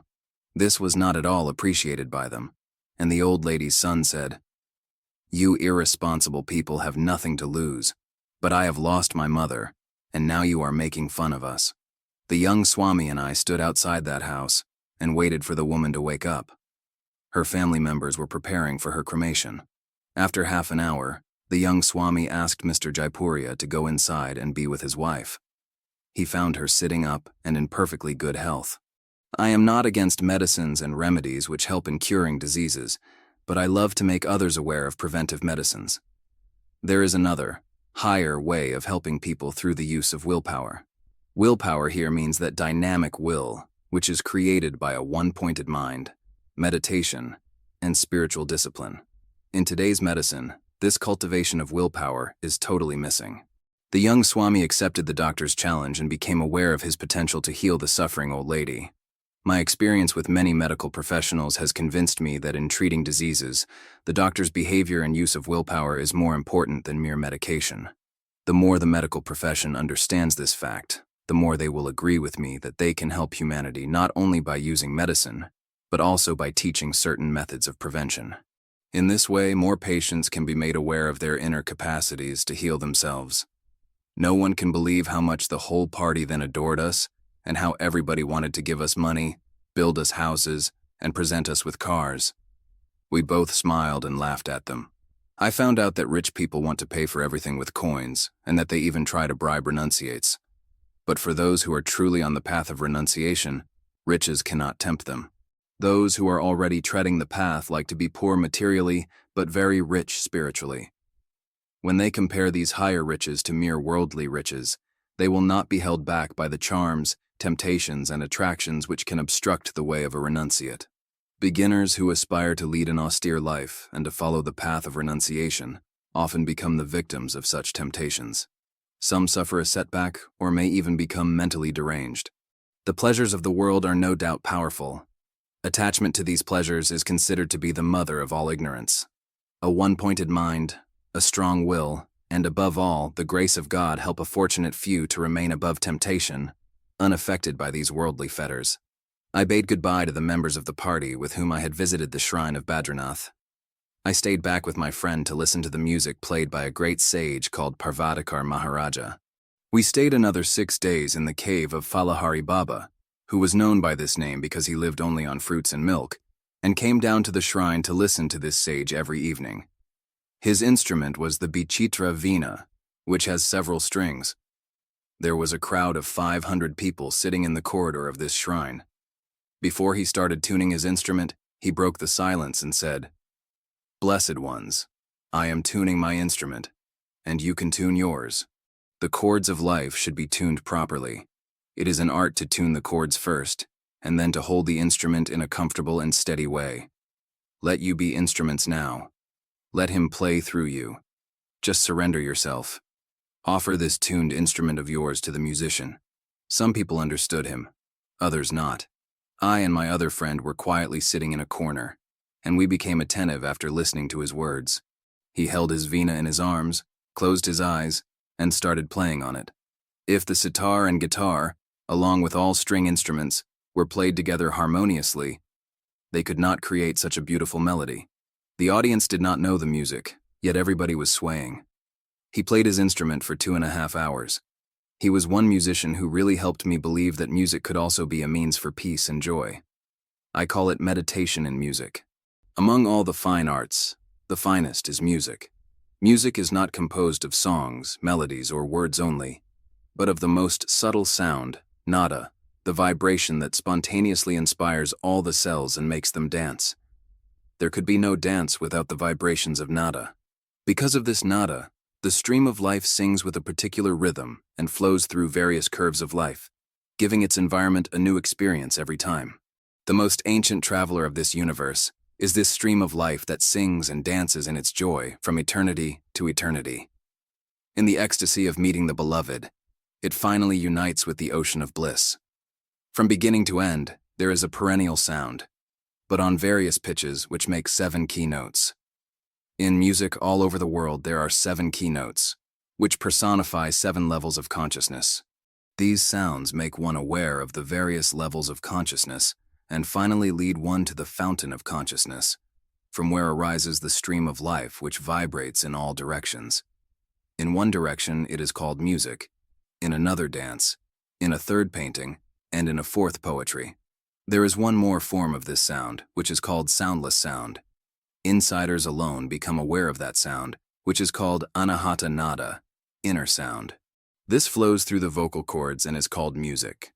Kabir says, "O sadhu, lift the veil of ignorance, and you'll be one with the beloved.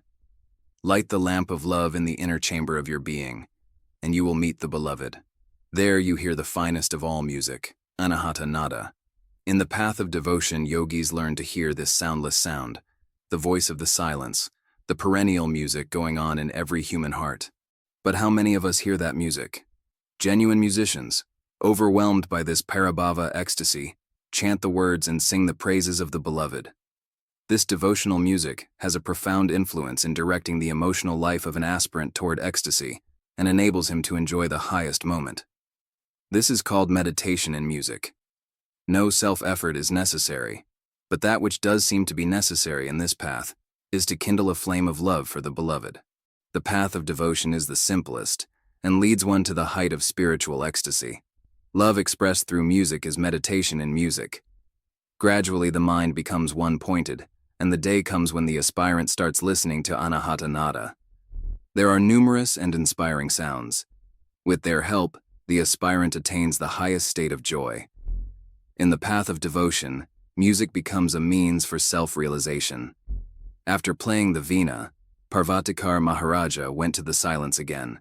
At the feet of the masters, I went to Kasar Devi in Almora, and there I met a well-known painter from the West and a Buddhist monk. These people lived in a small hermitage, enjoying the Himalayan peaks in solitude. They talked to the mountains constantly, and held that the Himalayan mountains, unlike the Alps and other mountains, are not only beautiful but alive as well. They said, "We talk to the mountains, and the mountains answer." I asked, "In what sense? How can mountains talk?" They replied, "You were born and brought up in these mountains, and as always, familiarity breeds contempt. Remember that these mountains are holy and create a spiritual atmosphere for the seeker. Their beauty is there for all who will but behold it. You have forgotten how to appreciate these gods." They went on praising the beauty of the snow-blanketed Himalayan peaks. My stay with them was brief. I soon left for Shamadevi, which was 30 miles beyond Kasardevi, where there lived a Swami all alone in a small Shakti temple. I wanted to be with him for a while. Soon after I arrived, Nantin Baba, a very well-known sadhu from that part of the Himalayas, joined us. I had previously lived with him in various caves at Bageswar and Ramgarh. The Swami who lived at the Shakti temple claimed that he was a direct disciple of Sambari Baba, a well-known sage who lived 40 years earlier. During those days, Sambari Baba and Haryakan Baba often were seen together. My master and Haryakan Baba were disciples of the same guru, who had been born in India but lived mostly in Tibet. Both Haryakan Baba and my master were called Babaji. This title of respect simply means grandfather, and is often used for very old sages. Even today, especially in Nepal, Nainital, Kashipur, and Almora, everyone has some story to tell about these sages and talks about their amazing spiritual miracles and healing powers. There is no end to the stories they tell. During our stay there, our host talked about his Guru Deva uninterruptedly for hours on end. This host was a Siddha. He was widely known for his healing powers. Whenever anyone started traveling to the Shakti temple at which he stayed, he knew it. Without being introduced to strangers, he would straight away call them by their names. He did not want to be disturbed, and sometimes he would feign anger in order to keep people away. But within, he was very soft. Villagers gave him the name Durbasa, which means foul tongue. He used to perform a primitive austerity called Panchani Siddhi, which means having control over 5 fires. He did both external and internal worship. He said that God is fire and would expound on this theme at the slightest opportunity. Sambari Baba. This accomplished man gave me several lessons on solar science, which I still remember, though I did not practice what he taught me, for it is not possible to practice all of these different sciences in one short lifetime. This science is helpful in healing the sick. After collecting scattered material on this subject and learning its principles, I wanted to set up a clinic to help the suffering masses. But my master stopped me, for he felt this would distract me from an even greater purpose. Whenever I used to sing, compose a poem, or paint, he objected. He advised me to avoid such diversions and to practice silence. He would say, "The voice of silence is supreme. It is beyond all levels of consciousness and all methods of communication. Learn to listen to the voice of silence. Rather than discussing scriptures and arguing with sages, just enjoy their presence. You are on a journey. Don't stop for long at one place and get attached to anything. Silence will give you what the world can never give you." When I left Shamadevi, I returned to my mountain abode. The villagers of Buddha Kedar built a small stone dwelling for me, where I used to go and remain in silence. It is still there today, at a height of 6,000 feet. From that dwelling, I had a panoramic view of the Himalayan ranges. Occasionally, the silence would suddenly be broken by a wandering yogi who would knock on my door. Only a few seekers go deep into the Himalayas. Most travelers remain on the mountain roads and trails and visit the well-known shrines and places of interest. But the more serious seekers avoid these routes and visit the isolated hermitages, caves, and mountain abodes of sages. The Himalayan mountains stretch for 1,500 miles from China to Pakistan. They are the highest mountains in the world. Though there are other mountain ranges that have great beauty, the Himalayas offer one thing that is unique: the spiritual atmosphere and the opportunity to meet and learn from the highly evolved sages who make the Himalayas their home. Scene. Chapter 12. Grace of the Master. Perfection is the goal of human life, but human efforts are very limited. Happiness does not come merely through human endeavor, but comes through grace. Blessed are those who have the grace of both God and Master. Guru is a stream and a channel of knowledge. The word guru is so misused that I feel hurt sometimes. It is such a noble word, such a wonderful word. After your mother has given birth to you, and your parents have raised you, then the role of the guru begins, and he helps you fulfill the purpose of your life. Even if I'm a very bad man and somebody calls me guru, I have to become the best for the sake of the person who expects it of me. A guru is different from a teacher. Guru is a compound of two words, gu and ru. Gu means darkness, ru means light. That which dispels the darkness of ignorance is called guru. In the West, the word guru is often misused. In India, this word is used with reverence and is always associated with holiness and the highest wisdom. It is a very sacred word. It is seldom used by itself, but always with its suffix deva. Deva means bright being. An enlightened master or guru is called Guru Deva.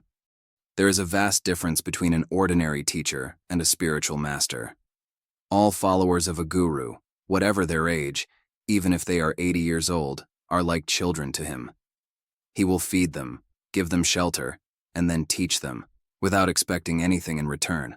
I asked my master, "Why does he do this?"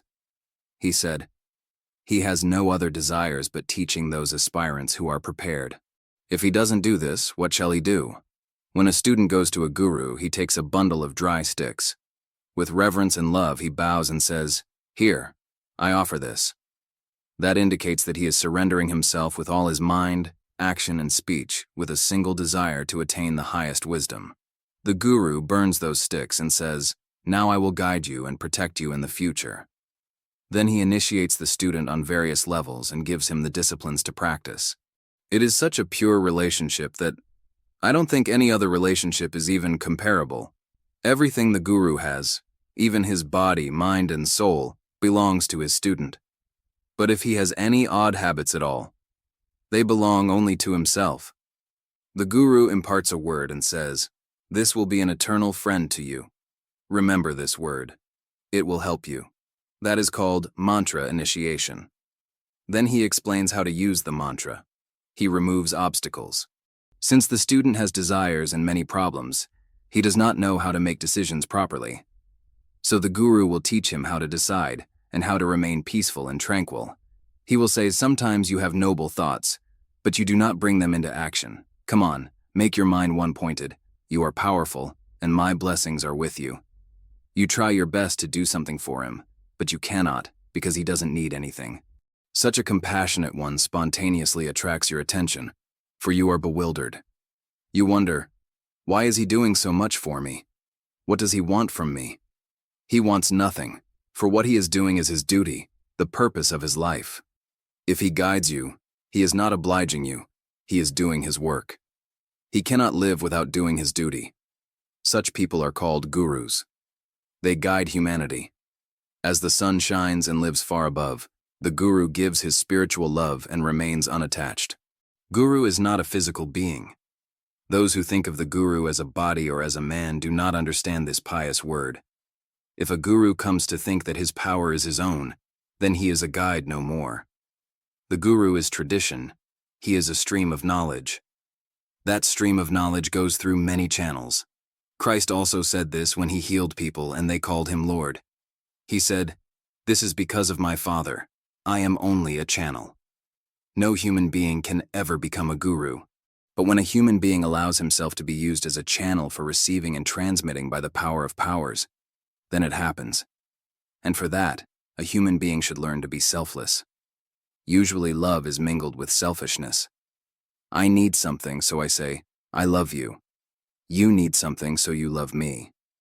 This is what we call love in the world, but when you do actions selflessly in a spontaneous way, then that is really love. You don't expect any reward.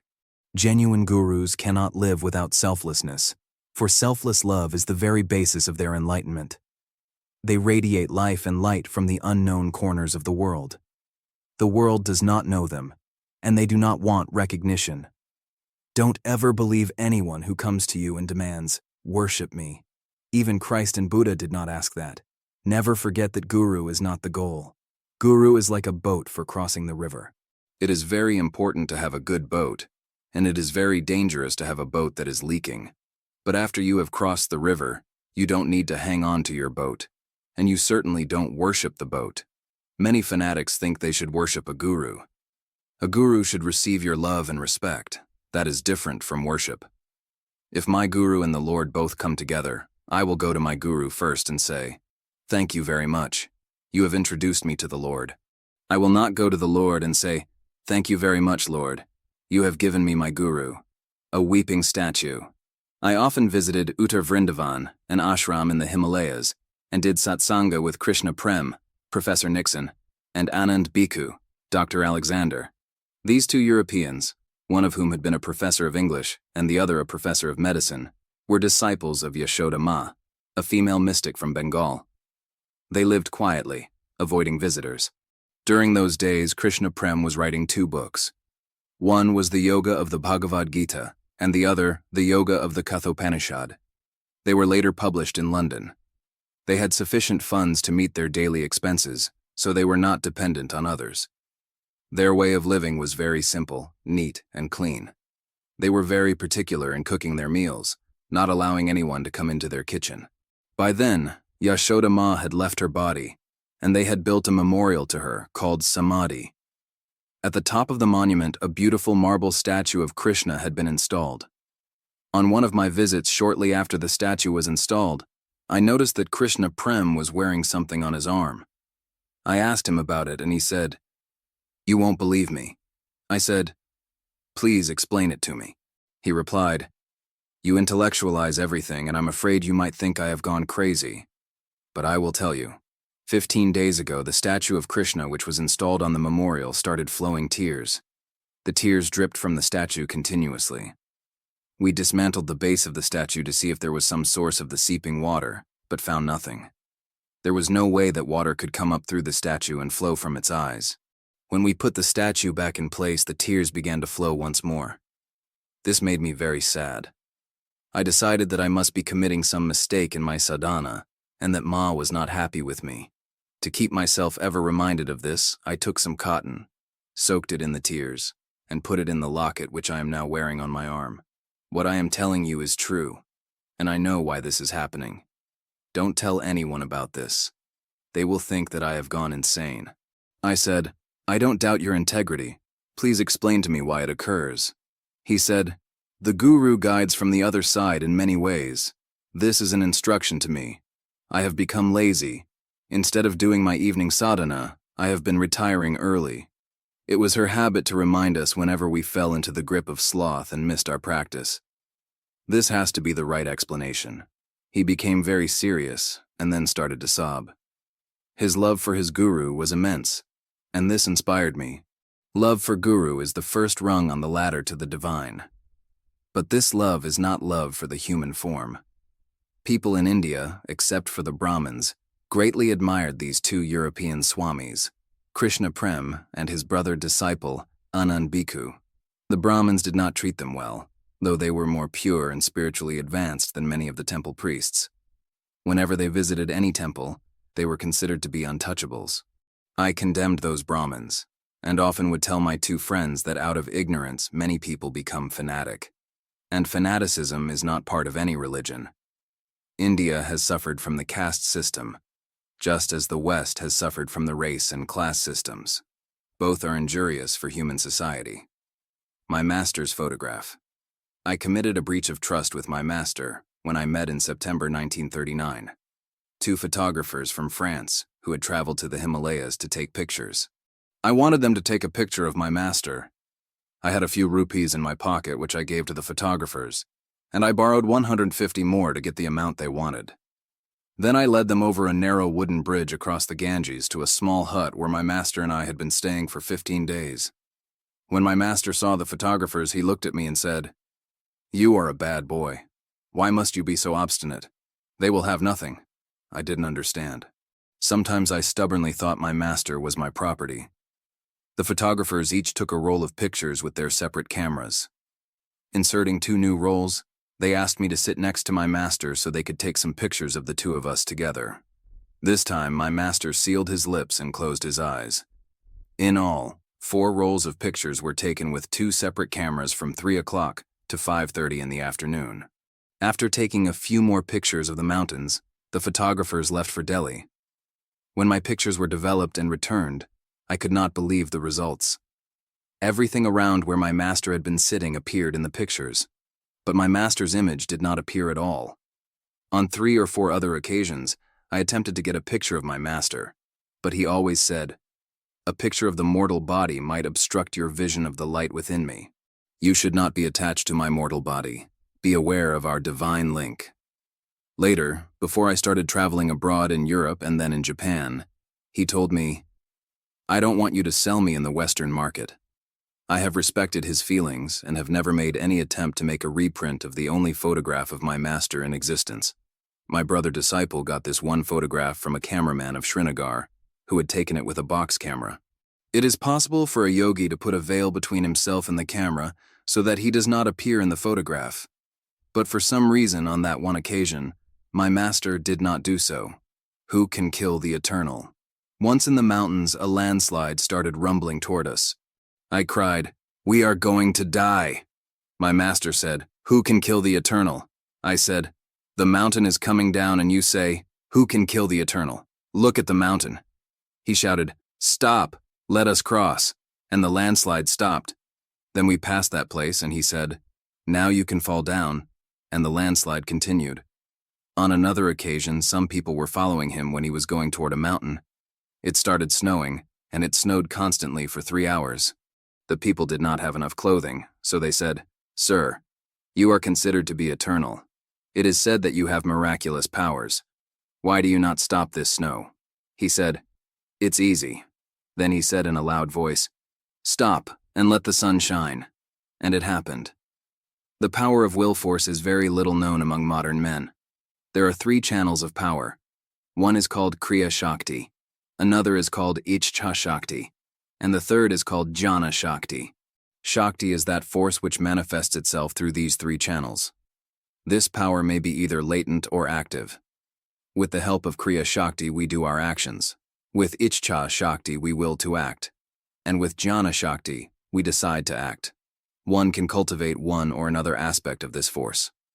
Some yogis learn to perform their actions skillfully and become successful in the world. Others develop their willpower and then direct their speech and actions in accord with their will. Some sharpen buddhi, the faculty of discrimination, and attain a state of prajna, a unified state of tranquility. The discipline undertaken differs according to the aspect of Shakti which is being developed, though discipline is necessary in each case. Developing Ichcha Shakti strengthens willpower, and with the help of willpower one can have command over the phenomenal world exactly as one has command over his limbs. It was through this power that my master was able to control the forces of nature. Half here, half there. Once I was staying with my master in a shrine on a bank of the Ganges River. We were at Karnaprayag. My master wears almost no clothing because he is hardly aware of his physical self. He is always in inner joy. Suddenly at night he said, "Let's go now." It was dark and it had been raining outside for some time. I thought, if I say no, he will start walking anyway. He will just go like a lord with nothing on. So I put a blanket over him, hooked it with a thorn, and started to walk with him. It was bitterly cold. After going barefoot for half a mile, my whole body was freezing. I was wearing very little, only one woolen blanket. I wondered, what shall I do? After we had walked for 2 miles, we came to a crossroads and I asked, "Do you know which way to go here?" He said, "This way." But I turned him around and said, No, this is the way." So we reversed directions and returned to the very place from where we had set out. It was dark, and he did not know where he was. I said, "Now we have to stay here." He said, "Okay." I took off my blanket, laid it out, and he sat down near the fire. In the morning, he opened his eyes and started giggling. He said, "We walked all night and are still in the same place. How is it possible?" I said, "I tricked you." "Why?" I said. "It was freezing and you were not aware of it." He used to enjoy such experiences. In that high state of ecstasy, he was often oblivious to the mundane things of the world. But when he became aware of them, he would enjoy them like a joyous child. At another time, I had a very strange experience with my master. It was a sunny June day in the forest near Varanasi, where the temperature goes up to 114 degrees. Since the day was very warm, I asked my master, "Will you take a bath?" He said, "Okay. Often you will come across wells in India when you travel from one city to another. If you want to take a bath, you find someone nearby who has a bucket and a rope. Then you draw water from the well, take a bath, and go on." We came upon such a well, so I said, "Please sit down and wait. I'll go and get a bucket and a rope." When I returned, he was not there. I shouted for him, and heard someone answering from the bottom of the well, which was about 60 feet deep. He had jumped in and was playing in the water. Normally, if someone jumped from 60 feet, he would be injured, but in a high state of ecstasy, one is a child of nature and is protected. It became a problem for me because he wouldn't come out. I could not coax him out, so I asked some people from the village to help. 3 people came, and we threw down a basket with a rope tied to it. I shouted, "Sit in the basket and we will pull you up." He answered, "Leave me alone. Let me take my bath." He was enjoying himself. Then they tied me with the rope and lowered me down into the well. I said, "Come on." But he said, "Let me take my bath." He was still playing there. "Swami Rama at Karnaprayag," I told him. "It's been almost 1 hour now. You have had enough bath." "Have I?" "Yes." Finally, after a long time, I convinced him to come out. Every day he would take a bath, but his mind would be somewhere else. I would say, "Now you have taken your bath. Come out." He lived most of the time there, in a constant state of bliss, and very little of the time here, conscious of the mundane world. How a young widow was rescued. Once in a desert village of Rajasthan, 50 miles west of Pilani, there lived a landlord who had only one son. Just after his wedding ceremony, this boy died of a high fever. His poor young widow, who was very beautiful and hardly 17 years of age, was not able to enjoy her honeymoon. In certain communities, the law is, once married, married forever, and widows cannot remarry.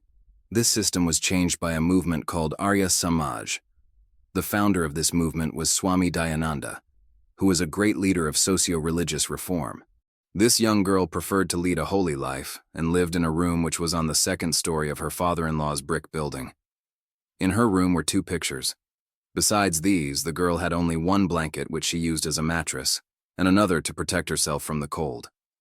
There was a window in the back of that room and a door made of strong, thick wood in the front.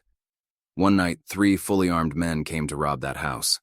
Their intention was to rape and kidnap this young widow. They locked all the members of her family in one room and wanted to break into her room. When she discovered this, she started praying, "Gurudeva, I am pure. Save me. Protect me. Where are your protective arms? What has happened to you?" Suddenly, an old white-haired man with a beard appeared on camel's back at her rear window. He said, "Come with me, my child. Otherwise you are in danger. You'll be raped by them and you'll be disgraced and finally commit suicide." The robbers were very disappointed when they found, after breaking down the door, that there was no one inside. The girl and her rescuer traveled all night on the camel, and before sunrise arrived safely at her father's house, which was 65 miles away. I visited this village in 1951 and heard this story from that very woman, who was known for her purity and spirituality. After narrating her story, she asked me many questions about my master. Her father was known to us. He had a divine link with our tradition. Through our conversation, I discovered that the 2 pictures the girl had in her room were of Mirabai and of my master.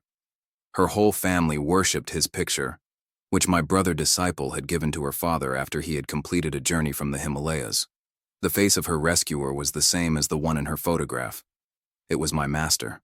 I wanted to see my master's picture, and I liked it so much that I took it from her with the promise that I would send her a copy of it. But for many reasons, I could not do so.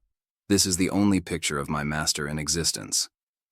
There is no doubt in my mind and heart as to the truth of this experience. How it happened, however, I have no way to explain.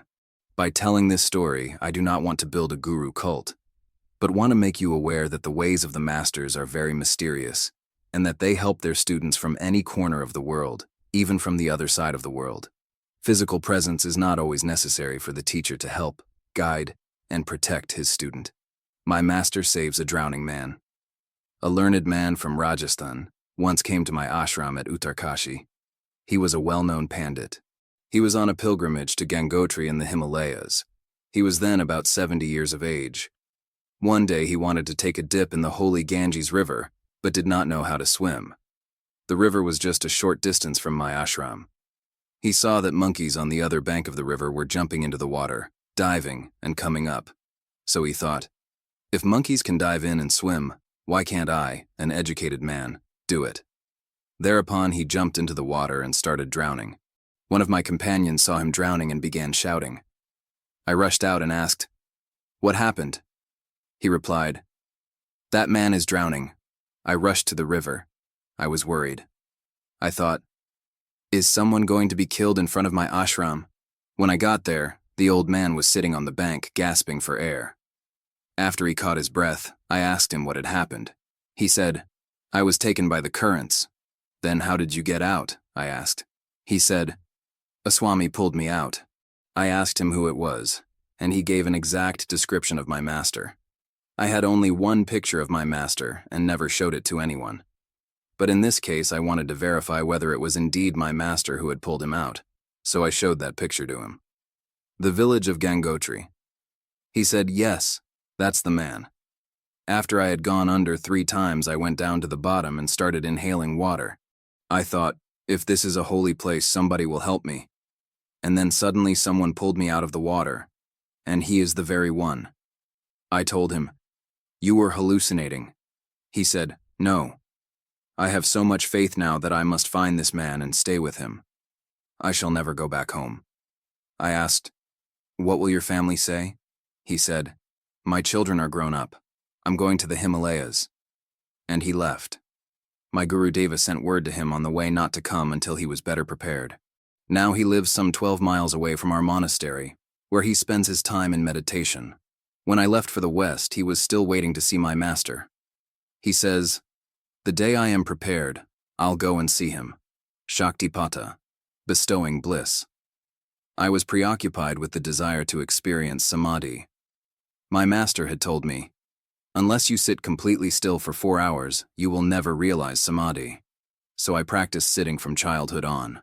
More than anything else, my time was spent sitting to experience samadhi, but I failed to attain it. After studying many books, I became a teacher, but I felt that it was not good to impart second-hand or indirect knowledge. It would be better to teach philosophy in the university and elsewhere than to teach monks in the monastery in this way. I thought, this is not right. I am not realized. I only teach what I have studied through books and what I have learned from teachers rather than what I have experienced. So one day I said to my master, "Today I am going to give you an ultimatum." He said, "What is that?" "Either you give me samadhi or I will commit suicide." I was really determined. He asked, "Are you sure?" "Yes." Then he calmly said, "My dear boy, go right ahead." I never expected him to say that. I had expected him to say, "Wait for 10 or 15 days. He had never been rude to me, but that day he was very rude. He said, "Going to sleep at night does not solve your problems. You will have to face them the next day. In the same way, committing suicide will not solve your real problems either. You will have to face them in your next life. You have studied the ancient scriptures and you understand these things, yet you are talking about committing suicide. But if you really want to, go ahead." I always used to hear about Shaktipada. Shakti means energy. Pada means bestowing. Shaktipada means bestowing the energy, lighting the lamp. I said, "You have not done Shaktipada for me, so it means either you don't have Shakti or you don't intend to do it. For so long now I have been closing my eyes in meditation, and I end up with nothing but a headache. My time has been a waste, and I find little joy in life." He didn't say anything, so I continued. I worked hard, and sincerely. You said it would take 14 years. This is my 17th year of practice, and whatever you have asked me to do, I have done. He said, Are you sure? Are you really following the practices I have taught you? Is this the fruit of my teaching? That you are committing suicide? Then he asked, When do you want to commit suicide? I said, Right now. I'm talking to you before I commit suicide. You are no longer my master now. I gave up everything. I am of no use to the world. I am of no use to you. I got up to go to the Ganges to drown myself. The river was quite near. He said, You know how to swim, so when you jump in the Ganges, naturally you will start swimming. You'd better find some way so that you will start drowning and not come up. Perhaps you should tie some weight to yourself. He was teasing me. I said, What has happened to you? You used to love me so much. Then I said, Now I am going, thank you. I went to the Ganges with a rope and tied some big rocks to myself. Finally, when he noticed that I was indeed serious and was ready to jump, he called and said, Wait, sit down there and in 1 minute I will give you samadhi. I did not know if he really meant it, but I thought, I can at least wait for a minute to see. I sat down in my meditation posture, and he came and touched me on the forehead. I remained in that position for 9 hours, and did not have a single worldly thought. The experience was indescribable. When I returned to normal consciousness, I thought it was still 9 o'clock in the morning, for samadhi annihilates time. I begged, Sir, please forgive me. The first thing that I lost with that touch was fear, and I also found that I was no longer selfish. My life was transformed. After that, I started understanding life properly. Later, I questioned my master. I asked, Was it my effort or your effort? He replied, Grace. What does grace mean? People think that by the grace of God alone they will be enlightened. That is not the case. My master said, A human being should make all possible sincere efforts. When he has become exhausted, and then cries out in despair in the highest state of devotional emotion, he will attain ecstasy. That is the grace of God. Grace is the fruit that you receive from your faithful and sincere efforts. I now realize that Shaktipata is only possible with a disciple who has gone through a long period of discipline, austerity, and spiritual practices. Shaktipata on a mass scale seems suspicious to me. It is true that when the disciple is ready, the master appears and gives the appropriate initiation. When a student has done his sadhana with all faithfulness, truthfulness, and sincerity, then the subtlest obstacle is removed by the master. The experience of enlightenment comes from the sincere effort of both master and disciple. Let us put it in different words. When you have done your duty skillfully and wholeheartedly, you reap the fruits gracefully. Grace dawns when action ends. Shaktipada is the grace of God through the master. I eagerly anticipate the times when I can be alone at night and can sit in meditation and experience that state. Nothing else even approaches being so enjoyable. My grandmaster in sacred Tibet. In 1939, I wanted to go to Tibet. The border was only 9 miles from where I lived with my master, but I was not allowed to cross through Mana Pass and go to Tibet. 7 years later, I made another attempt. Early in 1946, I started a journey to Lhasa, the capital of Tibet, via Darjeeling, Kalimpong, Sikkim, Pedong, Gyeongsang, and Shigatse. My main purpose in going to Tibet was to see my grandmaster, my master's master, and to learn certain advanced practices under his guidance. I stayed a few days in Darjeeling and gave some public lectures. The British officers thought that I was a rebel who wanted to go to Lhasa to disturb the British government in India. They knew about my plans for the journey, but did not know my motives. After 10 days, I left for Kalimpong and stayed in the monastery where I had learned Kung Fu and other similar arts when I was young. After staying with my old teacher of Kung Fu, I went to Sikkim and stayed with a close relative of the Dalai Lama of Tibet. In Sikkim, the political officer, Mr. Hopkinson, was afraid that I would prejudice the minds of the administrators in Tibet against the British. I had several meetings with him, but he wouldn't permit me to go to Tibet.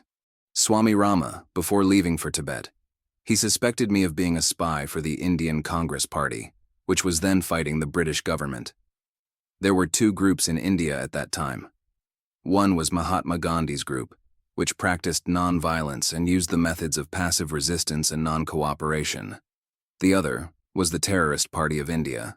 I was not a member of either, but the political officer found 2 letters in my possession, one written by Pandit Nehru and another from Mahatma Gandhi. These letters were non-political, but they caused the political officer to be even more suspicious, and I was put under house arrest and forced to stay in an inspection bungalow, a government house usually used for traveling inspectors or officials. I had every comfort, but for 2 months I could not leave the house, write to anyone, nor have visitors. The political officer said, "I can't prove you have done anything, but I suspect you of being a political spy. Until I get reports about you, you are not to leave." There was a guard outside the bungalow day and night. At least the time which I spent there gave me the opportunity to study the Tibetan language, so I would be better able to converse with the Tibetans if and when I was able to get into their country. In spite of my continuing requests to various officials, the political officer did not receive any orders to release me. So after 2 months, I decided that I would go secretly. I bought a long coat from one of the guards. It was very old and dirty, and tried to disguise my face.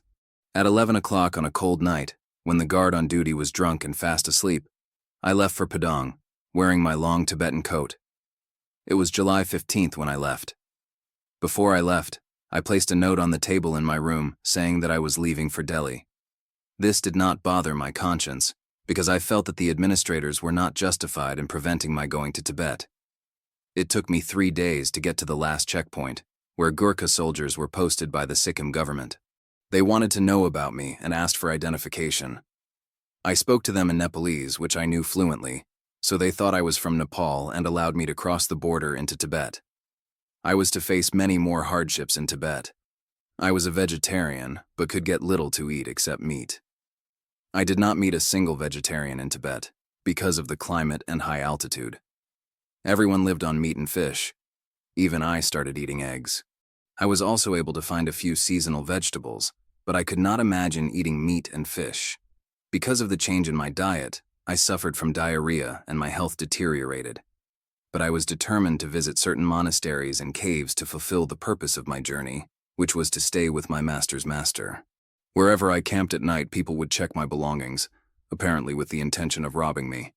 But I had nothing in my possession except a few pounds of biscuits, some gram, and a bottle of water, which was given to me by one of the soldiers who was posted at the border. I had 2,000 rupees, which was not much for such a journey, and I tied them inside my stockings. I would never take my shoes off before anyone. I would travel 10 or 15 miles per day, sometimes on foot and sometimes on a mule.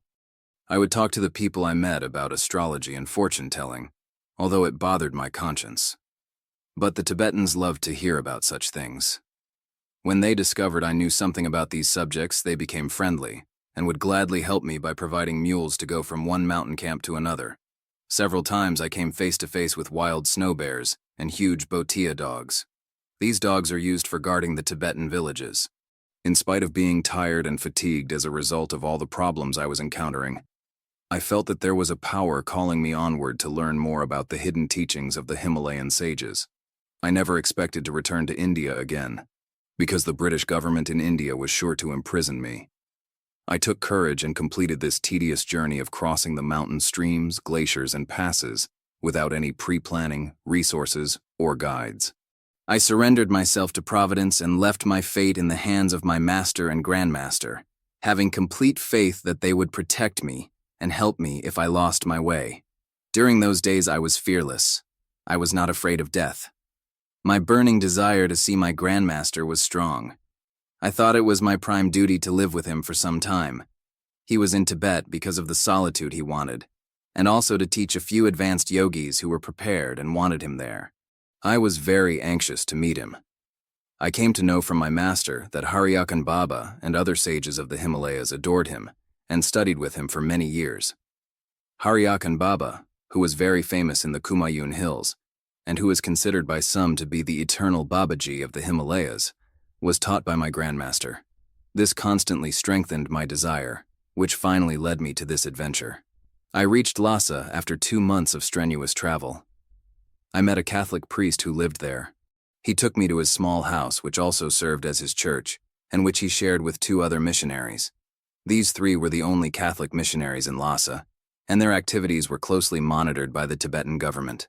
I lived with them for 10 days, resting and regaining my strength. By that time, the political officer in Sikkim and the police in India knew that I was in Tibet.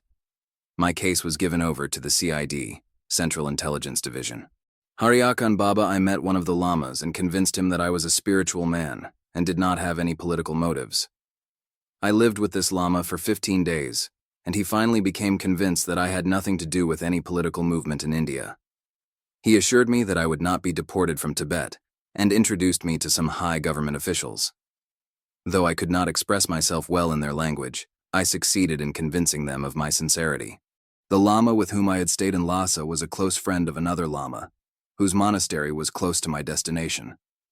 It was 75 miles northeast of Lhasa, far from civilization. My host provided some guides who took me to the monastery. From there, I would be able to make my way to the final goal of my journey. In that monastery, there were more than 300 lamas. There are many monasteries in Tibet, having thousands of lamas from various traditions. Lamaism seemed to me to be an individualistic religion mingled with Buddhism. Every lama had his own way of performing rituals and ceremonies, chanting, rotating the prayer wheel, and using mantras. These mantras were usually distorted versions of Sanskrit mantras. I had previously studied at Nalanda University in Bihar, an ancient Buddhist university in India, so I knew about many of the Buddhist beliefs and practices. I had studied Buddhism as it originated in India, and as it exists in Tibet, China, Japan, and Southeast Asia. 1,000 years ago, a Tibetan scholar came to India, studied, and then took the scriptures back to Tibet. Many scholars from India then started going to Tibet to teach the Buddhist literature of India. I was fully aware of the various sects of Buddhism in Tibet, including those who believe in the existence of many gods and demons, and accept Buddha as one of the gods. Tibetan Buddhism is inseparably mingled with Tantrism. Before going to see my grandmaster, I visited another small monastery, where I met a lama who was supposed to be a great Tibetan yogi. What is called Tibetan yoga is actually a distorted form of Tantra, the part of Tantra which is called Vama Marga, the left-hand path. Those who follow this path believe in the use of wine, women, meat, fish, and mantra in their worship. When I met this lama, he was seated in a wooden room surrounded by 7 women who were chanting mantras with him. After a few mantras, they would pick up and eat a piece of raw meat which was mixed with certain spices, including chilies, and then continue chanting again.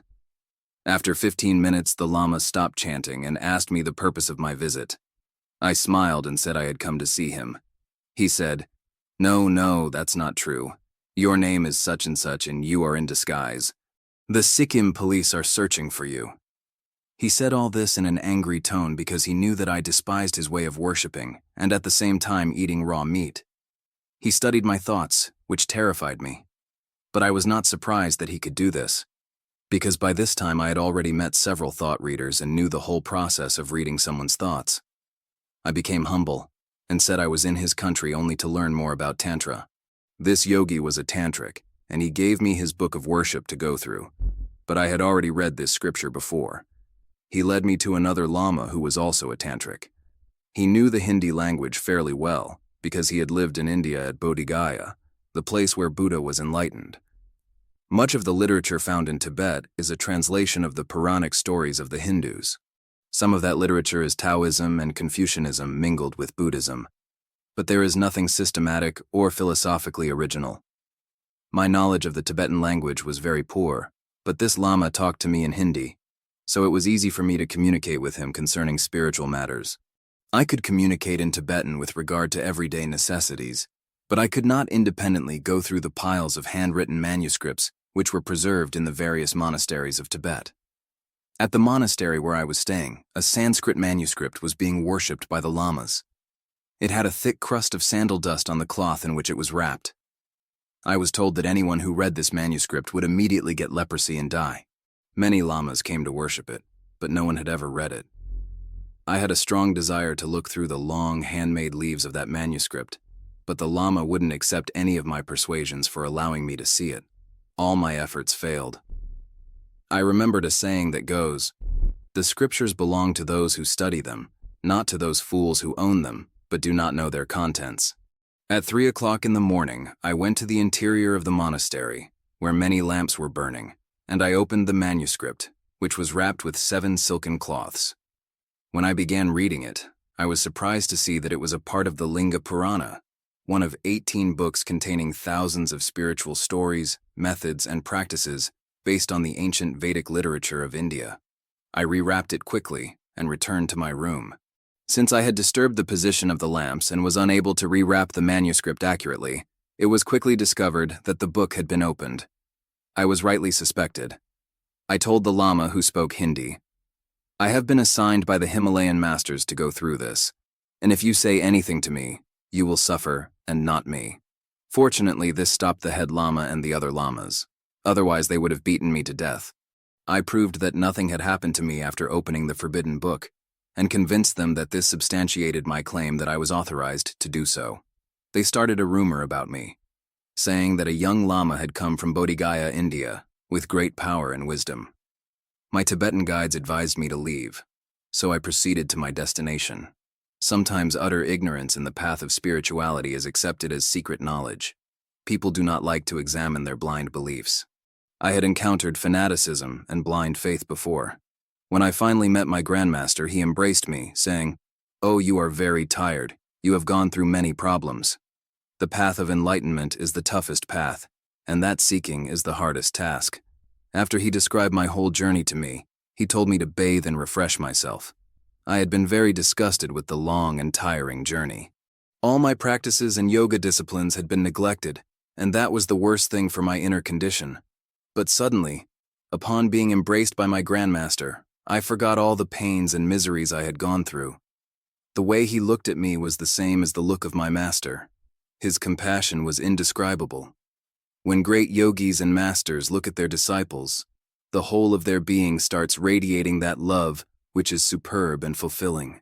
I had been told by my master that my grandmaster was from a Brahmin family, that he had wandered in the Himalayan mountains since his early childhood, and that he came from an unbroken line of sages. He looked very old, but very healthy. He would get up from his seat once early in the morning and once in the evening. His height was 5 feet 9 or 10 inches. He was very slim, but very energetic. He had bushy eyebrows, and his face glowed and radiated deep calmness and tranquility. He had a perennial smile. He lived on yak's milk most of the time, and sometimes barley soup. Occasionally, a few lamas would come and study with him. He lived in a natural cave at the height of 7,000 feet, and used fire to remove the dampness and to boil milk and water. His students made a wooden portico before the entrance of his cave. It was a beautiful place, from which we could see the long mountain ranges and vast horizon. During my stay with my grandmaster, I asked him questions on many advanced and rare practices, and I received replies to all of my questions. After replying to many of my spiritual queries, he asked me why I was hesitating in not expressing my prime desire. With trembling voice, I said, "Please convince me so that I understand the technique of Parakaya Pravesha." He said, "Okay." The next morning, one of his Lama students came to see him. It was about 9 or 9:30 in the morning. My grandmaster said, "I am going to give you wisdom. I am going to demonstrate for you." He said he could leave his body and enter someone else's body, and then come back to his own body again. He said he could change his body at will. The thought flashed in my mind. He wants to cast off his body and wants me to immerse it or bury it. But suddenly he said, "It's not that." He was replying to all my thoughts. He instructed me to go inside the cave and again check if there was any outlet or hidden door, but I had already lived in that small cave for more than a month, and I thought there was no point in checking the cave again. But he ordered me to go and examine that small cave again. I did as he ordered, and as I had seen before, it was a small rock cave with only one entrance, having a wooden portico outside. I came out and sat under the portico with the Lama next to me.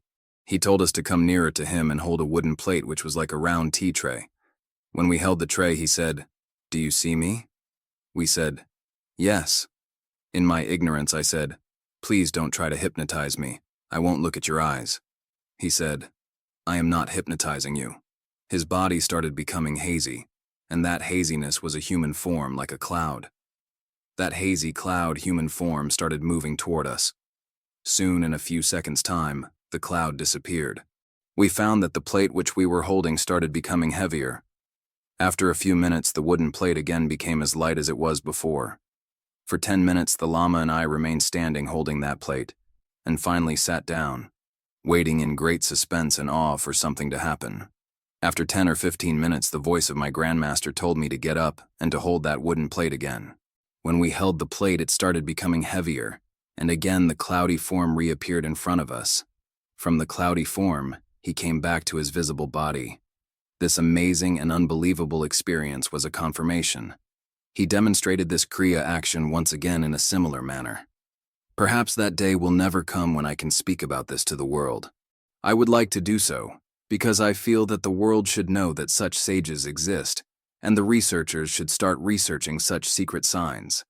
Miracles like this show that a human being has such abilities, and in the 3rd chapter of the Yoga Sutras, Patanjali, the codifier of yoga science, explains all the siddhis. I do not profess or claim that such siddhis are essential for self-enlightenment, but I want to say that human potentials are immense, and as the physical scientists are exploring the external world, the genuine yogis should not stop exploring the inner abilities and potentials. His way of teaching was very practical and straightforward. When I insisted on knowing about our tradition, he said, "In our external way of life, we come from Shankara's order, but actually our spiritual tradition is different from any institutional traditions existing in India." I also asked why he lived in Tibet and not in India. He answered, "It does not matter where I live. Here I have a few advanced students who are prepared and who practice under my guidance. In the future, I might come to India." I often showered questions on him, exactly as I did with my master. He spoke very little and answered me briefly with a smile, and then he closed his eyes. He would say, "Be still and quiet, and you will know without being told verbally. You should learn to see through your inner eye and to hear through your inner ear." My diary is full of the instructions he gave me. He told me to cultivate more love by serving my disciples and students through meditation, speech, and action. I wondered how one could serve through meditation and wanted to know more. He said, "The sages, yogis, and spiritual masters serve the world by going deep within to the central fountain of love and expressing that love to the students without using any method of communication known so far to modern man. This, the finest of all communication, becomes very active in deep silence and helps the student to resolve all fears, doubts, and problems. Any selfless wish experienced by the master during that time is always fulfilled. I lived with my grandmaster for several months doing sadhana, enjoying his divine presence, and learning a few methods of solar science and advanced techniques of rightist tantra.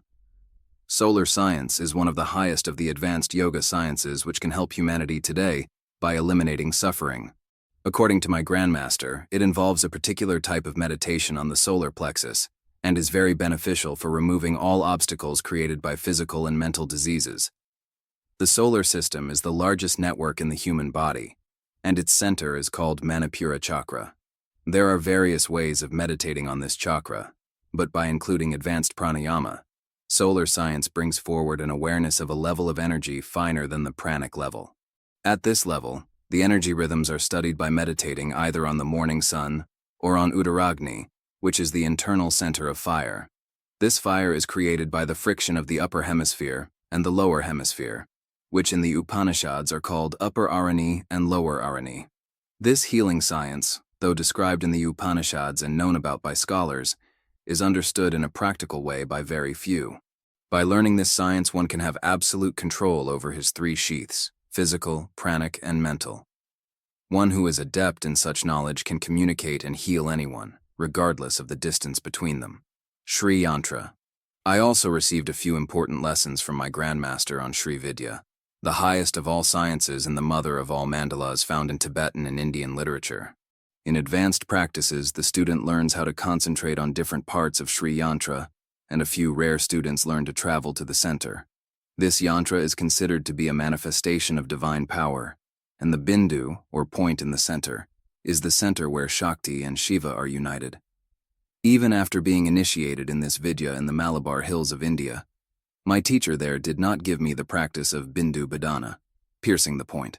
In this worship of the Divine Mother, the final knowledge imparted by the great sages is found.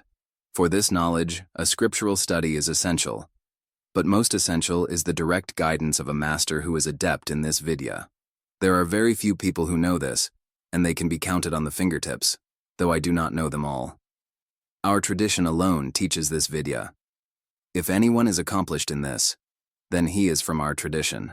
Having met my grandmaster, and having received this knowledge, my purpose for visiting Tibet was fulfilled. One day after 2.5 months of study with my grandmaster, I was sitting outside our cave thinking about the diary in which I used to record my experiences. A thought flashed in my mind. I wish I had my diary here so I could note down a few experiences. My grandmaster smiled and beckoned me to come to him. He said, "I can get your diary for you. Do you need it?" Such a possibility was not a great miracle for me anymore, for I had experienced such things before. I casually replied, "Yes, and a few pencils too." I had left my diary in India at a sanatorium called Bhawali, near the Nainital Hills in North India. Suddenly 3 pencils in my diary, which was quite large, containing 475 pages, were before me.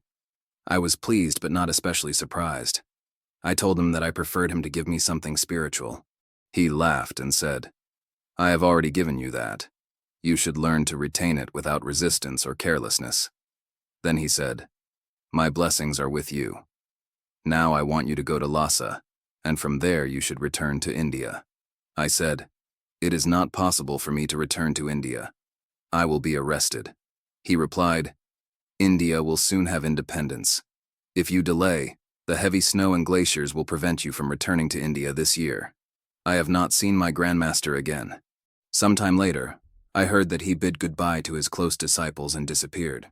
Some people say that they last saw him sitting with garlands of flowers around his neck, floating on the current of Kali Ganga, a river which flows through Tanakpur.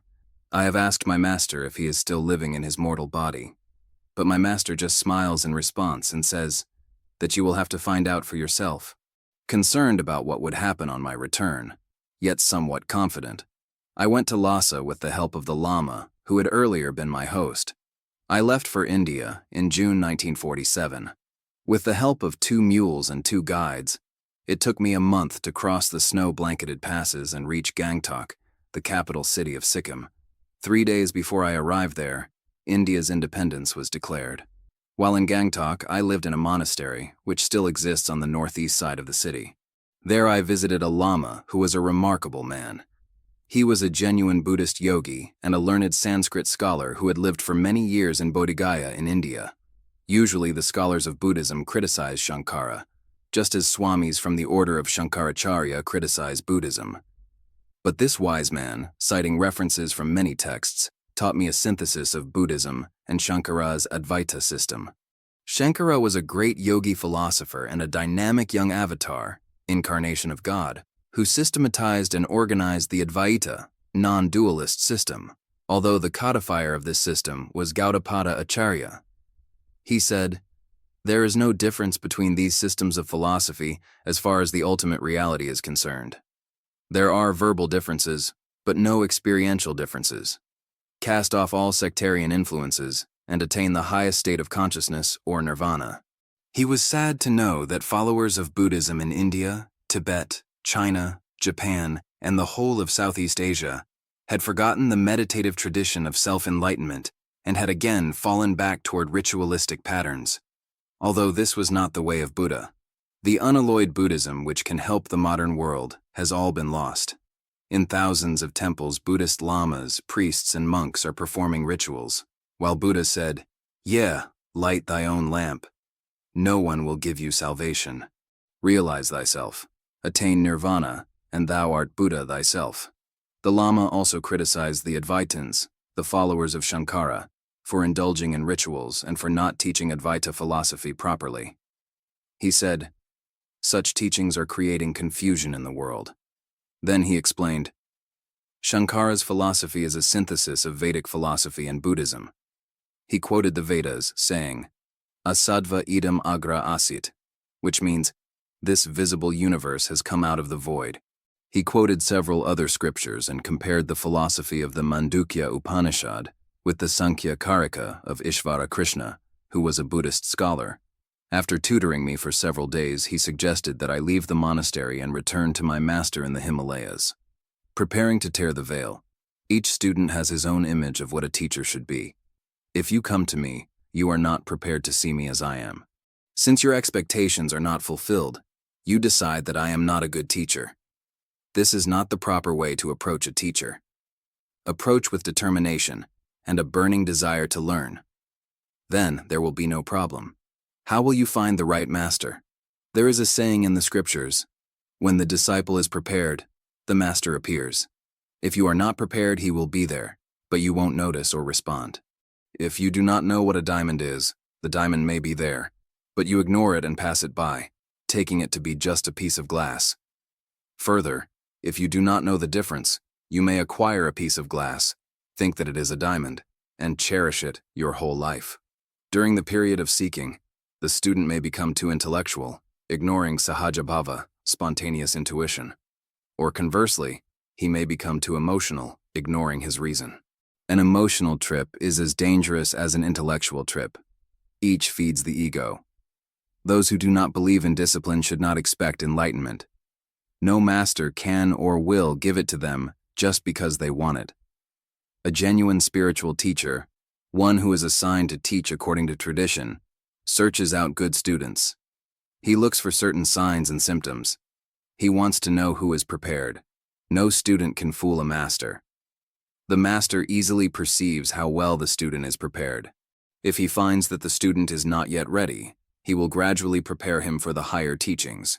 And when the wick and oil are properly prepared, the master lights the lamp. That is his role. The resulting light is divine. We should not worry about who will guide us. The important question is, am I prepared to be guided? Jesus had only 12 close disciples. He helped many, but he imparted the secret wisdom only to those few who were prepared. The Sermon on the Mount is comprehended by only a few, not by the multitudes.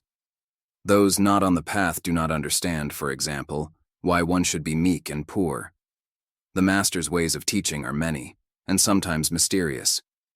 He teaches through speech and actions, but in some cases he may teach without any verbal communication at all. I have often felt that the most important teachings have their source in intuition and are beyond the powers of verbal communication. You should do your duty in the world with love, and that alone will contribute significantly to your progress on the path of enlightenment. You do need one who can guide and help you. You need an external guru as a means to attain the guru within you. Sometimes you may become egotistical and decide, I don't need a guru. That is ego talking. You must tame it. You'll never meet a bad guru if you are a good student. But the reverse is also true. If you are a bad student, you won't meet a good guru. Why should a good guru assume responsibility for a bad student? Nobody collects garbage. If you are in search of a guru, search within first. To become a yogi means to know your own condition here and now, to work with yourself. Don't grumble because you don't have a teacher. Ask whether you deserve one. Are you capable of attracting a teacher? Once when I complained to my master that he was not teaching me, he said, Come on, I'll become your disciple for the time being. You become the teacher. Act exactly as I have. I told him, Sir, I do not know what to do. He said, Don't worry, you'll know. So he came to me with his eyes closed, carrying a bowl which had a big hole in it. And he said, Teacher, give me something. I asked, How is it possible for me to give you anything? Your bowl has a hole in it. Then he opened his eyes and said, You have a hole in your head, and you want something from me. Increase your capacity, purify yourself, acquire that gentle strength within. God will come and say to you, I want to enter this living temple that you are. Prepare yourself for that situation. Remove the impurities, and you will find that he who wants to know reality is himself the source of reality. Of the many swamis and teachers of all faiths whom I have known, only a few have been fully enlightened. I once raised this problem with my master. I said, Sir, so many people are called Swami or sage. The people of the world are cheated. Why are there so many inadequate teachers who aren't really ready to be teachers, who themselves should still be students? He smiled and said, Do you know, a garden of flowers often has a fence or a hedge around it to protect it? These people are the hedge created for us by the Lord. Let them pretend. One day they will in fact become fully realized. For now they are only cheating themselves. If you want to meet a genuine and fully knowledgeable teacher, you must first prepare yourself. Then, you will be able to pass through the hedge. Chapter 13. Mastery over life and death. You are the architect of your destiny.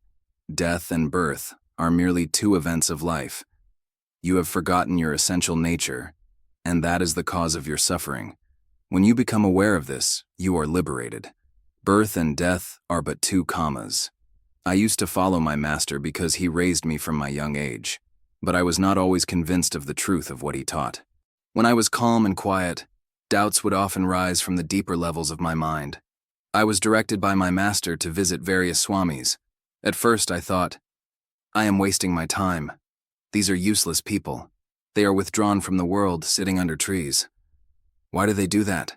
Slowly, I came to realize that first, we should learn to doubt our own doubts and to analyze the very doubts themselves. When I was 17, I was sent to visit a certain sage who was a disciple of my master, but I did not know that at the time. My master told me, if you really want to learn from a genuine Swami, go to this man and live with him. I was directed to go to a place near Gangotri, where I found a Swami sitting in a cave. Never before had I seen such a beautifully formed body. At that age, I was interested in bodybuilding and physical strength, and was envious of a body like his. He had a broad chest and a very small waist, and his muscles were very solid. I was amazed to learn that he was 85 years old. After I greeted him, the first thing I asked was, "Sir, what do you eat here?" I was preoccupied with food. After my experience at the college, I had become like a Westerner in the matter of food. Each day a variety of meals was available, and I was always anticipating the various dishes to be enjoyed at pending meals. The Swami asked, "Are you hungry?" I replied that I was.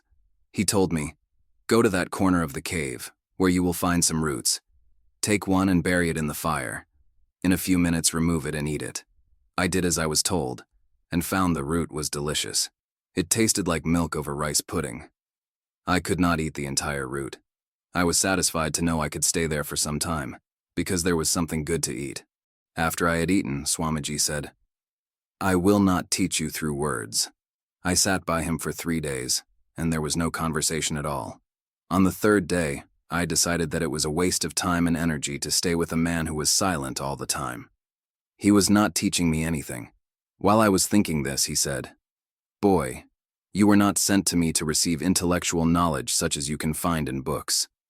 You have come here to experience something. I am going to leave my body the day after tomorrow." I could not understand why someone would choose voluntarily to leave his body. I said, "Sir, that will be suicide. It is not good for a sage like you to commit suicide." This was the kind of thing I had learned from studying in the college. He said, "I am not committing suicide. When you remove an old book cover and replace it with another, you do not destroy the book. When you change your pillowcase, you do not destroy your pillow." At the age of 17, I was doubtful. I said, "You have a wonderful body. I wish I could have a body half as beautiful as yours. Why are you discarding it? That is not good. It is a sin." In this way, I thought I was teaching him. He listened for some time without responding. After a while, my brother disciple came in and I exclaimed, "How did you get here? When I last saw you, you were far away from this place." He quietly took me aside and said, "Don't disturb him. You ask him silly questions. You don't understand sages. Let him leave his body peacefully." But I argued with my brother disciple. I said, "He has such a beautiful body. Why should he leave it? This cannot be yoga. This is a simple suicide case. The police are far away from here, or I would have them arrest him. This is an illegal act." In spite of what my brother disciple said, I remained doubtful and disapproving. When we went out for morning or evening ablutions, I would say, "This healthy man with such a beautiful body should go and show people how to build and maintain healthy bodies. He says I am only seeing his body, that I should see something more. But what is that?" My brother disciple, who was older than I, replied, "Calm down. There are many things you still must learn. Let us keep our minds open so that we may come to understand. There are many mysteries in life. The Swami wouldn't speak to me, so after 24 more hours I said to my brother disciple, "I have not learned anything from silence, so I want to leave this place." He replied, "Why don't you witness the process by which he leaves his body?" I said, "This is a silly thing. I would rather die in a hospital, under the care of a good doctor, than die in a cave. What is this foolishness?" My ideas were totally modern and materialistic. My brother disciple said, "You don't understand. You were asked to come here and sit. If you want to argue in your mind, you can do that. That is your business. I can't stop it, but don't disturb me." Finally, Swamiji spoke up. "Actually, I am not doing anything. When it is time for us to leave the body, we know it. We shouldn't stand in the way of nature. Death helps nature. We should not be afraid of death because nothing affects us. Do you understand?" I said, "I don't want to die, so I don't want to understand." He said, "Your attitude is not good. Try to understand what death is. Don't be afraid of it. We are afraid of many things, and that is not the way to live. Death does not annihilate you. It only separates you from a body." I retorted, "I don't want to exist without my body." He continued, "Death is a habit of the body. No one can live in this same body forever. It is subject to change, death, and decay. You have to understand this. Very few people know the technique of gaining freedom from their clinging to life. That technique is called yoga. It is not the yoga that is popular in the modern world, but is the highest stage of meditation. Once you know the right technique of meditation, you have command over other functions of your body, mind, and soul. It is through prana and breath that a relationship is established between mind and body. When the breath ceases functioning, the link breaks, and that separation is called death. But you still exist." I asked, "How does one feel existing without a body?" He replied, "How do you feel when you go without a shirt? It's nothing." But no matter what he said, he did not philosophically or logically convince me, for I still had an immature mind in many ways. The day before he was to depart his body, he gave us instructions. "Early in the morning at 5, I will leave my body. I want you to immerse it in the Ganges. Can you both do that?" I replied, "Of course. I can do it alone." I picked him up by myself to demonstrate. The Ganges was not far away, just a few hundred yards. Much of that night I remained awake, trying to understand the motives of this man's voluntarily discarding such a good and beautiful body. We regularly got up at 3 a.m. From 3 to 6 is considered the best time for meditation, so we would go to bed between 8 and 10 and get up at 3. But that morning we all awoke even earlier and began talking together. The Swami said, "Tell me, what do you wish?" "Whatever you wish, I promise to fulfill it." I replied, "You are dying. What can you do for me?" He said, "Boy, for a genuine teacher, nothing like death really happens. A teacher can guide his students even after his death." Then he turned to my brother disciple and asked, "Isn't he a headache for you?" My brother disciple replied, "Indeed, yes. But what can I do?" Between 5 and 5:30 we were still talking, when the Swami suddenly said, "Now sit in meditation. In 5 minutes I will leave my body. Its time is over. This instrument, which is called body, is not capable of giving me more than I have already attained, so I will leave it behind." 5 minutes later he sang out, and then there was silence.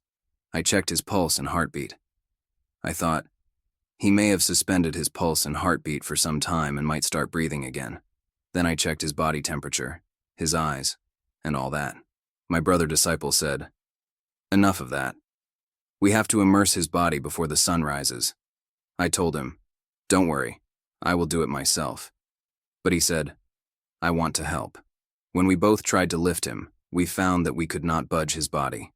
Then we brought a branch from a pine tree and inserted it under his thighs to pry him loose, but we failed. We tried everything we could think of for over an hour, but could not move him an inch. I often recall what happened next. I shall never forget the experience. A few minutes before sunrise, I heard someone say, "Now we will carry him." There was no one around, so I thought, perhaps I am imagining it. My brother disciple also looked around. I asked, "Did you hear something?" He said, "Yes, I also heard it."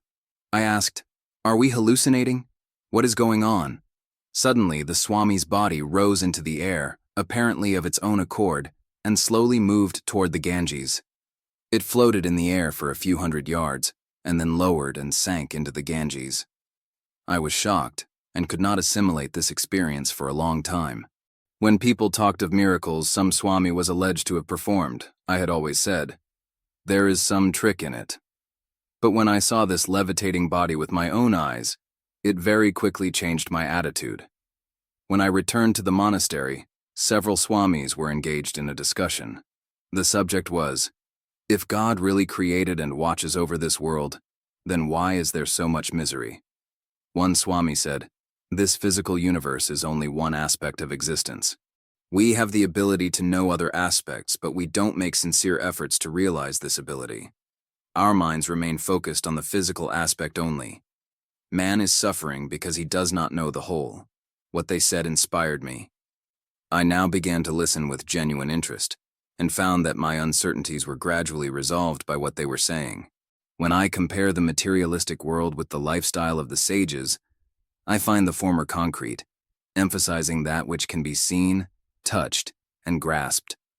But the lifestyle and atmosphere in which the sages live, though non-materialistic, is more realistic as far as the object of life is concerned. The world of means also has some value in life, but without awareness of the absolute reality, everything is in vain. Ordinary men regard certain aspects of life as mysterious or mystical, but such mysteries are easily solved when the veil of ignorance is removed. The technique of dying is not known to the modern scientists, but in yoga science such techniques are described and imparted to those who are prepared to practice them. The mystery of death and birth are revealed to a fortunate few.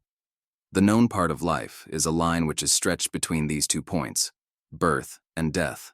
The vast portion of one's existence remains unknown and invisible beyond these 2 known points. One who understands the unknown part of life knows that this lifespan is like a comma in a vast sentence which has no period. In the ancient yoga scriptures, it is said that there is a definite way of leaving the body. 11 gates are described through which the pranas or subtle energy can exit. The yogi learns to leave through the gate called Brahmarandra, located at the fontanelle, the crown of the head. It is said that he who travels through this gate remains conscious and knows about life hereafter exactly as he knows life here. Attitudes toward dying. You are the architect of your life.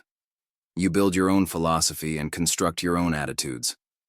Without right attitudes, the entire architecture remains shaky.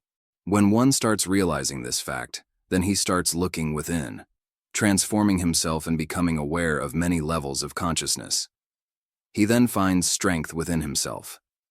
Inner strength is the source of fulfillment. The sages have proven this fact, but modern man does not understand it. He is still searching and seeking for happiness in the external world.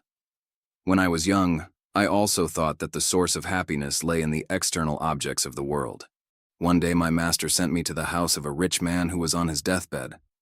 When I arrived, this rich man said, "Sir, give me your blessings."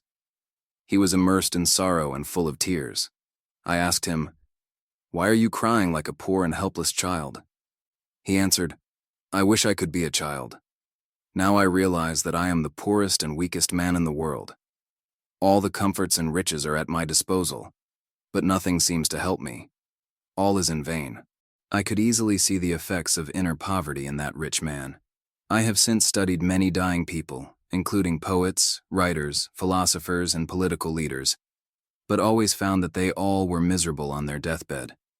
Their clinging to life and their attachment to the objects of the world made them miserable. Those who are aware of the immortality within are free and unattached to the objects of the world. They leave their mental body in a positive state of mind. The literature written on the life of Chaitanya Mahaprabhu reveals that the room in which he lived vibrated the chant he repeated after his death. I once had such an experience in the city of Kanpur. There is a family of doctors whose mother was a great devotee of the Lord. She was my initiate. 6 months before her death, she decided to live in a room by herself, remembering the Lord's name and meditating. After 6 months, she fell sick and became bedridden. The time of her parting seemed imminent. Her older son, Dr. A.N. Tandon, was very much attached to his mother. He wanted to remain by her side. His mother said, "I don't want you to be attached to me. Don't sit next to me anymore. I have done my duties toward you. I have to walk all alone during the journey. Your attachment will not help me in any way. Ordinarily, dying people become lonely and frightened. A sense of false security grows, and they become deeply attached to their children and things they possess. But this woman was constantly at peace, completely absorbed in the name of the Lord. She said to her sons, 'I am in great joy. Your attachment toward me has no power to hold me on this mortal plane.' Her son started weeping bitterly. He said, 'Mother, I love you immensely. Don't you still love me? What has happened to my dear mother?' She replied, 'That which was expected to happen has already happened. I am a free soul now, in great joy. I am a wave of bliss in the ocean of the universe. I am free from all fears and anxieties. You're still attached to my mortal body, but I have now known that body is just a shell. Do you call it mother? I was present there. She wouldn't allow anyone to sit in the room but me.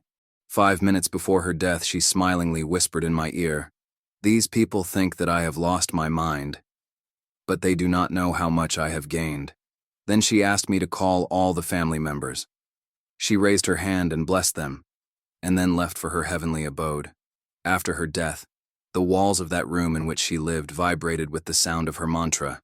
Anyone who came would feel the sound being vibrated from those walls.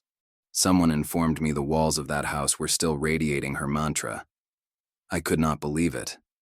So I visited the house, and I discovered that the sound of her mantra was still vibrating there. Mantra is a syllable or word or set of words. When consciously someone remembers his mantra, it automatically is stored in the unconscious mind, though ordinarily, one does not remain aware of this fact. During the day of parting, when the mind is failing and stops functioning, attachment toward body and other possessions of the world makes one horribly lonely and miserable. During such a period, that which one has stored there in the unconscious mind becomes one's guide. This period of separation is painful to the ignorant. This is not the case with a spiritual person who has remembered his mantra faithfully. The mantra guides him through this period of transition, which is frightening to the ignorant. Death is not painful, but fear of death is very painful.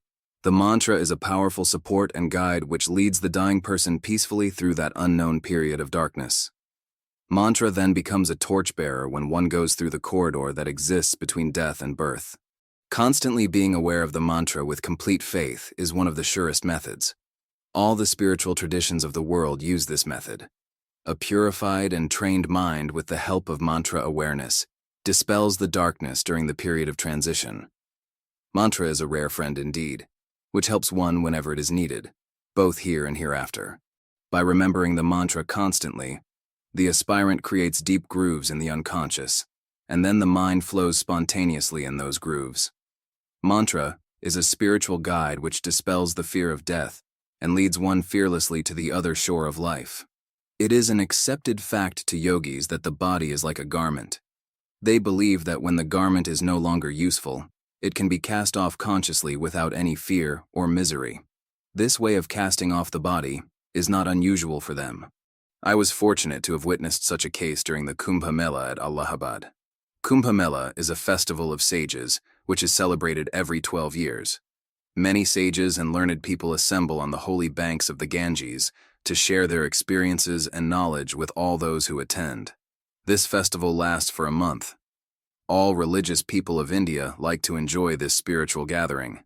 During this time, I was staying in a garden house situated on a bank of the holy Ganges. Early one morning at about 3 o'clock, I was informed that Vinay Maharaja had decided to cast off his body punctually at 4:30. This Swami was a student of my master. I immediately rushed to the hut where he was staying. There he talked to me for half an hour, discussing the higher practices of Yoga Vedanta. There were 6 other Swamis sitting around him. Exactly at 4:30, after explaining the technique of voluntarily casting off the body, he bade goodbye to us, saying, "God bless you. We'll meet on the other side." Then he was silent. He closed his eyes and became still. We all heard the sound, tick, come from his skull. This was the sound of cracking the skull.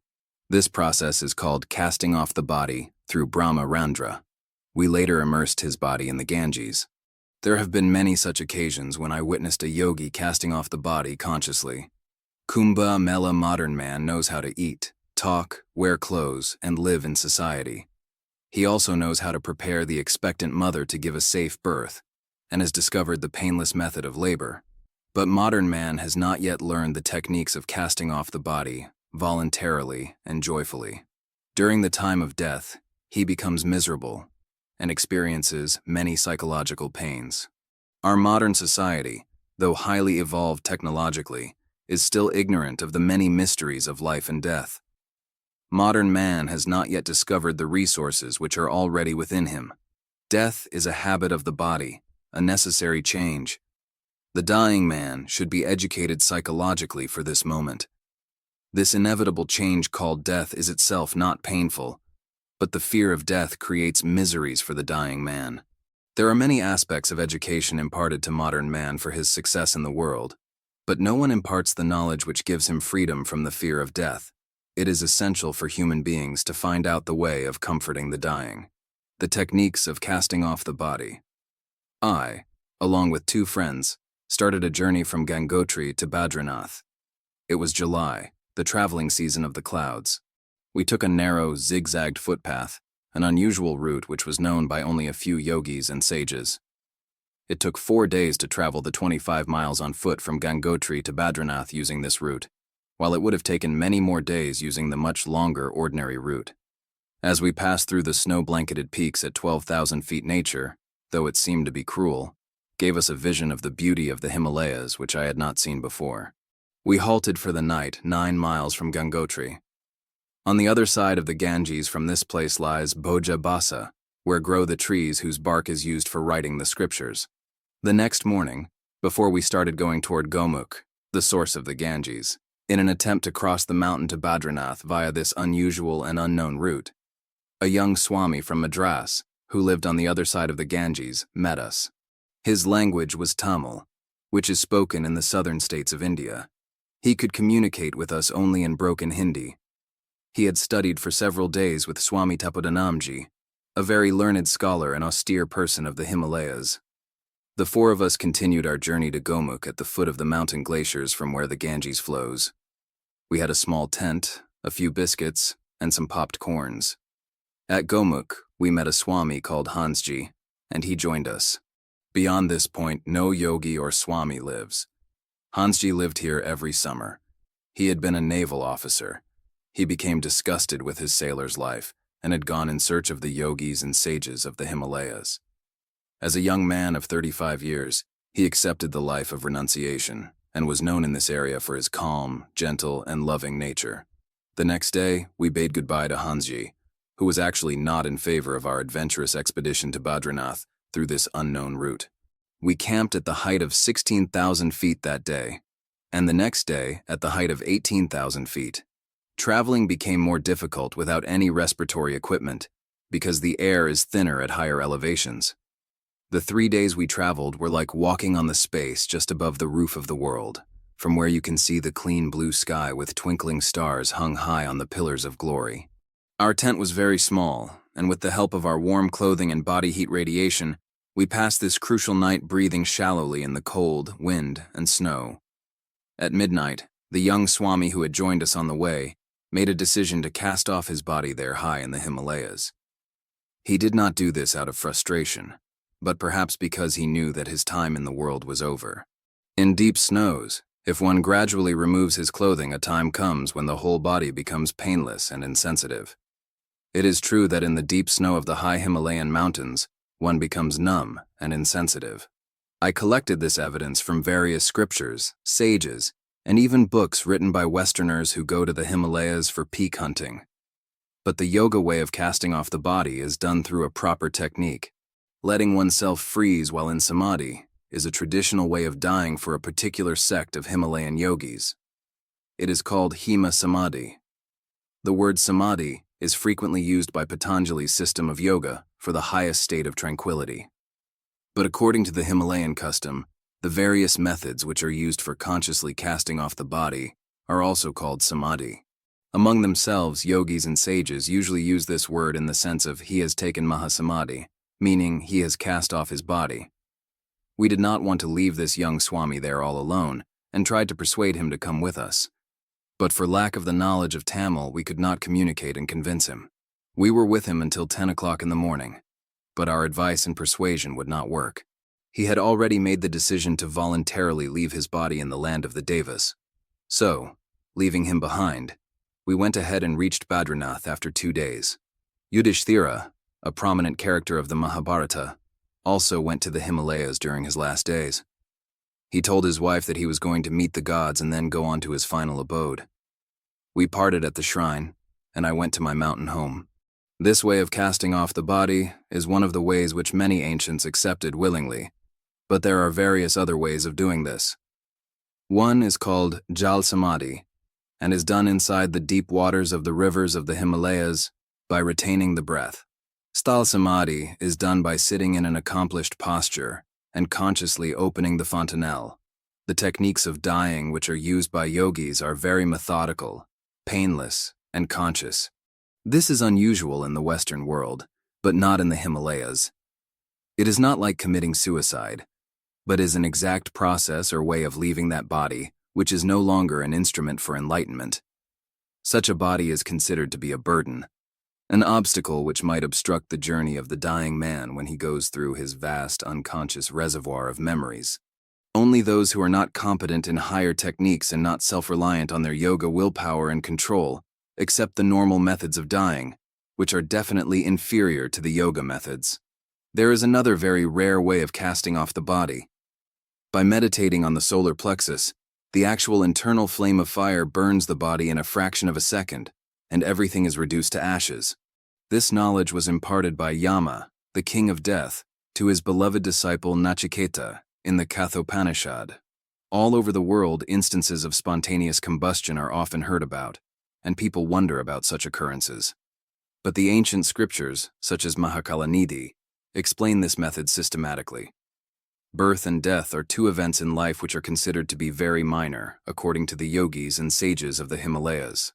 Modern men tried their best to discover the mystery of birth. They did so, and can now prepare for that pleasurable event.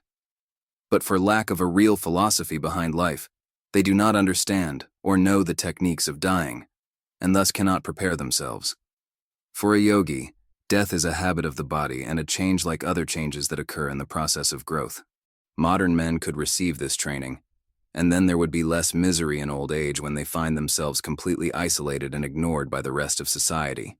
I wonder why modern people do not explore other dimensions, ways, and methods of gaining freedom from that fear which is called death.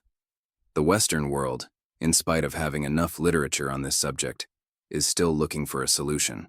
Nonetheless, people have now started talking to the general public on this subject, but no book explains the techniques for dying. Yoga literature and practices, which are neither religious nor cultural, could be verified scientifically and then used to comfort dying and suffering people.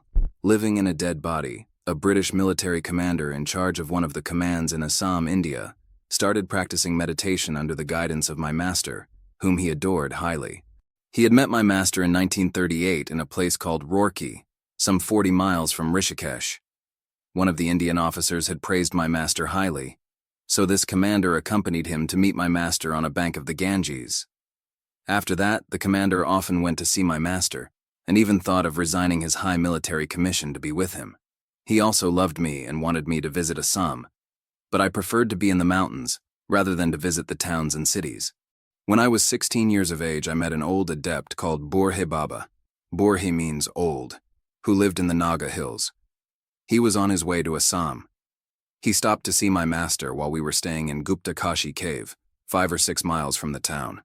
This adept was very slim. He had white hair and a beard and dressed in white robes. He had an unusual way of carrying himself.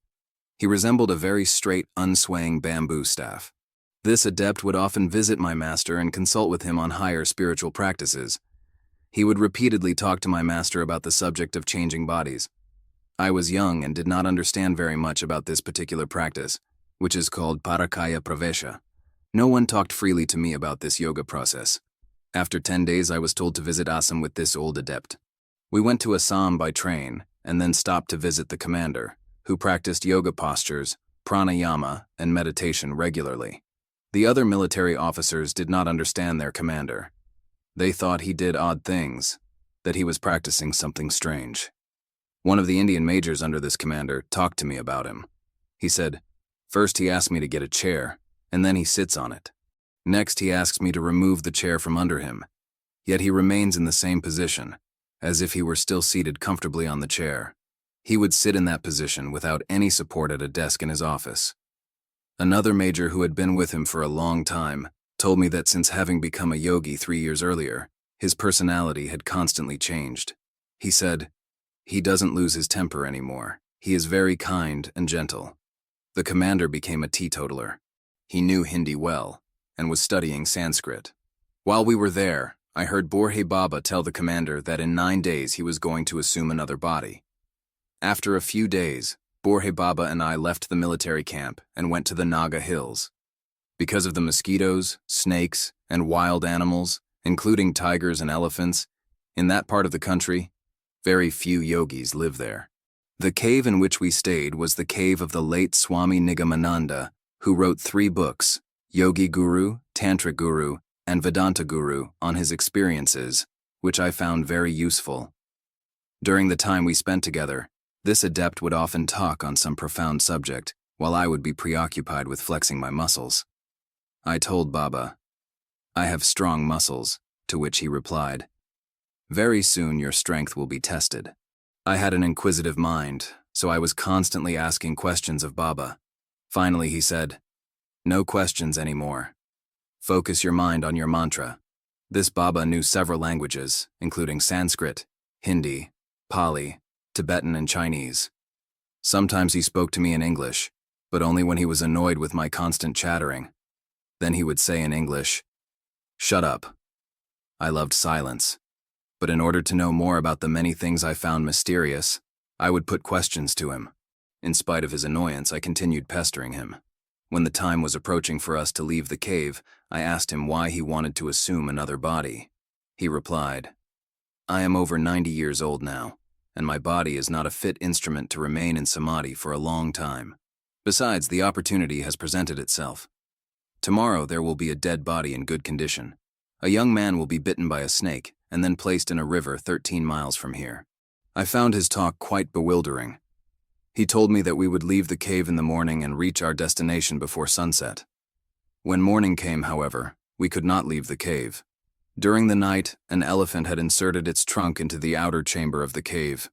A scorpion, hiding itself in the corner of the cave, had stung the elephant on the trunk, and the elephant died in that position. Its 2 front legs, the trunk and the head, were inside the cave, and its hindquarters were outside. We obviously could not get out without great effort. Baba caught hold of the scorpion with his bare hands and said, bad boy, what a horrible thing you have done. Don't do that, I yelled. It will sting you. But he replied, no, it wouldn't dare do that. It was a huge black scorpion, about 5 inches long. I wanted to kill it with my wooden sandal. But Baba said, no one has the authority to kill any living creature. These two got even with each other. You will know what happened when you understand the cause and effect of karma. He wouldn't explain more to me because we had to leave, and the distance we had to cover on foot through such a dense forest was long. After 2 arduous hours of trying to push the dead elephant out of the way, I finally made enough space for us to crawl out. 13 miles north of the cave, we came upon a river, where we camped that night.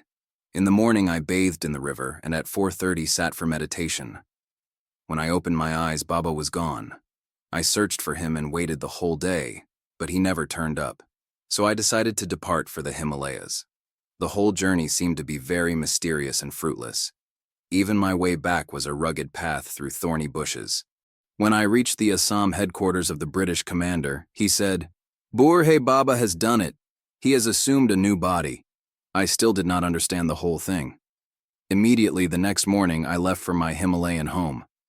When I arrived, my master said, Borhe Baba was here last night and was inquiring about you. A few days later, a young sadhu visited our cave. He started talking to me as though he had known me for a long time. He described all the events of our journey to Assam in detail and said, I'm sorry you could not be with me when I changed my body. It was strange for me to talk with someone who had appeared at one time very familiar to me. But now he had a new body.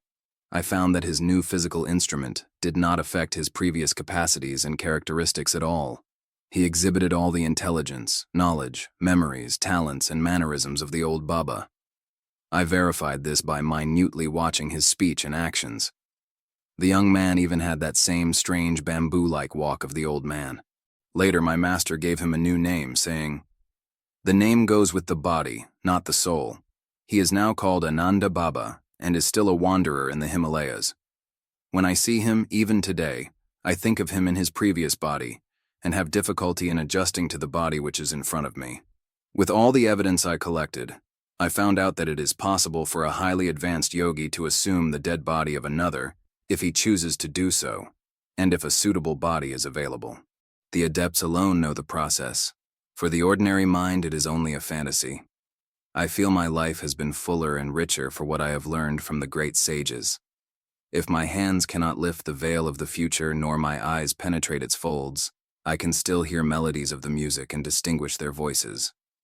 The objects of the world do not pass through my mind, but their voices echo from the depths of my being. My master casts off his body.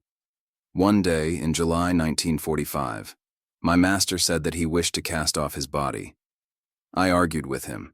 It is written in the scriptures that the master who leaves a foolish disciple in the world is committing a sin and goes to perdition. So he said, "Okay, then I will not cast off my body, because you are still a fool and ignorant." Then in the year 1954, shortly before I was to leave for Germany, I was taking a bath in the Ganges and thought, that was not right for me to do. I should not have forced him to stay bound to his body, as he has already given me so much. When I went to my master, I didn't tell him of my thought, but he said, "Ask the other Swamis to come at 5:30 this evening for the last teachings I want to impart." We were at a height of 11,600 feet near a shrine in the Himalayas. This place is situated between Basudhara and Badranath. The witnessing of the death of a yogi is considered to be a worthwhile experience in our tradition. We always try to witness a master's death. It shows that one can die voluntarily whenever he decides. If a master wants to live for a long time, he will. But the day he wants to leave his body, he will just cast it off, exactly as a snake leaves his skin. I asked my master, "Why do you want to cast off your body?" He said, "You were taking a bath, and you were thinking that you had no right to hold me back. Now you are strong and you have learned something. You are finally mature, and you can stand on your own in the world. I feel free to go on my journey." There were 5 of us with him on the top of a mountain. He sat in the center, surrounded by us, and asked all of us if we wanted to learn or know about any spiritual practices. I was in deep sorrow, but at the same time would not express my attachment for him, thinking that the body must go to dust sooner or later. It is inevitable. So I tried hard to compose myself. He looked at me and said, "Do you want anything from me?" I said, "I want you to be with me whenever I need you, whenever I am in distress, helpless, or cannot deal with the situation." He promised me that he would, and then he blessed me. We all bowed before him. He sat in the accomplished pose and closed his eyes. Gently he muttered the sound, and became lifeless. We all started crying. We did not know whether we should bury the body or immerse it in the river. We couldn't decide. For 2 hours we discussed this and consoled each other, but could not come to any conclusion. Finally, the decision was left to me. We thought of carrying his body to our cave, but since it was 63 miles away, it would take several days to reach there. Nonetheless, another Swami and I started to carry his body toward the cave. In the mountains, it was not possible to travel at night, so we stopped in a small cave. We were very quiet and passed the night sitting and looking at each other. I never believed that my master would ever leave me, but he had done so. Next morning after sunrise, we started carrying his body again and walked about 15 miles. We thought of disposing of the body, but we could not decide where and how it should be done. We were afraid that the body would decompose. 2 nights had passed, and on the 3rd morning we decided to bury it on the top of the mountain from which we could see our cave far away in the distance. We dug a pit 6 feet deep and laid the body inside it. We wanted to cover up the body with boulders and earth, but none of us could move our limbs. We could talk to each other, but all 5 of us became completely inert and lifeless, as if we were paralyzed. It was an experience which I had never had before. I felt as though my soul were entirely different from my body, and I was fully conscious of the separation of body and soul. I felt like jumping out of my body, and the others had a similar experience. There was a small fir tree just 5 feet away from us, and we all heard the sound of my master saying, "I am here, wake up. Do not be sad. Do you need me in my body again, or do you want me to help you without the body?" I said, "I need you in your body." With one voice, we all cried for his help and begged him to come back. Then I felt a tingling sensation in my body. Slowly the numbness went away and we started moving our limbs. My master got up and came out of the pit. He said, "It's too bad that you still need me in the body. You still worship the form and cannot go beyond it. Your attachment to my body is an obstacle. Now I will see that you are not attached to my body anymore." Then he started teaching me the relationship between the body and the formless soul. Many times when I lived with him in the cave, he would remain in absolute silence for several days without any movement. Whenever he opened his eyes, we would go and sit near him. One day he told me that there are 3 categories of beings. 1. The absolute being, the Lord of the universe. 2. The sages who have power over birth and death and who are semi-immortal beings. They are born and die at their will. 3. The ordinary people, who do not have mastery over birth and death. For them, death is a constant fear that lurks in their minds and hearts. Such ignorant people suffer. A sage and a yogi are not bothered by the minor events of death and birth. They are free from all fears. Being free from all fears is the first message of the Himalayan sages. That fearlessness is one of the steps toward enlightenment. In the course of the conversation, my master told us that the highly accomplished yogis and sages are ageless and can live as long as they wish. The individual soul can voluntarily cast off the body and can even enter into another body. It is said that the great yogi and sage Shankara was gifted with such a power. One of the scriptures describes this process as parakaya pravesha. I was intensely interested in experiencing this process of the changing of the body, though earlier I had had a similar experience in Tibet with my grandmaster. My master told me that it is not unusual or impossible for an accomplished yogi to change his body, provided he finds a suitable replacement. He described 3 ways of expanding the lifespan. 1. Through highly accomplished yoga powers and a disciplined life, one can live for a long time. 2. By changing the body, one can continue to live consciously with all the experiences carried from the previous body. 3. Enlightenment is freedom itself, and there is no need of clinging to the garment which is called body. After studying a few rare manuscripts and learning at the feet of my master, my desire for knowing this science grew stronger. The sages explored and expounded the deeper truths of life. These truths are the truths of all time and all humanity, and hence the universality of their appeal.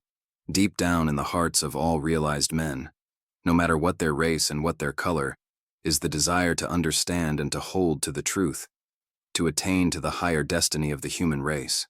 Man has been searching for immortality since the dawn of civilization. If one has done something in the past, the same thing can be done by someone today. And if someone can do that today, the same can be done by all. Life expresses itself through the medium of the body. Desires seek form for self-manifestation. Desire is the inner soul, and form is the external. Without content, there can be no form. It will be dead matter. Being devoid of rhythmic vibration, neither form nor desire is content and will be eternally homeless. Therefore, desires seek embodiment, while forms seek desires. Many are those who perceive the mere body. Being unable to apprehend the life within, they consider the lines of the picture to be final. They cannot pierce through them. Their realization must ever remain untrue, their knowledge incomplete. To learn more about man's inner life rhythms, one should learn to go beyond desire and to cultivate the inward sensitivity and one-pointedness of that mind, which can seek help from the finer forces of rhythmic vibrations. Life is a rhythm, and one who knows this rhythm can live as long as he wishes. Chapter 14. Journey to the West. East is east and west is a primitive idea. Modern man has reached the moon. The West is advanced in technology, and the East in spirituality. Why not build a bridge of understanding? That the West has much to share with the East is beyond doubt. but the East also has something to contribute to the West. The flower of the West without the fragrance of the East is a flower in vain. A doctor's recurring vision. There was a psychiatrist from a small town in Germany. People often called him a crazy doctor because he did not believe much in modern medicine. He was more inclined to search for esoteric knowledge. In 1955, he had recurring visions of my master. He felt that the man who was appearing in his visions was calling him to come to India. The same vision occurred again and again for 7 days. So he went to Frankfurt and bought an airplane ticket for India. But while waiting for his flight, he fell asleep in the airport lounge and missed his plane. Shortly before that, my master asked me to go to Germany to learn something about Western psychology and philosophy. A businessman from Bombay managed to get my ticket to Frankfurt and gave me a few letters of introduction to his friends there. With further instructions from my master, whom I adored as my Guru Deva, I left for Germany. When I arrived in Frankfurt, the doctor was at the airport. When he saw that I was a Swami from India, he approached me and showed me several drawings he had made of the person in his recurring vision. He asked me if I knew of any such man in India. The first thing he said to me was, "Please help me. The man in this drawing has appeared to me in a vision again and again. I have tried to draw the picture of my vision as well as I could. I'm sure it is not an hallucination. This vision has created such deep grooves in my mind that I cannot do my work. All that I can think of is this image. You are a Swami from India. Perhaps you can help." When I saw the drawings, I said, "He is my master." He insisted that I go back to India with him and take him to my master, but my master did not want me to return right away. He thought that I was attached to his mortal being and wanted to break the mortal ties to strengthen my awareness of the immortal link between us. He wanted me to remain physically away from him for some time and to become aware of the more subtle bond which exists between us. That's why he sent me to different teachers in different parts of the Himalayas. I gave the doctor a long letter to show Dr. Chandradhar and Dr. Mitra of Kanpur, India. In the letter, I asked them to lead him to Jageshwar, where my master was camping next to the temple and teaching Professor Nixon, Krishna Prem, and Dr. Alexander, Anand Bhikkhu. With the help of the doctors of Kanpur, the German doctor met my master, stayed with him for 3 days, and then returned to Germany. He then arranged for me to visit different institutes and universities throughout Europe. I met with a great many Western doctors and psychologists. After visiting several European countries and studying in many institutions and universities, I returned to India.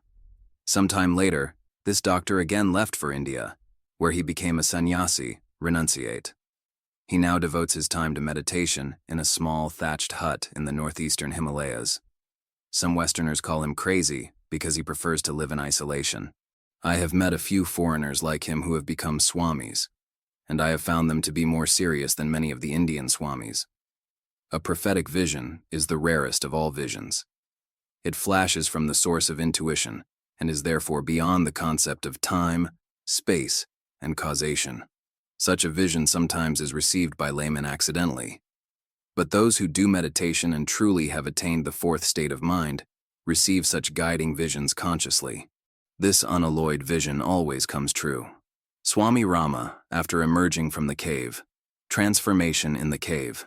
For 11 months, I lived in a small cave. For those 11 months, I never saw a single human being. In our tradition, this is an essential practice. Usually, it is not practiced for less than 11 months, because it is believed that even the most inert aspirant will realize the highest truth through this practice during that period. So the teacher says, "No matter how able you are, I will assume you to be the most inert. You will have to complete 11 months in the solitude of the cave. You are not allowed to come out and take a bath, but you are taught a vigorous breathing practice which cleans your pores and which is actually better than bathing. You get a very limited amount of food once a day and some water, but that is quite sufficient to maintain life. My food was mostly barley and mountain vegetables, some juices, a glass of milk in the morning and one in the evening. In the limited space of the cave, which was 6 feet by 6 feet, I would do a few postures regularly and would sleep for 2 to 3 hours only. The rest of the time I remembered my guru mantra and meditated or gazed. 3 times a day I did pranayama vigorously but very cautiously. The entrance to the cave is closed, but there is an outlet for the waste to wash away and a tiny needlepoint hole in the ceiling of the cave where a single shaft of light can enter.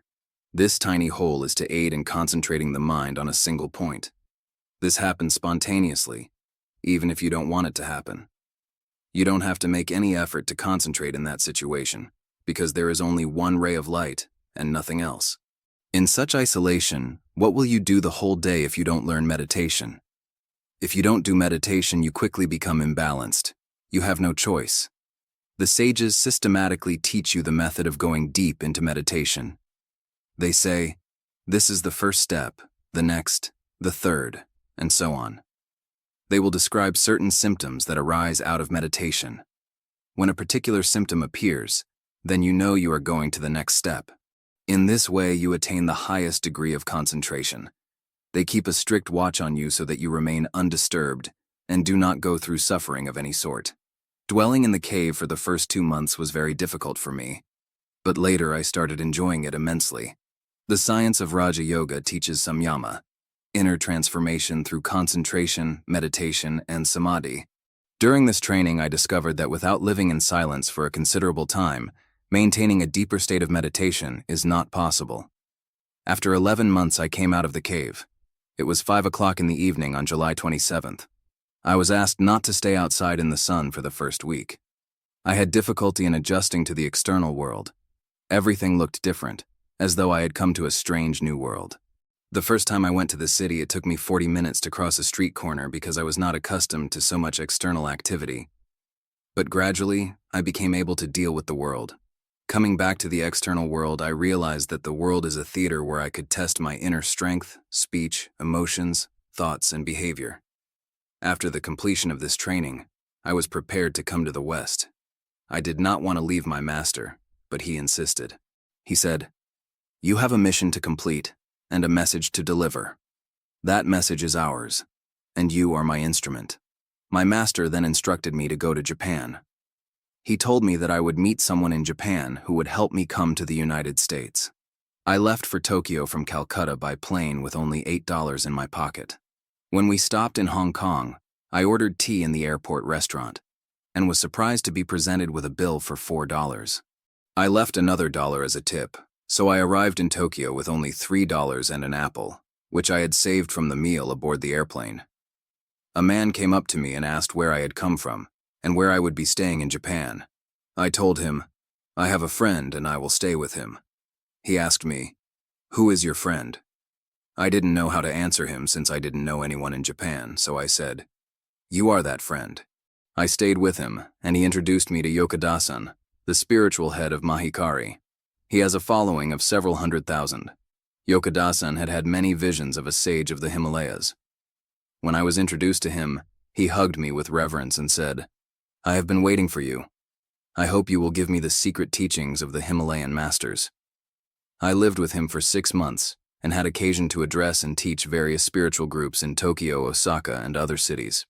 After I had imparted the message of my master to Yokada-san, he bought me a ticket, and I continued on my journey to the United States. Before I had left India, my master had told me that in the United States, I would meet my students and associates. He described many details to me which have since come true. I have still to complete my task. This sometimes makes me pensive, but I know that when the Lord gives me the opportunity, I will fulfill the purpose of my life. My purpose is to create a bridge between the East and West by establishing a center of learning from where I can faithfully deliver the message of the sages. Swami Rama with Yokada-san, the spiritual head of Mahikari, and his successor, Ways of East and West. When I left the Himalayas to visit Japan and the United States, my master gave me a few instructions. I asked him, "What shall I teach to the students who wish to learn from me? Shall I convert them and teach the religions of India? Shall I ask them to follow the Indian culture?" He said, "You foolish boy." I said, "Then tell me, what shall I teach them?" The culture in the West is entirely different from ours. Our culture does not allow one to get married to anyone without the consent of other family members, while the culture in the West believes in a free social life. A Christian can get married to anyone, and the Jewish people do likewise. Of course, their ways of worshiping God are set in a fixed particular style, while we worship the way we like and choose the path of enlightenment we want. We are free thinkers, but we are in the bondage of social laws, and they are in the bondage of certain fixed ideas in their way of thinking and worshipping. I asked, these two diverse ways of life seem to be quite apart. How can I deliver your message to the West? Swami Rama teaching in the United States. He said, though these cultures live in the same world with the same purpose of life, they are each extreme. Both East and West are still doing experiments on the right ways of living. The message of the Himalayan Masters is timeless and has nothing to do with the primitive concepts of East or West. Extremes will not help humanity to attain the higher step of civilization for which we all are striving. Inner strength, cheerfulness, and selfless service are the basic principles of life. It is immaterial whether one lives in the East or West. A human being should be a human being first. A real human being is a member of the cosmos. Geographical boundaries have no powers to divide humanity. To get freedom from all fears is the first message of the Himalayan sages. The second message is to be aware of the reality within. Be spontaneous and let yourself become the instrument to teach pure spirituality without any religion and culture. All the spiritual practices should be verified scientifically if science has the capacity to do so. Let providence guide you. With reverence, I made a bow and started for my journey. I came to the city of Kanpur, where I stayed a few months with our disciple Dr. Sunanda Bai, who bought my air ticket to Japan. Dr. Sunanda Bai, our tradition. Shankaracharya established an ascetic order 1,200 years ago, though renunciates had already lived in an unbroken lineage from the Vedic period. He organized his orders through 5 main centers in the north, east, south, west, and center of India. The entire ascetic order of India traces its tradition from one of these centers. Our tradition is Bharati. Ba means knowledge. Rati means lover. Bharati means he who is the lover of knowledge. From this comes the word Bharata, the land of spiritual knowledge, one of the Sanskrit names used for India. There is one thing unique to our tradition. It links itself to an unbroken lineage of sages even beyond Shankara. Our Himalayan tradition, though a tradition of Shankara, is purely ascetic and is practiced in the Himalayan caves rather than being related with institutions established in the plains of India. In our tradition, learning of the Upanishads is very important, along with the special advanced spiritual practices taught by the sages. The Mandukya Upanishad is accepted as one of the authoritative scriptures. The knowledge of Sri Vidya is imparted stage by stage, and the advanced student is taught Prayoga Shastra, which explains the practicality and application of the discipline one has to follow for this knowledge. We believe in both the mother and the father principles of the universe. That which is called Maya, or illusion, in our worship becomes the mother, and does not remain as a stumbling block or obstacle on the path of spiritual enlightenment. All of our worship is internal, and we do not perform any rituals. There are 3 stages of initiation given according to our tradition. First, mantra, breath awareness, and meditation. Second, inner worship of Sri Vidya and Bindu Badana, piercing the pearl of wisdom. Third, Shaktipada, and leading the force of Kundalini to the 1,000-petaled lotus called the Sahasrara chakra.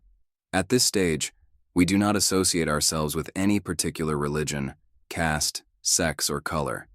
Such yogis are called masters and are allowed to impart the traditional knowledge. We strictly follow the discipline of the sages. It is not possible for me to discuss in detail the secret teachings of Prayoga Shastra, for it is said, Nadatavyam, Nadatavyam, Nadatavyam. Don't impart, don't impart, don't impart, unless someone is fully prepared and committed and has practiced self-control to a high degree. These attainments can be verified through the experiences of the sages of the past. In our path, Gurudeva is not a god, but a bright being who has faithfully and sincerely attained a state of enlightenment. We believe in the grace of the Guru as the highest means for enlightenment, but never as the end. The purpose of the Guru is to selflessly help his disciples on the way to perfection. Our tradition has the following orientation. 1. Absolute without a second is our philosophy. 2. Serving humanity through selflessness is an expression of love, which one should follow through mind, action, and speech. 3.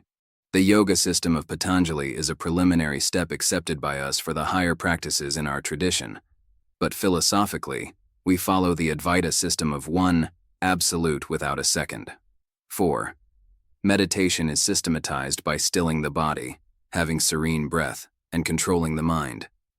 Breath awareness, control of the autonomic nervous system, and learning to discipline primitive urges are practiced. 5.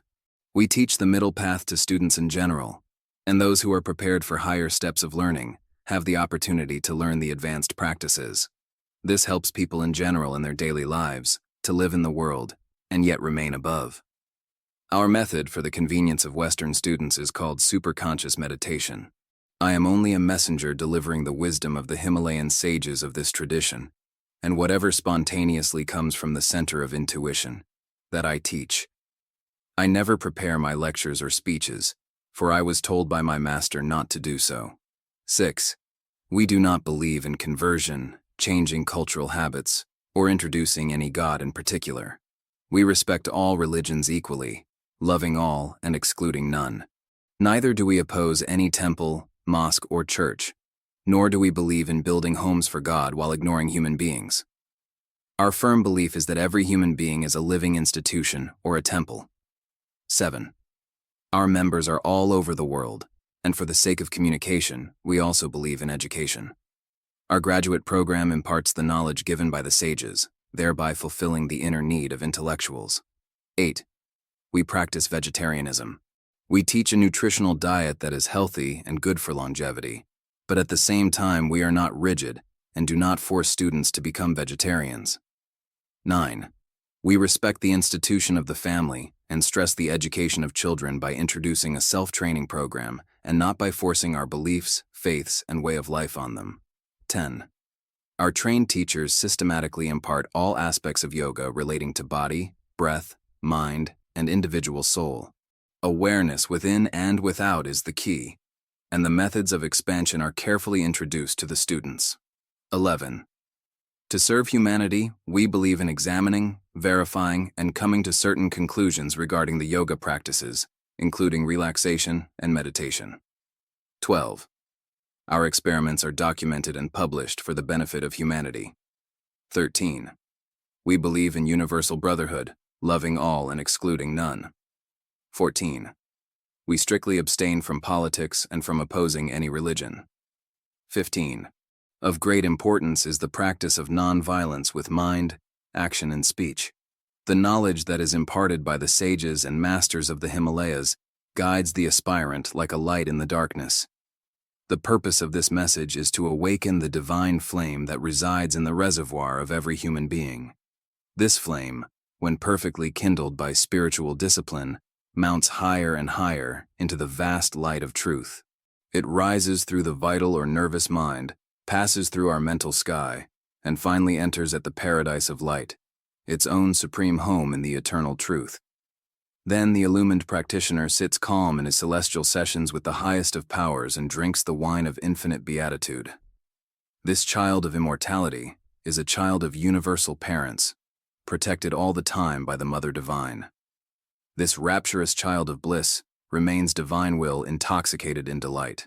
He becomes a sage, a sleepless envoy, and ever-wakeful guide for those who tread the path. Such a leader on the path marches in front of human people to comfort, help, and enlighten them. Om, Shanti, Shanti, Shanti.